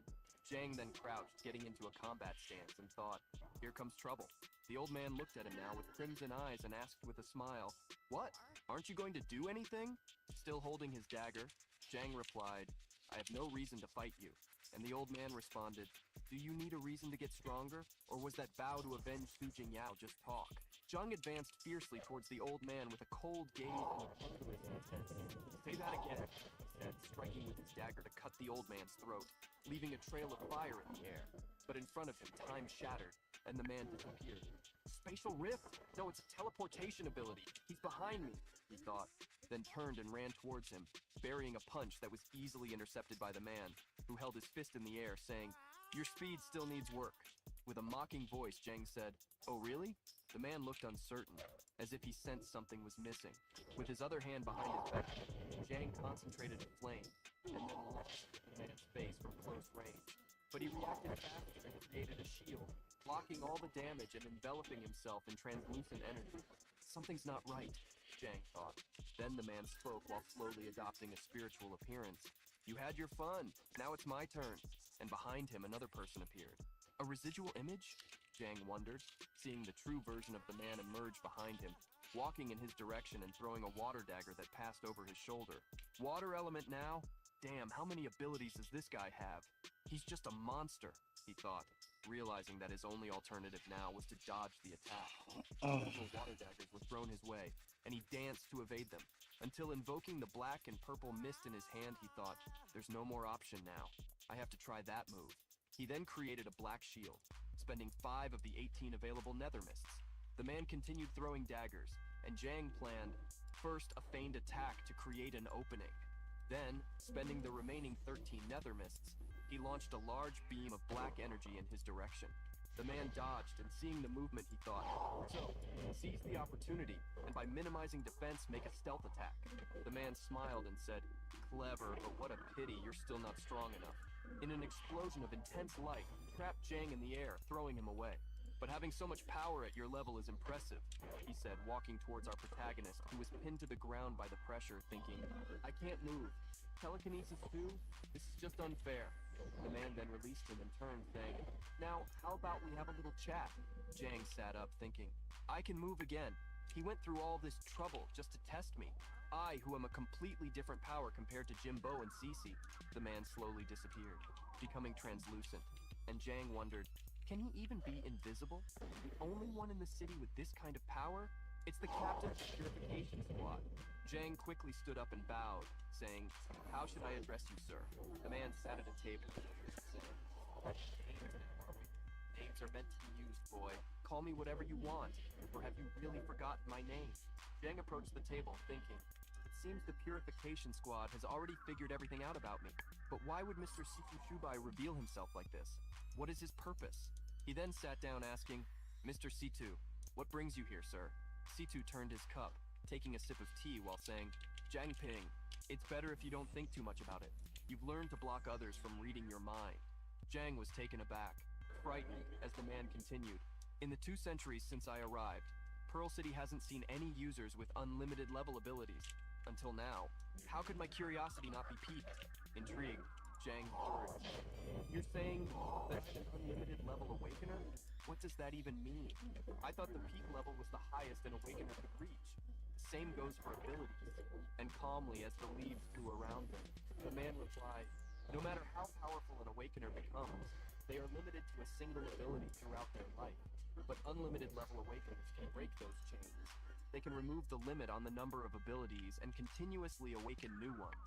Then, with eyes shining a Qian blue, he said, there's something I'm curious about. Something I need to know. Tell me, Zhang Ping, can my unlimited level ability, Path of Others, copy your unlimited level ability, Contract Gene? Of course, I won't ask you for this for free. Whatever it is, I'll give you something as a token of gratitude, and I will answer any questions you have. Jang then asked while still seated, what if I refuse? The man replied, you're welcome to, but perhaps you'd like to see my gift first. He then placed a box on the table containing a shining golden bracelet with arcane inscriptions. This bracelet is called the Golden Treasure. It's a piece of equipment I used a lot back in the day. It contains an ability within it, storage. I trust you understand what that means. Enchanted, Jang declared, Mr. Situ, you are very generous. And looking at the bracelet that shone brightly, a storage space is exactly what I need right now. C2 extended his gloved hand, glowing blue, and said with a serious look, extend your hand. Jang obeyed, and C2 enveloped his hand with an intense blue flame. The man remained silent for a few moments and then sighed, releasing our protagonist's hand, who refused and asked, is that it? Is it done? C2 replied, yes, it's done. I can't copy your ability. Even those derived abilities of yours, I couldn't copy any of them. You are truly special. Situ then placed his hand over the box containing the bracelet and pushed it towards Jang, saying, well then? Jang then said, thank you, Mr.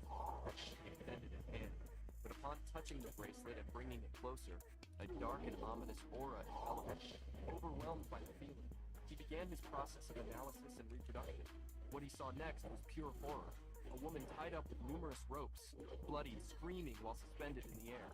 This could be the process they used to make this bracelet? He wondered. The next images were of a hooded figure pouring a bucket of molten gold over the still living woman. She howled in agony as someone transformed her body, merging it with the gold in the bracelet. They used human lives to craft these special items? Such actions.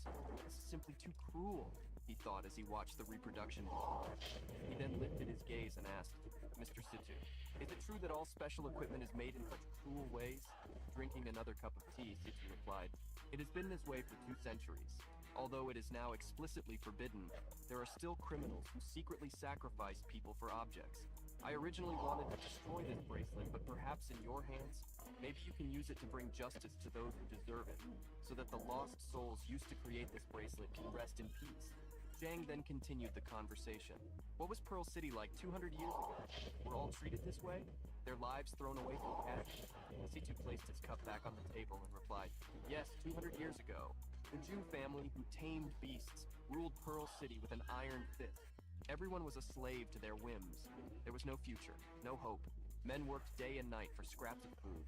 Women, if they had any beauty, were selected as servant slaves for the Jew family, becoming toys for the young master. From the moment they were born, children were indoctrinated, forced to swear loyalty to a family that saw them as nothing more than tools. And the elderly who could not work were used as food. Food for the Jew family's domesticated and mutated pets. And if someone awakened with an ability, they were either enslaved or became ingredients, sacrifices to feed the creation of equipment. Because of the many crimes of the Jew family, some capable individuals quietly gathered and eventually overthrew the Jew family's rule. Zhang picked up the cup and poured another serving of tea, saying, I understand. The man then asked, any more questions? Handing the hot tea to the man, who extended his hand to take it, Zhang said, Mr. C2, you are incredibly powerful. So why not deal with this Princess Yue yourself? Why not free this city once again? The man then, with a serious expression, said, it's not that I won't, it's that I can't. It's that... He then activated his ability, encrypted communication, and continued speaking while looking at Zhang as the steam from the tea rose. You might have the impression that Pearl City's defenses are weak, that we were caught off guard by the Celestial Fox's incursion, but that is wrong. A fatal error. The defenses of Pearl City are, in fact, incredibly robust. Our investigation team tracks and drives away mutant beasts in the jungles around us. We have the purging team stationed near the city gate, secretly handling mutant beasts. Investigation team, and beyond that, we have the King's Divine Artifact, Sun Pearl, and the Moon Pearl inside. Within the range of the Sun and Moon Pearls, all living beings are suppressed. Their power limited to level 40. But as things stand, that said, even if a king-level mutant beast invades, it will be downgraded to peak level. He then stood up and, turning his back, said, and I am, without a doubt, the strongest peak level that exists. But as things stand... Suddenly, Zhang stood up and slammed his hand on the table in frustration, saying, Elder Bai, are you saying that we have a traitor among us? The man turned slightly, responding, smart. With the city lord still missing, except for me, the only ones who could control the artifact are the remnants of the Jew family, those who have hidden in the shadows after the end of their reign of terror. Clenching his teeth in anger at this new conclusion, Zhang declared with the foxes in mind, so the Zhu family disabled the Sun and Moon Pearls artifact, and then opened the door for the Celestial Foxes, and this recent wave of mutant beast activities? This is all they're doing, isn't it? Why didn't we eradicate those scoundrels completely when we had the chance? C2 sighed deeply and replied, after overthrowing the Zhu family's rule, we have been trying to eliminate the remnants. But how can one remove all the weeds? Probably because they have operated in Pearl City for hundreds of years, with deep and extensive underground roots. To himself, Zhang thought, right, this Celestial Fox invasion, nothing about this makes sense. What is the true objective of the Jew family? Is the city lord dead or alive? Why instigate a revolt of mutant beasts? What kind of power does the King of Celestial Foxes possess? Filled with anger, Zhang clenched his fists and teeth, then relaxed a bit and continued thinking. Without answers to these questions, C2 Shibai must act with extreme caution. Otherwise, if he falls into the enemy's trap and dies in battle, Pearl City will truly be doomed. Just like the wars in my past life, nuclear weapons were merely a deterrent, to be moved only in critical moments. Even if Princess Yue continues to provoke and kill, anyone can repulse him, except C2 Shibai. With his back turned, C2 declared loudly, I may not be able to copy your abilities, young man, but we still need you. He then turned and approached our protagonist, extending his hand, saying, Zhang Ping, are you willing to join the purging team? Gripping C2's hand firmly and proudly, Zhang responded with conviction, of course. Back at the blacksmith shop, Jimin and Chiang could be seen talking through the window. Sister Chiang, what's up with you and all this equipment repairing lately? Jimin asked, sitting while Chiang worked on some footgear, responding, I'm just trying to make the most of my free time. With a sad expression, Jimin said, it's been a few days, I keep wondering when Zhang Ping will come back. The red-haired girl laughed and said, what's the problem? Missing him already? No wonder you've been so distracted lately. Lowering her head against the back of the chair, Xiamen said, "Well, it's just that I don't have anyone to guide me during my training these days, so I also wonder how he's doing. Is he going to encounter any danger?" Chang approached with a mischievous smile and waved her, saying, "Look at you. You're practically his little wife and still say you don't miss him every day." The girl covered her ears, embarrassed, and replied, that's not, Chang pulled out the knife she had just pulled. All right, I'll stop teasing you." Then dipping the blade of the knife into the water and letting the steam rise, she declared, "Actually, the areas of the villages and the dangerous mutant monsters outside the city have already been marked. As long as Jiang Ping doesn't enter these areas, he should be safe." Jimin raised her gaze, still leaning against the back of the chair, and said, "Are there villages outside Pearl City?" The red-haired girl laughed, saying, "Of course there are. These villages are often isolated, backward, and xenophobic. Many of them actually worship mutant monsters as gods. If you're traveling in the jungle and come across one of these villages, just keep moving. Trust me. Otherwise, you might get captured and become a slave or a sacrifice." Jimin was taken aback and exclaimed, "They're all human, right? Shouldn't we be able to communicate with them?" Chang decided to tease the girl again, and with an intimidating look, leaned over her, saying, "They can hardly be considered human. In nature, the problem isn't the mutant monsters, but these savages. Some of them like to wear strange masks and watch you silently. You won't even notice they're getting closer." Behind her, a blue smoke rose, taking the form of a terrifying being with yellow eyes and teeth. "Like him?" Jiamin screamed in fright, and Chang turned calmly and replied, seeing the masked being with now red eyes, "More or less like this." As soon as she realized what was happening, she stopped and was in shock. Inside the nether mist, Jang was wearing a mask and striking a scary pose, trying to frighten the girls. Jimin turned around and screamed with tears in her eyes, while Chang snapped out of her shock and kicked Jang hard between the legs. Jang turned pale from the blow and froze. Moments later, they acted as if nothing had happened. "Ow, Sister Chang, that was just mean," Jang said, still wearing the mask with teeth and horns. "Who are you?" she asked, with Jimin hiding behind him. "It's me, Jiang Ping," he replied, trembling and holding his groin. Both girls placed their hands on their hearts and took deep breaths. Then Chang approached him and grabbed him by the neck, ruffling his hair, saying, "You little rascal. You come back without warning and try to scare us with your scary act." Chang laughed and said, "Well, I'm back, and I heard you talking about the savage villages. I thought I could lighten the mood a bit. Never thought you'd turn around and kick me." Chang then let him go and went straight to the door to grab her jacket while saying, "So is your training over?" Zhang replied, "Yeah, I think I'll spend some time within the city walls and work on my skills." The red-haired girl put on her jacket. "Perfect. I just found a clue about Shanshan today. I was planning to leave the city too. Please take care of Uncle Liu for me."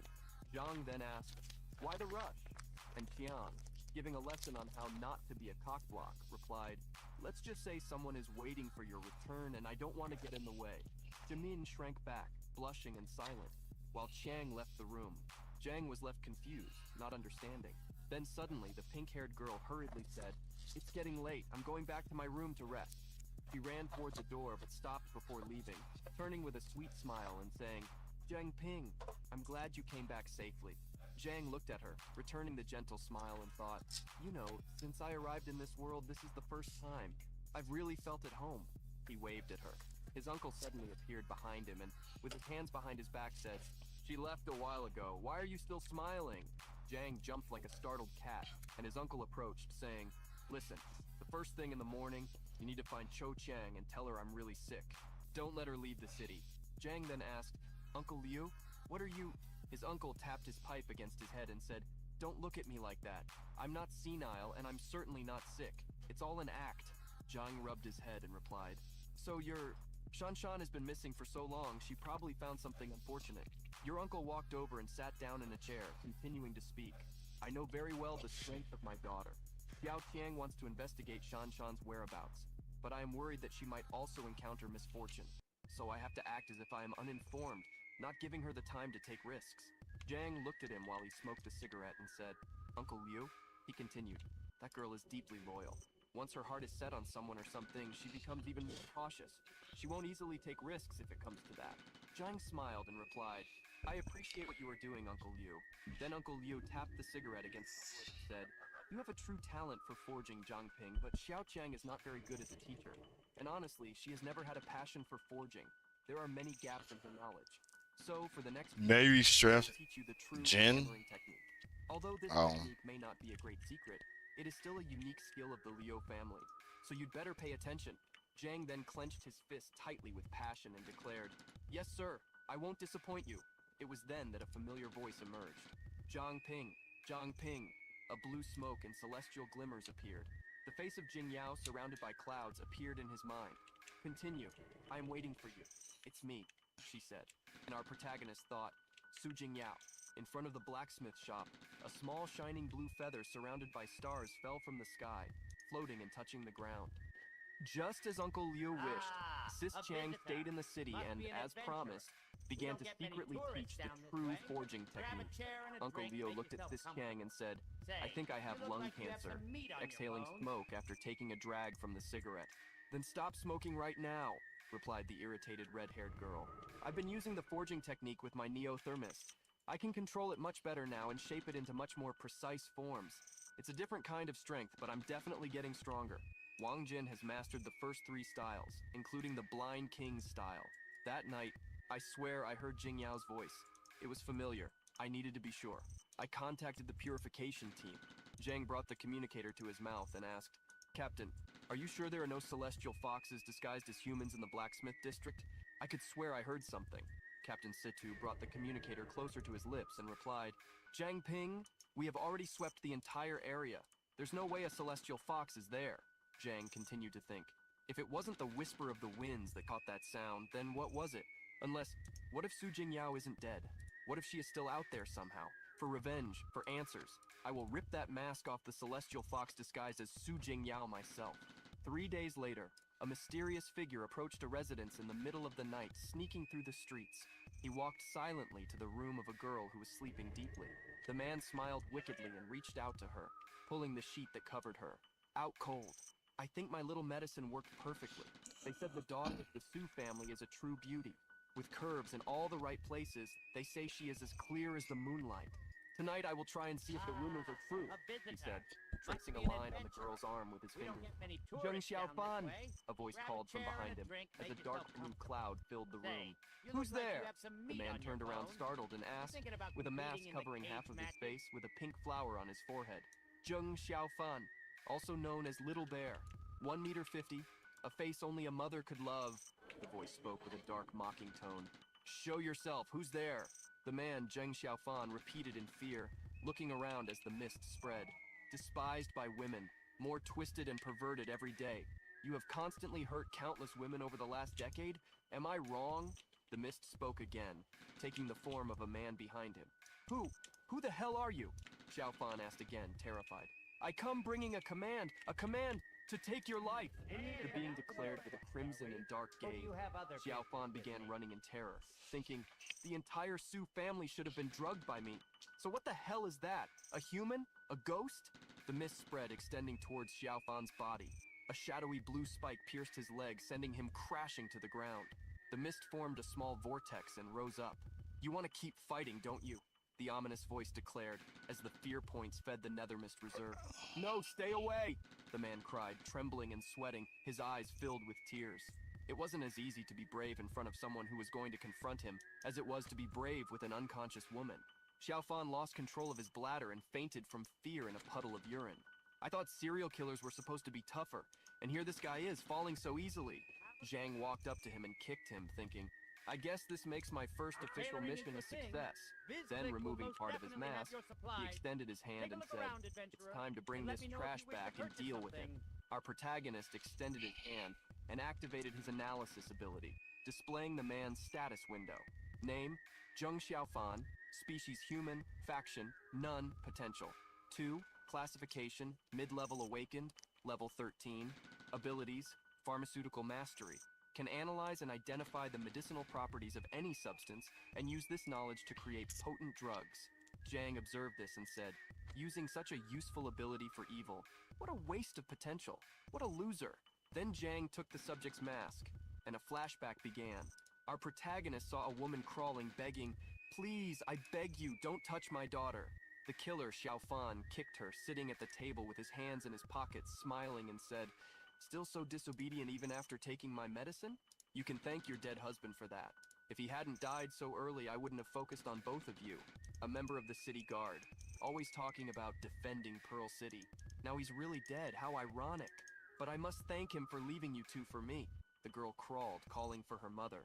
And then the man grabbed her by the neck, choking her and licking her cheek.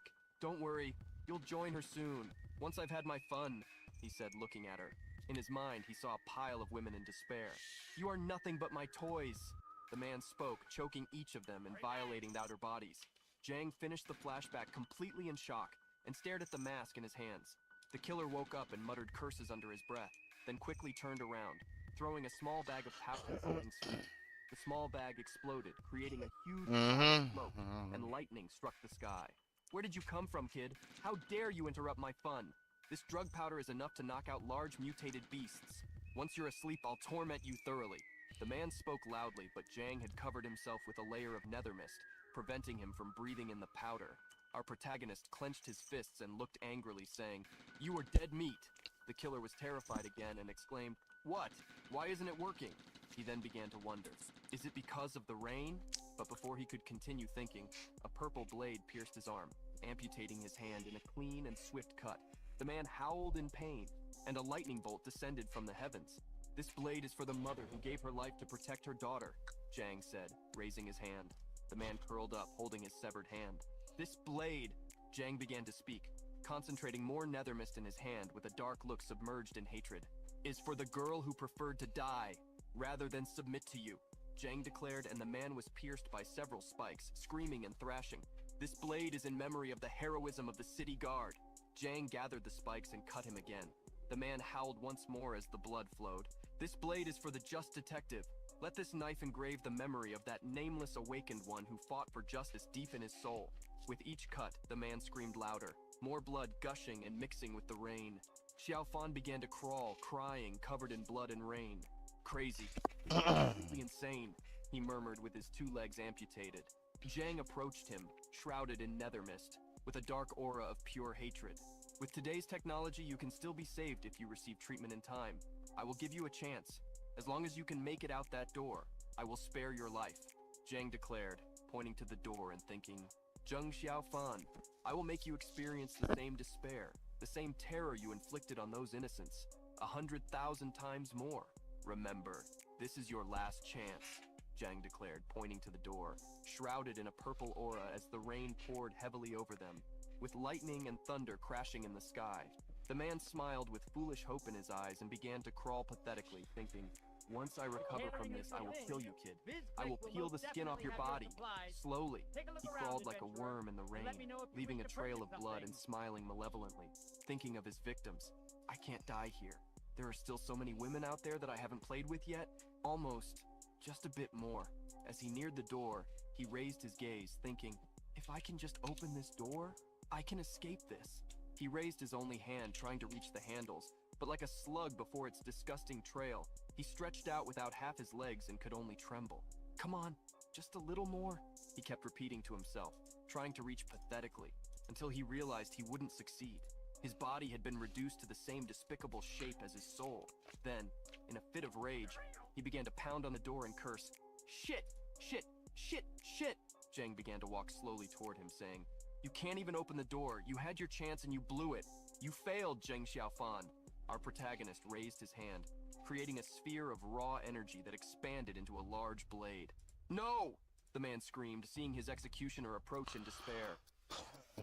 Scum! And cut with his blade, slicing the man who gushed blood, screaming in pain and agony. In pain. The system then informed Jang, by defeating an opponent above your level, all stats have increased. Our protagonist remained silent as the blood of the assassin ran down his face along with the rain. Let's go to the bank. The celestial foxes would be enough to bring peace back to Pearl City, that it would be enough to save everyone. But does someone like him deserve to be saved? He wondered, then looked up at the sky, thinking, Save my ass. Don't be ridiculous, Jiang Ping. Scum like this deserves to die. No need to get all sentimental. It was then that a voice emerged. At the Hanai Academy, are you sure? Today is a special day. Find the right opportunity, and take care of it. Jiang looked around, searching for the source of the voice. What is this? Another Zheng Xiaofan? He wondered, then searched for his communicator and brought it close to his lips. still with a grim expression. Captain, the rapist situation has been resolved, but I picked up something else with the whisper of the wind. There's a disturbance at the Hanhai Academy. It seems they are planning to kidnap someone. Back at the Purification Squad headquarters, Captain Vicky responded. Hanai Academy? The blonde girl Manny was behind him, eyes closed, touching her forehead with some kind of active spell, a blue aura surrounding her and emanating from her forehead. She opened her eyes again and said, "Nope, I can't sense the situation there. There's some kind of barrier in place. I can't even see through it. They're not playing around." The captain then turned and declared, "Jiang Ping, go there and report the situation in real time. I will contact Liu Sishan immediately. Don't initiate anything until backup arrives. Understood?" Jiang took off running toward the academy and replied, "Yes, sir." At the Hanai Academy, it was raining heavily. Inside the building, a group of 3 mysterious hooded figures walked through the corridors carrying lanterns. Damn. 15 minutes searching and still no sign. Where the hell is Chen Shuiying hiding those girls? Complained the boy with white hair who was leading the way. "Boss, we have a problem. Someone just hit the barrier," declared the one in the middle with green hair. "What?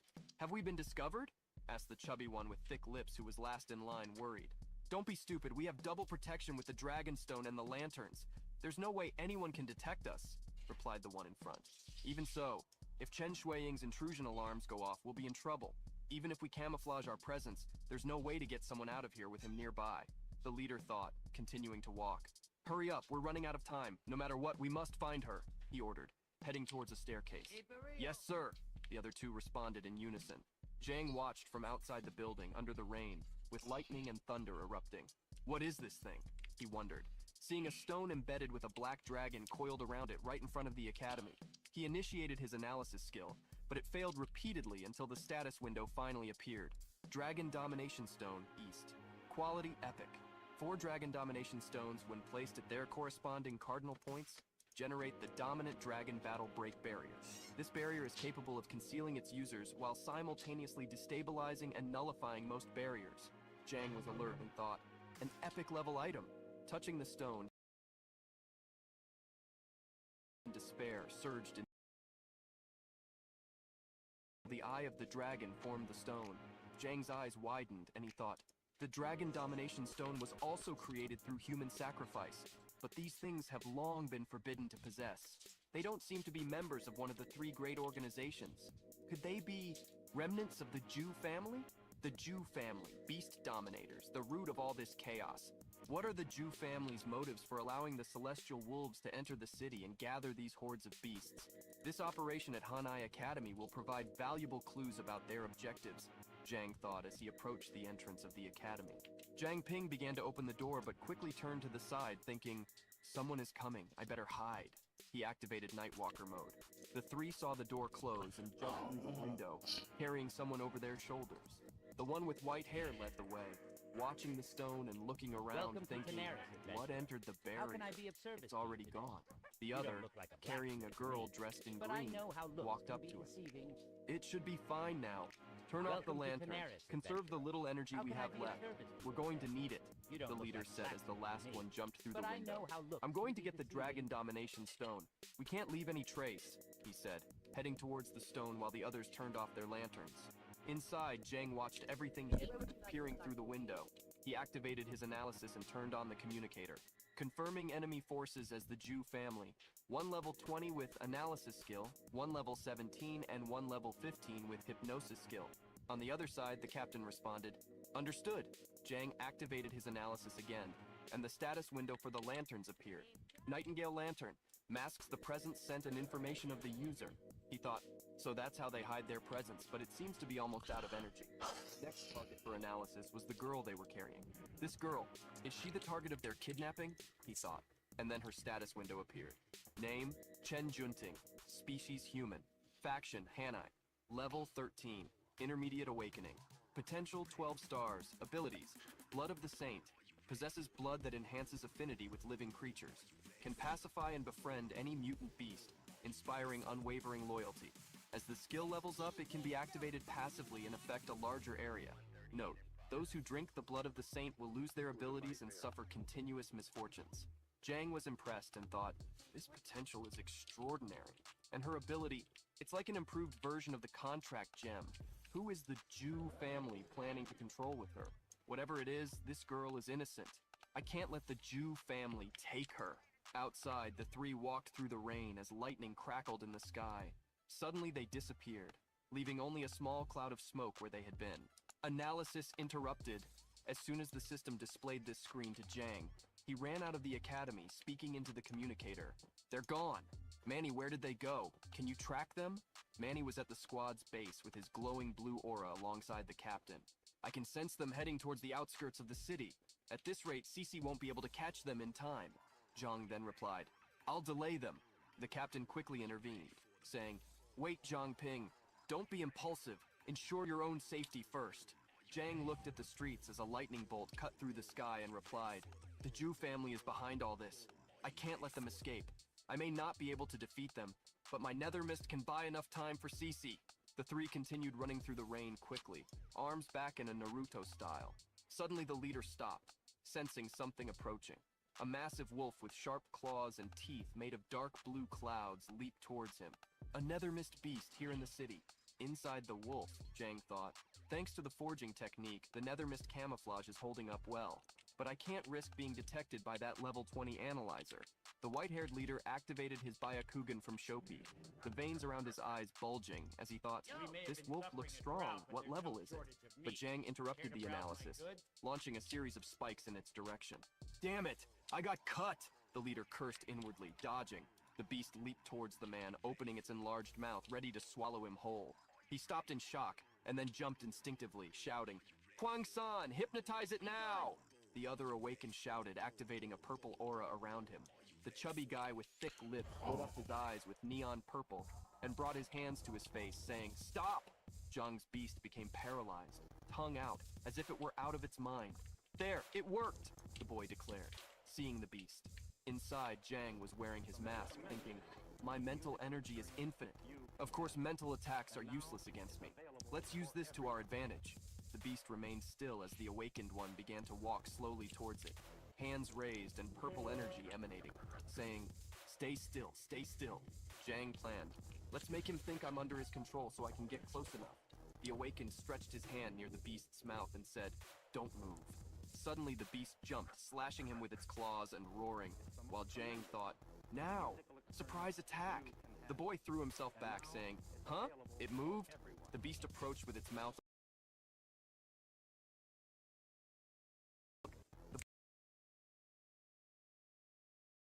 shouted as he the leader shouted, and the green-haired boy carrying the girl raised his hand, creating a yellow energy and saying, get out of here, get off him. Then he threw the beast away with his telekinesis. Zhang hit the ground, but at that moment, he gained experience for having taken down the other awakened, and his level rose to 9. His stats increased, as did the level of the gem. The wolf got up as Zhang thought, yes, I did it. Now, if I can hold the other two. Huang lit up his hand again with golden energy and declared, telekinesis, crushing gravity. This time, even within the nether mist, Zhang was affected. He felt a pressure fall upon him, forcing him against the ground. The beast fell with its legs spread, breaking the ground beneath it, completely surrendered to the invisible weight. Damn! I can't move! Zhang cursed inwardly. The two approached, and the analyzing leader obtained his analysis and said, Zhangping, level 9 low-level awakened, affiliated with both Iron Soul of the Blacksmith and the Purification Squad. Unknown abilities. Zhang realized they had discovered his identity. The boy raised his hand with a grim look and said, you're just a human, and a mere level 9 novice. Do you think you can play the hero against us? Still trapped, Zhang thought. That gravity trick. C2 Shirbai used that on me last time. The two approached, the gravity sinking Zhang even deeper into a crater, and the white-haired one said, since you are one of Shibai's people, you won't leave here alive. The storm continued, and the sky lit up with thunder and lightning. Zhang sank deeper into the crater while the two remained at the edge, watching him. Even though the analyzer doesn't have offensive abilities, his special weapon is a bit problematic. Another type of epic weapon, Zhang thought, as one of them launched a yellow bolt towards him, dissipating the nether mist. It seems that the family's strength is based on this equipment. Luckily, even though my body is restricted, it doesn't affect the activation of the nether mist. Zhang then activated his mist again, creating a series of spikes that expanded towards them, attacking them. The two dodged, jumping from their spots. Zhang was puzzled and wondered, huh? Why isn't he using his powers to reflect my attacks? The leader pulled out a bow and shot a golden lightning arrow at Jang, who created a shield with the nether mist but was still thrown back. The arrow exploded, creating a display of lightning, and the leader said, "Let me guess, your ability consumes energy, right? Let's see how long you can hold out." He knocked another arrow, with lightning illuminating the bow. Jang knelt down and thought, "Wait a minute, he isn't choosing not to dodge, he simply can't." The boy then released the arrow towards him, saying, "What are you waiting for?" The arrow sped directly towards Jang with precision. Our protagonist created a small shield again, blocking the golden lightning arrow and thinking, "Time to test my new move." He stretched his other hand back and concentrated the nether mist. His reserves at that moment were a 25 out of 100. Using 15 of his nether mist, Jang shot a set of daggers in the direction of the two. The leader blocked the daggers, deflecting them with his bow. "Taking advantage of your last moments of resistance?" He spoke with authority, but then the attack ceased. They stayed alert, waiting for Jang's next move, who rose up, supporting himself on his knees, saying, "You can't block my attacks, because you need to move your hands to use telekinesis." Before he finished speaking, they realized that the mist had wrapped around their arms. "What?"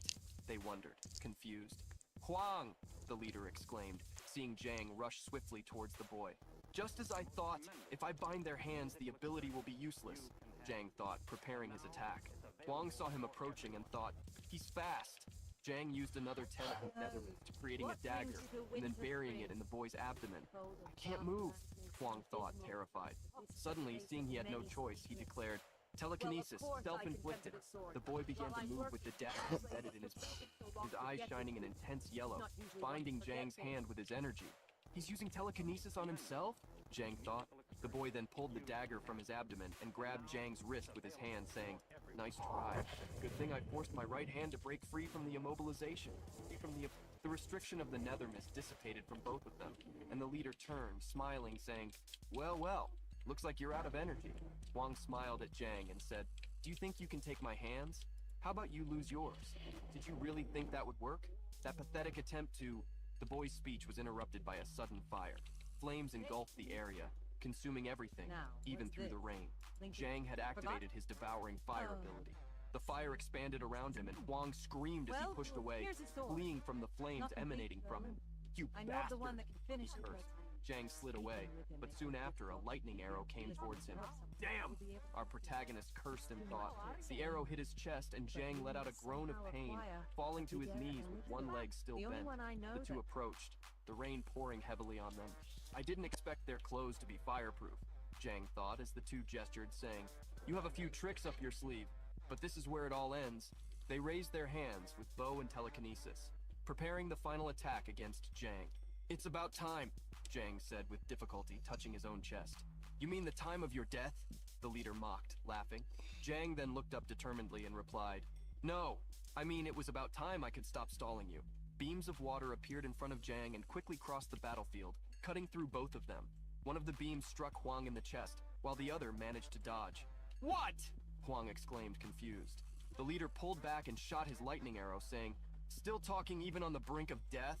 The arrow traversed the space, and Jang read its trajectory, repeating to himself, "To the right, right, right!" Launching himself to the right, he managed to partially dodge it. The arrow passed, slicing his arm, and he fell to the ground. Cece appeared behind the boy with her ice sword in hand, ready for a final strike. "Reinforcements?" the leader wondered, turning around to see his companion on the ground, bleeding and unconscious. That woman, did she defeat Huang in one move? He thought, still in disbelief. All he could see was Cece's sword leaving a trail of ice as she approached. The cut got closer and... I gotta go to Booty Bay next. "Who the hell are you?" he shouted, but Cece didn't respond. She remained silent and advanced for the next attack. She struck with her sword multiple times from different angles. The man merely dodged, trying to keep up. Sweating and realizing he was getting cornered, he gritted his teeth, thinking, "Damn, that kid has bought us too much time. There's no way, I have to use this." He then pulled out a small, shining yellow object, a golden ring. He slipped it onto his middle finger and raised his hand.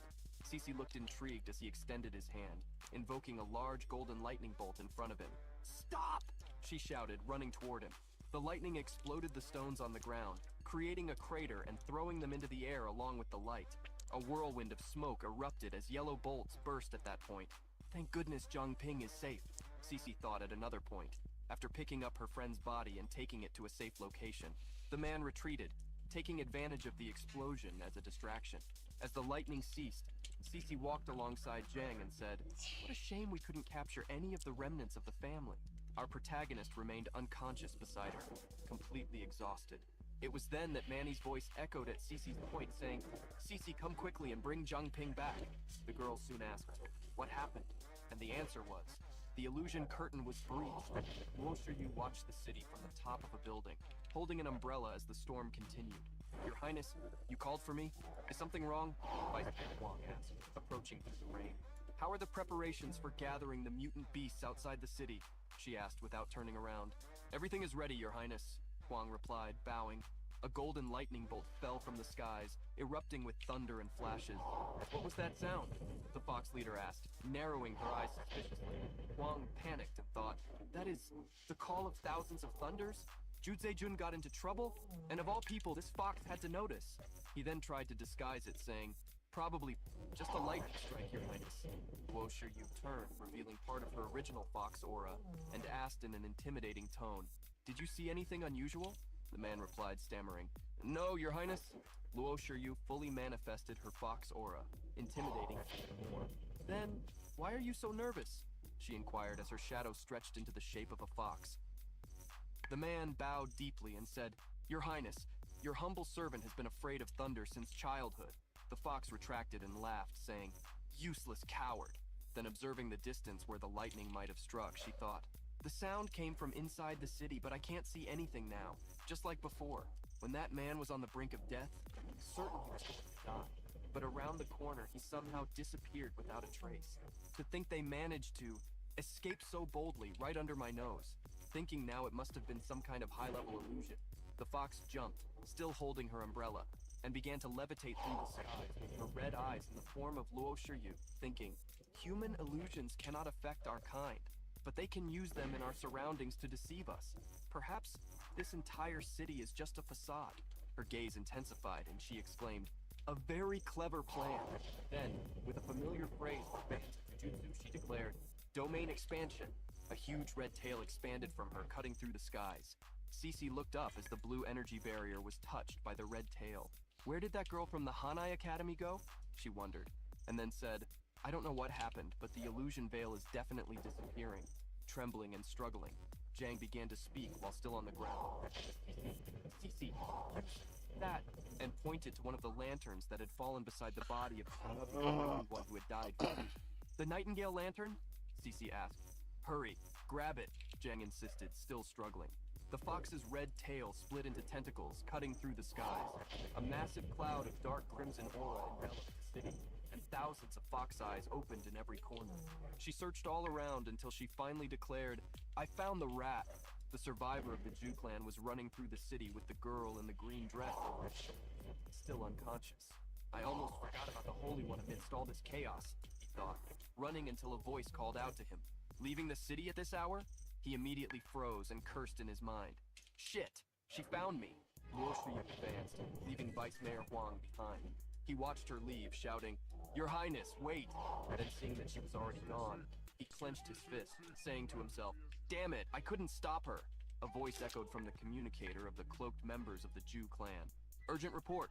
Urgent report! The Purification Squad has an undercover agent in the city. His name is Zhang Ping.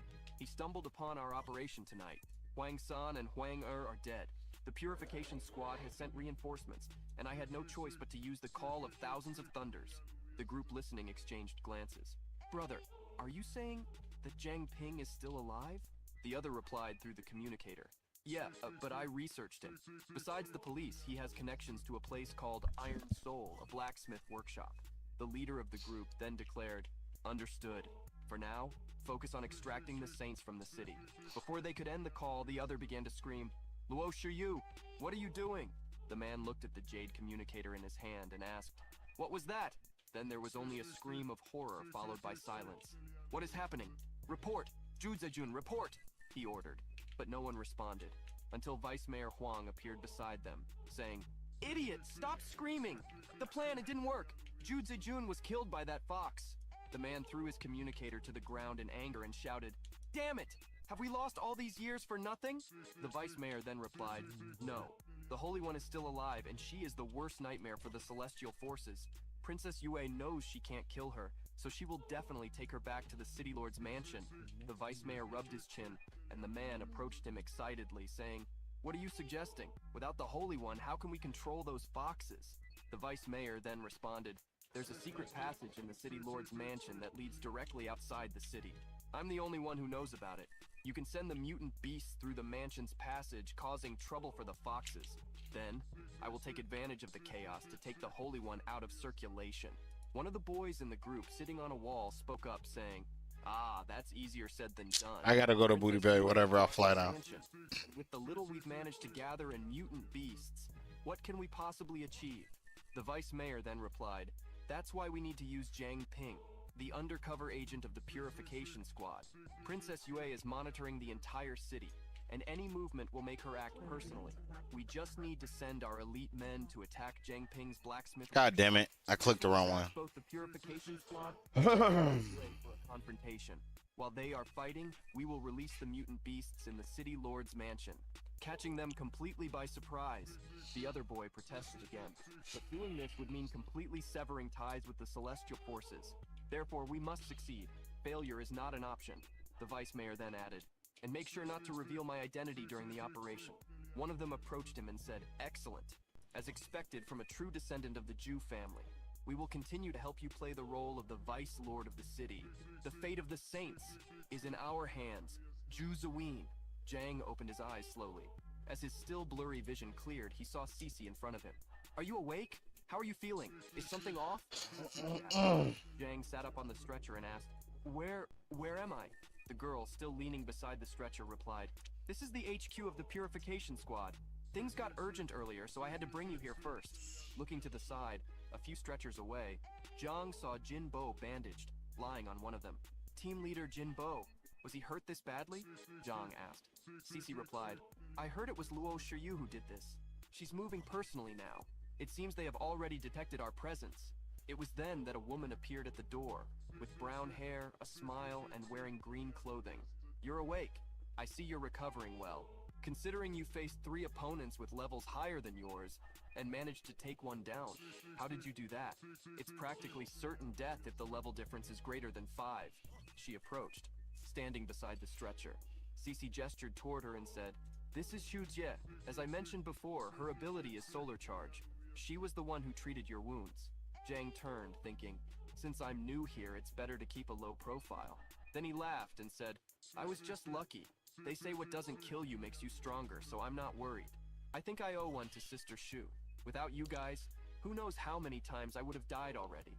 Jiang then thought, I heard Sister Shu is quite strict, but she doesn't seem like that. The woman looked at him and replied, it was nothing. And I'm not keeping up the illusion curtain anyway. Well, enough joking around. Since you're awake, how about you meet everyone? We need a more complete explanation of what happened last night. Jiang immediately thought, I take back what I said earlier. Accompanied by her green-haired friend who was slumped in a chair sleeping, Manny was sitting at the table going through various files. Is this paperwork never going to end? Captain, I'm requesting a leave of absence, the girl said, throwing herself onto the table exhausted. The green-haired girl raised her hands and turned in the chair, saying, I agree. Manny immediately perked up with shining eyes and exclaimed, so you were awake the whole time, Xiaowei? Come on, help me with this, will you? Instantly, Xiaowei threw herself back in the chair and pretended to be asleep again, with her mouth wide open and everything. Manny looked at her irritably, squeezed the papers tightly, and losing her composure, started punching her friend repeatedly, shouting, Get up, get up, get up! Xiao dodged each punch, still pretending to sleep, moving only the chair and her arms. The girl stood up and continued dodging, still pretending to be asleep. Captain Situ entered the room and saw the chaos. He burst out laughing and said, Sorry, our headquarters is seriously understaffed, so please bear with us for now. Both girls stopped. Manny turned alert, saying, Captain! And Xiao threw herself back in the chair, pretending to sleep. Manny then ran over, jumped into Shu's lap, and hugged her, exclaiming with a smile, You came! Shu returned the hug, saying, I just thought I'd brighten your day a bit. Manny smiled and said, Sister Shu always takes care of me. Captain Situ then took the floor, serious, saying, Let's get straight to the point. We were operating under the assumption that the Jew family and the Celestial Foxes formed an alliance to eliminate their common enemies. but now I believe they are not actually working together. The fact that the Jew family raised a barrier with a shielding effect, a barrier that interferes with our supplies, indicates that they are aware of the existence of the luminous light celestial curtain. However, they did not inform the celestial foxes about this, which means they are trying to use the illusion curtain for something. Submission is not the Jew family's style, but at this moment, they are not strong enough to confront the celestial foxes directly. This brings us to the girl they took from the Hanai Academy last night. Perhaps she is the key to defeating the celestial foxes. Shu then picked up one of the reports and said, "The director of Hanai Academy, Chen Shueli, has only one son, Chen Haowen. Records indicate that he passed away 4 years ago. He was never married and had no children. However, that same year, Chen Xuan suddenly announced that he had a granddaughter named Chen Junting. According to our investigation, this girl has no blood ties to the Pearl City. It is very likely that she is from one of the outer villages. And it seems that Chen Xuan has been very protective of his granddaughter, keeping her away from everyone for the past 14 years. Her citizen file is as clean as a blank sheet of paper. There isn't even a record of whether she is an awakened or what her ability is." It was then that a protagonist stepped forward and said, "I know what her ability is. I analyzed her before. Her ability is called Blood of Sanctity." Captain Situ lowered his gaze, deep in thought. From outside the village, holy sanctity. Don't tell me it's an ancestral ability. No, it can't be. What a coincidence. Zhang continued. What this ability does is... and explained the details. Meanwhile, the girl in the green dress was having afternoon tea with the fox in the luxurious residence of the city lord. This place is huge. "Sister, have you always lived here?" the girl asked, biting into a donut. The fox, Liu Shiyu, did not respond, remaining serious. The girl then asked, "You seem worried. Is something bothering you?" Liu Shiyu replied, "It's nothing." The girl then stood up with a bright smile and said, "I know what will cheer you up. Grandpa always says you should eat something sweet when you're feeling down. Sister, drink some tea." Reaching her limit, Luo Shiyu expanded her aura in a wild attack, saying, "Die!" Her aura spread across the table, throwing the girl's head back and enveloping her in red energy. Luo Shiyu's eyes shone crimson until the girl's eyes lit up in a bright gold, and she regained her posture, returning to the starting point and acting as if nothing had happened. "Aren't you going to eat anything, sister?" she said, smiling broadly, and then shoved a sweet into the fox's mouth, saying, "I just tried the cookie. It's really good." Confused, the fox wondered, "Why can't I force myself to attack?" Seeing no choice, it swallowed the biscuit and pretended to smile. The girl clapped her hands and smiled. "See, I tried to tell you they're really good." Luo Shiyu looked at her thoughtfully. "Suddenly I feel bad for attacking her. What? Why am I feeling bad for the human?" The girl took a sip of tea and then spat it out, saying, "Ew, this tea is awful. Was the person who made this water an idiot?" Lu Shiyu smiled shyly and said, "I'm the idiot." The girl then made a disgusted face, wiped her mouth, and said, "No wonder sister is annoyed. I'll make you a new one. Wait here, okay?" She got up, carrying the kettle in her hands. The fox remained seated at the table, thinking, "Something is wrong. What's happening to me? Why do I feel guilty? I am the princess of the Celestial Races clan. I can't have any defects. It's this human. There's something wrong with her. Who is she?" In the training room of the Purification Squad, Cece and Zhang were training, fiercely advancing towards each other. "Your nether mist and my water element are very similar. You can control it with your mind, change its shape at will, but there's a key difference. My water element is renewable. I can use it repeatedly," Cece declared, launching a series of ice spikes in his direction.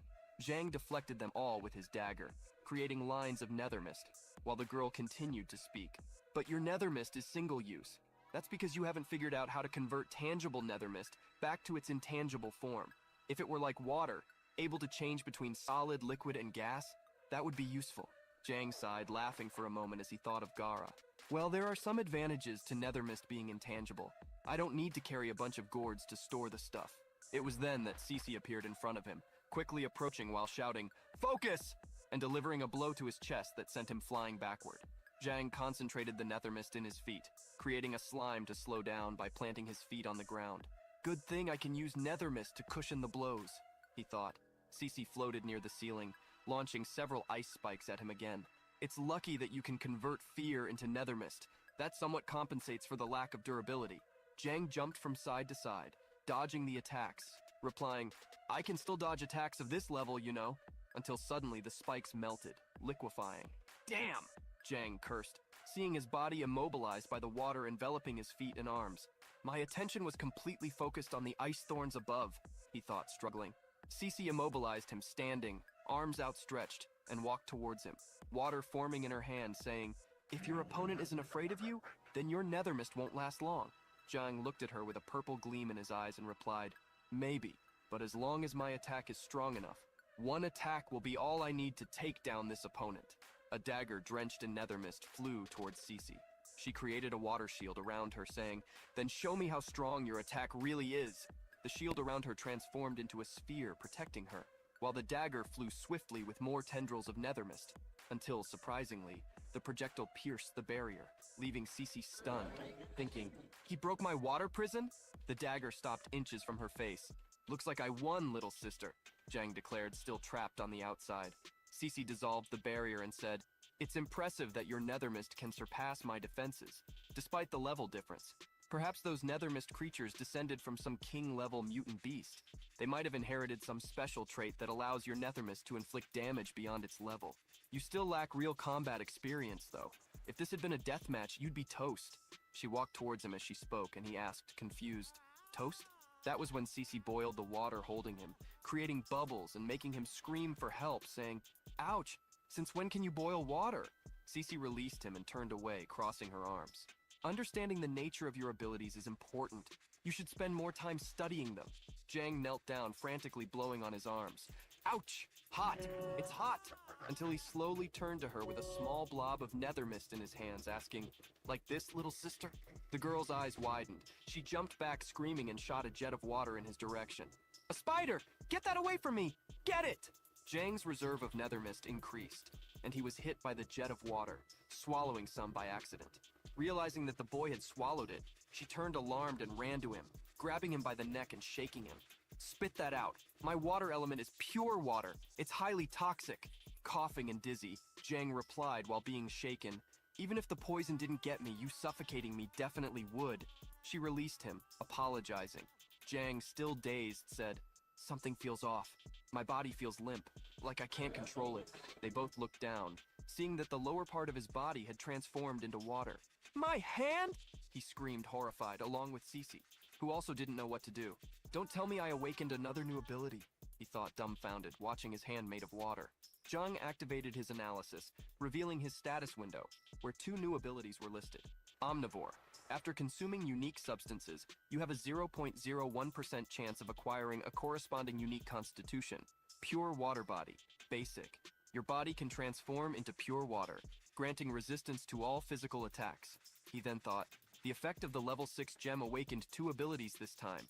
I get the pure water body thing, but what the hell is Omnivore? What kind of ability is that? Our protagonist reflected, touching his chin, while his entire body except for his neck and head was translucent. Much of it had already lost shape and was completely liquefied. "Zhang Ping, are you okay? You're not melting, are you?" Cece asked, concerned, watching him. "No worries. I should be able to revert. I just need some time to adjust," Zhang replied, smiling. Then he concentrated, closing his eyes and thinking, if the nether mist body and the pure water body have things in common, then maybe it works like the transformation ability of nether mist. I just need to focus, feel my body. The water in his body began to stir, and gradually, it transformed until... "It worked!" he shouted, now completely transformed into a puddle of water. Cece watched him with slumped shoulders, frustrated. "It worked!" he shouted again, this time transformed into a flattened water doll. "It worked!" he shouted a third time, now as a slimy water monster.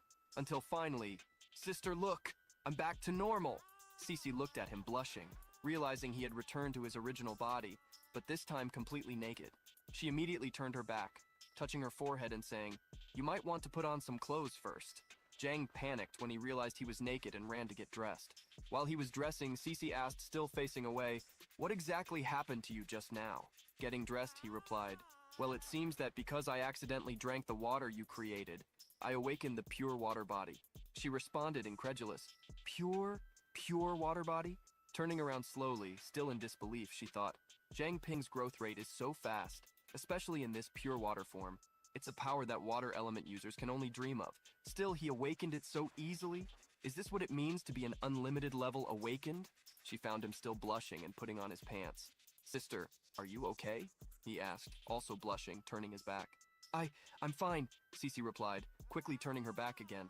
The awkward situation was interrupted when Cece's communicator Jade began to glow. What happened? She asked, answering and bringing the stone to her lips. On the other side, they responded, reporting to the leader. Iron Soul is under attack, requesting immediate reinforcements. Cece then replied, deploy all available units in the vicinity. I will follow shortly. The response came back, yes ma'am. Zhang approached, determined, and declared, Wang Jiamin and the others are in trouble. I have to go too. Cece tried to dissuade him, saying, you can't go. It could be a trap.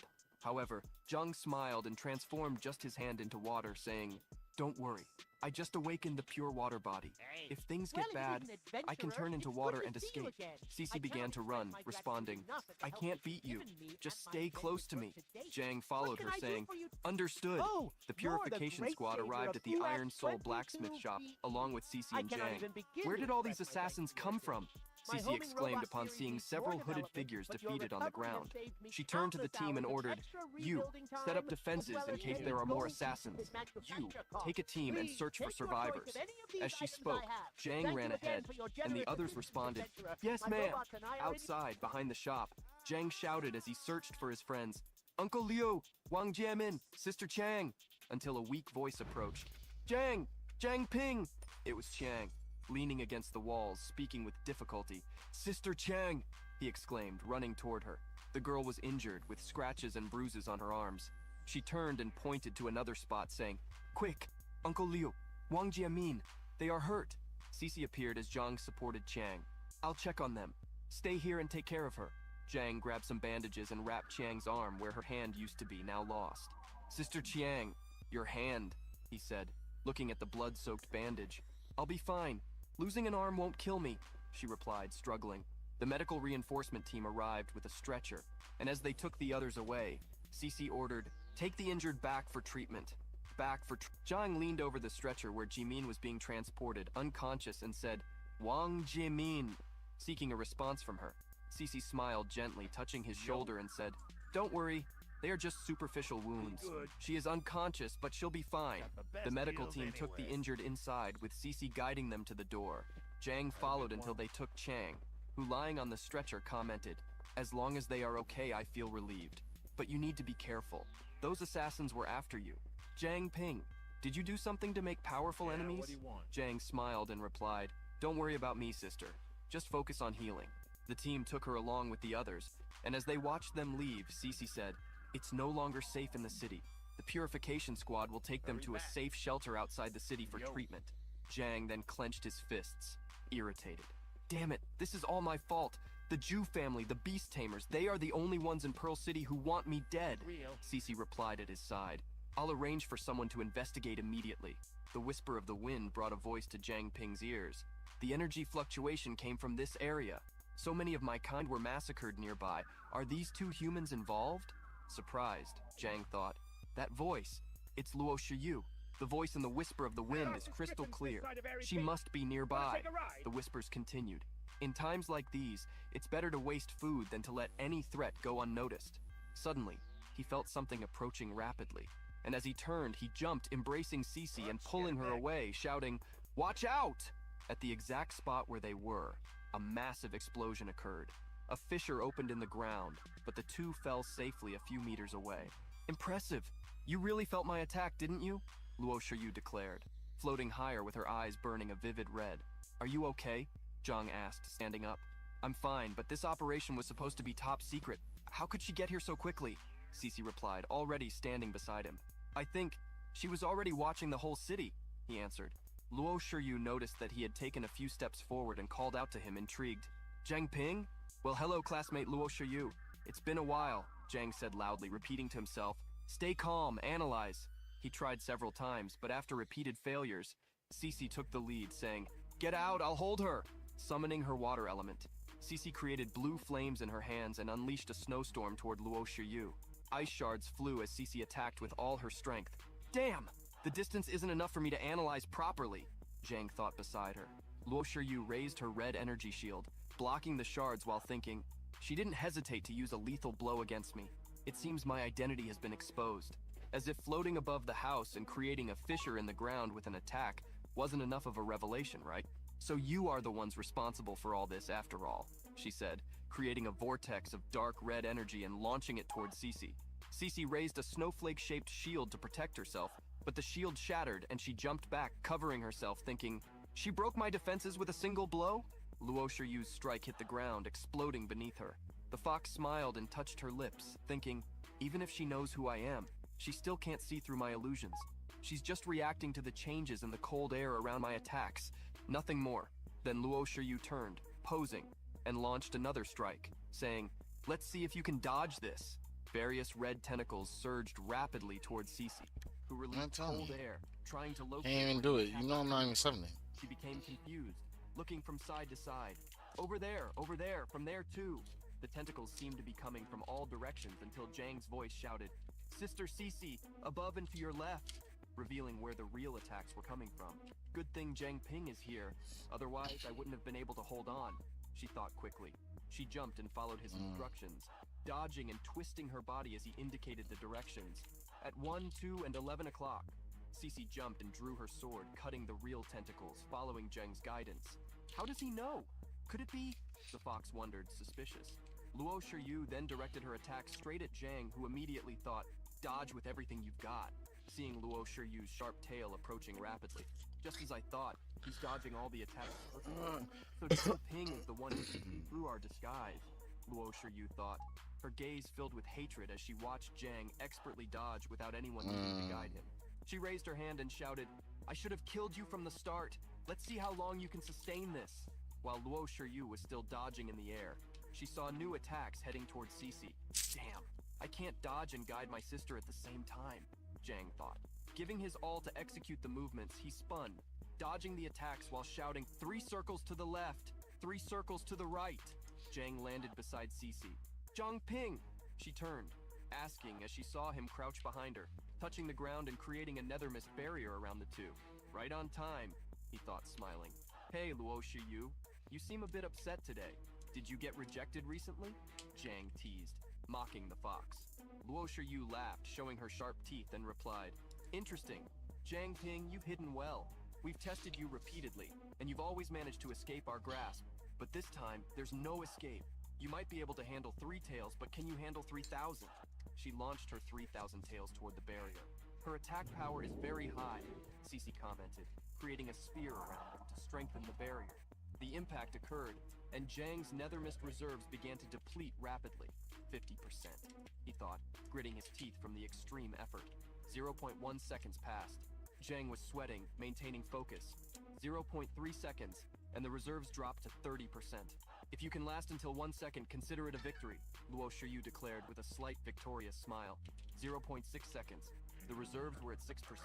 Cece gritted her teeth, holding the barrier as best she could. 0.9 seconds, and the reserves hit 0%. I released 100% of my nether mist at once, and not even that was enough to slow her down. Is this it? Is this where it all ends?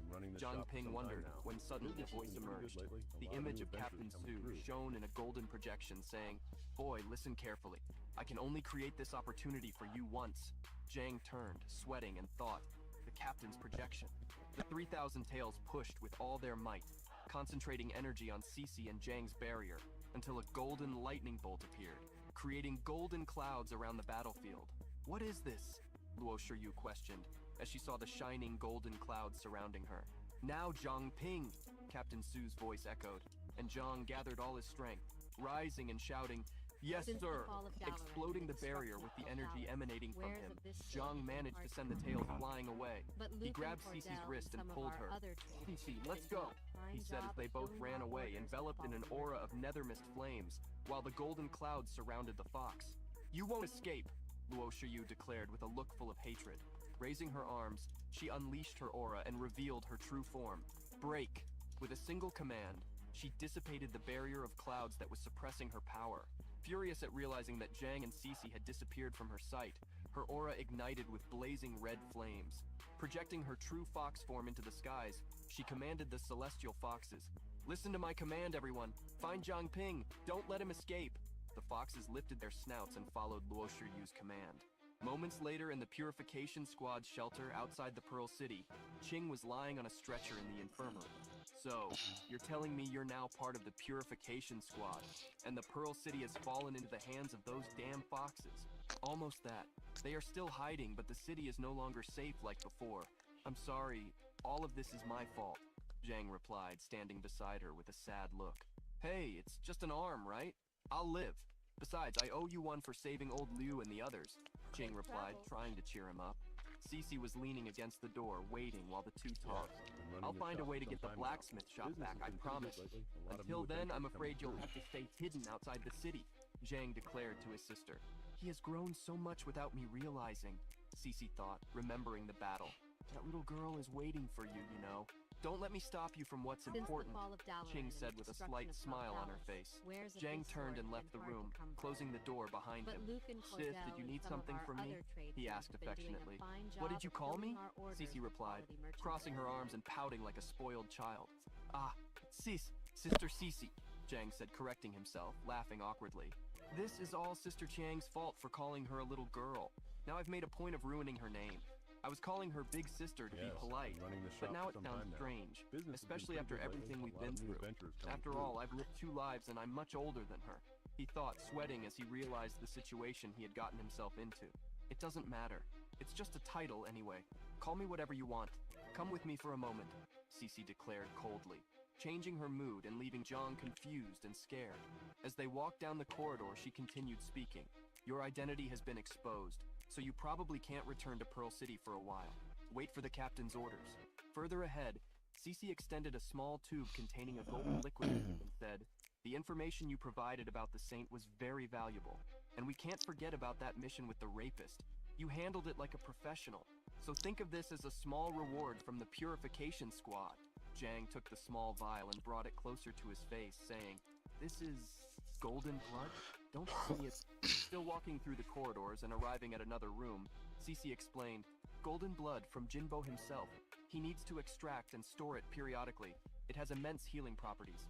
Normally, we use it to treat our injured or extend the lives of our most esteemed veterans. Try consuming it here in the training field. Let's see if you can inherit some of his power. Oh, and one more thing. Golden blood is a lineage-based ability, which means there's a chance it could be passed on to your descendants. Just so you know, I don't want you to be targeted by exploiters. Zhang walked to the center of the room, holding the vial, deep in thought. It's just a chance, not a guarantee. Besides, who knows if I'll ever have a wife? Why think so far ahead anyway? Come on, omnivore, do what you know how to do. You've worked with nether mist and pure water bodies, don't let me down now. He drank the golden blood, and soon after, Cece asked, well, what's happening? Did you gain any abilities? Zhang looked at his hands, noticing no immediate reaction, and said, it doesn't seem like anything has changed. Until something began to happen. Blood started to flow from the tips of his fingers. In fact, his own fingers began to transform into blood. He ordered an analysis, asking, did it work? The new ability appeared. Pure blood body.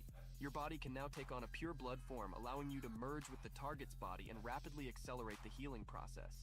Zhang observed, smiling, and thought, so omnivore is also an unlimited level ability? This pure blood body. It's as if I can precisely sense the target's condition just by being near them.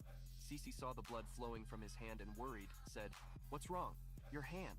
Zhang turned to her and replied, Cece, that scar on your face. She touched her face as if wanting to hide it and answered, it's nothing. Seriously, don't worry about it. So, is there any other change besides this? Zhang listened to her suspiciously, thinking, there's more to that scar than meets the eye. His aura shone blue, and with his eyes closed, he said, in this form, I can feel the life force of all living creatures around me, and I can merge with them, heal their wounds. Of course, this includes scars too. Cece smiled excitedly and exclaimed, then you can also heal Cho Chiang's severed arm. Zhang clenched his fist, smiling, and said, as long as there's enough blood, theoretically I could even reconstruct an entire body from a single piece of skin. While he thought, pure water body for defense, pure blood body for healing others. Cece, excited, went behind him and started pushing him, saying, well, what are you waiting for? Go help Sister Chiang. Zhang walked slowly, glancing at her with a smile, and said, all right, I will. Sister, can we have a proper conversation later? Not as comrades, but as old friends? She paused for a moment in silence and replied, sure. Meanwhile, in the wildlands outside the city, everything seemed calm for the animals, like deer and others, until a flock of birds announced an imminent danger approaching rapidly. Various mutant beasts were fiercely advancing toward the city, leaping Made with by the ferocity. crafters and Manny makers here passed in by the city Captain of Sue, Zomboid. who was going through the squad's files while holding one of his usual drinks. Records from the Sacred Ancestors Village. Captain, what is this for? The blonde girl asked, interested in the paperwork he was handling. You may not remember this. Although they committed many heinous acts while in power, initially the Jew family who tamed beasts was considered heroic. To help everyone survive the great calamity of winter, the head of the Jew family, Zhu Qiang, merged with the sun god bird. He flew to the sky every day bringing light and warmth to the people. He persisted like this for 10 years until he died from exhaustion, Captain Sue replied. I know. After Zhu Qiang's death, he was buried in the Sunset Mountains, outside Pearl City. The survivors from outside the city honored him by guarding his tomb. Centuries later, these people married and had children, gradually forming a village now known as the Sacred Ancestors Village. But what does this have to do with the village now? Manny asked, putting the straw in her mouth. Captain Sue responded, every 100 years, a saint appears in the Sacred Ancestors Village. The lineage of the saint can protect the village from any attack by mutant beasts. Manny dropped the straw and exclaimed, No, no, it can't be. Are you saying that Chen Junting is the saint of the Sacred Ancestors Village? The captain turned to her and said, the Jew family must be planning to use the saint to control the Celestial Fox clan. Manny touched her chin, deep in thought, and asked, but why did the saint appear at Hanhai Academy? And how can the Sacred Ancestors Village stay silent with something like this happening? Captain Sue turned to her and said, what if it's intentional? If they claim that the saint is being kept prisoner inside the city, the Sacred Ancestors Village could use this as an excuse to launch an attack against Pearl City. Manny felt anxious upon hearing the plan and asked, but why would they do that? The captain then explained, 150 years ago, Pearl City had a tyrannical ruler. To prevent the Jew family's mistakes from repeating, the Purification Squad listed her as the most wanted criminal. In the end, they managed to expel her from the city with the help of the current lord of the city.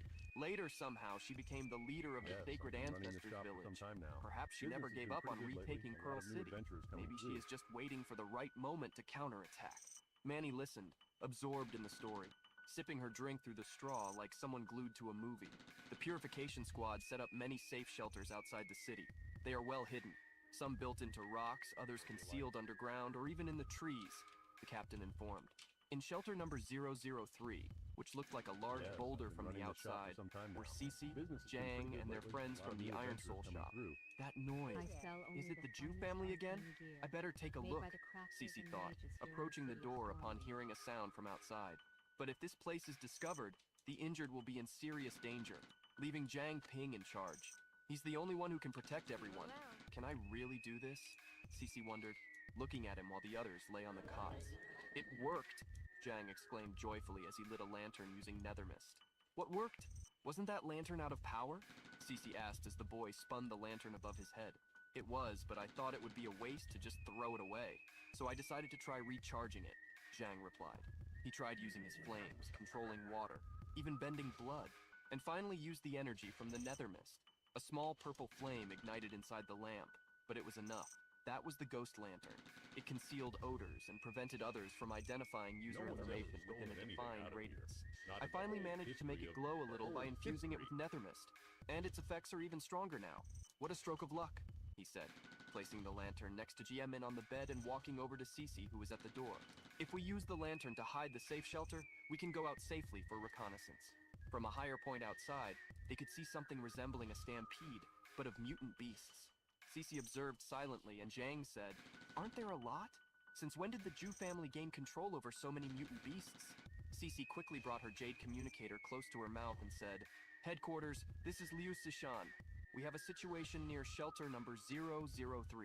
About 10,000 mutant beasts are heading toward Pearl City. They aren't very strong, mostly forest wolves and rabid rabbits. Jang looked more closely and commented, strange, why are these mutant beasts running so fast?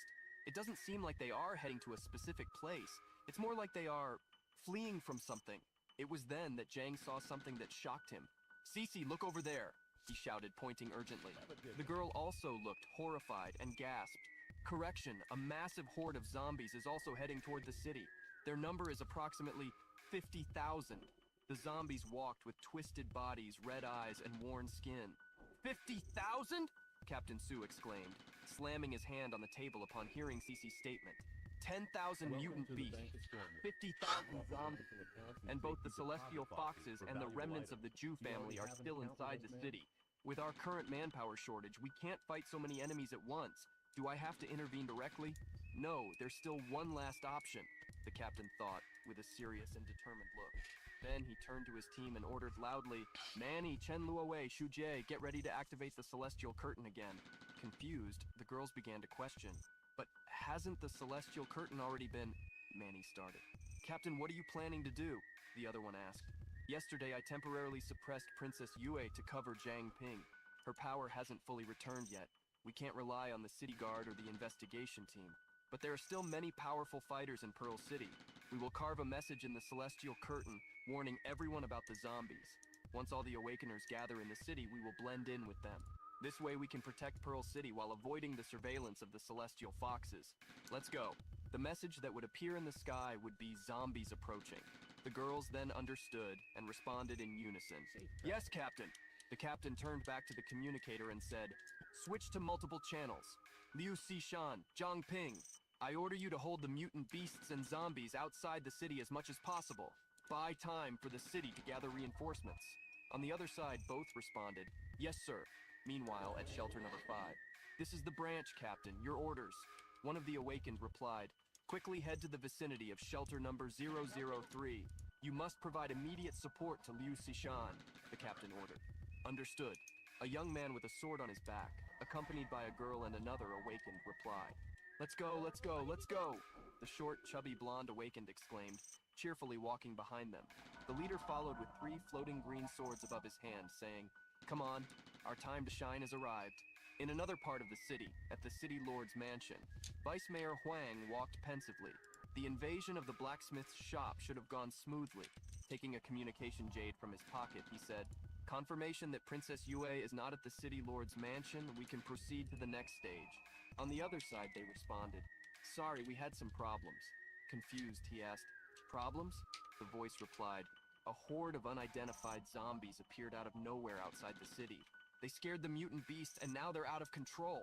We don't know who's behind this. Irritated, the vice mayor retorted, less talk, more action. Contain this mess immediately. If this plan fails, we're all screwed. Filled with rage, he thought, useless incompetence. There's no other choice. I'll find the saint first and extract her when the opportunity arises. Suddenly, he noticed some people walking toward him. It was the city guard, Squad 1. City guard captain, Linky D, why is he here? And with so many people? Huang wondered, watching the group approach. Well, look who we have here. Captain Lin, what do we owe the pleasure of your company today? The city lord hasn't returned yet, but I'll be happy to relay any urgent matters. He spoke, addressing the bandaged-faced, red-haired captain. However, everyone continued walking without even looking at him, moving straight ahead. He ignored me, huh? Does he suspect something? Huang pondered. The group opened the doors at the end of the hallway, revealing a bright light. What is this? What's happening here? Huang wondered as he saw inside where a ball was taking place. Couples danced to soft music, their long dresses swirling gracefully. And there, in the middle of it all, was Chen Junting, extending her hand to welcome them. We have new friends joining us. Come play with us. Captain Lin was drinking a glass of wine when suddenly he stopped and realized. How did I end up here? He wondered. Her Highness asked us to...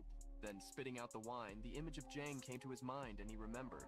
Ah, right, capture Jiang Ping. Junting walked up to him with a gentle smile, holding a napkin. Seriously, uncle, you're so clueless. He turned, confused, trying to understand. She summoned my people to this place? This feeling. It's just like being near the king of my clan. She approached him, wiping the wine he had spilled on his chest, and said, Grandpa says we should never let anything go to waste, okay? Captain Lin bowed, kneeling, and replied, Yes, Lady Saint. She was surprised and said, Why is everyone calling me that? I consider everyone here as friends.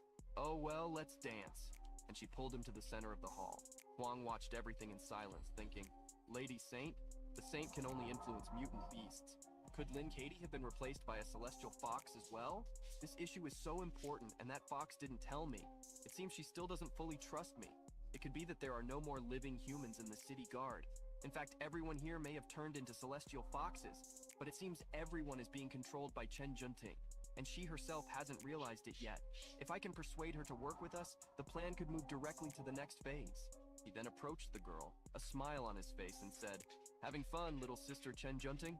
The little blonde girl looked at him, still dancing, then opened a smile and replied, Yes, I was just looking for some new friends to play with. I didn't expect Sister Luo to throw such a big party for me.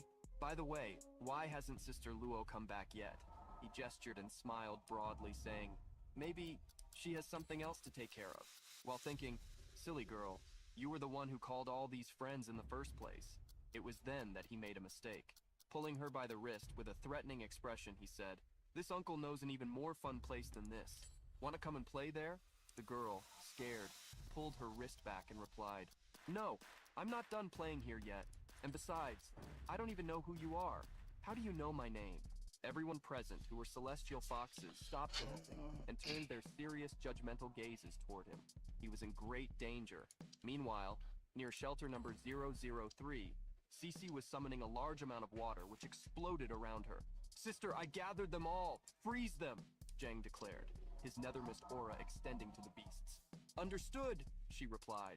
Launching her attack, she froze the creatures in a large glacier of beasts, but seconds later, the beasts themselves broke through, shattering the ice and the wall formed.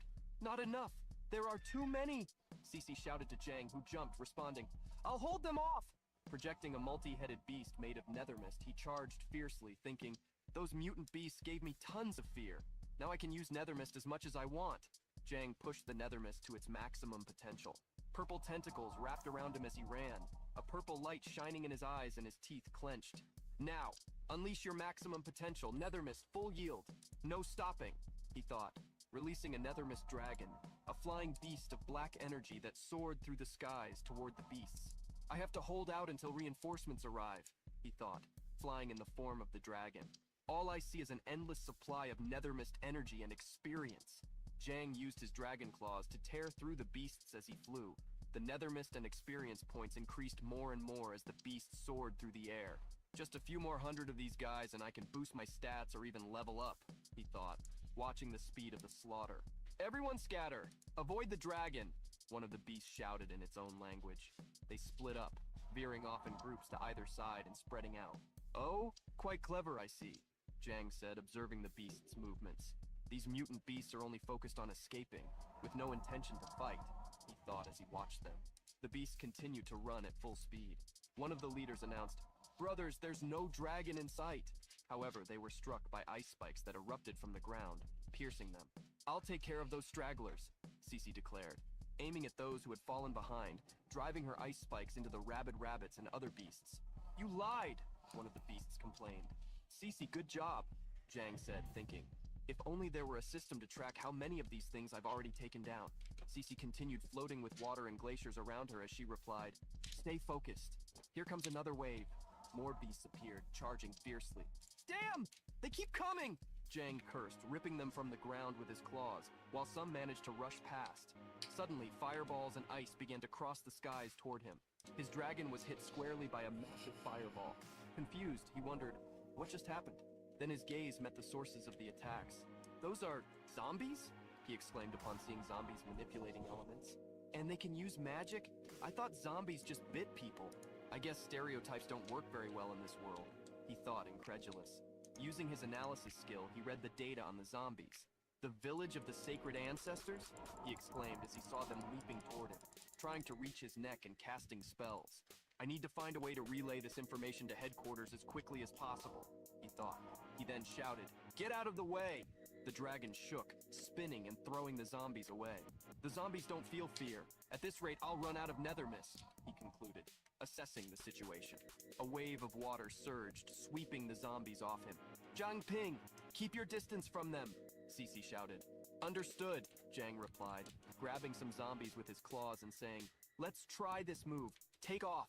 He flapped his wings, rising into the air with some zombies in his hands and said, Sorry everyone, things are about to heat up a bit. He then set the zombies on fire, gaining more experience points. Go zombie fireballs, he shouted, throwing the flaming zombies toward the others like they were living bombs. Zhang received a buff for this creative feat and thought, perfect. Now my stats are double those of other awakeners at this level. Meanwhile, Cece was dealing with the zombies in her own way, using the good old blade. Cutting with a trail of water, she said, Sword technique, blade waltz. She danced among the bodies, taking down each enemy, until more zombies appeared, armed, jumping in from behind her. Damn! But then Jang appeared, stomping on the zombies with his giant dragon foot and said, "Take this, Cece's invincible kick, capable of destroying the heavens and shattering the earth." Unbalanced and confused, the girl asked, "Huh? What did you just say?" Zhang replied shyly, "Nothing." He released the dragon, returning to his human form, and declared, "That's the first wave of beasts and zombies defeated. About 1,000 in total. The second wave should arrive in about half an hour. By the way, how can these zombies use abilities?" Putting away her sword, Cece replied, "They probably were awakeners when they were alive. Such despicable methods. It must be the Jew family's doing again, I bet." Jang retorted, "No, I just used my analysis skill on these zombies, and they belong to the village of the sacred ancestors." With the communicator active, Captain Su declared, "Exactly. Although the Jew family is ruthless, they see beast domination as a form of cult. They wouldn't stoop to using something as twisted as controlling zombies. Our intelligence suggests that the village of the sacred ancestors is likely connected to this incident. Zhang Ping's analysis confirms this even further." Cece then exclaimed, "Village of the sacred ancestors? In other words, it's that bitch's doing." A green mist began to appear. Sensing the smell, memories flooded Cece's mind. Someone had left her in a room covering her eye, kneeling and turning to walk away. A woman with jades in her hair and earrings.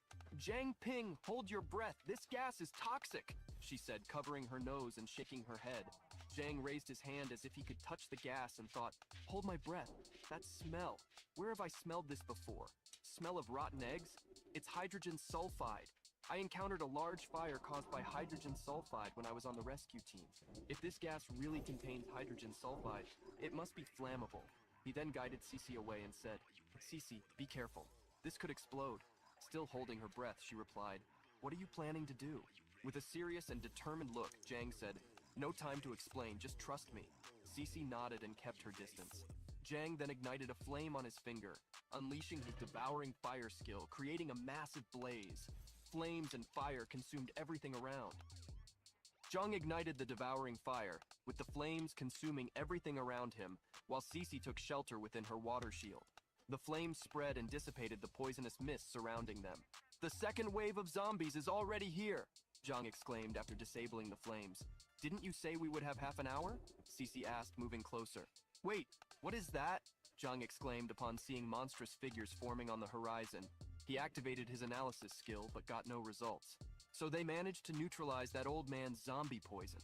"It seems these two youngsters have some potential," said a muscular man with a beard and jade eyes, sitting atop a massive red giant body. "It's strange.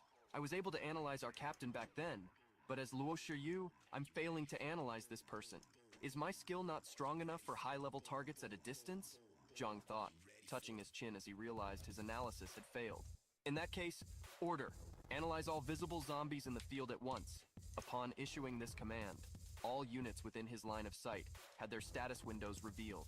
The smaller zombies posed little danger, mostly being level 6 and of low rank. However, the larger unit, the muscular man riding the giant body and wielding a sword, was a different story.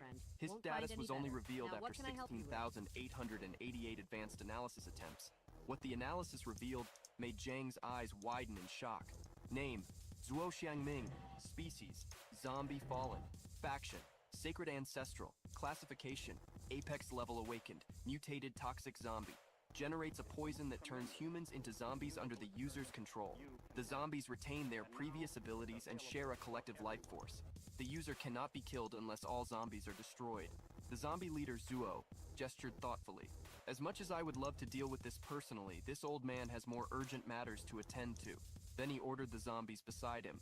"Go, bring them to me, dead or alive." Zhang turned to Cece and worried revealed, "The analysis shows that this guy is a fallen level 39. Cece, what does fallen mean?" The girl was in shock for a few moments, the words echoing in her mind. "Level 39?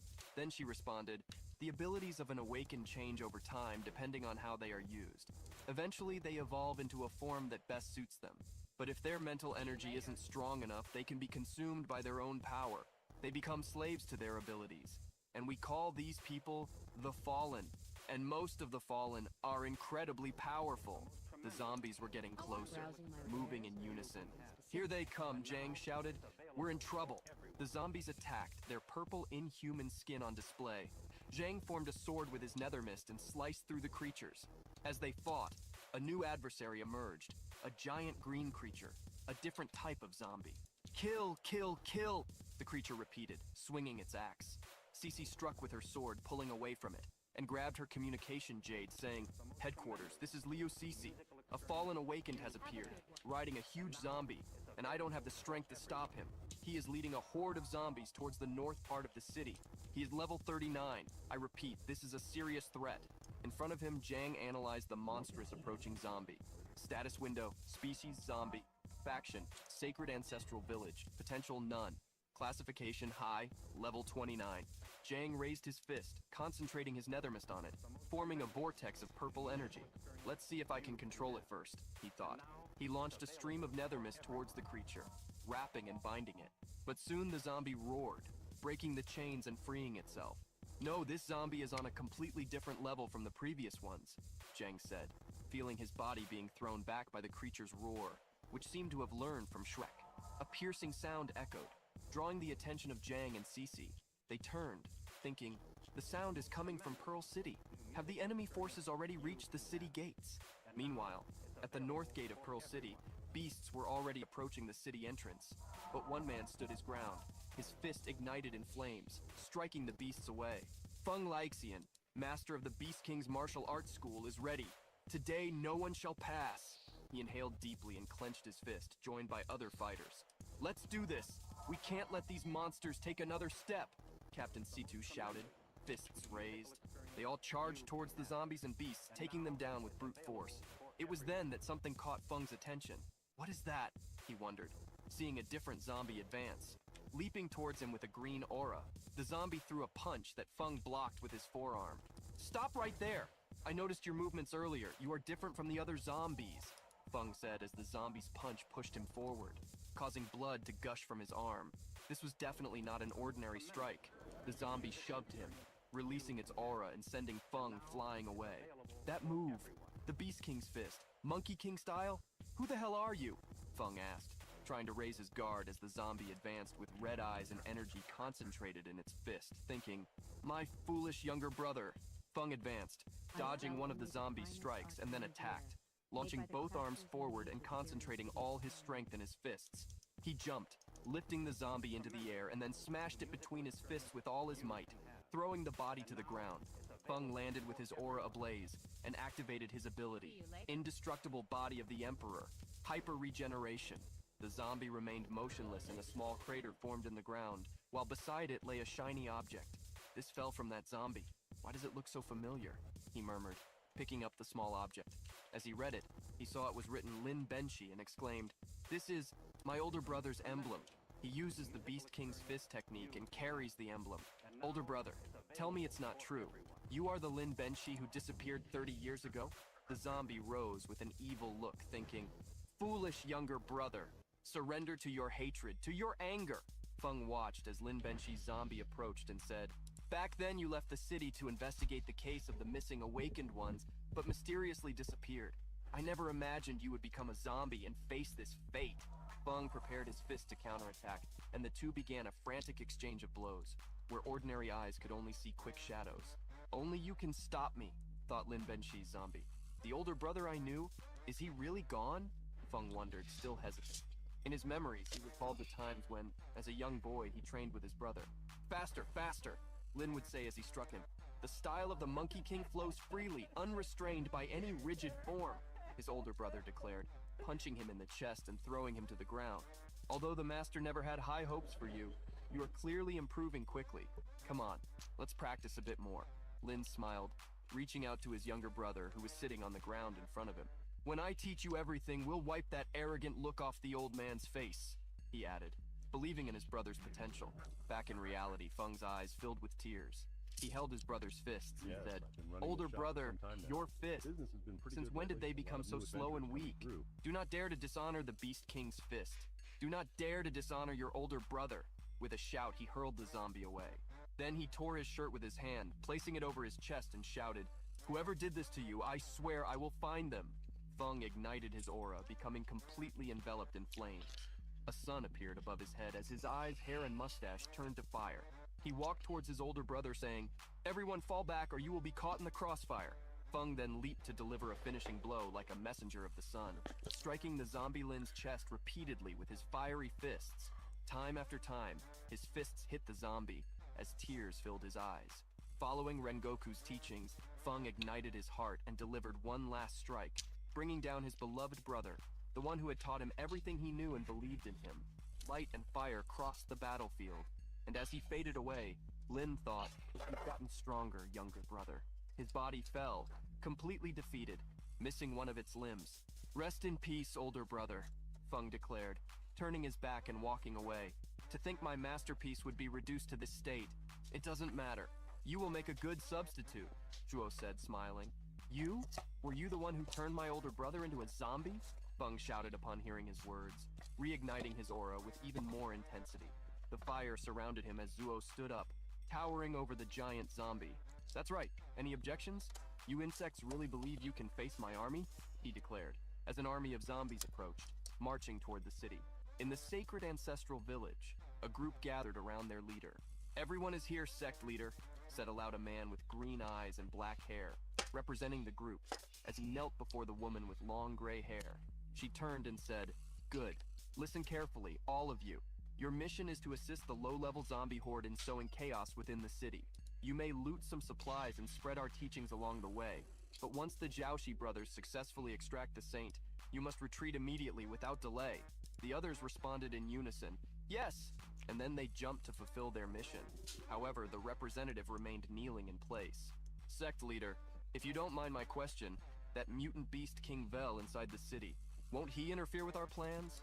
Also, what's the point of retreating after we recover the saint? Haven't we declared war?" he asked the woman with gray skin and hair, wine-colored lips, and yellow eyes. "Are you talking about that old fox? He awakened some time ago. He's just waiting for Shibai to reveal himself," the leader replied. "So, wouldn't we be in great danger if we attack now?" he asked, raising his gaze. The leader revealed her plan. "Rest assured, although the saint hasn't fully awakened yet, she is a force to be reckoned with. Even a king-level mutant beast cannot easily undo her influence.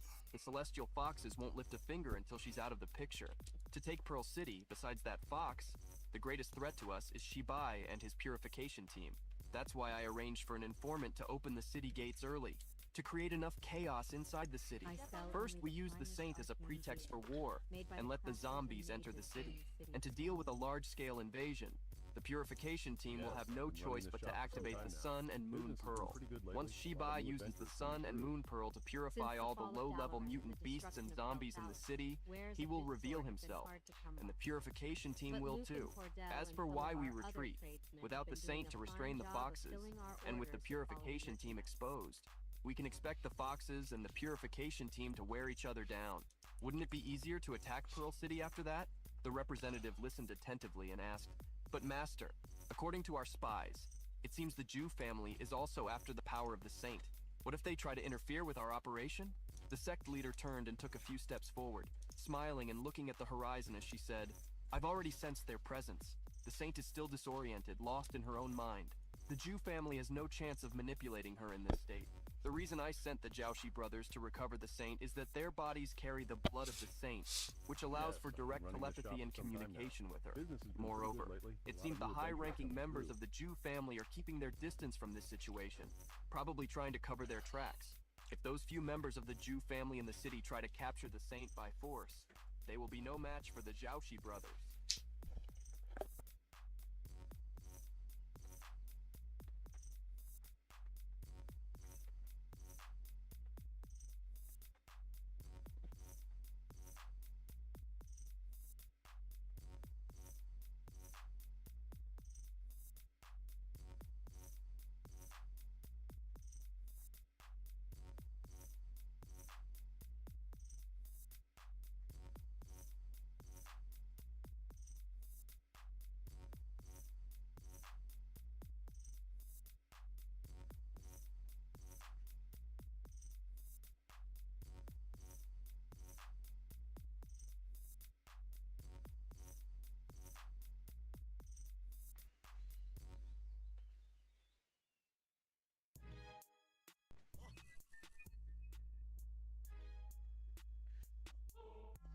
representative finally understood and declared, "You are wise, master."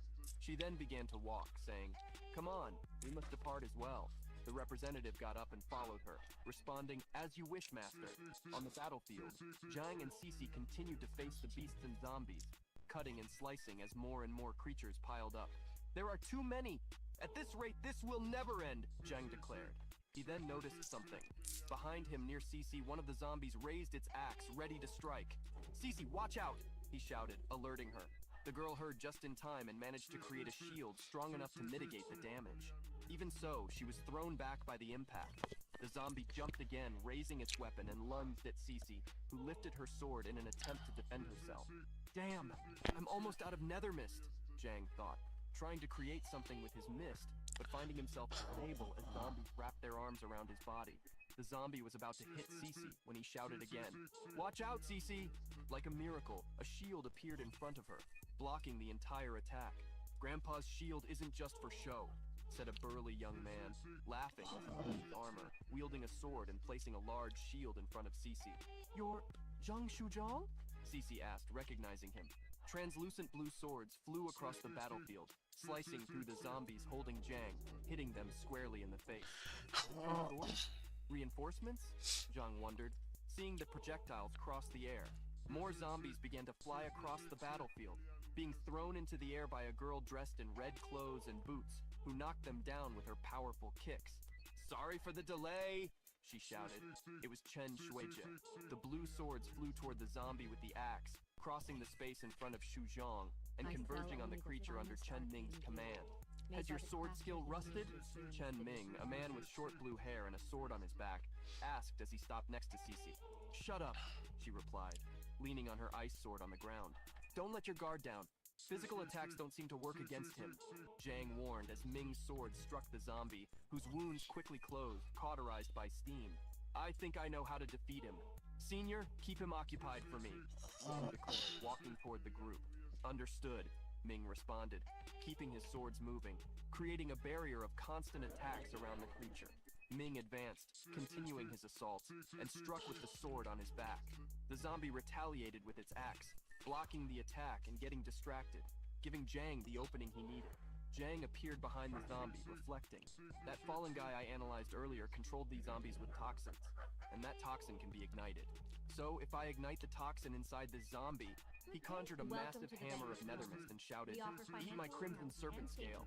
He then struck the zombie's back, creating a hole in it. The scale is lodged inside. Now comes the fun part, Zhang thought, pulling out his dagger and igniting it. "Devouring fire of archive, bind," he declared, activating his ability and launching the flaming blade into the creature's body. The strike exploded, sending the zombie flying with a massive gash in its back, crashing to the ground. "Finally dealt with these guys. They're really tough," Shuijie said, stretching as she walked. "No, the really strong ones have already arrived at Pearl City," Zhang corrected, sheathing his dagger and extinguishing the flames. "Senior, there are still some injured at Safe Shelter 003. I'm using an item to hide their presence, but I don't know how long that will last," he said, approaching Ming. "Captain Fu updated us on the situation. We will take care of the injured. We've seen what you're capable of. Go, the city needs you. We'll handle them," the senior replied, arms crossed with his sword already sheathed on his back. "Then I leave them in your care, Senior Chen Ming," said Zhang as the senior turned away. Seeing that Zhang had left and Cece was still in the same spot, Ming turned and declared, "Liu Xishan, you should also return to the city. We have enough people here." Cece promptly replied, "Understood," and ran after Zhang, shouting, "Zhang Ping, wait!" as they both headed toward the city. Meanwhile, at the north gate of Pearl City, the battlefield continued, with zombies emerging from all sides, while Feng burned in the center. "What a pathetic group," he exclaimed, with his hyper-regeneration ability activated, and the flames of his body constantly burning, starting his recovery. Seeing that his master had activated his ability, Bai Day, in his wolf form with red eyes, leaped, tearing apart the zombies with his claws, and shouted, "The great master is recovering. Cover him with all your might." Moments later, another one in white wolf form shouted, "Retreat," upon noticing the end of the recovery. A fireball was shot by Feng, cutting through the battlefield and crossing the space between the two wolves, who retreated in time, clearing a path. "Is this all you have? Come on, show me what else you can do," Feng challenged, while Zhuo observed everything calmly, holding his chin and reflecting. Originally, the efficiency of this toxin was highest for creating zombies. But why do I keep encountering fire-type awakened lately? Feng advanced, his fist ablaze, shouting, "You really underestimated me. You will pay for what you did to my brother." He struck the old man in the stomach, sending him flying, engulfed in flames.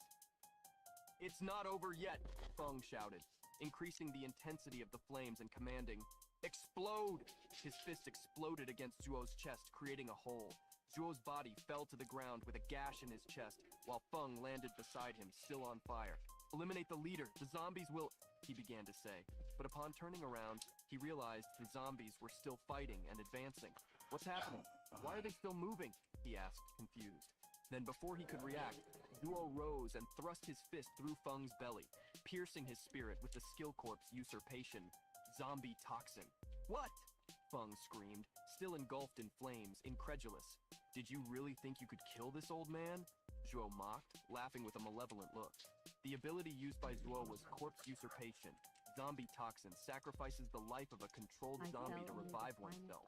The old man jumped back, retreating. He came back to life? Feng then felt something in his chest. A strange sensation, something that hadn't been there before. A purple, malevolent substance spread through his body, staining his skin. What did you do?" he asked, touching his chest. "You've noticed, I injected a bit of zombie toxin directly into your system, and once you'll become one of my zombies," Zhuo replied, laughing. "You dare?" Feng shouted, exploding with rage. He then activated his ability to the maximum. Indestructible body of the Crimson Emperor, second phase, blazing aura form. Body temperature 1000 degrees. Strength, endurance, and agility increased. His body was engulfed in flames, and he tensed all his muscles. Zhuo, however, laughed and retorted, "You're trying to burn the toxin from the inside out? Don't waste your energy. The type of toxin you're trying to burn is just the most basic. The toxin I use to control these zombies isn't just one. These powerful zombies around you have been blessed with multiple toxins. As long as the toxins exist, they won't die." His companions, watching from a distance, shouted, "Master Feng!" But he replied, "Don't worry about me," and continued to keep his body aflame. Near Safe Shelter 003, the giant zombie with the axe rose again, healing the open wound on its back.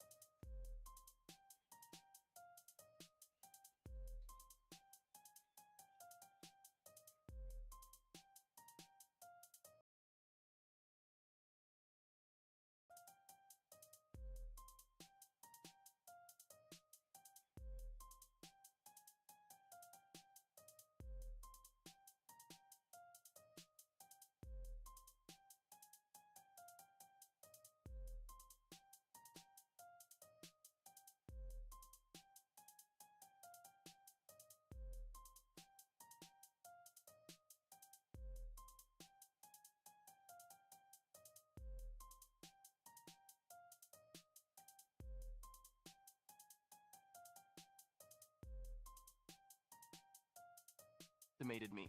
"You will pay for what you did to..." X fell to the ground with a zombie's will and advancing. Zhuo, usurpation, incredulous. Life? Been there before. "What did you into your system? And once it spreads, you'll become one of my zombies," Zhuo replied, laughing. "You dare?" Feng shouted, exploding with rage. He then activated his ability to the maximum. Indestructible body of the Crimson Emperor, second phase, blazing aura form. Body temperature 1000 degrees. Strength, endurance, and agility increased. His body was engulfed in flames, and he tensed all his muscles. Zhuo, however, laughed and retorted, "You're trying to burn the toxin from the inside out? Don't waste your energy. The type of toxin you're trying to burn is just the most basic. The toxin I use to control these zombies isn't just one. These powerful zombies around you have been blessed with multiple toxins. As long as the toxins exist, they won't die." His companions, watching from a distance, shouted, "Master Feng!" But he replied, "Don't worry about me," and continued to keep his body aflame. Near Safe Shelter 003, the giant zombie with the axe her heart rate to a spiral in the sky. Now, the giant zombie threw a punch in his direction, and Feng held it back with another punch. Gritting his teeth with all his strength, he threw the creature away. However, Feng began to gasp, and his arm slowly turned increasingly purple. "The toxin is spreading fast," he thought, looking at his arm. "It's not enough. The energy I need to activate the final form of the indestructible body of the Crimson Emperor isn't enough." If this continues, I'll also turn into a zombie. If I lose here, the North Gate will fall. Will this be the end of Pearl City? He thought, observing the chaos around the battlefield. Suddenly, Cece and Jang appeared running. Intelligence base of the barrier team. The master of the Beast King school is in trouble. Rescue him first, Cece ordered, while she began slicing through the zombies around her. Zhang advanced, signaling that he understood, striking the zombies in front of him to reach Feng. Who's there? Feng thought, gasping, already at the last remnants of his energy. Hang in there, senior, Cece shouted. As the two attacked the zombies, last strength to launch the zombies into a spiral. It's dangerous here, said Feng, seeing Zhang approach after landing. Don't worry, senior. I came prepared. Let me heal you. For a moment, Feng tried to protest. But my wounds...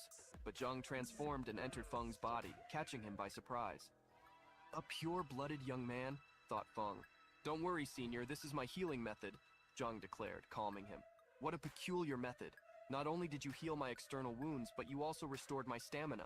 You really have some skills, young man, Feng commented as his body began to burn with more intensity. Unfortunately, I can't completely neutralize the toxin. The best I can do is suppress its spread, Zhang said, still inside Feng's body. You can suppress the toxin? Good, that's enough, declared Feng. Zhang opened his analysis, displaying Feng's data at that moment. Name, Feng Lixian, species human, faction, Beast King Martial Arts School, rank, peak level awakened, level 38. Abilities, indestructible body of the Crimson Emperor increases healing speed of wounds by 200%, grants control over heart rate when activating Crimson Blood Ignition, generates intense heat, and enhances all physical attributes. When body temperature reaches 6,000 degrees, he can enter solar fire form, increasing strength tenfold, healing all abnormal states, and evolving the fiery flames of the Crimson Emperor into true fire. Feng then reignited his flames, now with a determined look, and declared, "Just give me some time, kid. I'll take care of that abomination, once and for all." How can you speak so casually?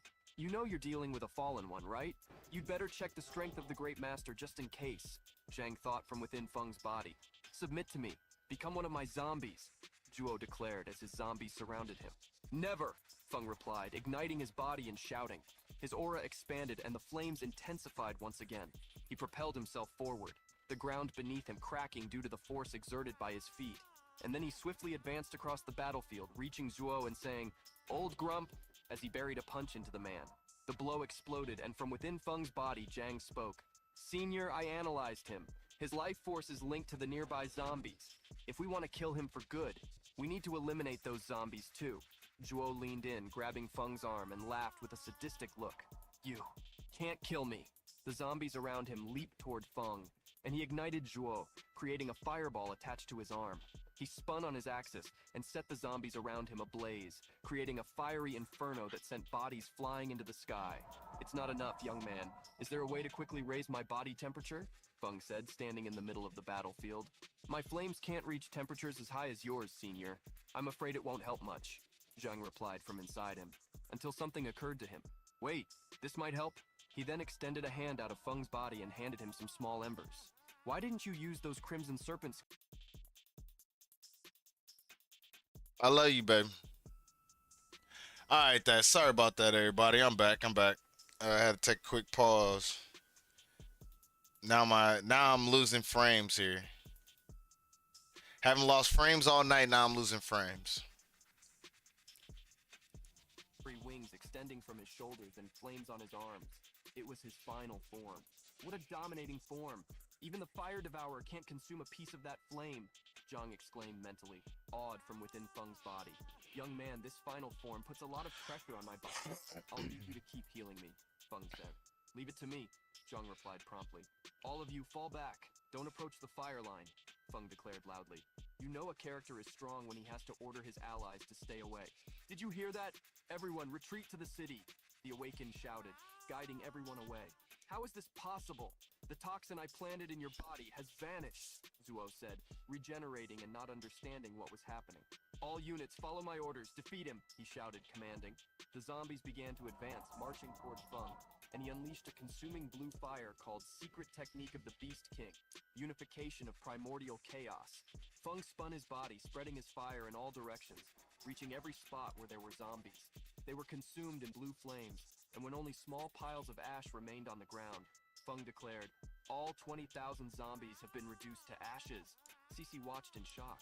What terrifying power.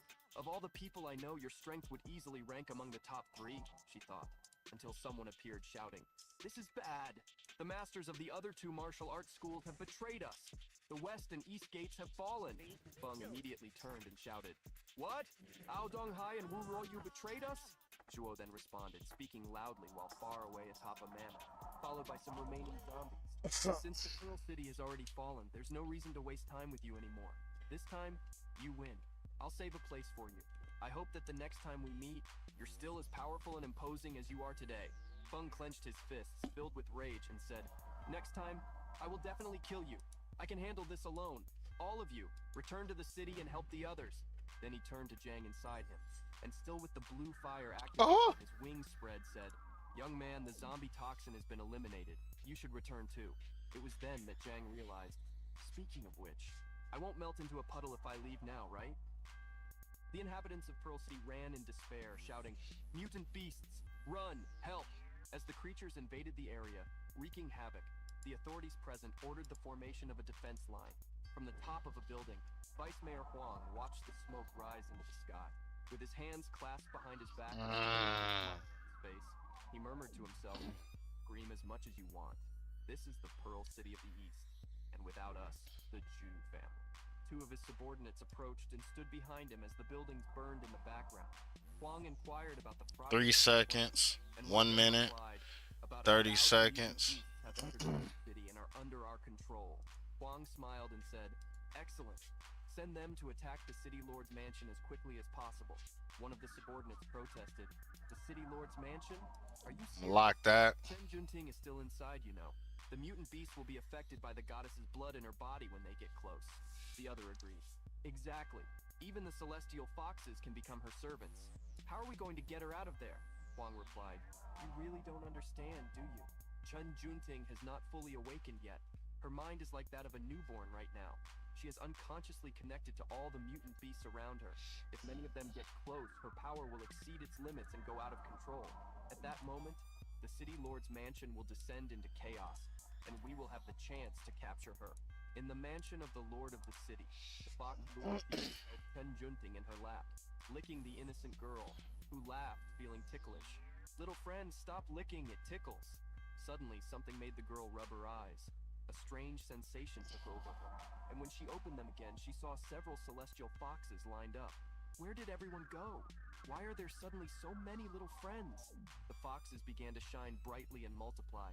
Luo Shiyu looked at the girl in her lap with eyes glowing a sinister shade of red. The girl, lifting her gaze, said, "You look strange. What are you really?" The little one stood up and walked around the throne, observing. "You all are so cute, too." Huang and his subordinate watched everything hidden behind a pillar. Huang commented, "Just as predicted, the absurd number of mutant beasts is interfering with her powers." Chen Junting went to the balcony and smiled. "Why are there so many little friends out there?" Spiritual bubbles began to emerge as more energies concentrated. She placed her hands on her head, her face tensing. "It's too much. No more friends." The girl then fell to the ground, screaming and clutching her head. "Enough! Stop coming!" Her sharp scream echoed everywhere. Meanwhile, in the city, a child ran desperately, shouting for her mother. "Mom, where are you? Mommy!" A wild beast was chasing her. The creature leaped, opening its mouth to attack her. But Zhang Ping arrived and grabbed the creature's jaw. Just in time! While Cece jumped and caught the girl in her arms, the girl curled up, exclaimed, "Big sister?" Zhang Ping made her hands blaze while keeping the creature's mouth open and said angrily, "You beasts! Can't you stay quiet for 2 seconds?" Then she incinerated the creature completely.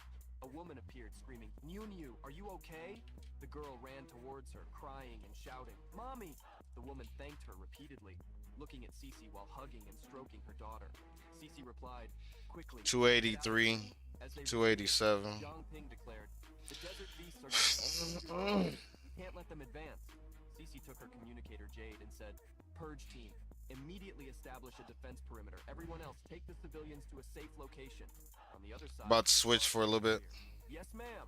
More beasts approached Cece and Zhang, both from land and air.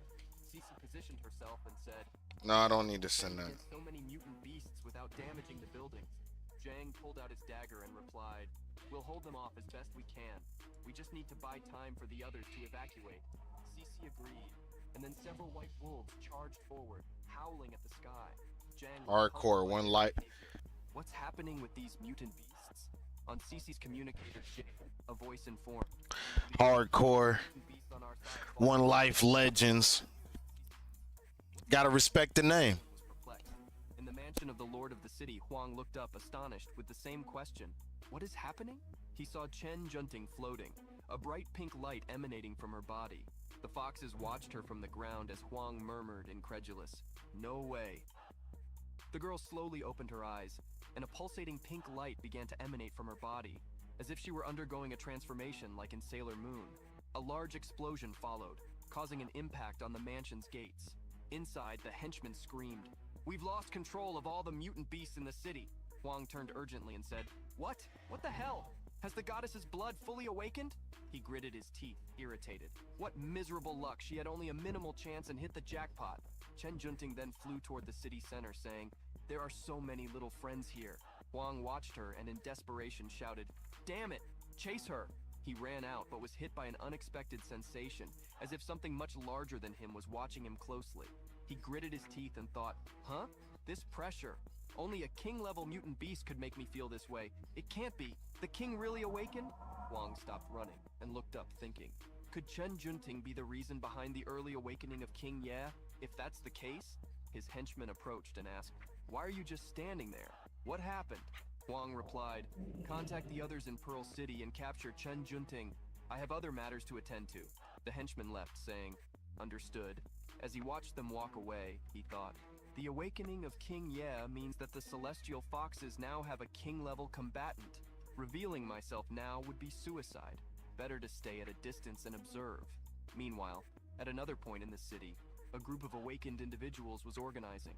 The leader ordered, "Everyone, form groups and find out what's happening." The group responded in unison, "Yes, sir."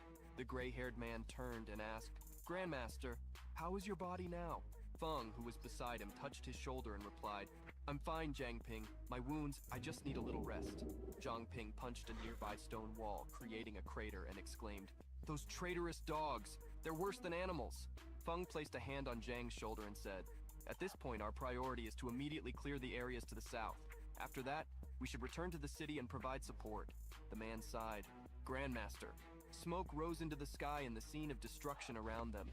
Feng turned, looking at the debris, and lamented, "Given the current situation, we can only save as many people as possible." The boys, who had spread out to carry out the orders, returned, pointing and shouting, "Look! There's a group coming from the north. Could it be reinforcements?"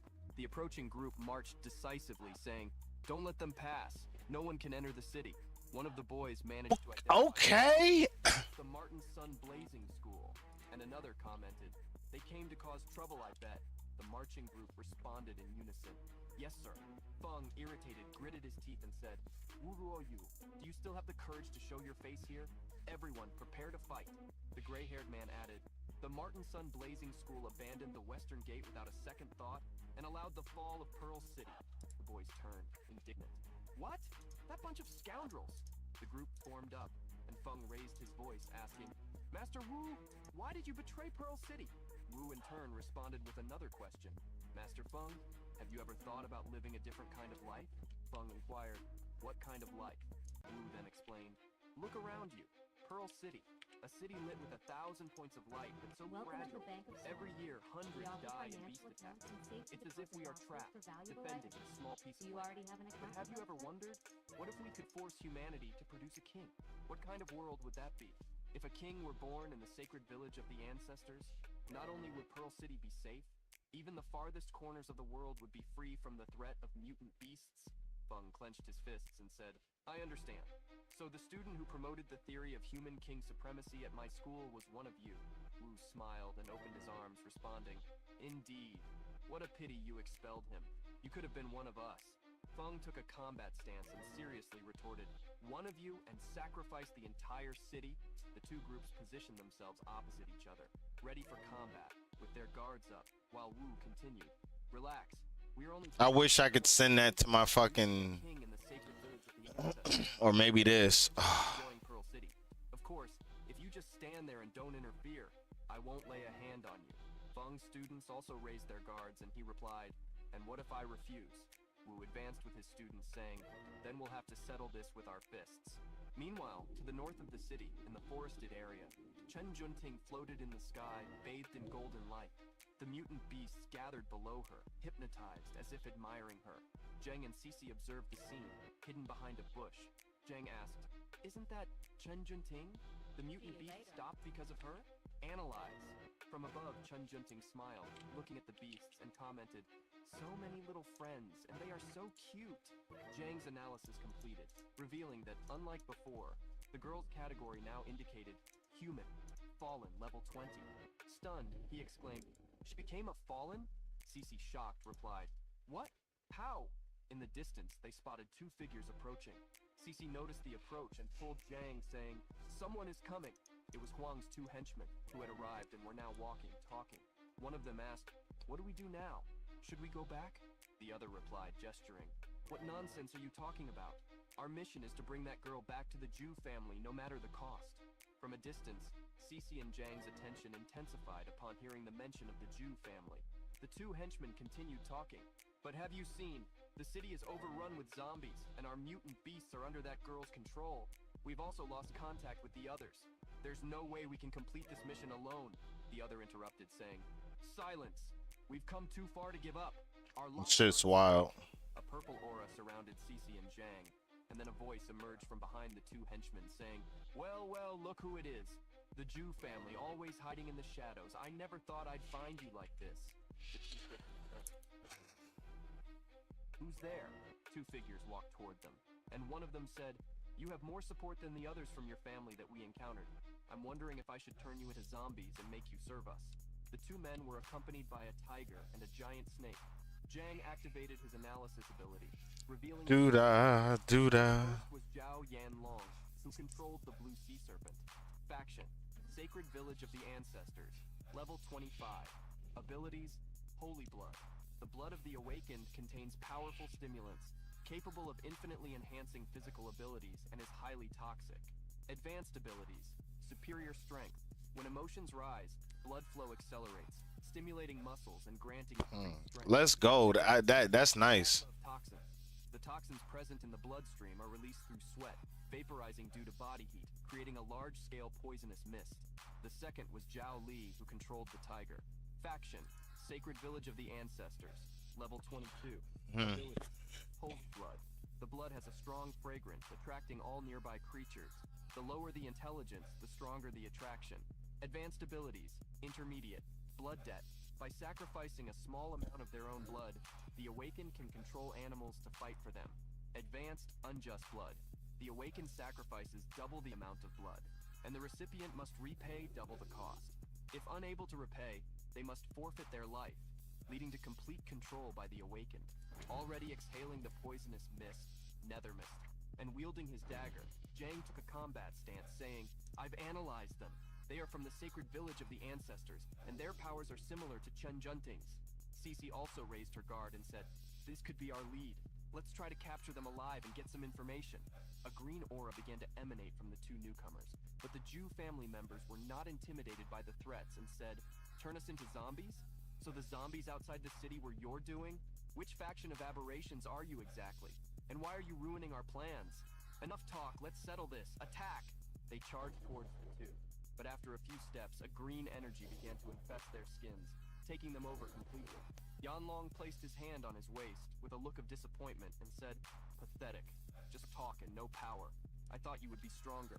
The two members of the Zhu family had bulging veins, trapped in a green mist, sweating and trembling as they said, what is this? My body is paralyzed. Yanlong pointed forward, commanding the beast to advance and said, stop wasting energy. The more you struggle, the faster you will die. The cloud of smoke slowly dissipated as the beast approached. One of the Zhu family members shouted, watch out! It's poisonous gas! The beast advanced, leaping towards them.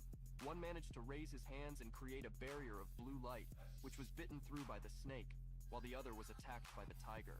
The snake coiled around his body, while he concentrated the blue energy in his hands, fighting against the animal. Yanlong approached, saying, You are strong, but unfortunately you won't last long. I suggest you stop resisting and become a zombie. The other was already on the ground, being devoured by the tiger that was biting him repeatedly. It was then that the first one caused an explosion of bright blue light and shouted, "Keep dreaming!"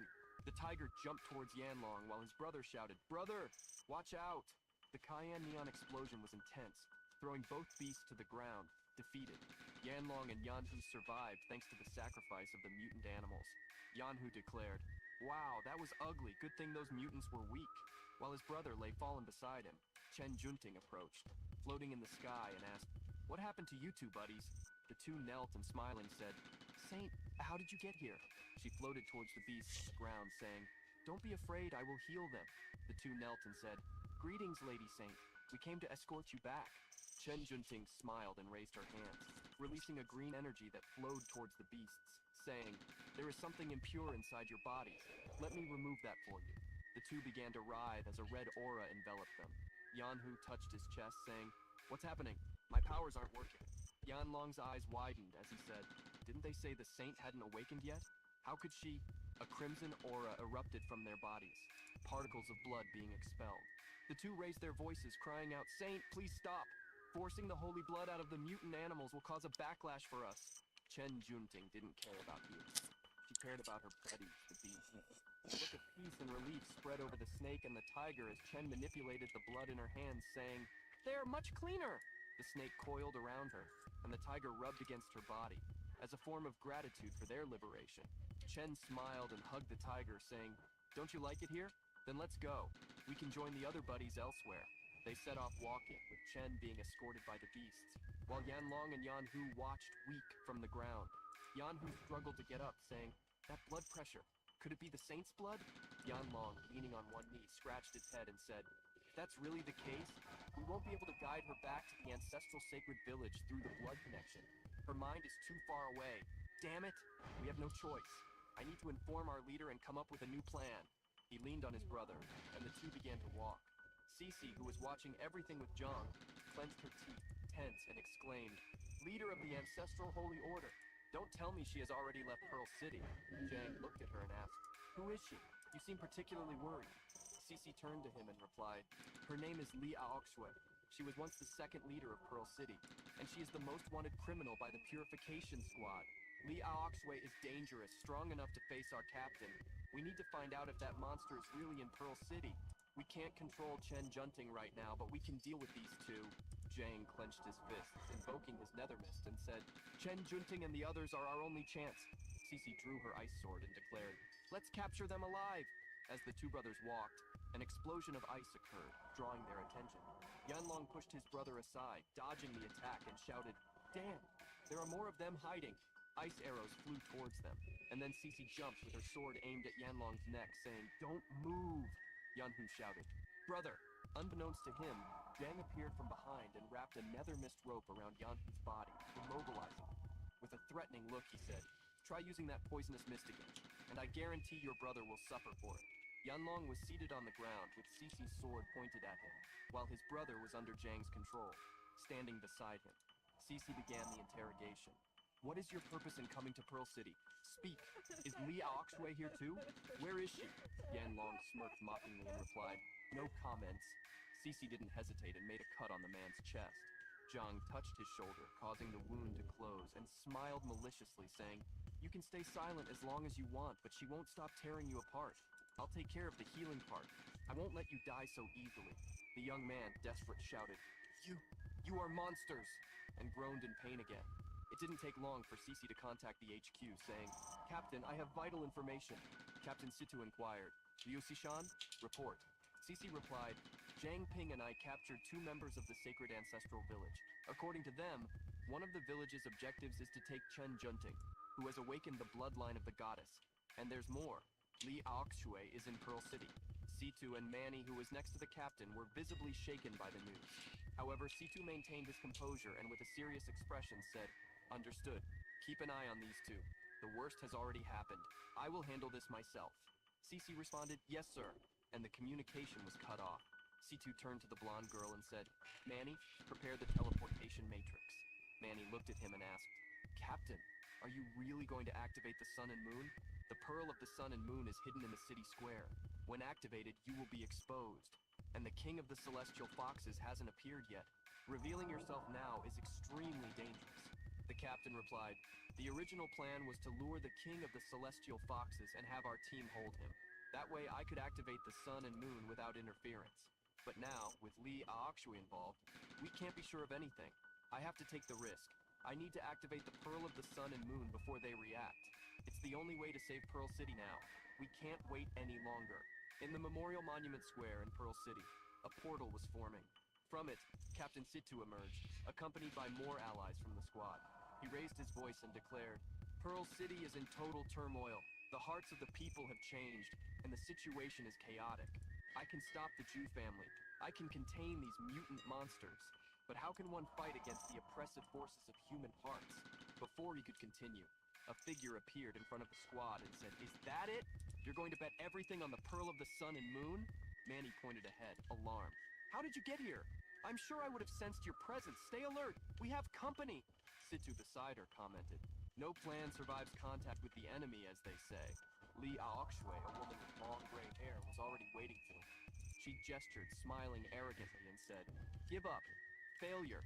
The moment you stepped into this hall, driven by your desperation to end the zombie plague, victory was already mine. Situ stared at her and replied, why are you so obsessed with winning and losing? Have you stopped to consider that your so-called path of the human king challenges the natural order? You are rewriting the rules of the world by force. It's only a matter of time before your interference attracts king-level mutant beasts from all over the world. And what happens if you don't reach king level? What will happen to humanity then? Lee Aokshui retorted. I will not fail. Situ vehemently declared. You have already failed. The moment you raised your sword against an innocent, the moment you allied with Zhuo Xiangming, the moment you decided that the ends justify the means, it was at that moment that you truly lost. You walk a path of lies, not the path of kings.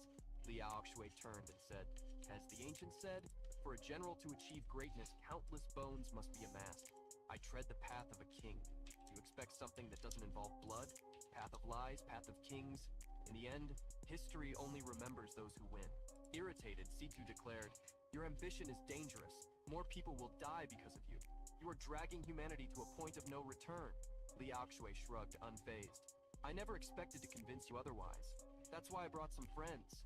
She gestured, revealing a group of zombies approaching. Meanwhile, she thought, once the Pearl of the Sun and Moon is activated, it will attract the king of the celestial foxes. I can't let that happen, at least not until I have the saint. Then, we will use the king to deal with Shibai.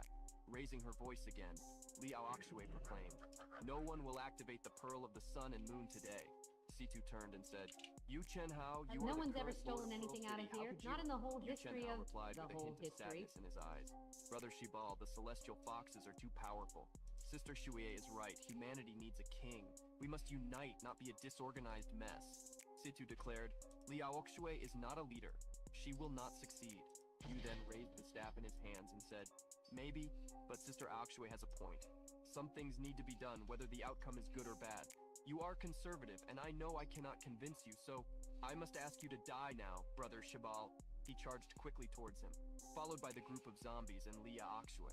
Situ advanced with his group on the ground while floating, saying, then let it be. Let the battle decide the future of Pearl City, here and now. In the residential area to the south of the city, explosions could be seen happening in the Monument Square. The beast stirred, and Chen looked up, saying, what's happening over there? Why are you all so scared? A surge of energy hit the area, and Cici and Zhang felt the ground tremble. Cici exclaimed, that energy fluctuation? Chen began to float towards the square, followed by the beasts, saying, let's go check it out. Zhang, observing her, said, Chen Junting and the mutant beasts have been drawn there. On the ground, the two brothers remained tied up with ropes. Cici replied, it's the captain. He's making a move. We need to reach him now.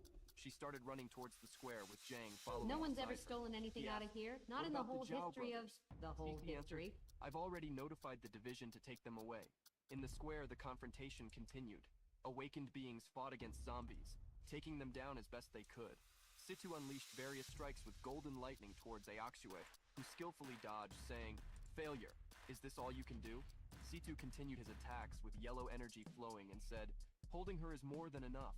A crystal formed around Aokshui, trapping her. She wondered, what?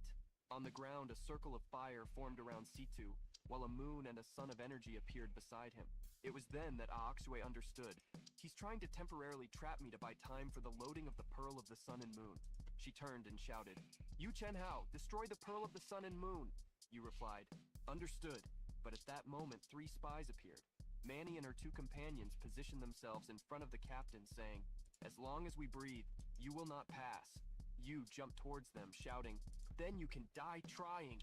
He buried his staff in the ground, creating a crack that extended towards them. Zhang appeared just then, shouting, "Don't celebrate yet!" Cece raised a wall of ice, blocking the advance of the crack, while Zhang ran towards you. Cece ran to Manny, asking, "Manny, are you okay?" Manny leaned on her and said, "I'm fine. Help me stop her from interfering with the captain." At that moment, Cece turned to the woman trapped in the floating crystal and exclaimed her name. Li Aoksue. The sound of the approaching beasts grew louder, and it was now possible to see Chen's figure floating ever closer. Cece commented, surprised, "The saint really came," as Chen floated towards Situ, who had the 2 pearls flying around him. Aoksue watched her deep in thought. Chen Junting? The Zhao brothers got involved? Her energy is in an extremely unstable state. Has the goddess's blood fully manifested, entering the metamorphosis phase? Chen approached the Pearl of the Sun and said, "Is this what makes you feel threatened? But why do I feel this strange familiarity?" The girl extended her hand, touching the energy sphere, and a great No one's operation ever stolen anything out of Lightning here. Not in the whole knocking history down of the awakened whole beings history. present, who fell to the ground, struck by the energy. Aoksue looked up incredulous and said, "How is it possible for such a significant energy fluctuation to occur?" As Situ watched everything, in despair, he shouted, "No! Chen Junting is absorbing the energy of the Pearl of the Sun and Moon!" Chen was enveloped in the center of golden energy, as lightning crackled around her. The zombies walked, and the beasts roared back and forth. Zhang reached, touching her head, and asked if she was okay. Still floating in the sky, Chen said, "I think I felt my mother calling me from far away from the city." Aoksue, now freed from the crystal, floated close to Chen, thinking, "Excellent. The energy of the Pearl of the Sun and Moon triggered the saint's metamorphosis earlier than expected." Chen flew in another direction and said, "Come on, little friends, let's go." The beasts followed her. Aoksue watched her, reflecting, "The saint must be feeling the call of the sacred ancestors' village after completing her metamorphosis phase. This is perfect. She will return to the village alone. We don't need to intervene." Aoksue then turned to you and ordered, "We kept the saints hidden in the city for over a decade to keep the plan secret. Now the moment has finally come. Take the saints back. Their strength will help us become kings."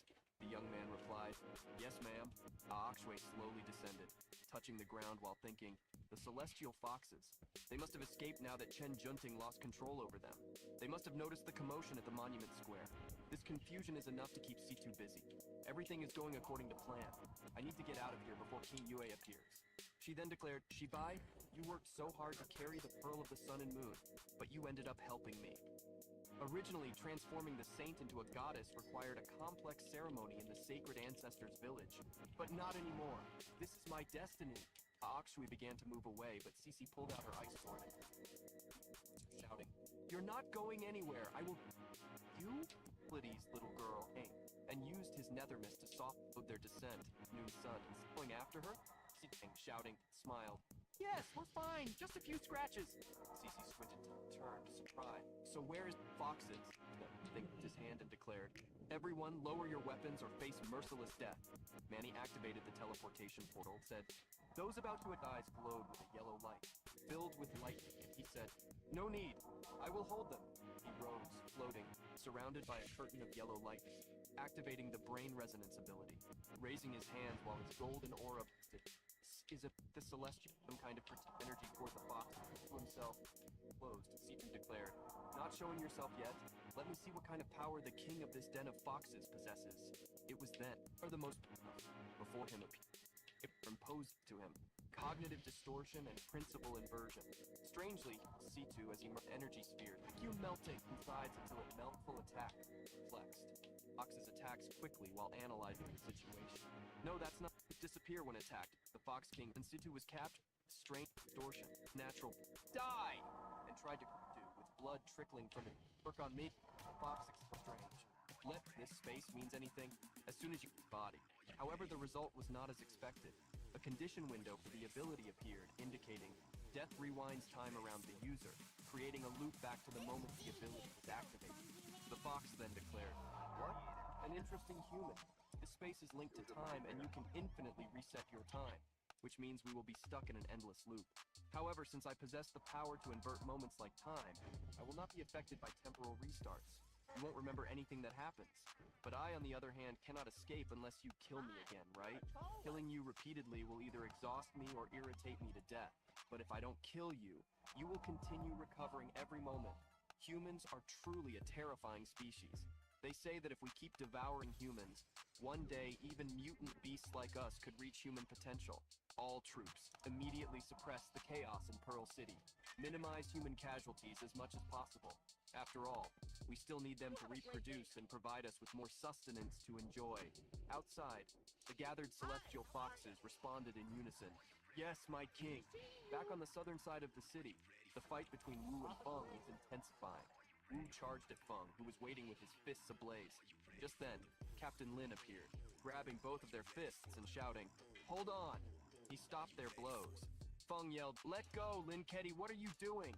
Lin turned to Wu, scratching his cheek with a bored expression, reflecting on the self-destructive tendencies of humans, thinking, fighting each other in the midst of all this? Seriously? How foolish can humans be? Feng pointed at Wu like a child and shouted, "He's a traitor! He betrayed Pearl City!" Lin then raised his voice and ordered, "Stop this immediately! All of you, stop!" Wu narrowed his eyes, thinking, the city guard has arrived. Well, since we've come this far, there's no turning back now. Let's take this to the end. He charged again, shouting, "Why don't you die too?" Lin punched Wu in the face with his human hand, while simultaneously extending his fox hand, grabbing the man's head and throwing him forcefully away. Feeling the impact, Wu thought, I feel like something invisible is holding my head. As he flew backward, blood streaming, Feng watched in astonishment, thinking, when did Lin Katie's power grow so much?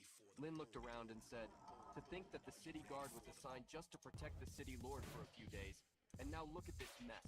Everyone, drop your weapons. This is an order. Disobey and face the consequences. He then turned to Feng and declared, Grandmaster Feng, I need you to come with me. I need a complete explanation of what happened today. Feng bowed, clasping his fists, and replied, of course. In safe house number 8, the remnants of the purification...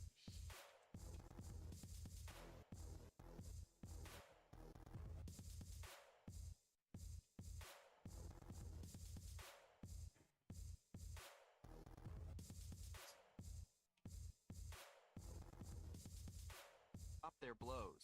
Feng yelled, "Let go, Lin Ketty, what are you doing?"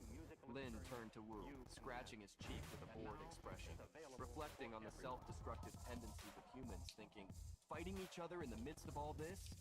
Seriously? How foolish can humans be? Feng pointed at Wu like a child and shouted, "He's a traitor! He betrayed Pearl City!"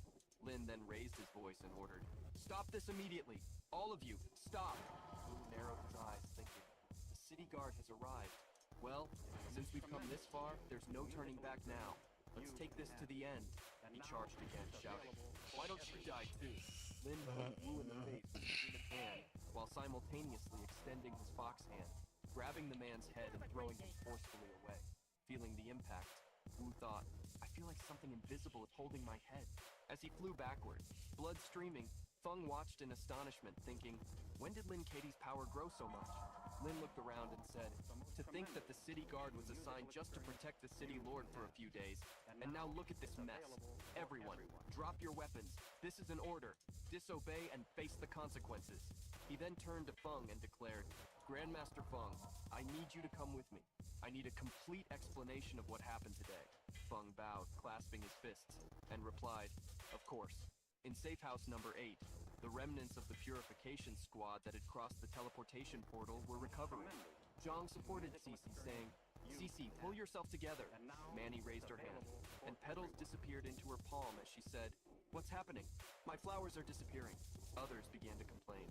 My stamina is draining so fast I'm feeling more exhausted than ever. I feel like my body is getting heavier. Cece then turned with a worried expression and said, don't tell me.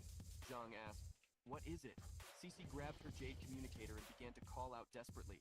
Captain, Captain, please respond! Captain! Zhang observed the girl's urgency and asked, Cece, what happened all of a sudden? Cece remained silent, and Manny, with a sad expression, explained, the captain used blessing on each of us from the purification team. Blessing is a rare native level ability. It allows the granting of a specific attribute to others, lasting semi-permanently. Unless the bearer of the ability dies, that power will accompany the recipient for their entire life. Liu Han's blessing was reduction of stamina loss. Cheng Xiu Jie's was reduction of fatigue. Zhang Shuji's was reduction of body weight. Liu Han's reduction in mental energy consumption. Now that everyone's blessings have suddenly disappeared, it means that the captain might be... Everyone was silent, with sad expressions, but Zhang had anger in his eyes at that moment. He thought, an existence like Situ Shibai has vanished, just like that. Zhang's golden bracelet began to glow. To everyone's surprise, the captain's voice emerged, saying, well, it's been a while since I've been in this form. And now it's available for everyone. Captain, are you okay? Go lay down. A golden projection of the captain formed in front of them and replied, no, not really. In about a year, I can completely exhaust my energy and be killed by that celestial fox. Zhang questioned, Mr. Situ, so are you communicating with us through the bracelet? The captain replied, no, this is a contingency plan I prepared. Once I am physically dead but not completely gone, part of my consciousness will be transmitted as a virtual persona. So I, who am here now, am just a virtual persona, not the real me. Cece approached him and asked, Captain, what can we do? How can we save you? Meanwhile, Zheng thought, so he's saying that the entity inside this bracelet isn't the real Situ, but rather an AI with some of his memories? Situ smiled in his translucent form and said, don't worry, this is part of the plan. I felt death approaching while I was still in Pearl City, but even in the face of death, I found hope. At this moment, the king of the Celestial Foxes is trapped, stuck in a time loop. The only way for him to escape is if my energy is completely exhausted or I release him personally. He is currently trapped in the Memorial Square, killing me repeatedly, trying to drain my energy until I dry up. This means that, for now, he can't do anything. This is our chance, our only opportunity to defeat the Celestial Fox. Whether we can take advantage of this opportunity or not, it all depends on Jiang Ping and his unlimited potential. Together, they all exclaimed, Jiang Ping! Liu Han approached the projection and said, Captain, I don't know what your plan is, but putting all our hopes in Jiang Ping might be a bit... Manny also spoke up, saying, Jiang Ping's potential is undeniable, but he is still just a low-level awakening. Cece, however, did not hesitate. She declared, I trust the captain's decision. What do we need to do next? Manny tried to protest again, saying, but... And Captain Situ cut her off, saying, don't stress. This is nothing compared to what we faced so far. When we fought against the Zhu family's awakens, that was true despair. The Zhu family had abundant resources, and their attacks were limited to just a few characteristics of the same level, like the sun and the moon alone. However, we had nothing. I should go mining. The current enemy isn't that great. You just lack a weapon capable of taking down a king-level mutant beast. Liu Han was astonished and said, a weapon that can take down a king-level mutant beast? Does such a thing exist? Situ replied, of course, but only unlimited... Holy moly, Manny. ...where it is kept. And even then, they only have one entry in their entire life. It's where I found the arrow that turned the tide of the war. And this time, it's Jiang Ping's turn. Xu Zhang then exclaimed, astonished. Jiang Ping? He's an unlimited awaken? Zhang then paused for a moment, feeling the weight of responsibility, and said, it seems you've already planned everything, Captain. I guess I have no choice but to move forward. Move. Captain Situ smiled and replied, this benefits you too. That place holds the secrets of humanity. Through that ruin, you can unlock the secrets of this world. Secrets made just for you. Manny ran out excitedly and pulled Liu Han along, saying, then there's no time to lose. Let's leave immediately. Situ, however, raised his hand and said, hold on. There are still things we need to prepare first. Jiang Ping, come with me. The two headed to the underground prison of Safe House number 8. As they walked alongside the captain, Jiang asked, Captain, is there really no way to free you? Leading the way, Situ said, well, that is the choice I made after careful consideration. If I weren't occupying the Celestial Fox with the king, we would be facing one of two scenarios. And neither of those is what I want to see. Jiang asked what those scenarios were, and Situ replied, the first is that we failed to repel the attack from the ancestral Saint Village. Pearl City would fall into the hands of Li Aoxue, and half of the Awakens would die in the resulting chaos. The second is that we successfully defend against the attack from the ancestral Saint Village. Pearl City would fall into the hands of Li Aoxue, and half of the Awakens would die in the resulting chaos. The second is that we successfully defend against the attack from the ancestral Saint Village. But in my absence, the Celestial Fox King would personally eliminate any powerful Awaken who revealed their strength in the city. At least 30% of our Awakens would be lost. But now, with the Celestial Fox King being held by me, the strongest among them is Princess Yue. In a one-on-one fight, these powerful Awakens may not be a match for her. However, facing multiple opponents at the same time, even Princess Yue might not come out victorious. So even if she wanted to eliminate every Awaken that exposed their abilities, it would take at least 1 or 2 years. The two arrived at the cell of the Zhao brothers, where Yanlong awaited, bound to a chair. Zhang thought, indeed, this is the best possible outcome given our current strength. C2 then ordered, go get some blood from Zhao Yanlong. Zhang questioned, what good will Zhao Yanlong's blood do? C2 turned and said, haven't you been stuck at level 9 for a while? To which Zhang replied, I have. During the last battle, there were signs that I was about to break through to level 10 and become a mid-level Awakened. But at the critical moment of the transition, I was inexplicably blocked. Not only did I not level up, but it feels like there's a knot in my throat, something holding me back. C2 turned to him smiling and said, try drinking some of Zhao Yanlong's blood. Awaken a new ability first, then I'll tell you how to break through. Zhang took some of Yanlong's blood while C2 spoke. There isn't a true bottleneck between the low and mid levels. The reason you can't break through is that you have too many abilities. Single ability Awakened don't have many choices and usually decide their path early. Zhang sat on the ground after drinking the blood, and crimson flames began to emanate from his body as he meditated. Beside him, C2 continued.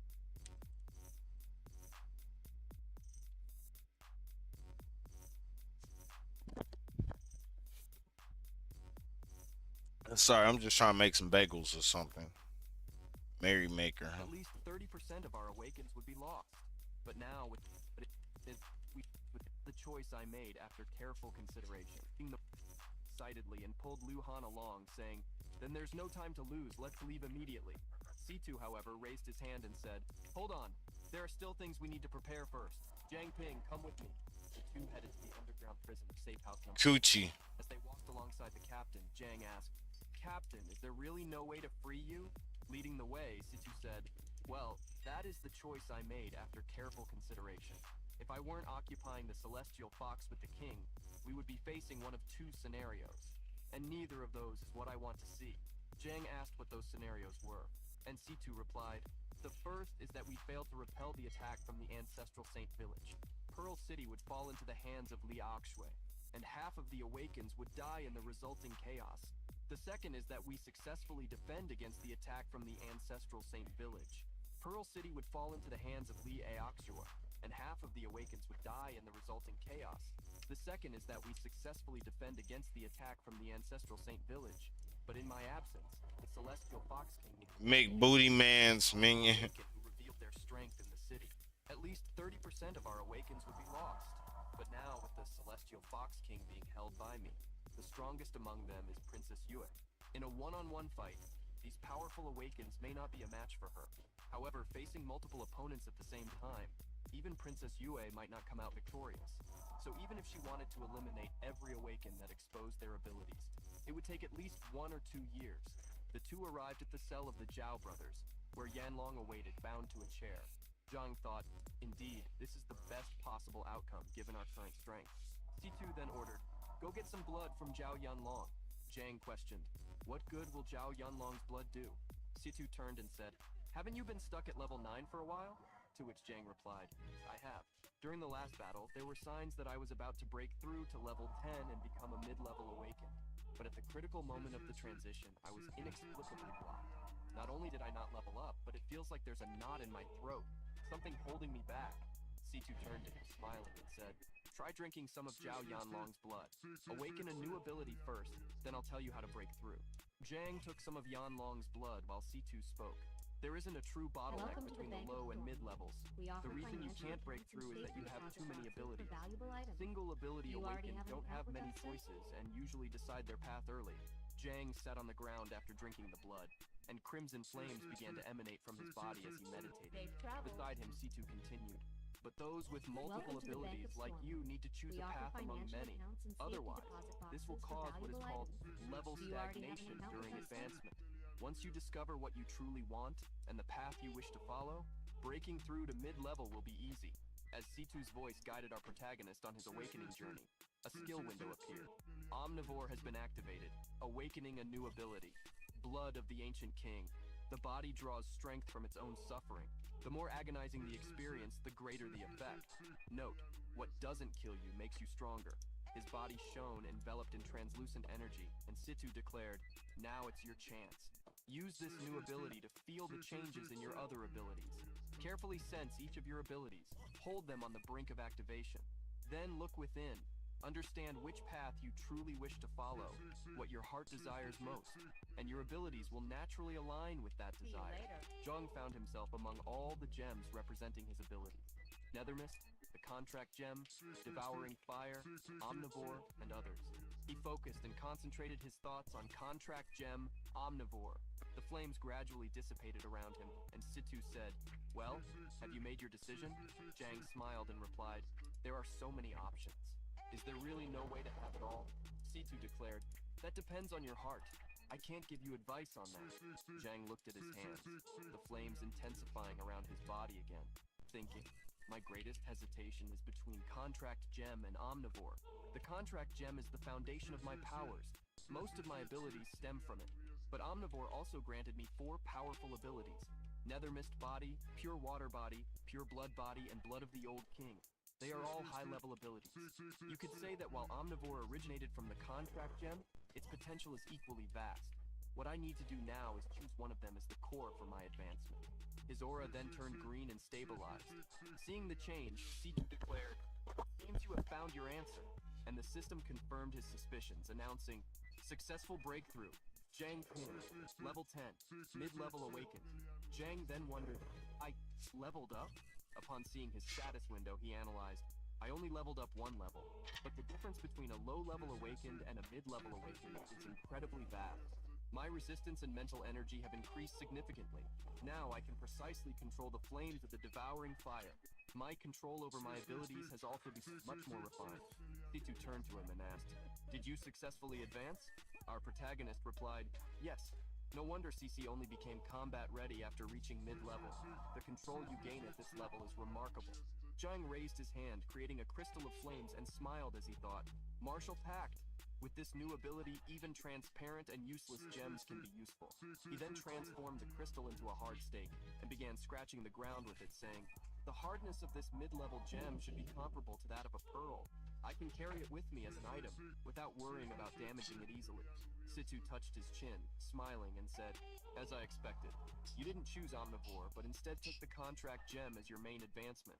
Zhang stood up, the red crystal stake floating in his hands, and said, I really wanted to choose Omnivore, but something told me it wasn't right for me. Situ then replied, it's a good thing you didn't choose Omnivore. Omnivore can grant abilities easily, but it comes with great risks. There are countless cases of side effects, adverse reactions, and even death when awakening new abilities with Omnivore. Zhang turned to the captain's projection and said, although the Contract Gem awakens abilities a bit more slowly, every new ability I've awakened with it has been essential, like a lifeline. It was then that whispers interrupted their conversation, bringing fragments of statements. Recruit awakened in the name of the city guard. Gradually eliminate them. Remove those who pose potential threats within a year. Zhang clenched his fist, recognizing that voice, and said, Princess Yue. The two returned to the room where the group was waiting, and Situ explained the situation. According to Zhang Ping, Princess Yue is recruiting a large number of awakened under the pretense of quickly eliminating skilled individuals in Pearl City. Liu Han questioned, is she targeting those who participated in the previous battle? And Situ replied, it's very likely. Zhang then declared, I've decided to return to Pearl City, first to inform Master Feng and the others about the situation, and then to see if there's any way to get them out of the city. Liu Han objected, saying, no way, that's too dangerous. But our protagonist argued, if we don't do something, these people will end up like the original members of the city guard. They will be silently devoured and replaced. He touched Zhang's chest with a worried expression and said, it's too risky to go back alone. I'll go with you. Manny also volunteered, saying, we'll go together too. Let's split up and contact the awakened we know. It'll be faster that way. However, Situ declared, you can't know if the awakened you know have already been replaced by some celestial foxes or not. You would easily expose yourself. Zhang smiled with determination and excitement and said, I'm a mid-level awakened now. If If I sneak in alone, even if they see me, I'm confident I can escape safely. Liu Han vehemently protested, saying, I oppose this. Pearl City is a death trap now. Do you realize how important you are right now? Zhang got irritated and replied, I want to, but sitting here watching our companions being devoured by those celestial foxes, I can't just turn a blind eye to that. While thinking, besides, I still haven't avenged Su Jingyao. He called out our protagonist's name, trying to calm him, but he just looked at her saying, don't worry, I have a plan B. Even if I encounter Princess Yue, I'll be fine. Liu Han then summoned his green swords, which floated around him and declared, if you're really determined to go on, then you'll have to defeat me first.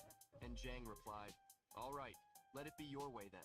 The aura of nether mist enveloped Zhang, creating flames that extended to Liu Han's body.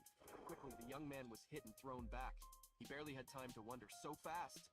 When did he didn't even move. Zhang touched his mask, with the nether mist aura burning in a vivid purple, and said, looks like I won. Liu Han had the blade of nether mist aimed at his neck when he thought, is this the nether mist? And said, you're definitely stronger now than before you advanced. Situ then took a few steps forward and said, an unlimited level awakened is not comparable to a common awakened. It took reaching mid-level for me to gain enough strength to deal with mutated beasts. But Zhang Ping could kill a mid-level awakened when he was still low-level. He is more talented than I am, and his potential is even greater. Therefore, Zhang Ping, I will not oppose your return to Pearl City. But before that, I have a treasure to give you. Zhang turned to the two, smiling, and said, wait a moment, please. I need to ask a favor from Zhang Shuzhong. The chubby boy smiled and said, me? How can I help you? Shuzhong's main ability was technology. Allows the user to convert the fat from their own body into material energy, and then synthesize that energy into various manufactured products within their Alright. The user can recognize and said, my principal inversion, said, as the ancients, he scratched his head and said, ancestors, and their powers are similar to Chen Junting. Cece also raised Alright, I'm back. Had be our lead. some snacks. Them alive and get some information. The green aura began to emanate from the two newcomers, but the Jew family members were not intimidated by the threats and said, turn us into zombies? So the zombies outside the city were you're doing? Which faction of aberrations are you exactly? And why are you ruining our plans? Enough talk, let's settle this. Attack! They charged towards the two, but after a few steps, a green energy began to infest their skins, taking them over completely. Yanlong placed his hand on his waist with a look of disappointment and said, pathetic. Just talk and no power. I thought you would be stronger. The two members of the Jew family had bulging veins, trapped in a green mist, sweating and trembling as they said, what is this? My body is paralyzed. Yanlong pointed forward, commanding the beasts to advance and said, stop wasting energy. The more you struggle, the faster you will die. The cloud of smoke slowly dissipated as the beasts approached. One of the Jew family members shouted, watch out! It's poisonous gas! The beast advanced, leaping towards them. One managed to raise his hands and create a barrier of blue light, which was bitten through by the snake, while the other was attacked by the tiger. The snake coiled around his body, while he concentrated the blue energy in his hands, fighting against the animal. Yanlong approached, saying, you are strong, but unfortunately you won't last long. I suggest you stop resisting and become a zombie. The other was already on the ground, being devoured by the tiger that was biting him repeatedly. It was then that the first one caused an explosion of bright blue light and shouted, keep dreaming! The tiger jumped towards Yanlong while his brother shouted, brother, watch out! The cayenne neon explosion was intense, throwing both beasts to the ground, defeated. Yanlong and Yanhu survived thanks to the sacrifice of the mutant animals. Yanhu declared, wow, that was ugly, good thing those mutants were weak. While his brother lay fallen beside him, Chen Junting approached, floating in the sky and asked, what happened to you two buddies? The two knelt and smiling said, Saint, how did you get here? She floated towards the beasts on the ground saying, don't be afraid, I will heal them. The two knelt and said, greetings, Lady Saint, we came to escort you back. Chen Junting smiled and raised her hand, releasing a green energy that flowed towards the beast, saying, there is something impure inside your bodies. Let me remove that for you. The two began to rise as the red aura enveloped. Yanhu touched his chest, saying, what's happening? My powers aren't working. Yanlong's eyes widened as he said, didn't they say the saint hadn't awakened yet? How could she? A crimson aura erupted from their bodies. Nums. Fell. The two raised their voices, crying out, Saint, please stop. Forcing the holy blood out of the mutant animals will cause a backlash for us. Chen Junting didn't care about humans. She cared about her buddies, the beasts. A look of peace and relief spread over the snake and the tiger as Chen manipulated the blood in her hands, saying, "They're much cleaner." The snake coiled around her, and the tiger rubbed against her body No. as a form of gratitude for their liberation. Chen smiled. Don't come over here with that stumbling shit. Don't you like it here? Then let's go. We can join the other buddies elsewhere. They set off walking, Chen being escorted by the beast, while Yanlong and Yanhu watched weak from the ground. Yanhu struggled to get up, saying, "That blood pressure, could it be the saint's blood?" Yanlong, leaning on one knee, scratched his head and said, "That's really the case? We won't be able to guide her back to the ancestral sacred village through the blood connection. Her mind is too far away. Damn it, we have no choice. I need to inform our leader and come up with a new plan." He leaned on his brother, and the two began to walk. Cece, who was watching everything with Zhang, clenched her teeth, tense, and exclaimed, "Leader of the Ancestral Holy Order, don't tell me she has already left Pearl City." Zhang looked at her and asked, "Who is she? You seem particularly worried." Cece turned to him and replied, "Her name is Li Aoxue. She was Squire's turn. Let's go. Wanted criminal by the Purification Squad. Li Aoxue is dangerous, strong enough to face our captain. We need to find out if that monster is really in Pearl City. We can't control Chen Junting right now, but we can deal with these two." Zhang clenched his fists, invoking his nether mist, and said, "Chen Junting and the others are our only chance." Cece drew her ice sword and declared, "Let's capture them alive." As the two brothers walked, an explosion of ice occurred, drawing their attention. Yanlong pushed his brother aside, dodging the attack, and shouted, "Damn, there are more of them hiding."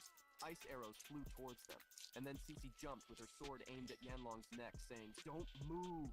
Yanhu shouted, "Brother!" Unbeknownst to him, Zhang appeared from behind and wrapped a nether mist rope around Yanhu's body, immobilizing him. With a threatening look, he said, "Try using that poisonous mist again, and I guarantee your brother will suffer for it." Yanlong was seated on the ground with Cece's sword pointed at him, while his brother was under Zhang's control, standing beside him. Cece began the interrogation. "What is your purpose in coming to Pearl City? Speak. Is Li Aoxue here too? Where is she?" Yanlong smirked mockingly and replied, "No comment." Cece didn't hesitate and made a cut on the man's chest. Zhang touched his shoulder, causing the wound to close, and smiled maliciously, saying, "You can stay silent as long as you want, but she won't stop tearing you apart. I'll take care of the healing part. I won't let you die so easily." The young man, desperate, shouted, You are monsters," and groaned in pain again. It didn't take long for Cece to contact the HQ, saying, "I have vital information." Captain Situ inquired, "Liu Xishan? Report." Cece replied, "Zhang Ping and I captured 2 members of the sacred ancestral village. According to them, one of the village's objectives is to take Chen Junting, who has awakened the bloodline of the goddess. And there's more. Li Aoxue is in Pearl City. Situ and Manny, who was next to the captain, were visibly shaken by the news. However, Situ maintained his composure and with a serious expression said, "Understood. Keep an eye on these two. The worst has already happened. I will handle this myself." Cece responded, "Yes, sir," and the communication was cut off. Situ turned to the blonde girl and said, "Manny, prepare the teleportation matrix." Manny looked at him and asked, "Captain, are you really going to activate the sun and moon? The pearl of the sun and moon is hidden in the city square. When activated, you will be exposed. And the king of the celestial foxes hasn't appeared yet. Revealing yourself now is extremely dangerous." The captain replied, "The original plan was to lure the king of the celestial foxes and have our team hold him. That way I could activate the sun and moon without interference. But now, with Li Aoxue involved, we can't be sure of anything. I have to take the risk. I need to activate the pearl of the sun and moon before they react. It's the only way to save Pearl City now. We can't wait any longer." In the Memorial Monument Square in Pearl City, a portal was forming. From it, Captain Situ emerged, accompanied by more allies from the squad. He raised his voice and declared, "Pearl City is in total turmoil. The hearts of the people have changed, and the situation is chaotic. I can stop the Jew family. I can contain these mutant monsters. But how can one fight against the oppressive forces of human hearts?" Before he could continue, a figure appeared in front of the squad and said, "Is that it? You're going to bet everything on the pearl of the sun and moon?" Manny pointed ahead, alarmed. "How did you get here? I'm sure I would have sensed your And Chen looked up, saying, "What's happening over?" "Not a leader. She will not succeed." Yu then raised the staff in his hands and said, "Maybe she is in an extremely unstable state. She must have escaped now that Chen Jun and declared vehemently, "That could make a hole in a mountain?" The fox blazed. This was reduction of body weight. and Liu Sisan received reduction holds the secrets of humanity. Through that ruin, you can unlock the secrets of this world. Secrets made just for you. Manny ran out excitedly and pulled Lu Han along, saying, "Then there's no time to lose. Let's leave immediately." C2, however, raised his hand and said, "Hold on. There are still things we need to prepare first. Jiang Ping, come with me." The two headed to the underground prison of Safe House number 8. As they walked alongside the captain, Jiang asked, "Captain, is there really no way to free you?" Leading the way, Situ said, "Well, that is the choice I made after careful consideration. If I weren't occupying the Celestial Fox with the king, we would be facing one of two scenarios. And neither of those is what I want to see." Jiang asked what those scenarios were, and Situ replied, "The first is that we failed to repel the attack from the ancestral Saint Village. Pearl City would fall into the hands of Li Akshui, and half of the Awakens would die in the resulting chaos. The second is that we successfully defend against the attack from the ancestral Saint Village.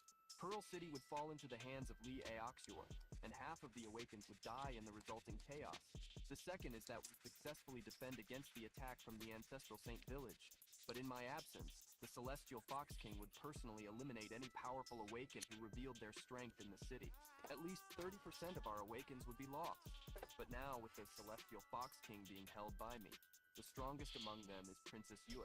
In a one-on-one fight, these powerful Awakens may not be a match for her. However, facing multiple opponents at the same time, even Princess Yue might not come out victorious. So even if she wanted to eliminate every Awaken that exposed their abilities, it would take at least 1 or 2 years. The two arrived at the cell of the Zhao brothers, where Yanlong awaited, bound to a chair. Zhang thought, "Indeed, this is the best possible outcome given our current strength." C2 then ordered, "Go get some blood from Zhao Yanlong." Zhang questioned, "What good will Zhao Yanlong's blood do?" C2 turned and said, "Haven't you been stuck at level 9 for a while?" To which Zhang replied, "I have. During the last battle, there were signs that I was about to break through to level 10 and become a mid-level Awaken. But at the critical moment of the transition, I was inexplicably blocked. Not only did I not level up, but it feels like there's a knot in my throat, something holding me back." C2 turned to him smiling and said, "Try drinking some of Zhao Yanlong's blood. Awaken a new ability first, then I'll tell you how to break through." Zhang took some of Yanlong's blood while C2 spoke. "There isn't a true bottleneck between the low and mid levels. The reason you can't break through is that you have too many abilities. Single ability Awakened don't have many choices and usually decide their path early." Zhang sat on the ground after drinking the blood, and crimson flames began to emanate from his body as he meditated. Beside him, C2 continued, "Those with multiple abilities, like you, need to choose a path among many. Otherwise, this will cause what's called level stagnation during advancement. Once you discover what you truly want and what you wish to follow, breaking through to mid-level will be easy." As C2's voice guided our protagonist on his awakening journey, a skill window appeared. Omnivore has been activated, awakening a new ability. Blood of the Ancient King. The body draws strength from its own suffering. The more agonizing the experience, the greater the effect. Note, what doesn't kill you makes you stronger. His body shone, enveloped in translucent energy, and Situ declared, "Now it's your chance. Use this new ability to feel the changes in your other abilities. Carefully sense each of your abilities. Hold them on the brink of activation. Then look within. Understand which path you truly wish to follow, what your heart desires most, and your abilities will naturally align with that desire." Zhang found himself among all the gems representing his abilities. Nethermist, Contract Gem, Devouring Fire, Omnivore, and others. He focused and concentrated his thoughts on Contract Gem, Omnivore. The flames gradually dissipated around him, and Situ said, "Well, have you made your decision?" Zhang smiled and replied, "There are so many options. Is there really no way to have it all?" Situ declared, "That depends on your heart. I can't give you advice on that." Zhang looked at his hands, the flames intensifying around his body again, thinking, "My greatest hesitation is between Contract Gem and Omnivore. The Contract Gem is the foundation of my powers. Most of my abilities stem from it. But Omnivore also granted me 4 powerful abilities: Nethermist Body, Pure Water Body, Pure Blood Body, and Blood of the Old King. They are all high-level abilities. You could say that while Omnivore originated from the Contract Gem, its potential is equally vast. What I need to do now is choose one of them as the core for my advancement." His aura then turned green and stabilized. Seeing the change, C2 declared, "It seems you have found your answer," and the system confirmed his suspicions, announcing, "Successful breakthrough. Jiang Ping, level 10, mid-level awakened. Zhang then wondered, I leveled up? Upon seeing his status window, he analyzed, I only leveled up 1 level, but the difference between a low-level awakened and a mid-level awakened is incredibly vast. My resistance and mental energy have increased significantly. Now I can precisely control the flames of the devouring fire. My control over my abilities has also become much more refined. Situ turned to him and asked, did you successfully advance? Our protagonist replied, yes. No wonder CC only became combat ready after reaching mid-level. The control you gain at this level is remarkable. Zhang raised his hand, creating a crystal of flames, and smiled as he thought, Martial Pact! With this new ability, even transparent and useless gems can be useful.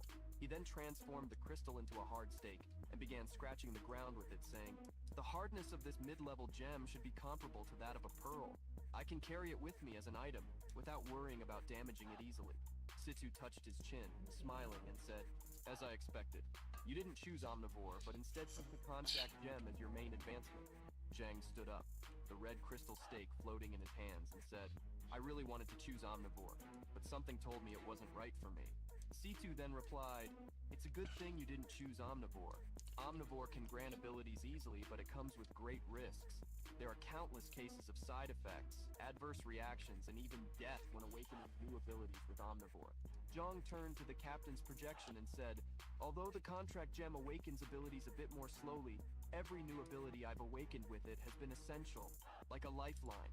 It was then that whispers interrupted their conversation, bringing fragments of statements. Recruit awakened in the name of the city guard. Gradually eliminate them. Remove those who pose potential threats within a year. Zhang clenched his fist, recognizing that voice, and said, Princess Yue. The two returned to the room where the group was waiting, and Situ explained the situation.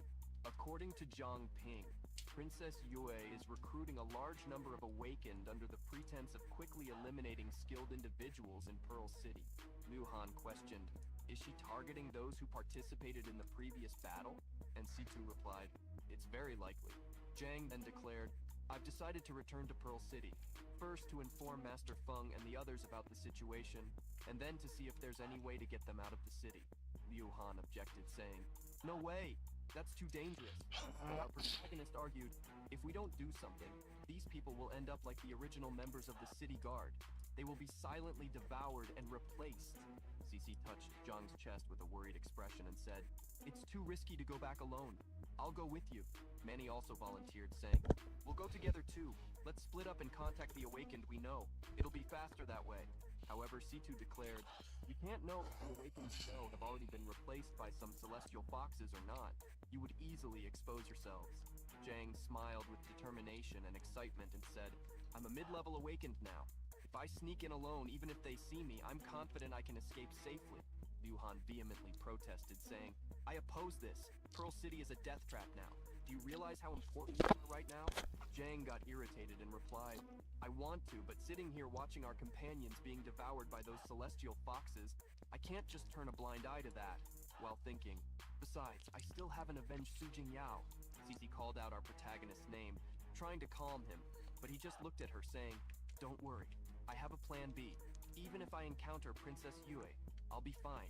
Liu Han then summoned his green swords, which floated around him, and declared, if you're really determined to go on, then you'll have to defeat me first. And Zhang replied, all right, let it be your way then. The aura of Nethermist enveloped Zhang, creating flames that extended to Liu Han's body. Quickly, the young man was hit and thrown back. He barely had time to wonder, so fast! When did he didn't even move.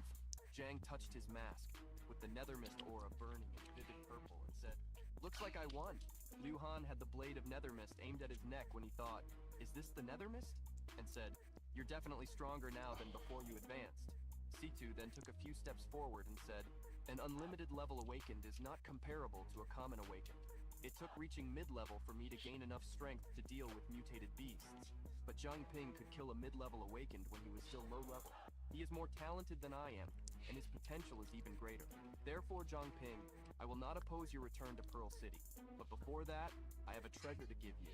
Zhang turned, smiling, and said, wait a moment, please. I need to ask a favor from Zhang Shuzhong. The chubby boy smiled and said, me? Go lay down. Go lay down. So fast.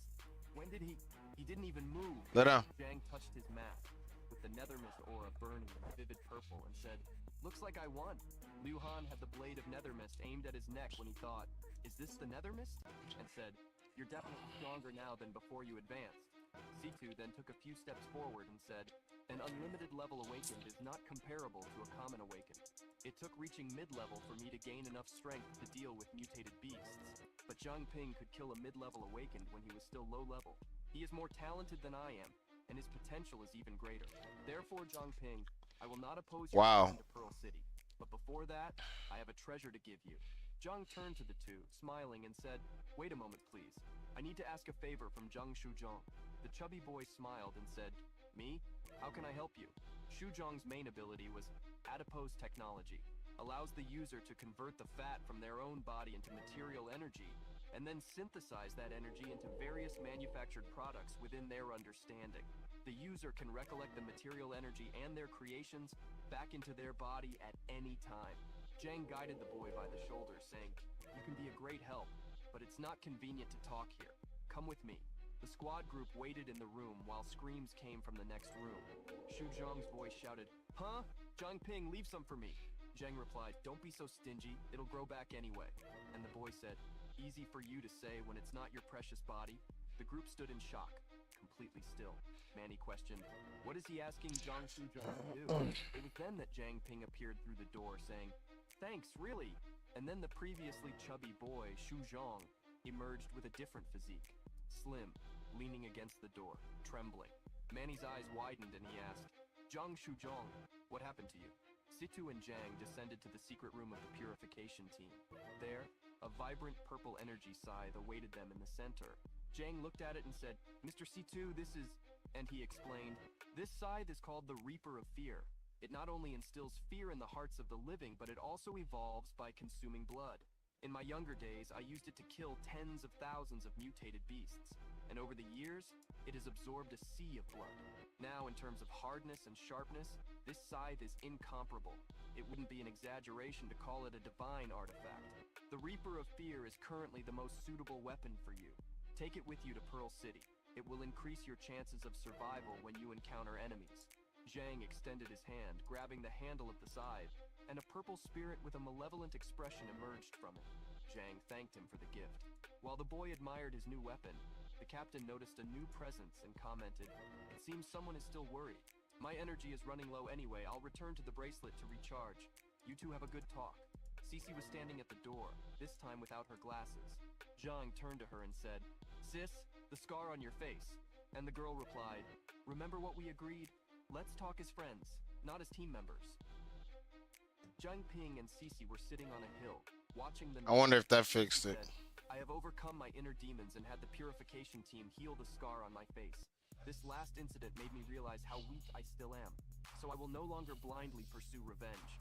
I will rely on everyone's strength to defeat Aksu to... Like, where is all the fucking mining at? Alone.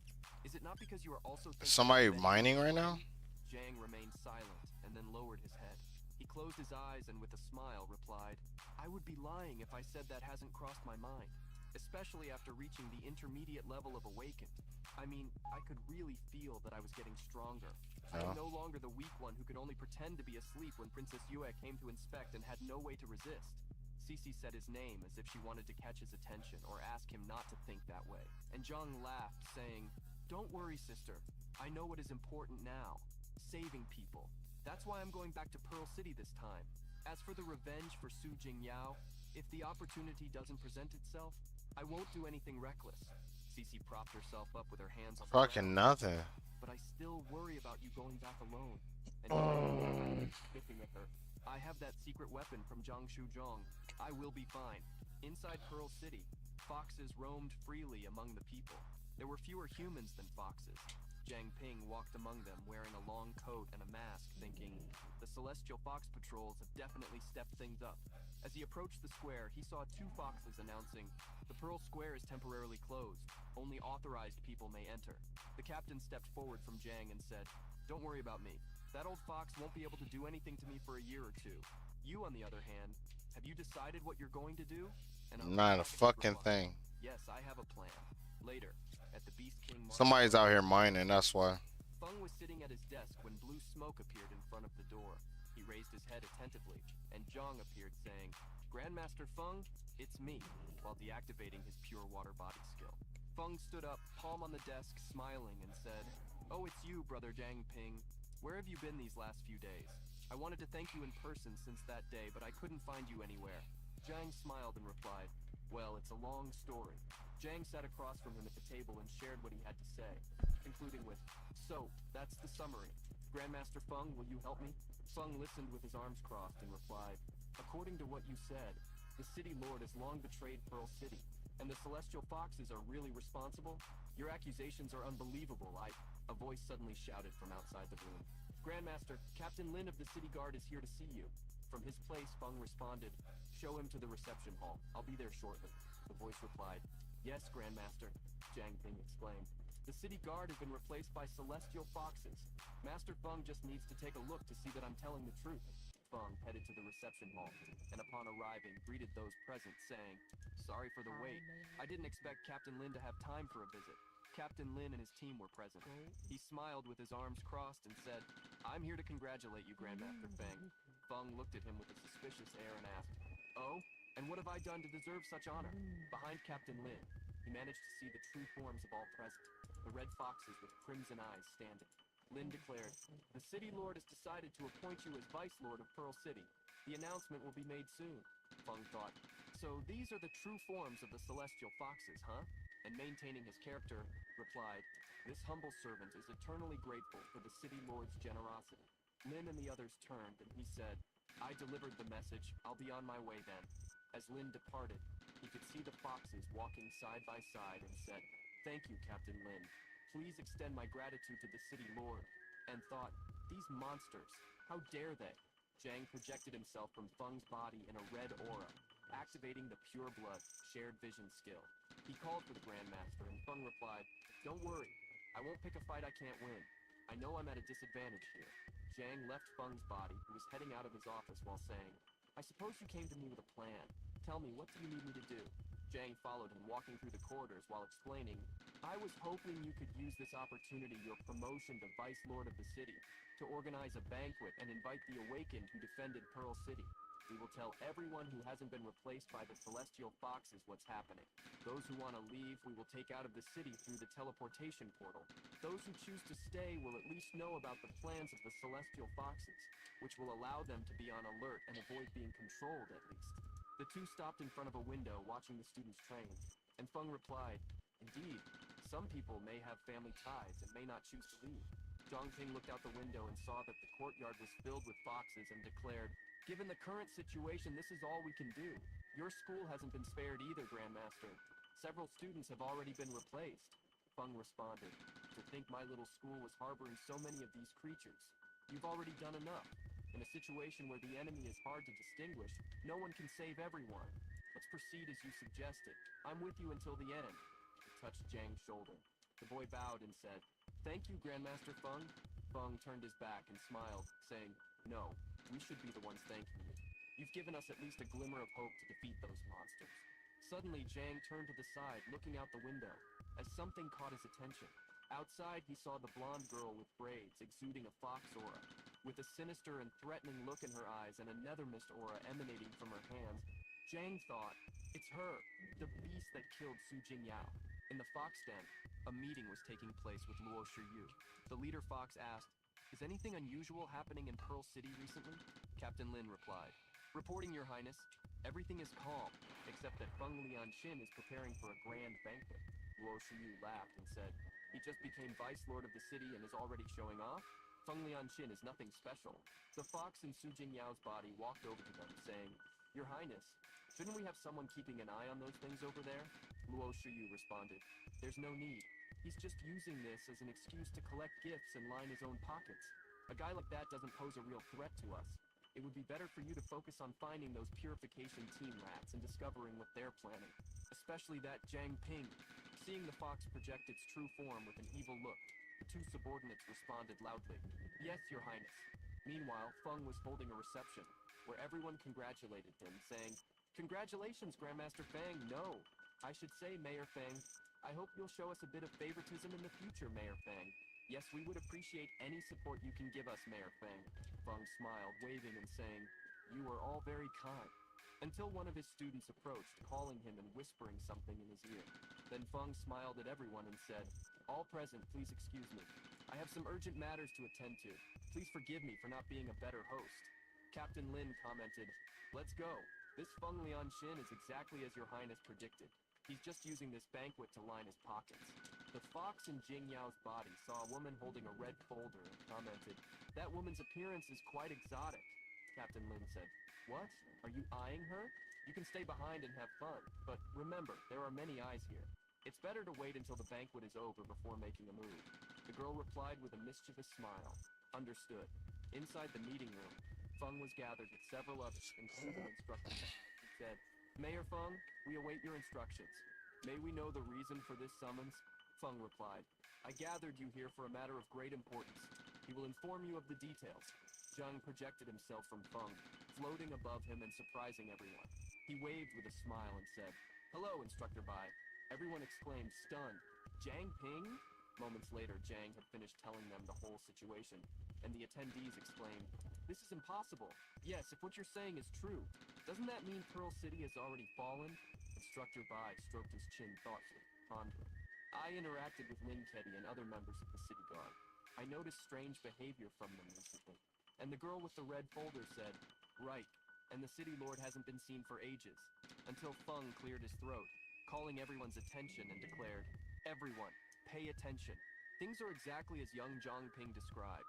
I've personally confirmed the existence of the celestial foxes.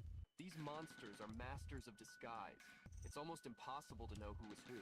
There are already a bunch of those foxes out there at the banquet pretending to be someone they're not.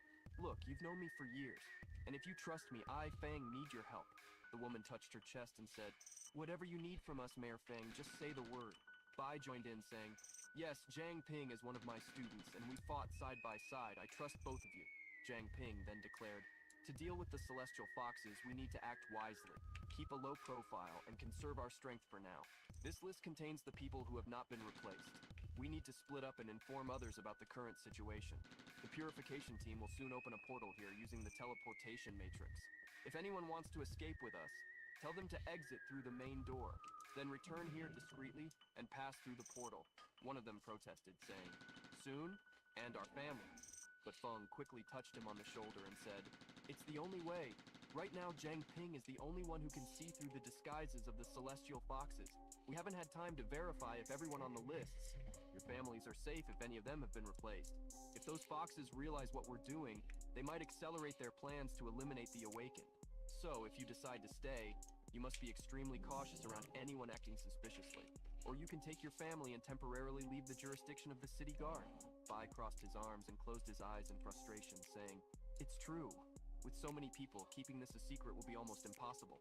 Zhang created a brief flame in his hands and said, "I will be watching from the shadows. If any of the celestial foxes act strangely at the banquet, I will use the fire as a signal." Feng declared, "I leave this to all of you from here." The meeting concluded with them saying, "All right, Brother Bai, I need to go now. Let's share a drink when we have the chance. Thank you very much. I will organize a banquet in your honor soon, Brother Li, and we will continue our conversation. Mayor, I will take my leave." The last ones left as Feng bowed alongside Bai, saying, "Please forgive my lack of hospitality." Zhang Ping watched the What is it, puppy? while thinking, Boom. "We informed almost everyone at the banquet. It seems the celestial What? foxes haven't noticed anything unusual yet." Then the spirit of his friend, Jing Yao, appeared in translucent blue smoke behind him, saying, "Jiang Ping, be careful." He noticed and wondered, "Su Jing Yao, what is she trying to warn me about?" It was then that Jiang realized, looking at the malevolent aura of the approaching fox, and thought, "So that damn monster came here, and she's after Chen Weihua. I need to find a way to drive that monster away. If she realizes something is wrong, the plan will fail." Fox approached the girl with braided hair holding the red folder and said, smiling, "Miss Weihua, are you leaving already?" Weihua turned, surprised, and replied, Oh, Sister Sue, it's me. Do you need something?" The fox responded, "I was just heading in the same direction.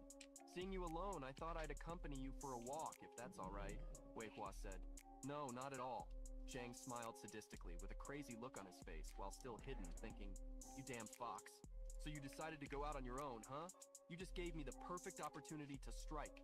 Jang then stored his outfit inside the golden bracelet and appeared before the fox with the Nethermist aura burning in black flames, saying, "What a coincidence, Su Jingyao.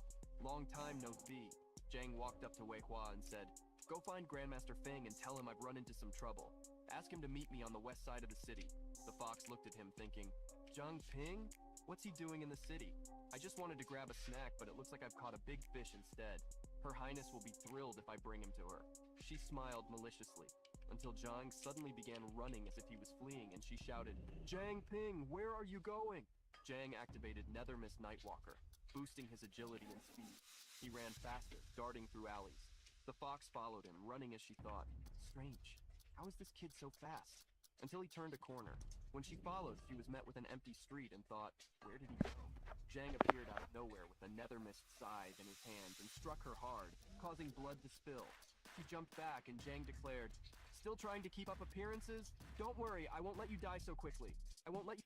His sinister Nethermist mask covered his face.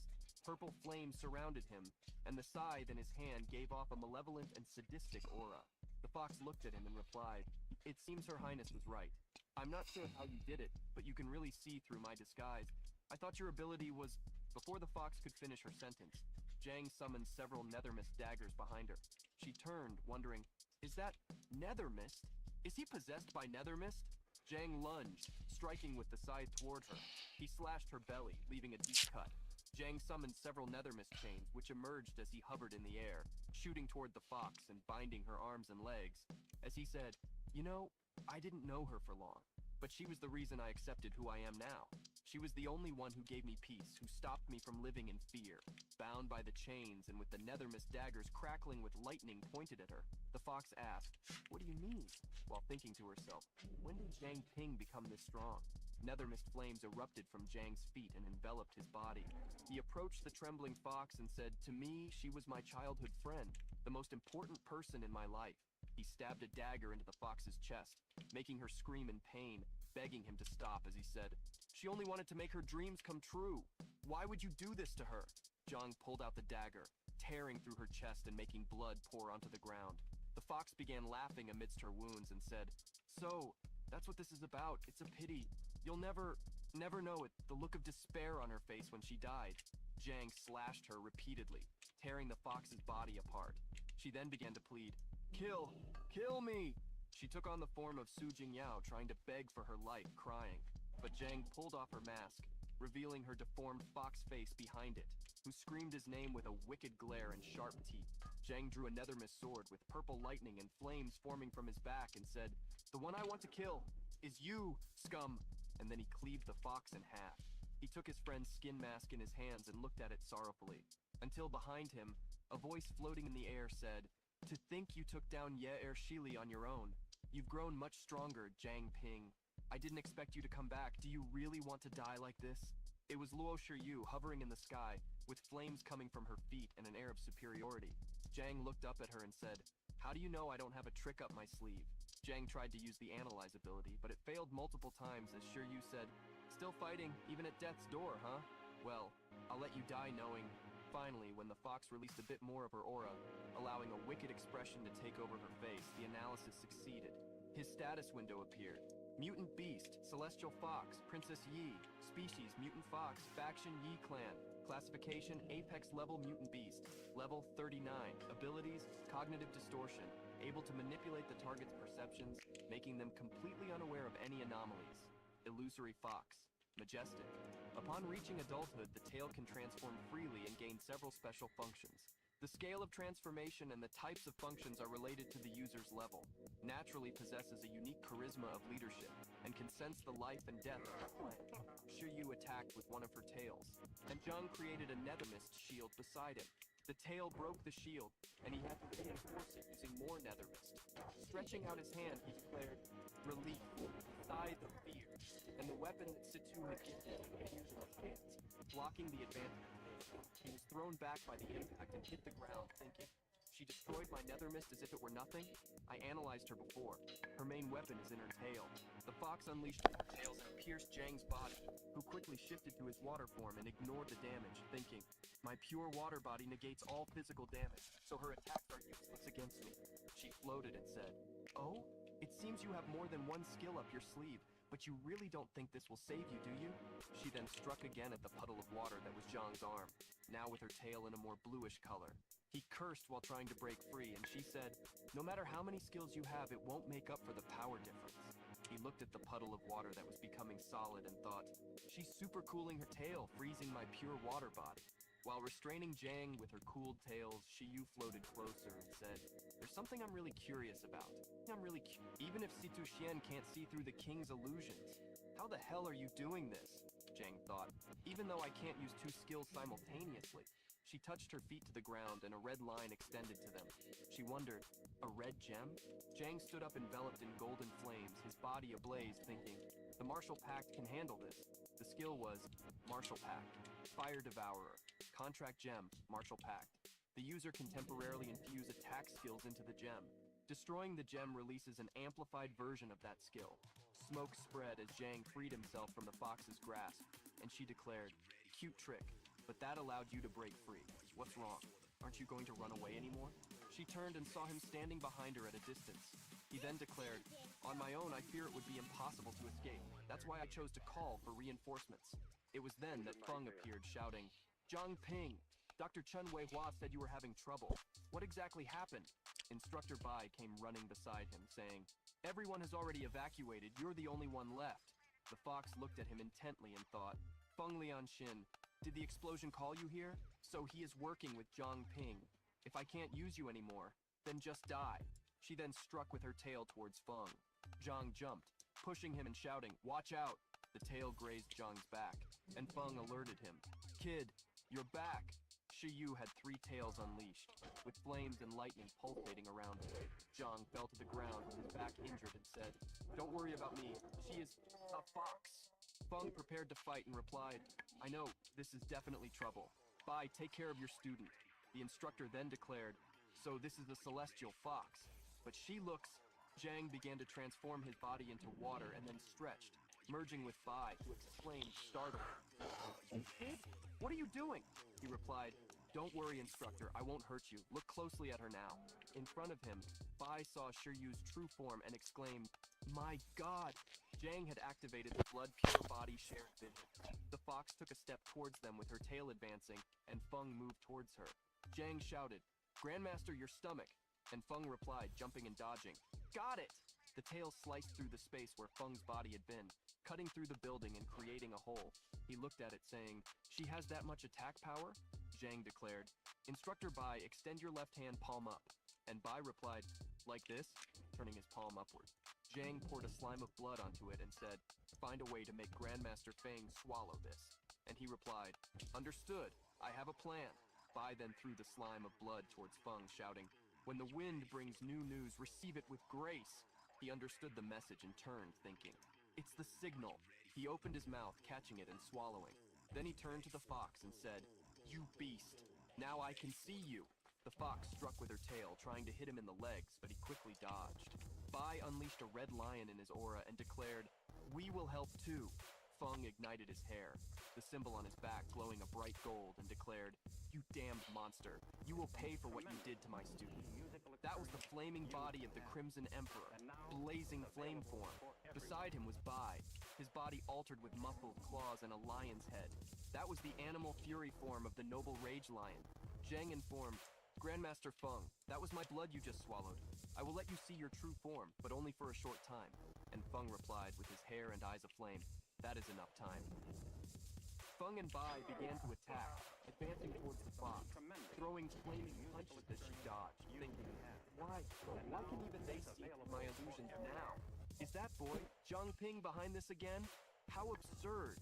The two fell back after a series of attacks, and the fox's tails expanded as her gaze ignited with rage. She thought, very well, I don't care about your methods. I will simply kill them all. She turned and ordered, "Shadow Yue, time to work."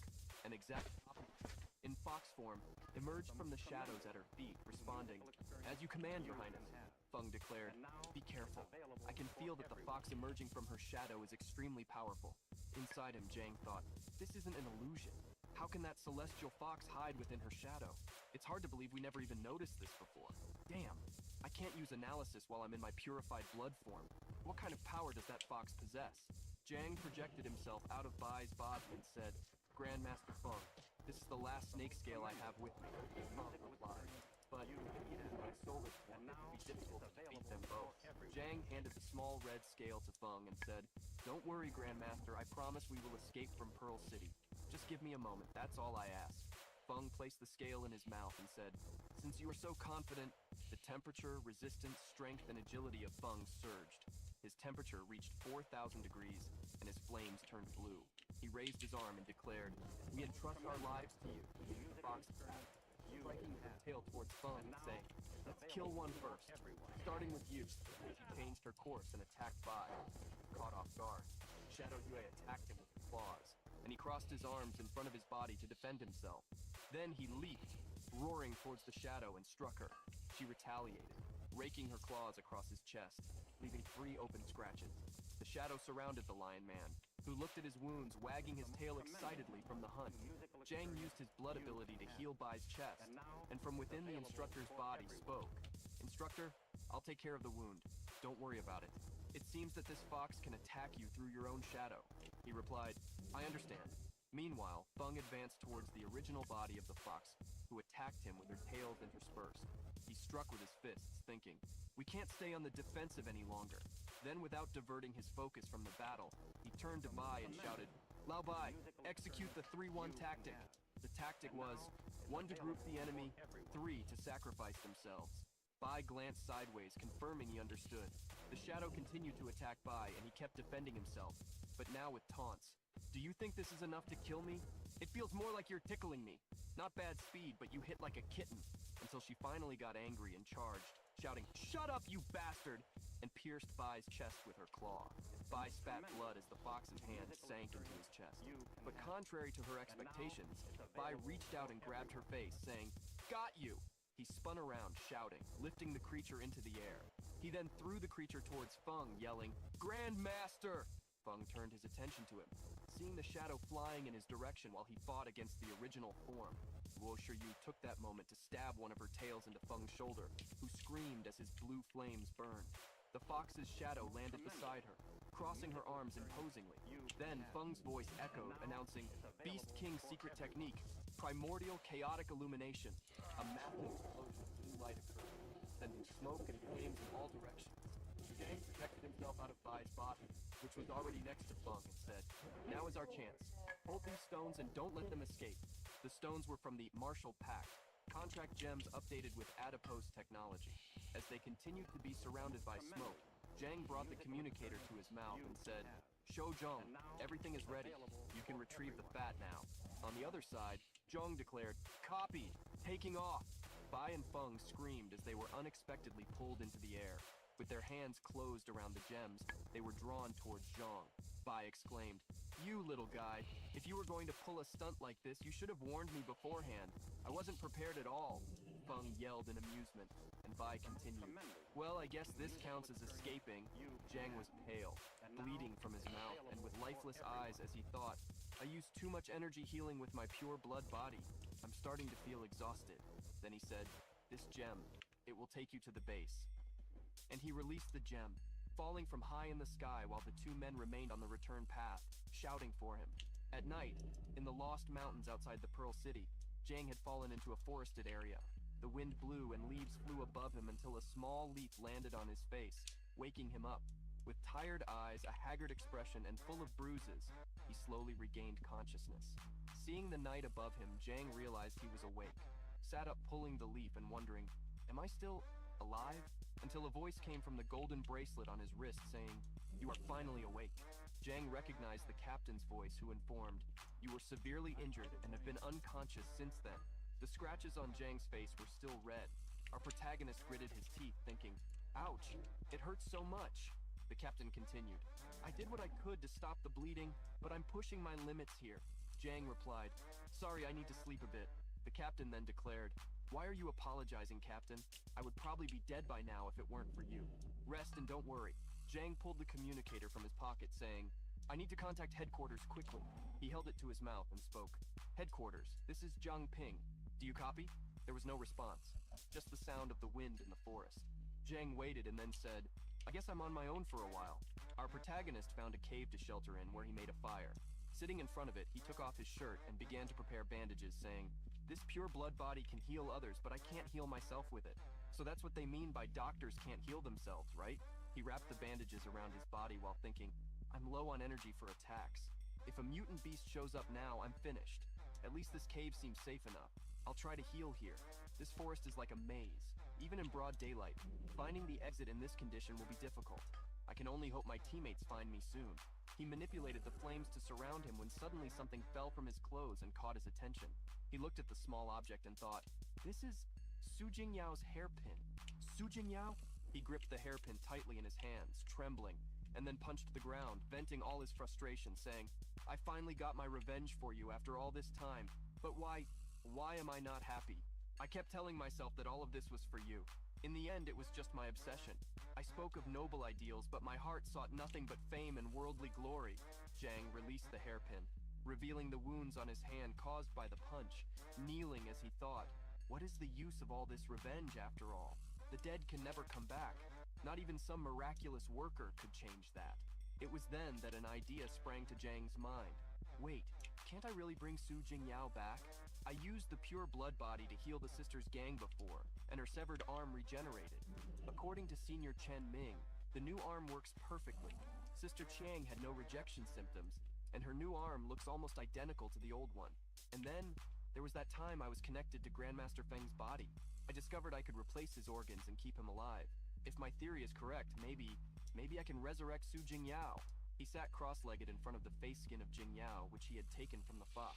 Then with 2 fingers together, he said, "The pure blood body is limited to healing specific targets, but now, with only Su Jingyao's face remaining, I don't even know if this is possible."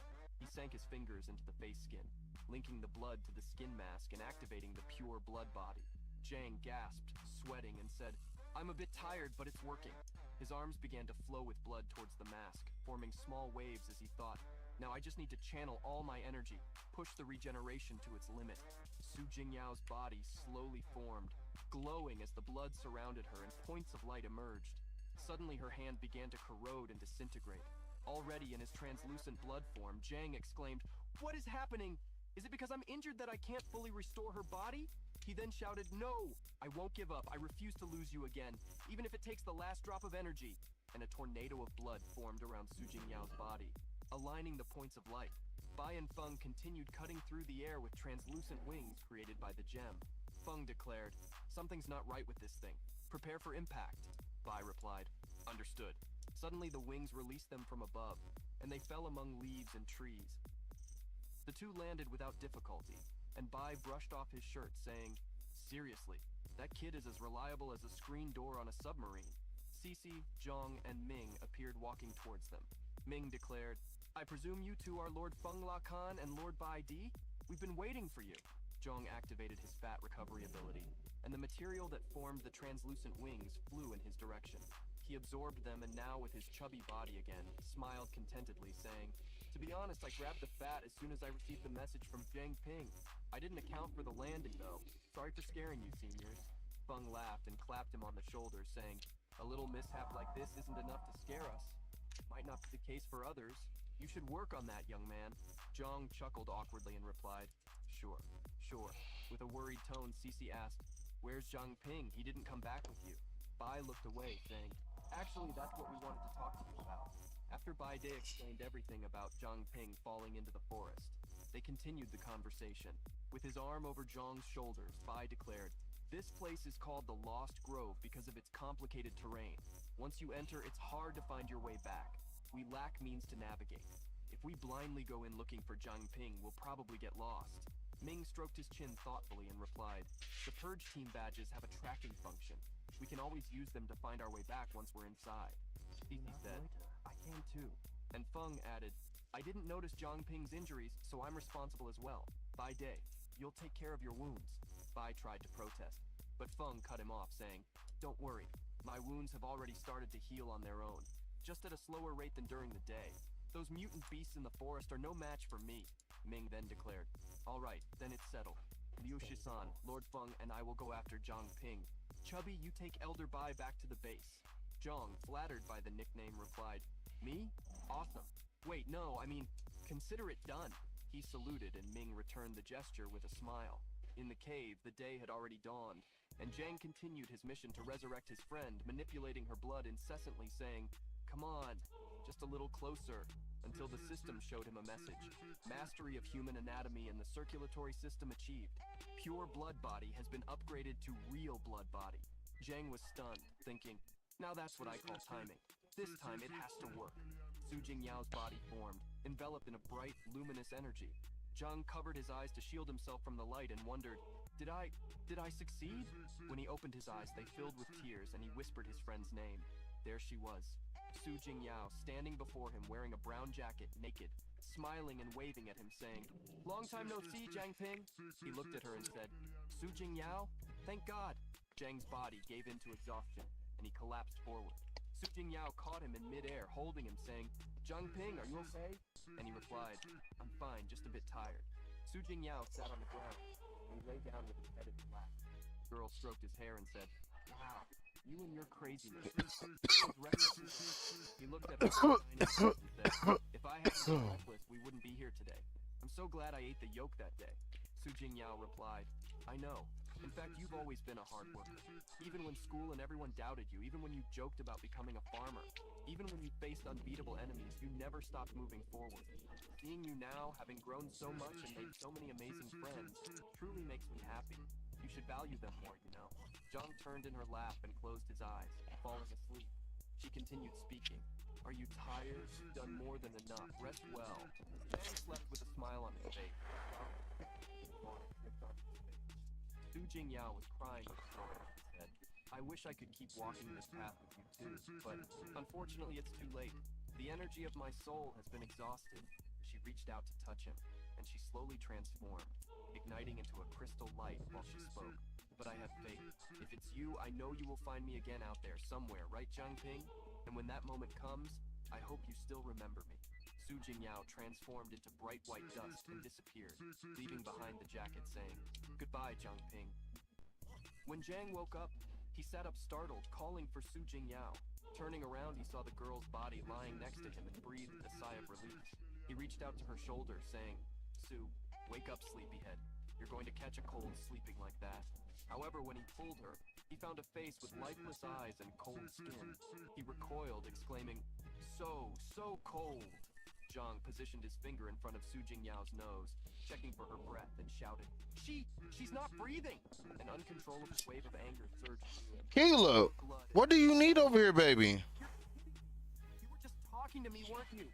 He invaded her body with his abilities, penetrating her with Lay down. But there was no response.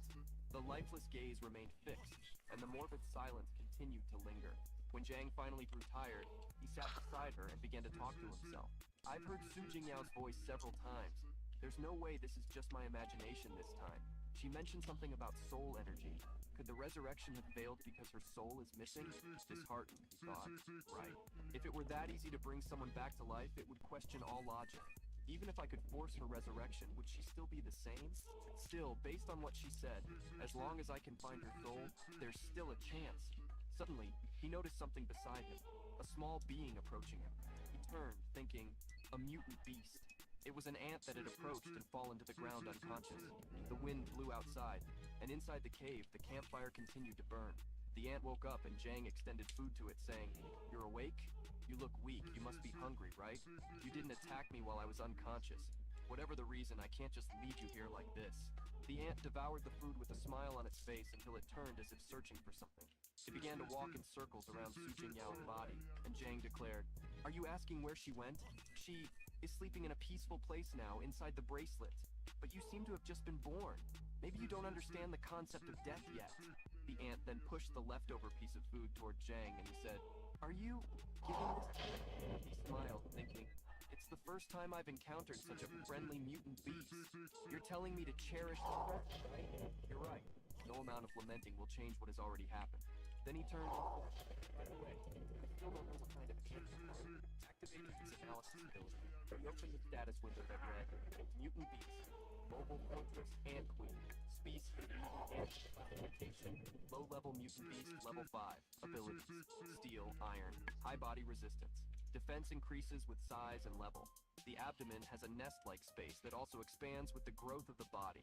Majesty of the queen majestic. At maturity, the queen can reproduce asexually, producing mutant ants within the restricted space. The queen can fully control the colony of ants and has a strong intimidation over foreign species. The strength of intimidation correlates with body size. Zhang smiled in surprise, thinking, a majestic level ability? This little thing has the potential to become a king-level mutant beast. I just got out of that princess, and now I found another one. Destiny or not? Suddenly, a sound from outside caught his attention. He wondered what it was and activated his analysis ability, which displayed the following status window. Mutant beast, black mountain archant. Species, mutant ant.